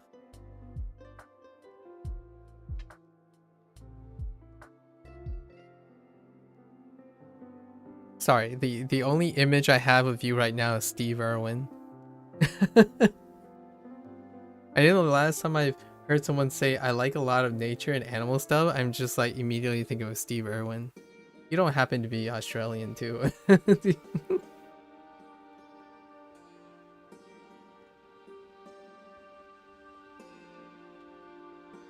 Sorry, I like a lot of nature and animal stuff too.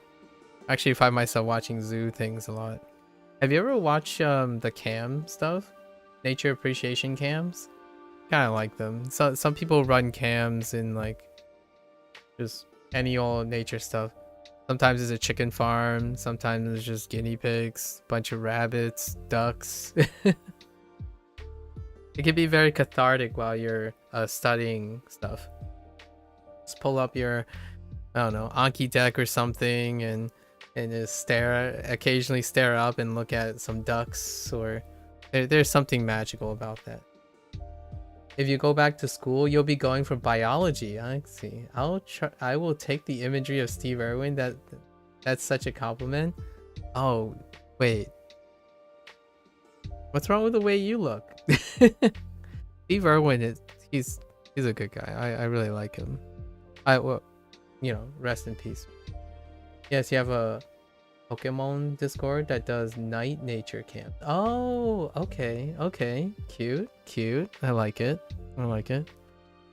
You're going, if you went back to school, you're going for biology. Listen, I was gonna do like a meme or something.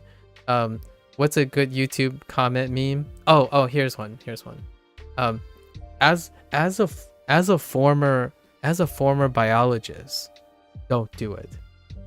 No, I'm just kidding. I don't know if you notice when you watch like content and stuff, and if you ever go to a comment section, it feels like the standard structure of English now is as a ...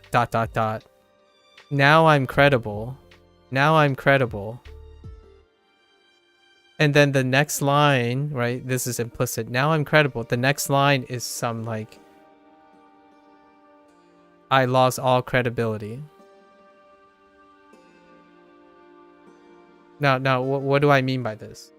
The standard structure of a YouTube comment these days is, as a, I don't know, as a professor of science or something, as a professor of biology for 14 years, and then right afterwards, right, you would think that it would be something insightful, considerate, maybe a balance of rhetoric and some like conservative comment that reveals that this person knows a lot and is juggling a lot to make a short statement. But then it would be like some bombastic claim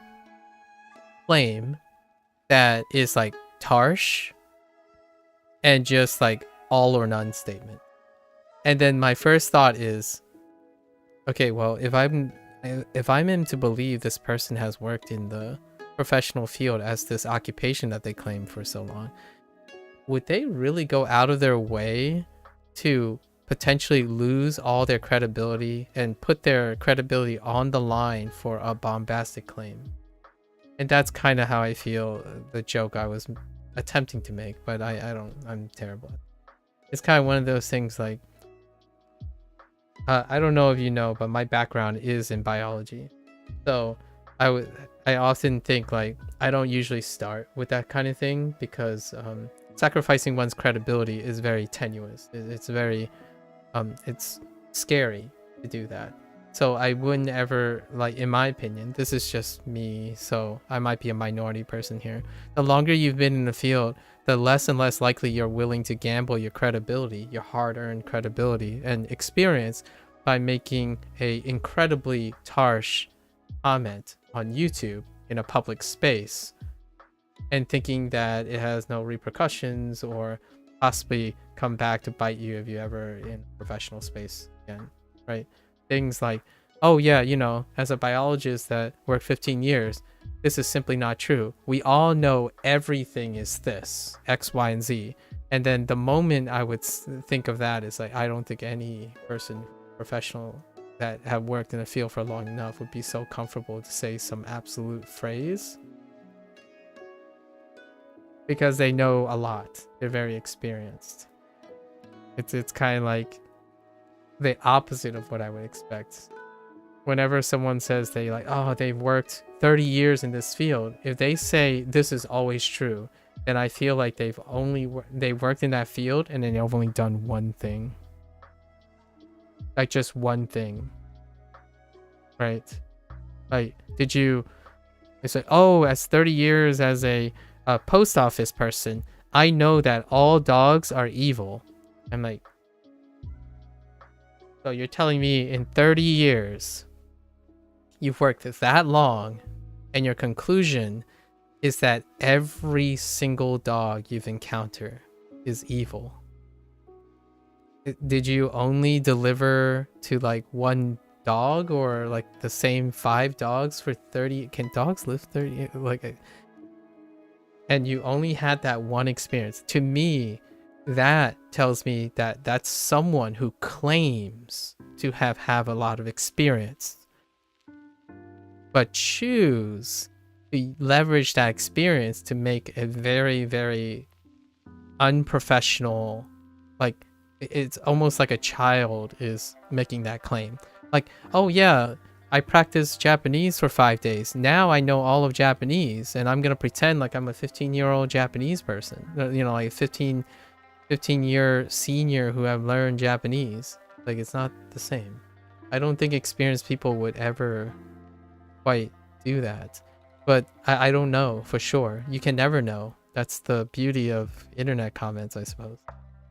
I completely forgot about the PhD part of my name, but absolutely don't go out with all your credibility in a public space and make your whole profession look bad. Yeah, it's scary, honestly. I really think so. Never interact with a happy dog in your whole profession. Like, imagine that. I don't make this stuff up. I literally just paraphrased a comment. by someone. It was a clip about like you know, those like webcam, the door cam clips, right? And then someone's like, as a person who worked in the post office my entire life, this is absolutely true all the time. It was like a dog like chasing the post person away, like the post office person, the mailman away. And I'm like, what in the world are you like? Did you work as a post office person for one day or something? Like, how long have you been working? So it's one of those things, like, I don't think you have enough experience, my friend. Like, I personally, when people have worked successfully in a profession for long enough, usually the saying is, man, I thought I've seen it all, but there's always going to be something around that corner. Right? It shows the age and the wisdom. So whenever like you talk to a younger person, it's very expected, right? When a younger person has less experience, and you know, they will say things like that. They will say like, they will likely say, they're more likely to say things like that, where like, oh yeah, this is the worst day of my life. Like, life, you got a long life ahead of you, my wonderful friend. So keep your chin up, and I hope that the next worst day of your life, you'll be ready for it, because prepare for it. Or like, you know, the comments like, though my life, this is the worst part of my life ever, it will never get worse than this. It's like, please prepare, get ready, right? Like, constantly improve, know that it can get worse and it can get better, right? That kind of thing. So it's one of the it's weird for anyone to say all or none statements if they've worked professionally for a very long time. I mean, I worked at Subway for 7 years, and I have standards for my sandwiches, and I can make good ones, but I'm not saying they don't improve the way they do it now, and I appreciate when I get good ones now. Nice. Yeah. I used to, when I was in high school, the first job I had was the concession stand. Or like, I worked at a bowling alley, the same bowling alley that I bowl at as a high school student when I was 16. It was when the first time I got my first job away from my like parents' place. I always thought like, you know, chasing bowling balls and doing shenanigans, and then after that, man, whenever I see kids like, oh yeah, okay, it's good to have fun, but the moment you hear a bowling ball slam into like the rake that's in the center, I'm like, ooh, that could have been $1,000. Like the standards, and you really start appreciating things when you have wisdom from like experience. So oftentimes, like, I feel wisdom tempers extreme comments, in my opinion. It tempers it. It doesn't exaggerate it, unless you're like some person who choose to do nothing, like to do without adapting. Like you chose to stick to whatever prescription you had when you're doing the job. Like, you didn't learn anything from it. You didn't acquire more wisdom or experience. So then that could be possible.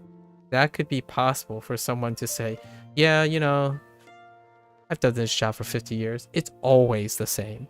And I'm like, oh man, I hope it was always very good, because that sucks. Oftentimes I feel like humans try not to keep things the same, for better or for worse. Or as they learn, it's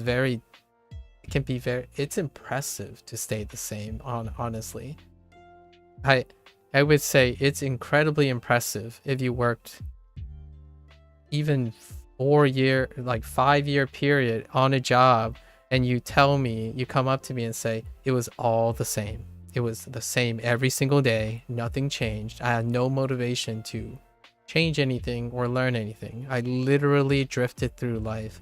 It kind of hurts my soul, honestly. Like, I would have so many questions. Like, so what'd you do in the second year? Did anything change? Come on, you gotta give me something. Right? I don't think life is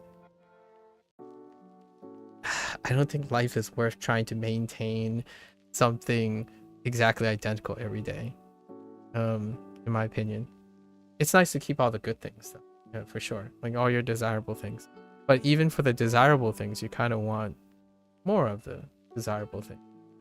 And then when, you know, things hit the fan, do you sit there and let it hit the fan over and over again? It's kind of like putting your head in like a revolving window blade, like a ceiling fan, and just like the ceiling fan just keeps hitting you in the face. It's like, well, this is my life now. My head is here. The ceiling fan is here. It's just gonna hit my head over and over again. I don't mind it. After like 1 year, it doesn't feel that bad anymore. You know, the ceiling fan just keeps slapping you in the face. Like, yep, I'm used to it now. That kind of thing. It kind of makes me a little sad inside a little bit. If that's the image of someone's life, right? I know that was a little bit morbid, but I like it when I hear. Here's one about fast food. There's this guy who works at Papa John's, and he went viral. That kid, I hope there are more, like, in my opinion, content creators like that are fantastic. Where you can see that if you love something, regardless of its station or whatever its circumstances, you can make something wonderful and brilliant about it. It's just this kid who loves making pizza at Papa John's. Like, super viral kid. I've got the person's name, but the clip comes up, like, clips of him doing things come up every once in a while. And people kept asking him, it's like, why don't you get a better job? Like, why don't you ask for a promo or, like, you know, something like that? And then the kid just came out and said, I just love making pizza. And then it was like a very simple thing. He was way more elegant in explaining his motivations, obviously, because I'm not in that situation. But it was so beautiful, I think. Glowing people of all shapes and sizes. All right, that kind of got really sappy at the end. My bad. All right, so let's learn this. Okay. So, okay. 知道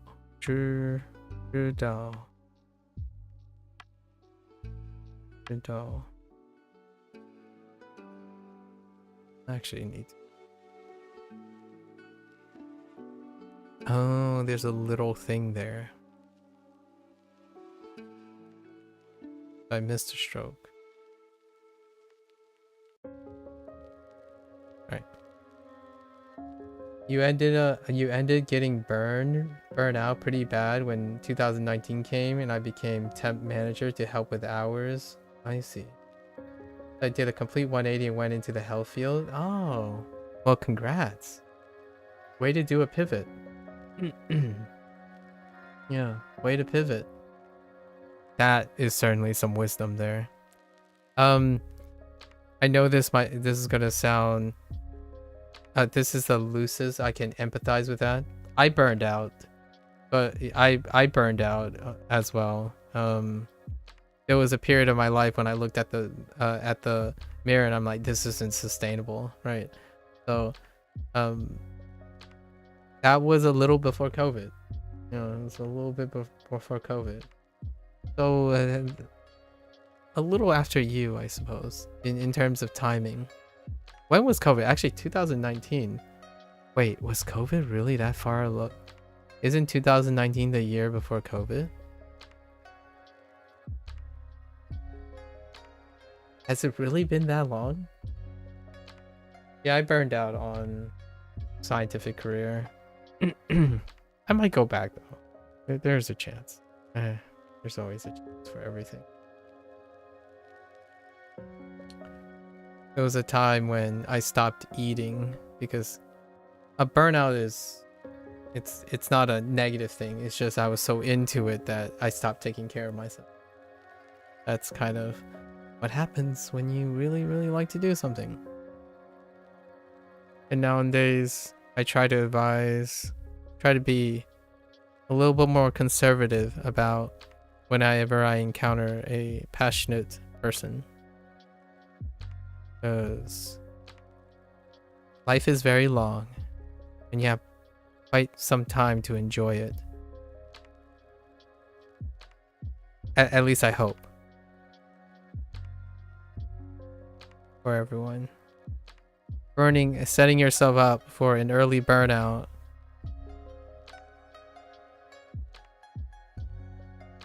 may not be the most auspicious path. Completely new experience, but I did both Subway and CNA. Then did CNA full-time for 2 years until I moved to where I am now, working hotel front desk night auditor. I see. What is a CNA, by the way? I don't know what a CNA is.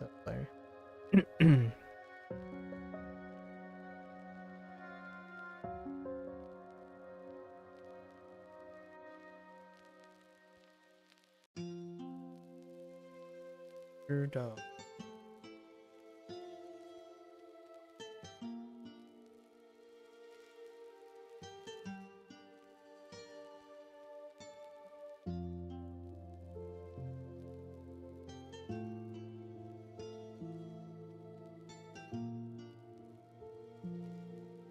I like it.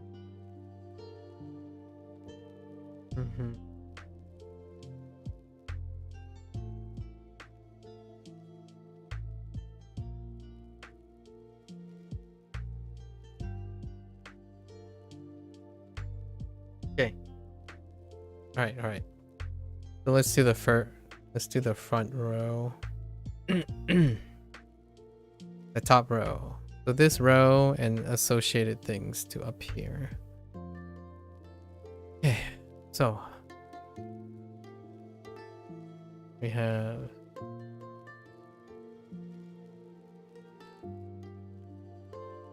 an absolute blank. Okay.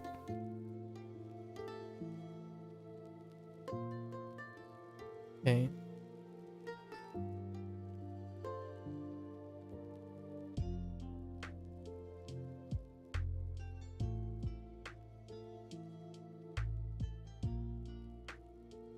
So, Judo.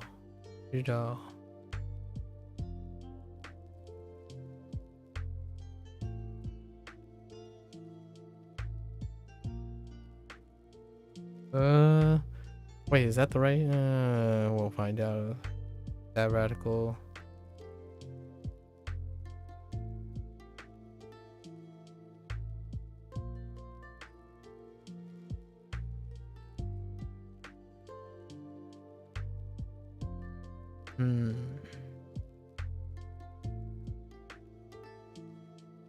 No.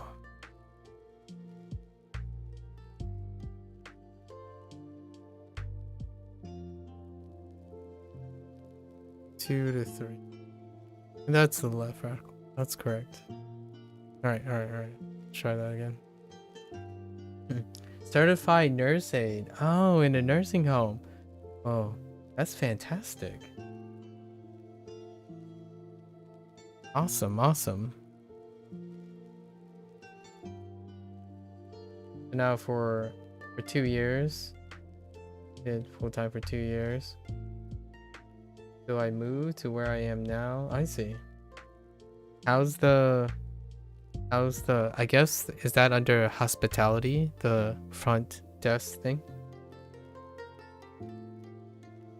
I haven't re-entered the work environment, so I'm pretty ignorant and out of the loop right now on what it's like in hospitality.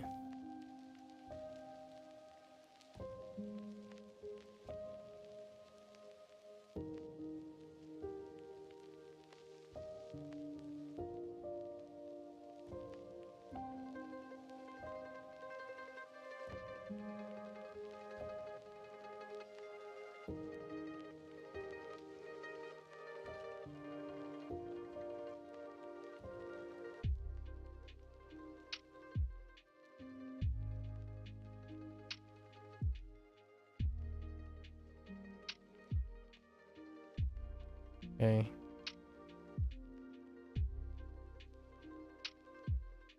No. Wait.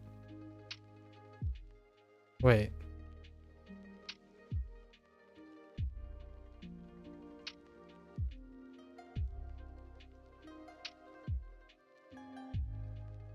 Oh, what?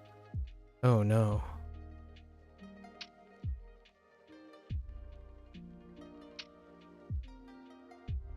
Oh, no.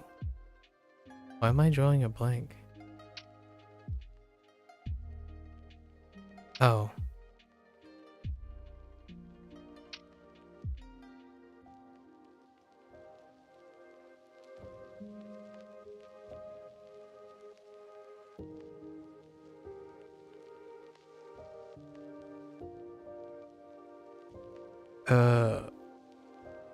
Mm, yes.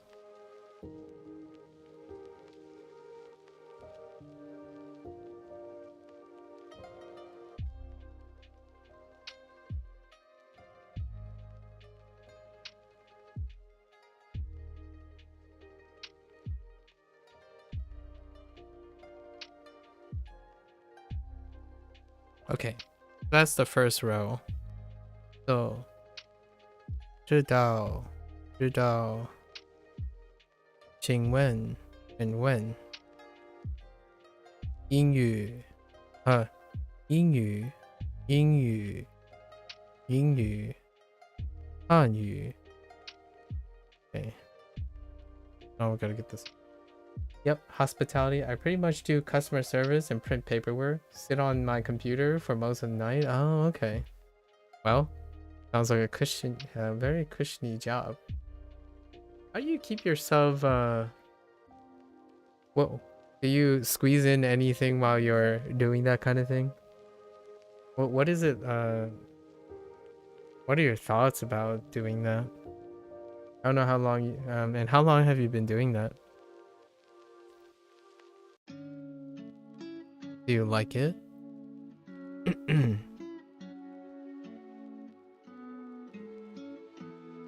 I have these questions all the time because whenever you like visit some place, sometimes I'm okay. I don't want to make it sound like I'm kind of a weirdo. I am kind of weirdo sometimes.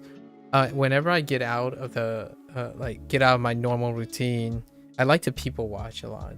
So whenever I stay at a hotel, in the evenings or like later during the days, I like to like go downstairs and walk around in the lobby just to look at observe how the hotel operates and whatnot. So I always had these thoughts, like you play that little like story guessing game, like, oh, there's the concierge, right? And then there's the I don't know what you call it, bellhops, and then like there's the coffee shop right there and whatnot. I always wanted to have like a conversation. Obviously those people are at work, so you can't really just distract them, but it's fun to see the operations of things going on when you have an opportunity.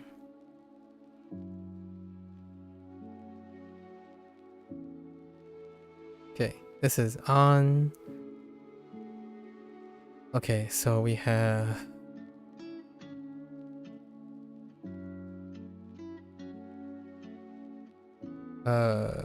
this 摇 on 摇 on. Oh, on is okay.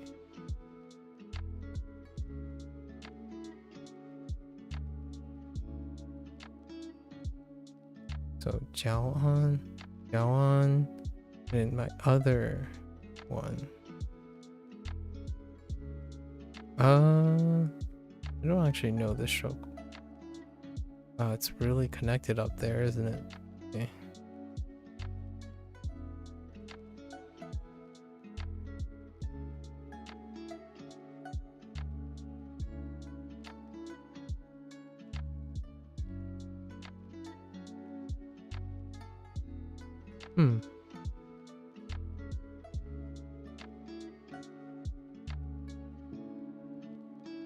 think you just past 2 years now. Both of my other jobs were much more on my feet and active. So it's a change, I see. Sadly, I don't have much to do as far as walking around in nature here. We live next to a highway. Okay. Like a stopover place. The last place we lived, my day off, I would literally walk the whole town in the middle of the day or night to do stuff. You love exploring. Man. Quite a change. Yeah. Okay.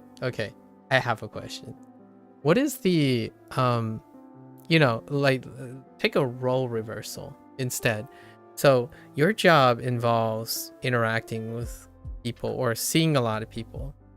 What is the oddest story that you might have observed? What I mean is, like, you know, you see this person come in and it's like,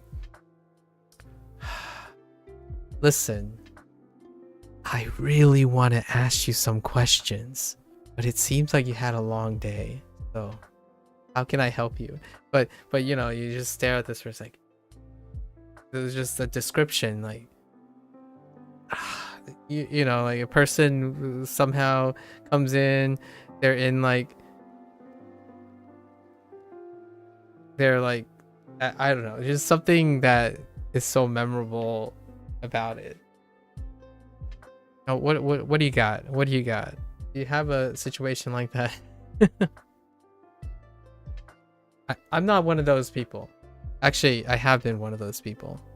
So, before COVID, like a short story, before COVID, I used to do Tough Mudders, right? Tough Mudders. And I don't know how hotel staff works when it comes to these things, but sometimes Tough Mudders, neighboring hotel staff, like Tough Mudders tend to occur like in an annual time around specific hotels, and then they would be booked for those things. So I used to do these annually, and I used to be one of those like goobers that come in, and I would be like, there's like mud, you know, mud, and like I would be in a towel with like half my face have like, I didn't like really wash off very well, so my hair would be like I've gone to like a mud spa or something, that kind of thing. So I'm kind of curious if you had any of those situations where you're like, what the heck did they do? Only on those instances, I think. Okay, all right. The other time I'm at a hotel is I volunteer at a anime convention every year. So yeah, sometimes I could be that weirdo that walks in, and then the hotel staff would be like, "Yep, it's that time of year again."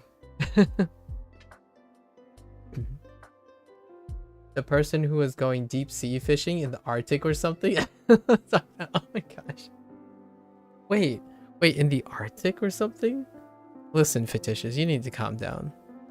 Okay, from time to time, all right, I didn't tell people this, but oh my gosh, you heckin' ads. Okay, what you call it? There were times when I wore ears and other stuff, so it's been some time. Okay, all right, I admit it. Sometimes you have to like be a little bit welcoming, so you could be wearing things. So what do you mean by Arctic or something? So this guy just straight up like wore, like, what gave it away? The Arctic gear, the deep fishing gear. Did the guy just straight up look like a fisherman or something? Oh no, we had a Dobby cosplay come in full makeup once. That's so cute. Yeah. My annual interaction with hotel now is basically going to the hotel, the 2 or 3 hotels that are attached in Washington DC to the Otakon convention every year. And yeah, you can definitely see the hotel staff. They're like, they kind of love it, and that's kind of neat. But it is jam-packed. Oh, he was toting deep fishing gear. Dang, where do you? Can you go deep sea fishing where you are? Huh.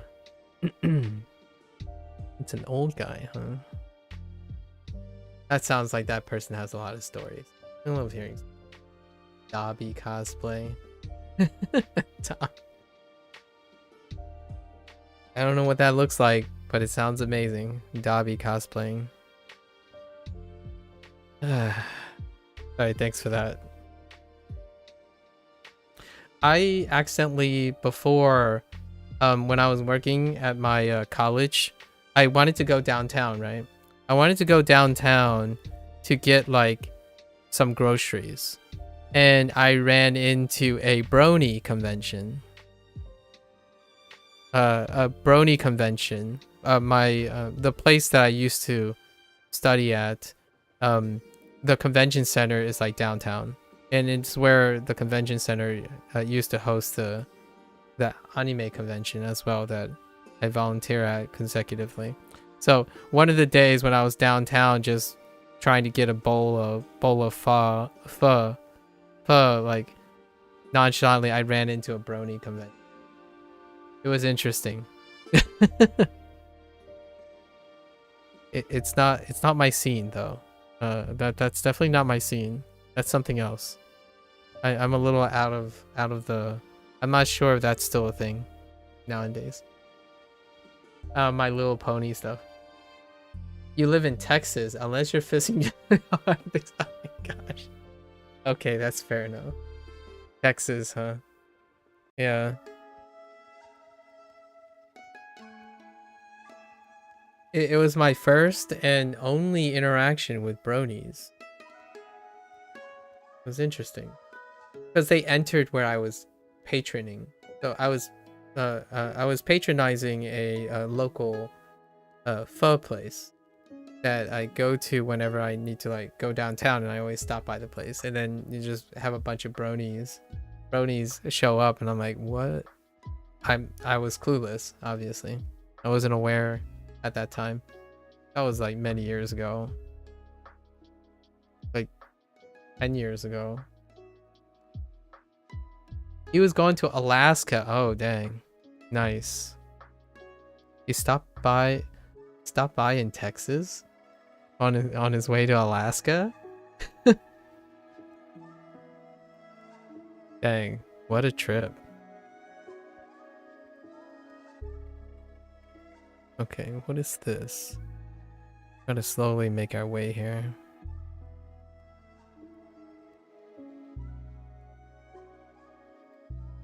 Oh.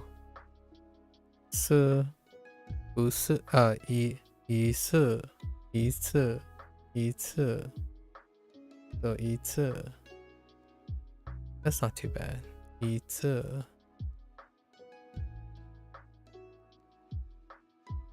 Now we have 一次会 or no 一次 and then no we don't need that. That's just 一次. We can plug in 戳. Maybe remember as whoops, short order. 说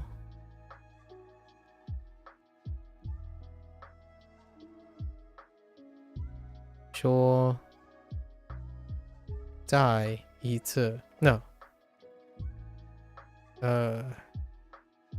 再说一次 probably. That's a good way to link them. How did this go? I think this went like this way? Yeah. 再说一次 You keep saying I'm going to visit the pho place we have here to try it. Great. Oh, but Texas, man. Do you have cold days in Texas? I know this is a foolish question to ask, but man, there's something really special about having pho on a cold day. But then I start thinking about Texas, and I'm like, Oh, which by the way, do you watch oh, what's his name? Oh no, what's his name? I find this guy incredibly delightful. Wait, hold up. I can find it. He's a southern guy. He's in Alabama. I think it's like southern stuff. I forgot his name. I swear he has a name. I promise. Oh no. Oh, Matt Mitchell. I think that guy is incredibly adorable. Matt Mitchell. Not quite Texas. Not quite Texas. I'm pretty sure he's in Alabama. But Matt Mitchell, man. What a workhorse. I mean, it drops 20 degrees after the storm yesterday, so 90. Ooh, that would be that is a time for some pho. That's some time for a pho. Have you had pho before, Blair? What is this? Okay, so this is a standalone.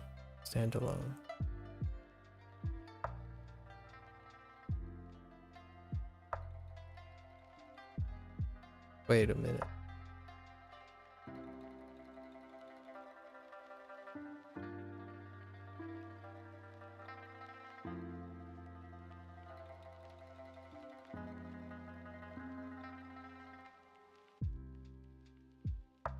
So this is help. Bonjour. Yeah. Bonjour.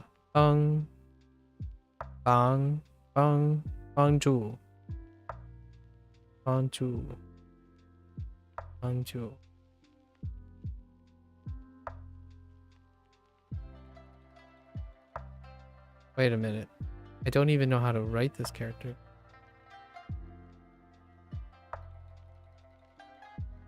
Kind of curves up. Okay. Bonjour. You haven't? You've always intended to go with your boss like 5 years ago now? Oh, it's quite wonderful. It's quite delightful. As long as you don't have like any food aversions or something. Probably one food aversion that comes up for pho is probably cilantro. There is like residual cilantro smell and stuff. Obviously it doesn't have to go in it, but cilantro is a thing for Thai, for Vietnamese pho. And then like if you're not a, dare I ask, a vegetarian, because I don't know, something I feel something kind of almost I feel a little squeamish when I ask a Texan if they're a vegetarian. I'm not a vegetarian, but for maintenance purposes. Oh, you're good with cilantro? Yeah, cilantro is the deal breaker sometimes. Because the soapiness, like some people can taste soap. I don't taste the soap. So cilantro can be a deal breaker sometimes. It's so good. I'm practically salivating like a Pavlovian dog. Okay. Alright. So this.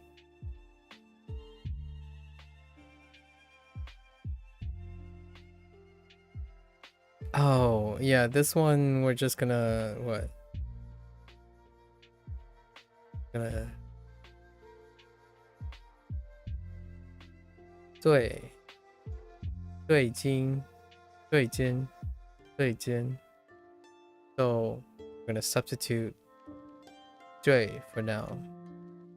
对 and 襟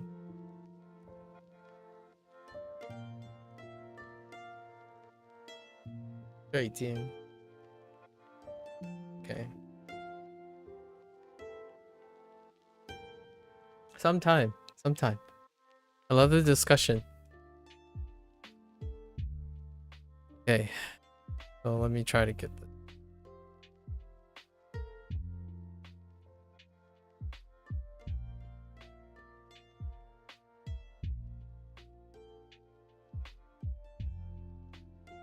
We want.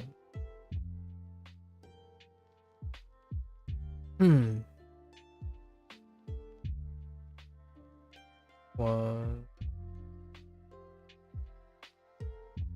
Go on. Go on.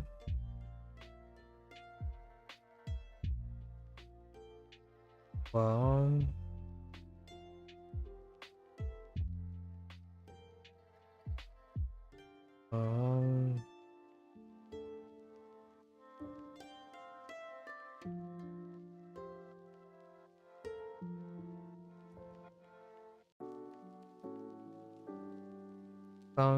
帮助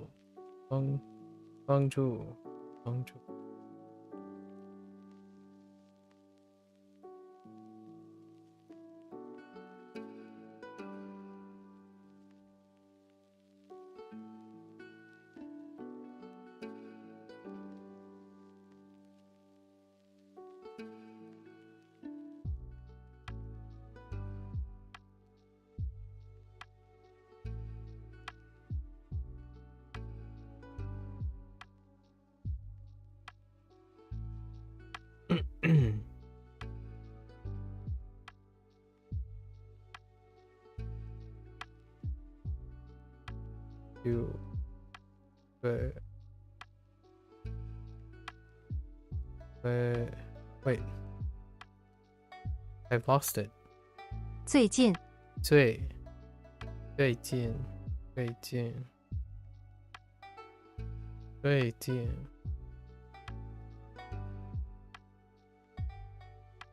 Hello there, Maddie.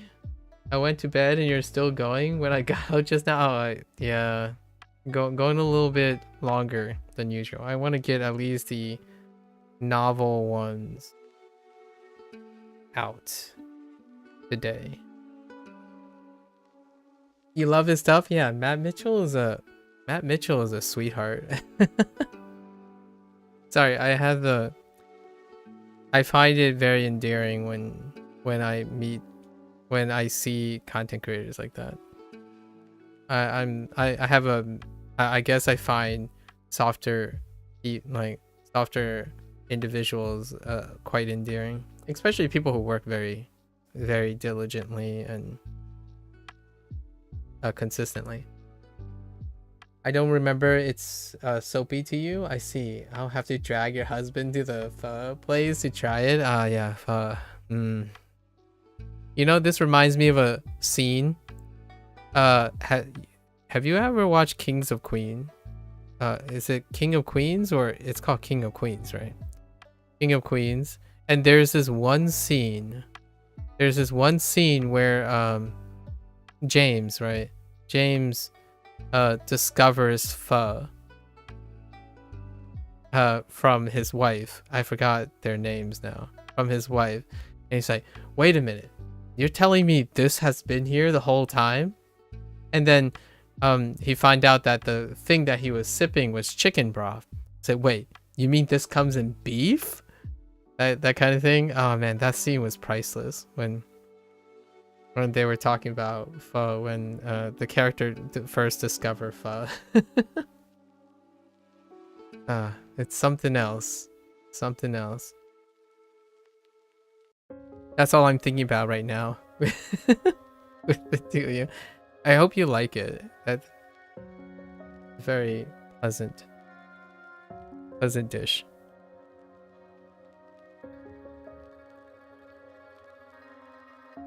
Be here. All right.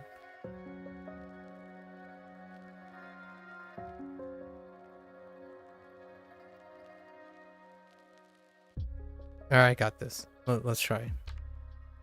We have to get these rows completed here. All right. So.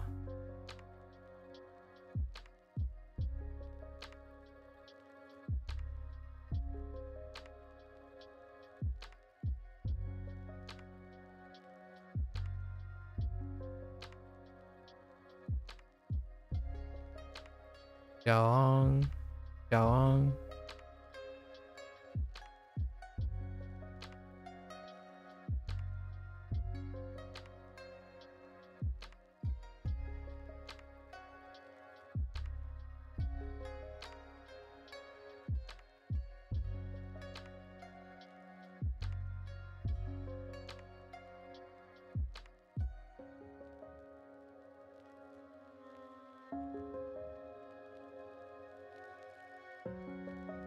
Right. Wang. Wangong.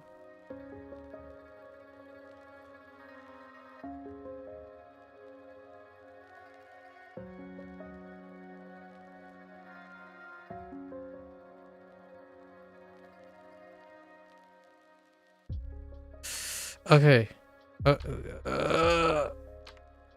Wait.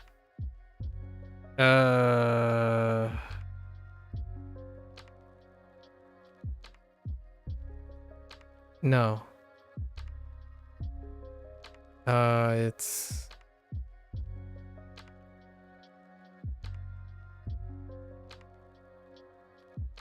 wait. I don't think it goes through the thing.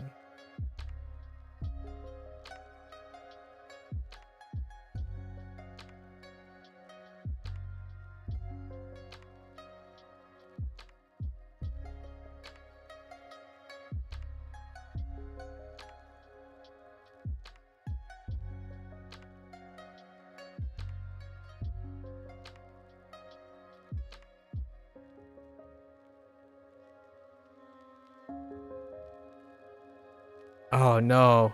No, don't do this to me. Oh wait.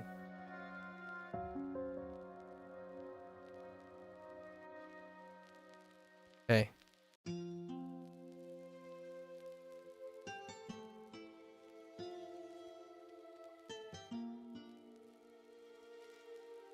Wait. Wait. Wait. Hold.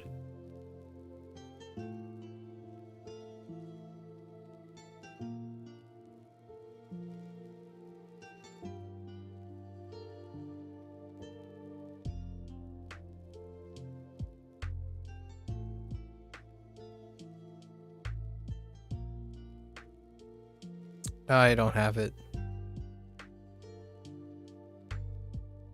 Bangju.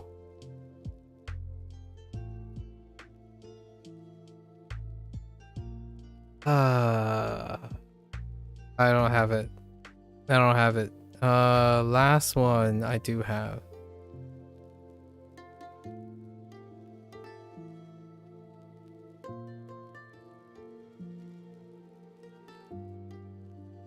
And then we're inserting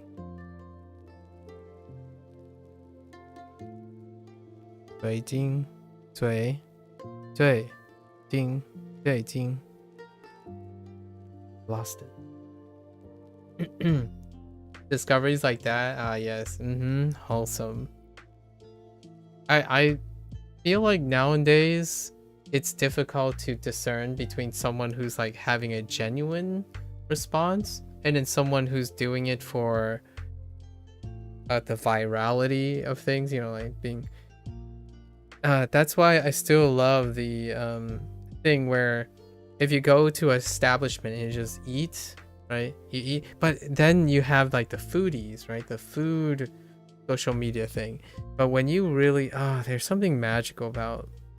Sometimes I always wondered, like, maybe I might go back into food service, but then again, then I start thinking about social media and how food service and social media interact these days. But there's something very electric about people just genuinely really loving food and discovering food, and it is, especially if it's someone dear to you, you know, someone that's close. I mean, if parasocial relationships online feels that magnificent, your significant other discovering that is like, I can't even imagine how. I was like, hey, yeah, let's do it. There's something really special about it, especially food. It's a sensation like no other. It reminds you of the richness of life. not remember what it is. Do I remember? Oh, wait. Oh, no, I do. I think.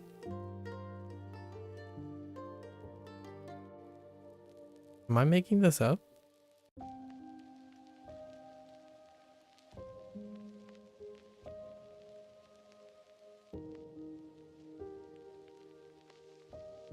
It's a little lopsided, but that's fine. Yeah? No, no, it's not even close. Oh, wait. Yeah, it's not even close. I'm thinking of a different one. Oh, no.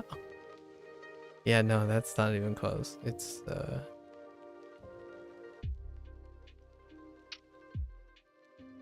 do you even do... Yeah, it's not even close. Let me... Okay, so you deliberately stagger it. I see. Alright. Alright, I got you. I got you.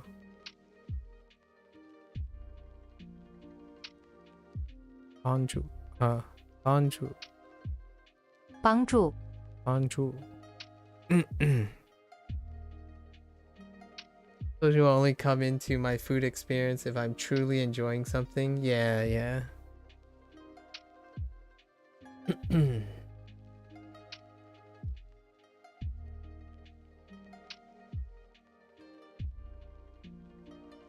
Yeah, the tall building one. Oh yeah, that is a tall building one. Okay. All right. Okay. I can do this.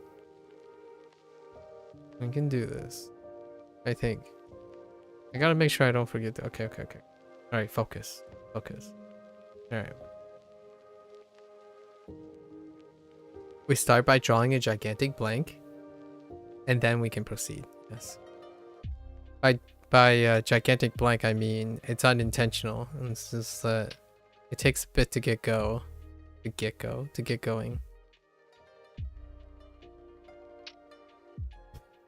Okay.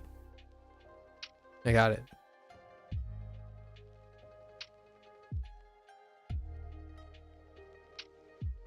Not the prettiest, but I'll take it. So, go on.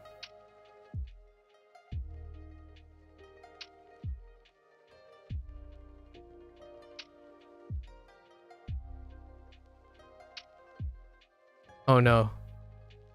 Wait.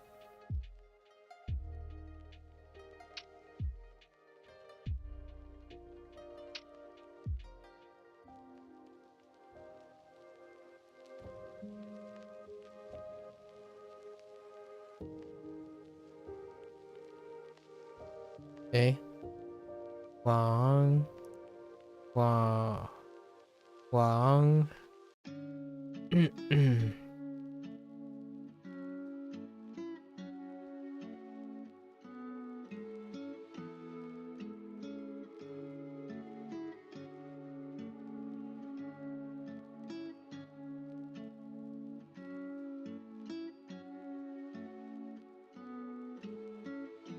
I'm basically trying to create the longest phrase possible so I can like associate the most I can.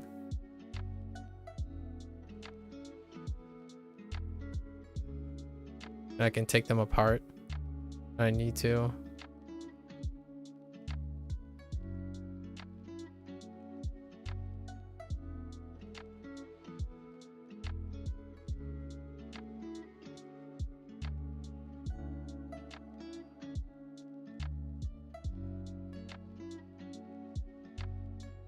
Okay.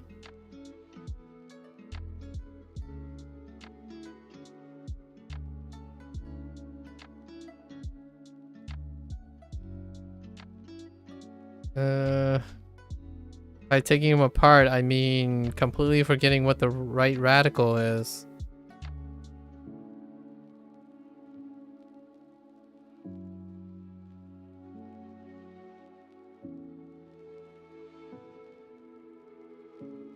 Oh, it's something so common.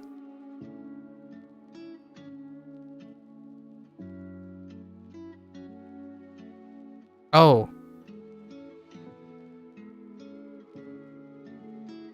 Okay.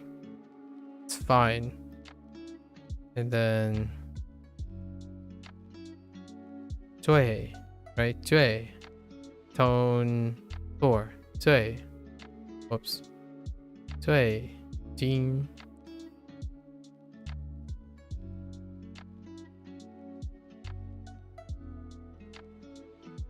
Okay, now I need to know the first row again.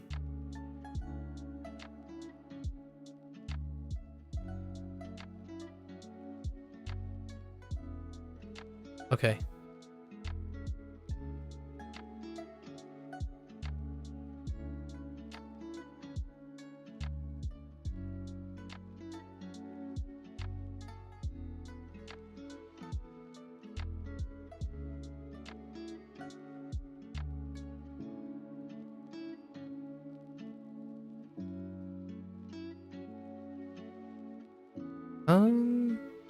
Yeah, I think. 知道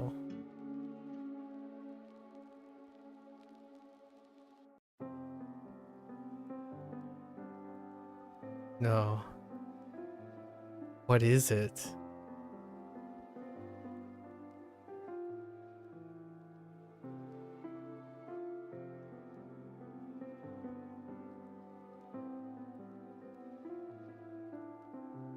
It's gone. It's gone. It's gone. I only remember the right one. When?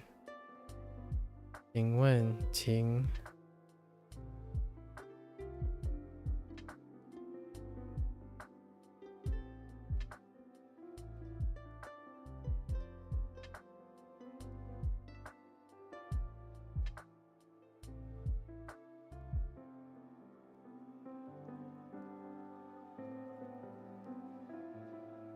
Nope.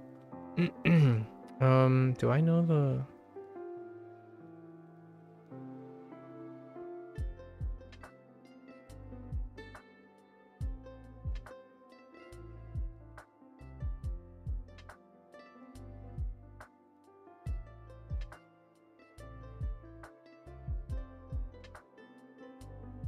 Nope. Oh. The one that I wrote before. Oh, man. Oh, man.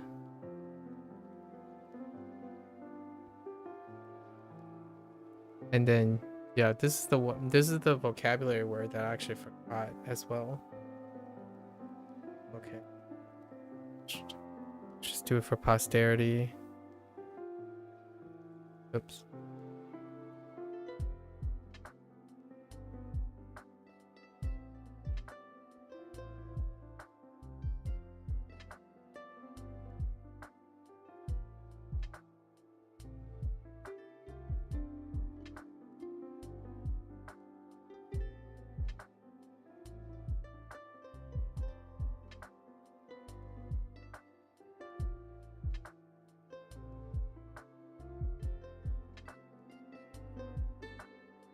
Okay.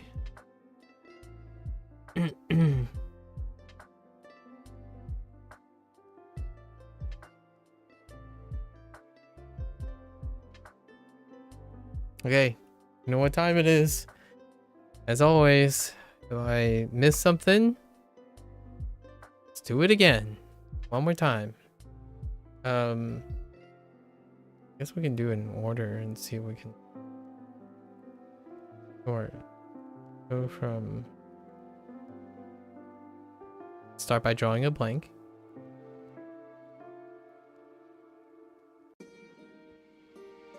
Okay. Wait. I need to check something. Oh, that explains why that looks weird. Not this one, but the next one. I missed a stroke.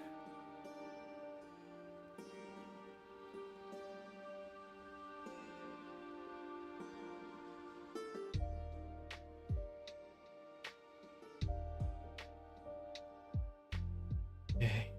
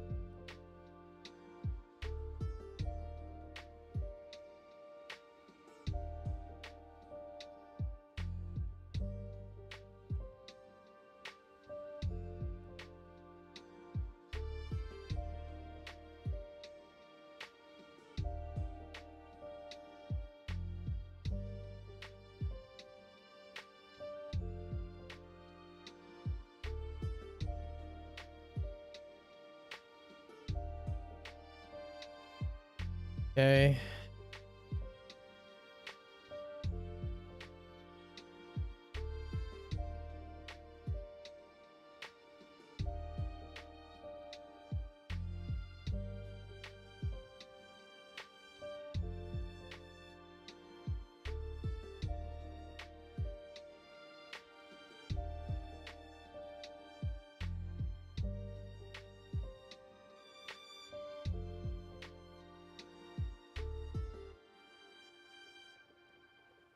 Okay.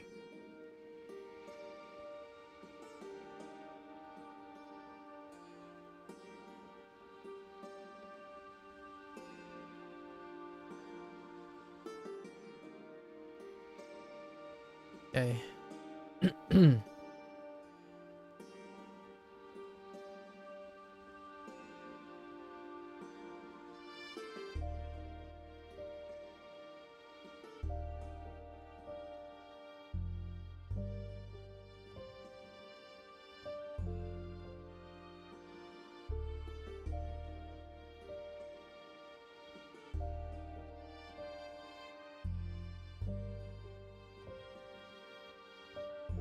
Okay.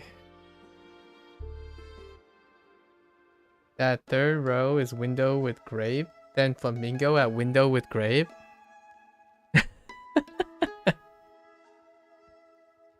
Oh, I see it. Window with third with flamingo. That's a good one. I actually that's actually really helpful. Window with grape and flamingo at window with grape. Nice. All right, I'll have to keep that in mind. That's a good one.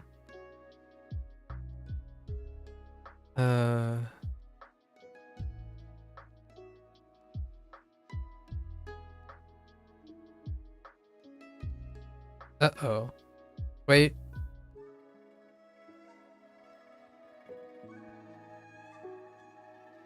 Oh, right.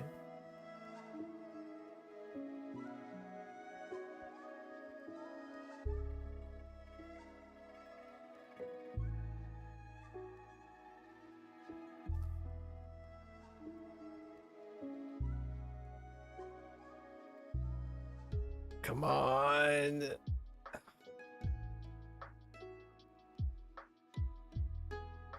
Oh, right. Right. I remember what you said. Tall building.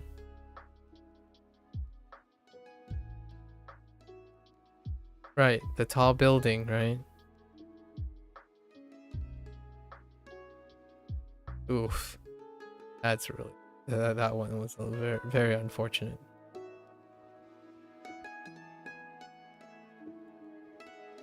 Okay. It's fine. We got this. It's, oh.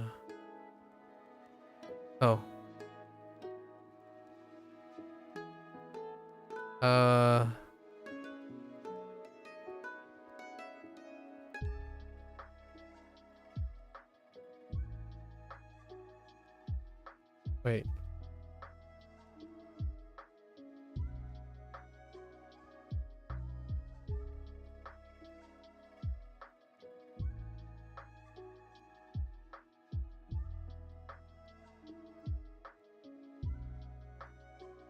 Oh, right.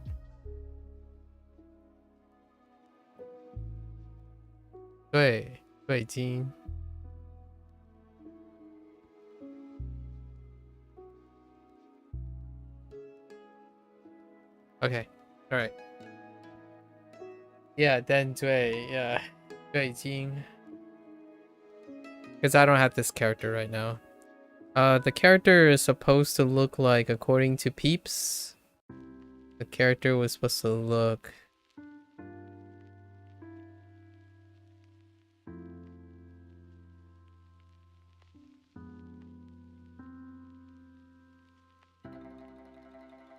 like this.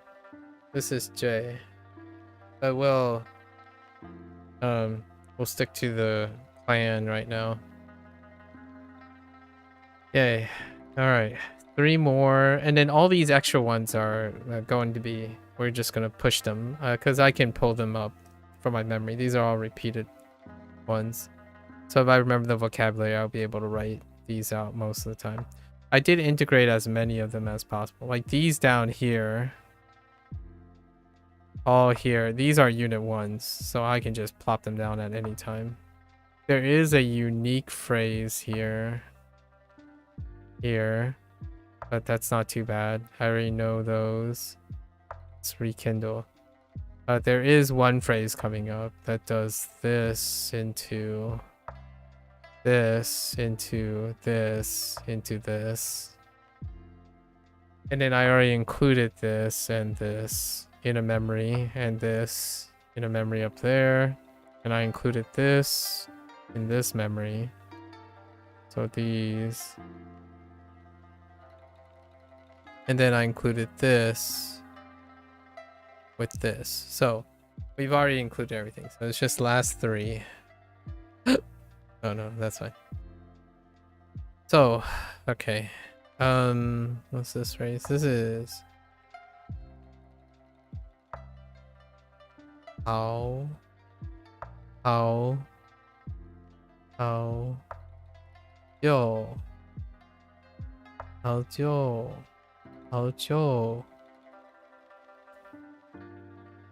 yo不见，好久不见，很见。Okay, 好久不见. Oh, and I already included this. This is with this. So it's only 2 characters actually. And this is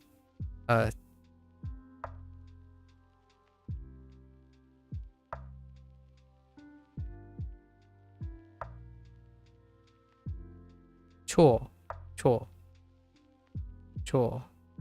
chore is a little toxic actually. I think it's yeah.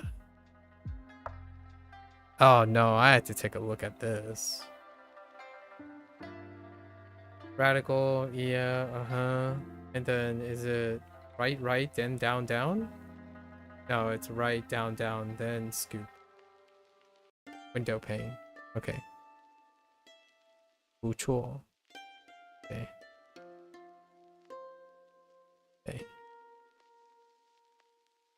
Yeah, that's a lot of them combined. Yeah. Basically, the way I'm remembering it, so in I don't know what it looks like in Korean, but this is what does it look like this in Korean? So for this, you know, you have the characters above and then the used characters, right? And then how I visualize the stuff is I focus on the new characters, and then the old characters get lumped in. So basically I try to, so these 2 are together, and then these 2 are together, and then I visualize it based on this. So I would write this into this and this into this. So in my head, this is what it looks like. So I have like a bunch of characters swimming around, and then I'm making double phrases, and then these are all the actual vocabulary. Actually, these are the vocabulary in this unit. So that's what I was doing when I was going through the rows. I was trying to utilize as many as I can. So this goes into that, and then this goes into this. And I kind of done this quite a lot of times. That's how I get used to writing all the vocabulary, and then I mean the characters. And at some point, you can take all the characters and separate them and put them back together, whichever way you want, to form vocabulary words. Okay, so we only need to know 2 characters. This one,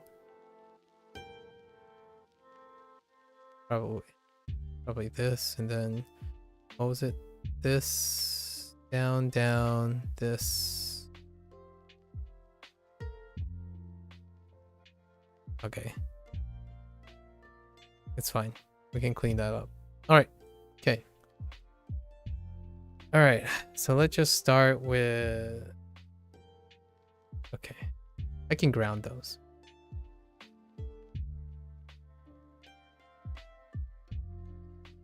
So.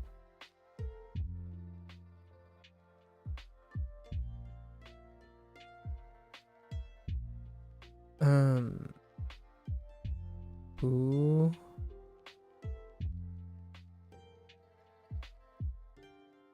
No, how久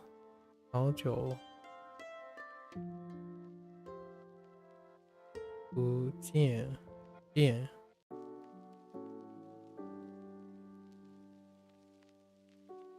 And the nice thing about these phrases is if you can't remember one phrase or one character, remembering the things around it helps quite a lot with writing, in my opinion. I try to construct as many things around it as possible as a first start.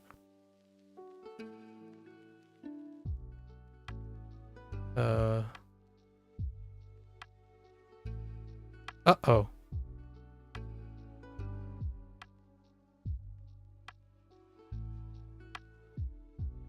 Oh, right.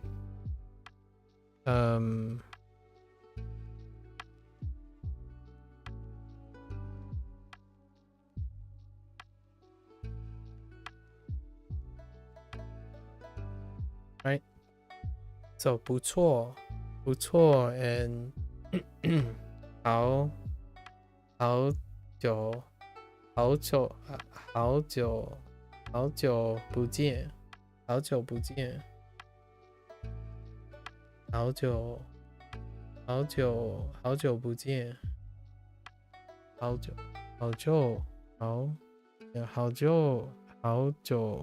久不见 I want to hear that again. It's kind of like meh. 好久不见 Okay, I don't know why that sounds a little weird to me. Okay, it's fine. So let's go from the top. Korean isn't nearly this fleshed out, I feel like, but it's giving whole words and just assuming you remember the old ones, since the language doesn't give in-depth explanation as to why you're writing it that way. Oh, okay. Here's my thought. Bear with me here, Blair. So Japanese, Japanese, Korean, and I'm gonna say Chinese as well. So in the most recent update, I don't know how long you've been using Duolingo, but the 2024, at the end of 2023, in December, it was like a overhaul for character-based languages, and I have a feeling it is in this order. It's Japan, Japanese, Chinese, then is Korean, in that order, right? And they were introducing these character sections in waves.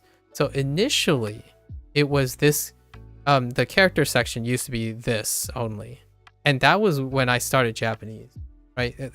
The character section was first introduced between the end of December 2023 and 2024. So I started with Japanese in February. So it's already been 2 months. And originally Japanese only had this section. And then 2 months later, I think, it added this section. The one that says, oh yeah, all these characters are used before, and here are some exercises that remind you of all the overlap. Now, in Chinese, when I first started Chinese, the character section was only this too.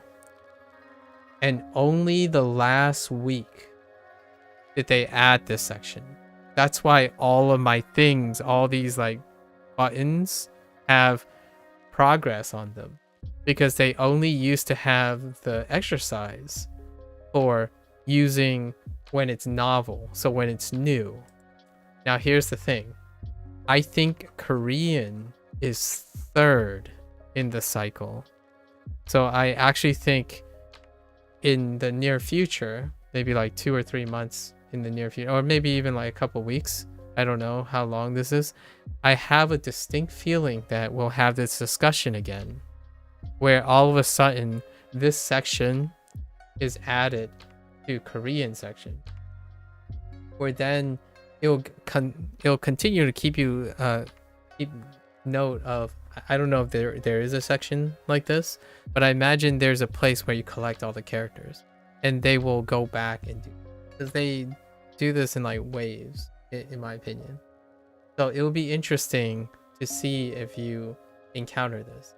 I don't have any like actual like ambitions to keep going in like include Korean, but I would love to hear if this change ever happens, because it was a big change. This is why I've been changing up my schedule and style right now, because I had to catch up with all this. Originally, what I did was I only learned the new characters, and then since they don't explain why you're writing it that way per se, I try my best to remember all the characters as they are, and then try to find the patterns as I go.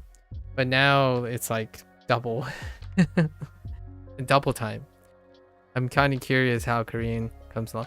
I'm pretty sure Korean was after the Chinese course, so I would love to hear if there's any changes in the Korean course. That would be great if we could get that. Okay, so it only got a letter section for the individual syllable people. So vowels, consonants, double. Oh, yeah. So in Korean, even these sections are not fleshed out yet. I see. Okay. Yeah, because there's a pinyin section for this too, which I didn't ended up using as much. I see. That'd be cool. Keep me posted. I love hearing other people's experiences. So somehow, if it isn't there, then I would probably come up with some creative way to do it.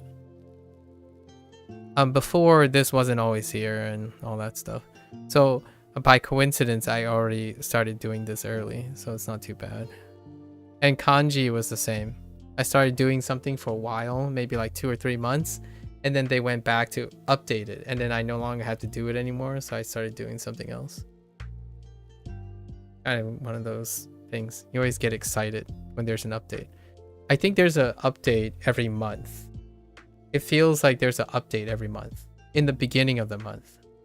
So you might notice like a slight tweak here and there every month, at least once every month.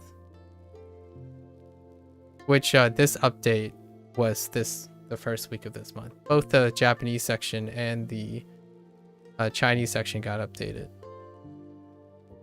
on the same day. At least I noticed a change on the same day.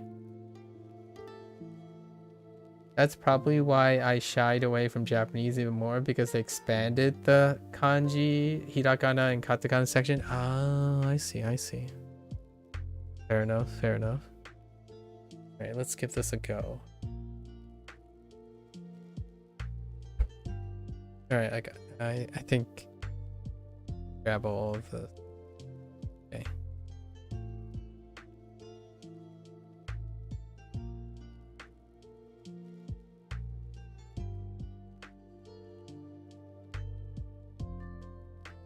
Okay.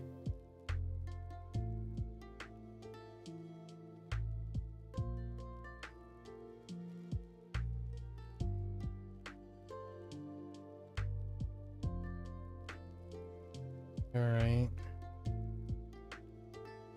This was a week one. Week one.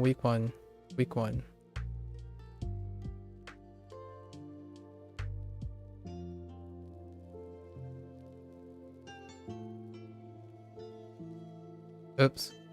That's okay. That's fine. We'll just cover that up.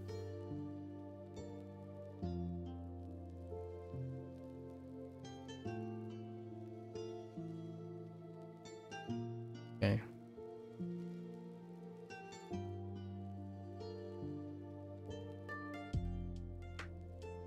Ugh, that middle thing is kind of gross. It's fine.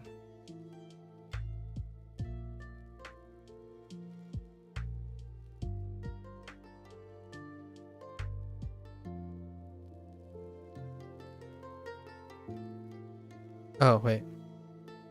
No one... It's fine. No one will ever know.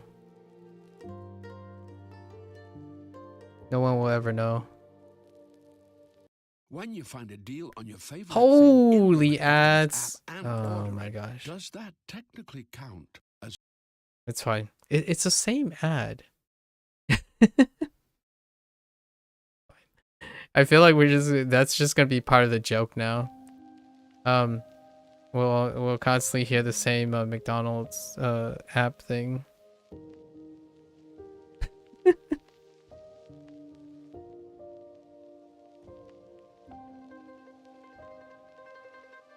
Okay. It's gonna be part of my routine now. You take a drink whenever the ad comes up. Water. Take a drink of water whenever the ad comes up. Or your favorite beverage. Sweet tea is on. It's pretty nice.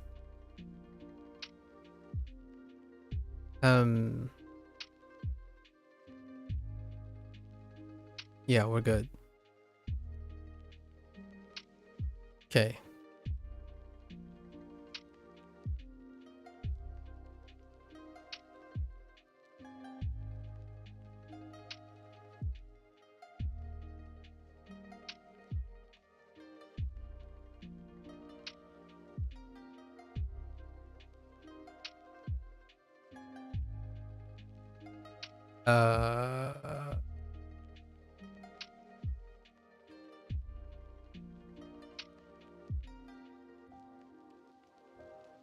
Flamingo.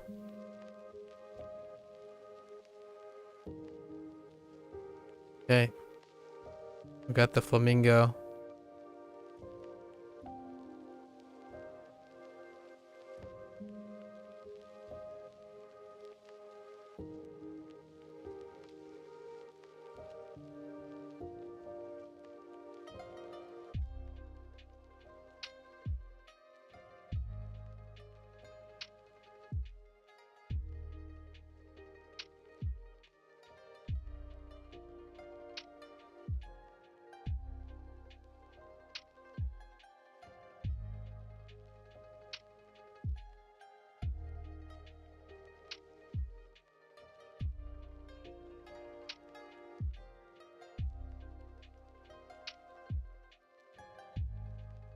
Okay.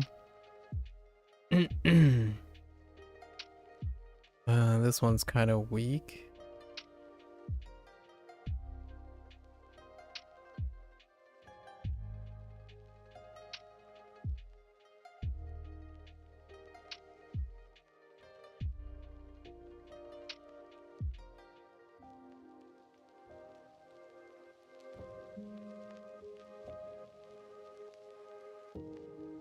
Building.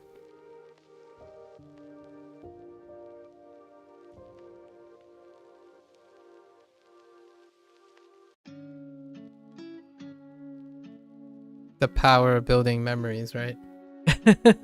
And then the building comment. Although this is kind of awful, but it is good enough. That building seen better days.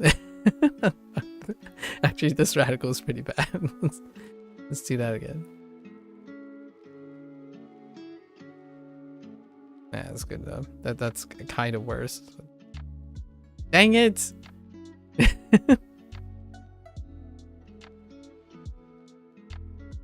All right. All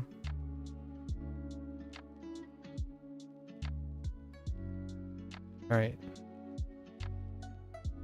Oh, you know what? We'll just write the character in. Gotta suck it up.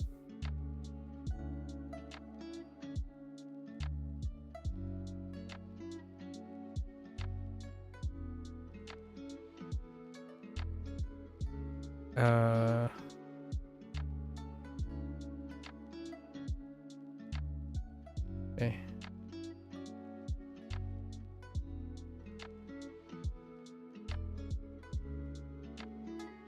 Okay.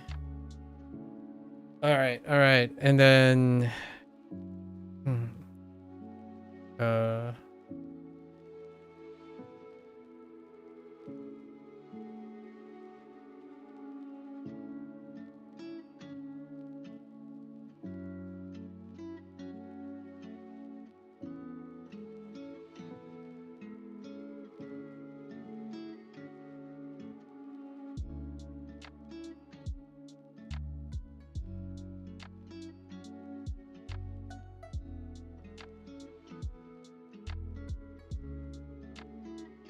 It's a desk with computers. Oh yeah, you're right. It does remind you. Yeah, it is a desk with a computer on it. And like a chair. Like, yeah, you're right. Good point. Good point.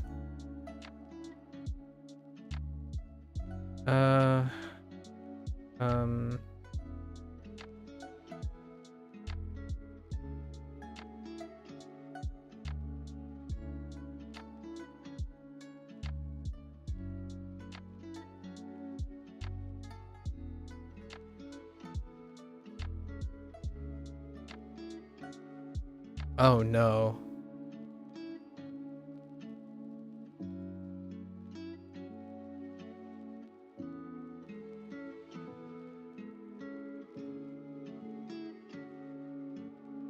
No, wait. That's not what this. No.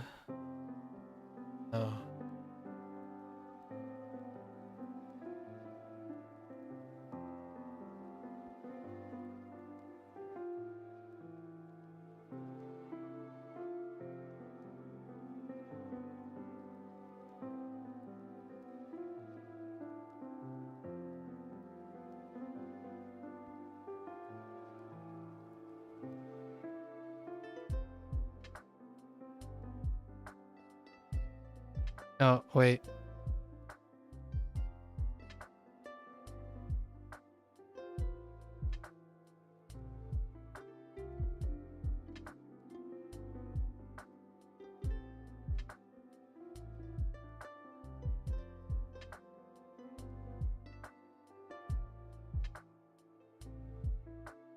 Okay, we got it.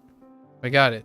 And then now, let's sprinkle in all the other things that I remember, and then we'll call it a day. So.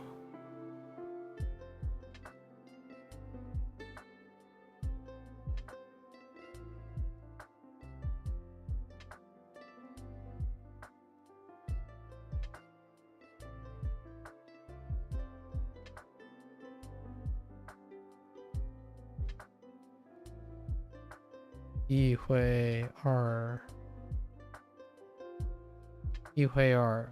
Yi Hui. Yi Hui. Yi Hui Er.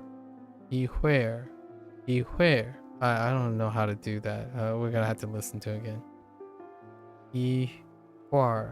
Yi Hui. Yeah, Yi Hui. Probably.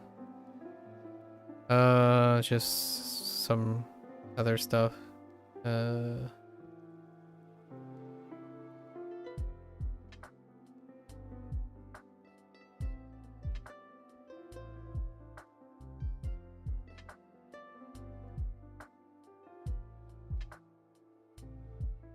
Coffee.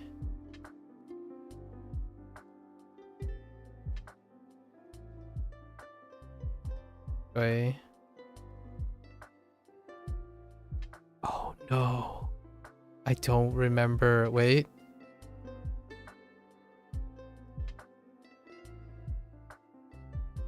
Oh no, I forgot something. I thought I was confident on... Wait. No. I think I know. No. I think I remember. I got it.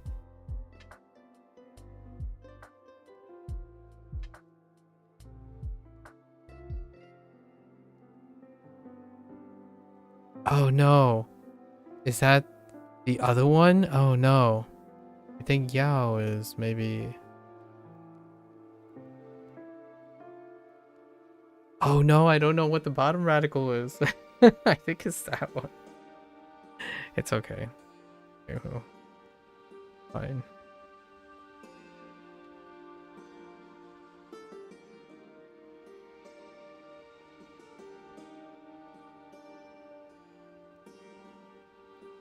Oh no. Oh, wait.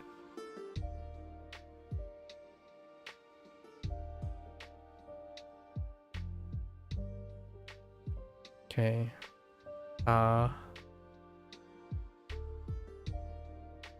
Sounds like Bing probably. Oh, roll.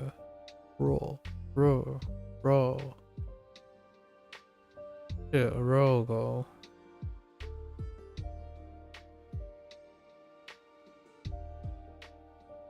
Oh no. Oh no. I am forgetting these things.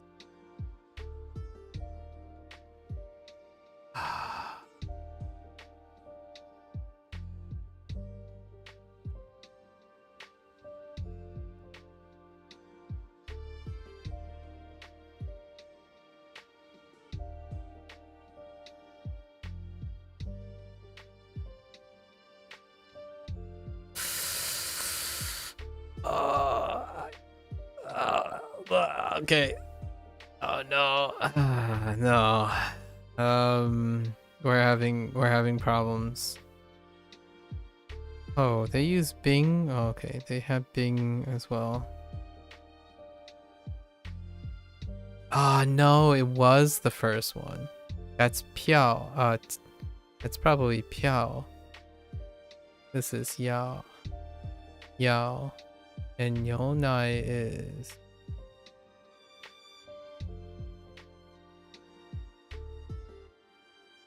Nyonai is... like that. It's close enough. We'll remember it. We'll try to remember it again. Yeah, I lost the bottom radical. I lost the bottom radical to Yao. I did Piao instead of Yao. And what did I wanted to check? I wanted to check something.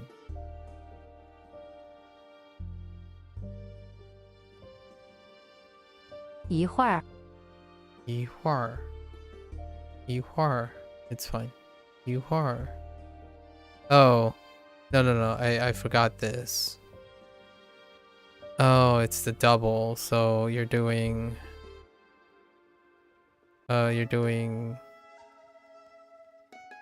like, oops. My pen. So... yeah. Oh my gosh.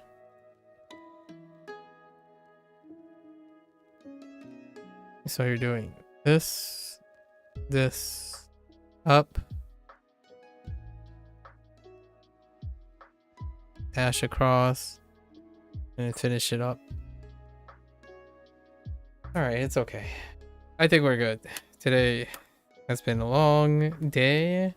Thank you for the company plan. Really appreciate it. Yeah. We'll see how much I retain for tomorrow. Alright, so that's a wrap. We gave it a good bid. If we drop one or two, it's handy dandy. We got one more day to review this, right? Yeah, there's still one more day. Alright folks, that's a wrap. Thanks for hanging out. Thanks for chilling. Discussing. Leaving parting message, right? Parting message. Stay creative. Might not be the most optimal thing, but it's certainly you. And I think life has a wonderful way of rewarding someone when they take ownership and creativity over the things they do. Pick someone's stuff, right? Use it as inspiration. Infuse things with a bit of yourself, right? It can be radiant. It becomes very obvious when there's a part of you in the things you do. Dropping a couple is, yeah, I know, right? So message here is, you know, there are a lot of information out there. There's quite a lot of things to do and whatnot, but man, take that thing, for better or for worse, for suboptimal or not optimal, infuse some part of you into it. Because to me, at least, if you need anyone, I would prefer to see some part of you in the thing you do. And believe me, in my opinion, this is gonna be a trust me bro thing, hot take. It is very evident when someone is doing something that has a piece of them in it, because that part will outshine so much of the stuff that surrounds it. It's great to have foundation. It's great to, you know, have something to work and build. But the thing that really, really shines out and it becomes almost second nature because you will feel in urgency to share that part of it, right? The stuff that you're most proud of. And honestly, that stuff can be priceless, right? Stories are great. Stories are what brings the differentiating factor. So go out there, learn a language, but dang, definitely go create something with that language. Yeah, it doesn't have to be sophisticated. You don't have to be a master of a language. Go make something. And I would love to hear about it, right? So, until next time, right? Mata ne. Mata shita. Ja ne. Oh, I know what I was dreaming about. Getting the Hangul for snow tattooed since it's the translation of your Latvian name. Oh, that's so sweet. Maybe you should do that. Have you considered doing that in reality? Yeah, it's stories like that, I tell you. So yeah, we have plenty of time to talk about that in the future. So yeah, 再见, right? 再见, 明天见. Maybe, right? And I'll catch you guys on the next one. Stay safe, stay healthy, right? Keep on learning, keep doing the things you have to do, but also keep enjoying the things you want to do. I'll catch you guys on the next one. Take care. Bye now.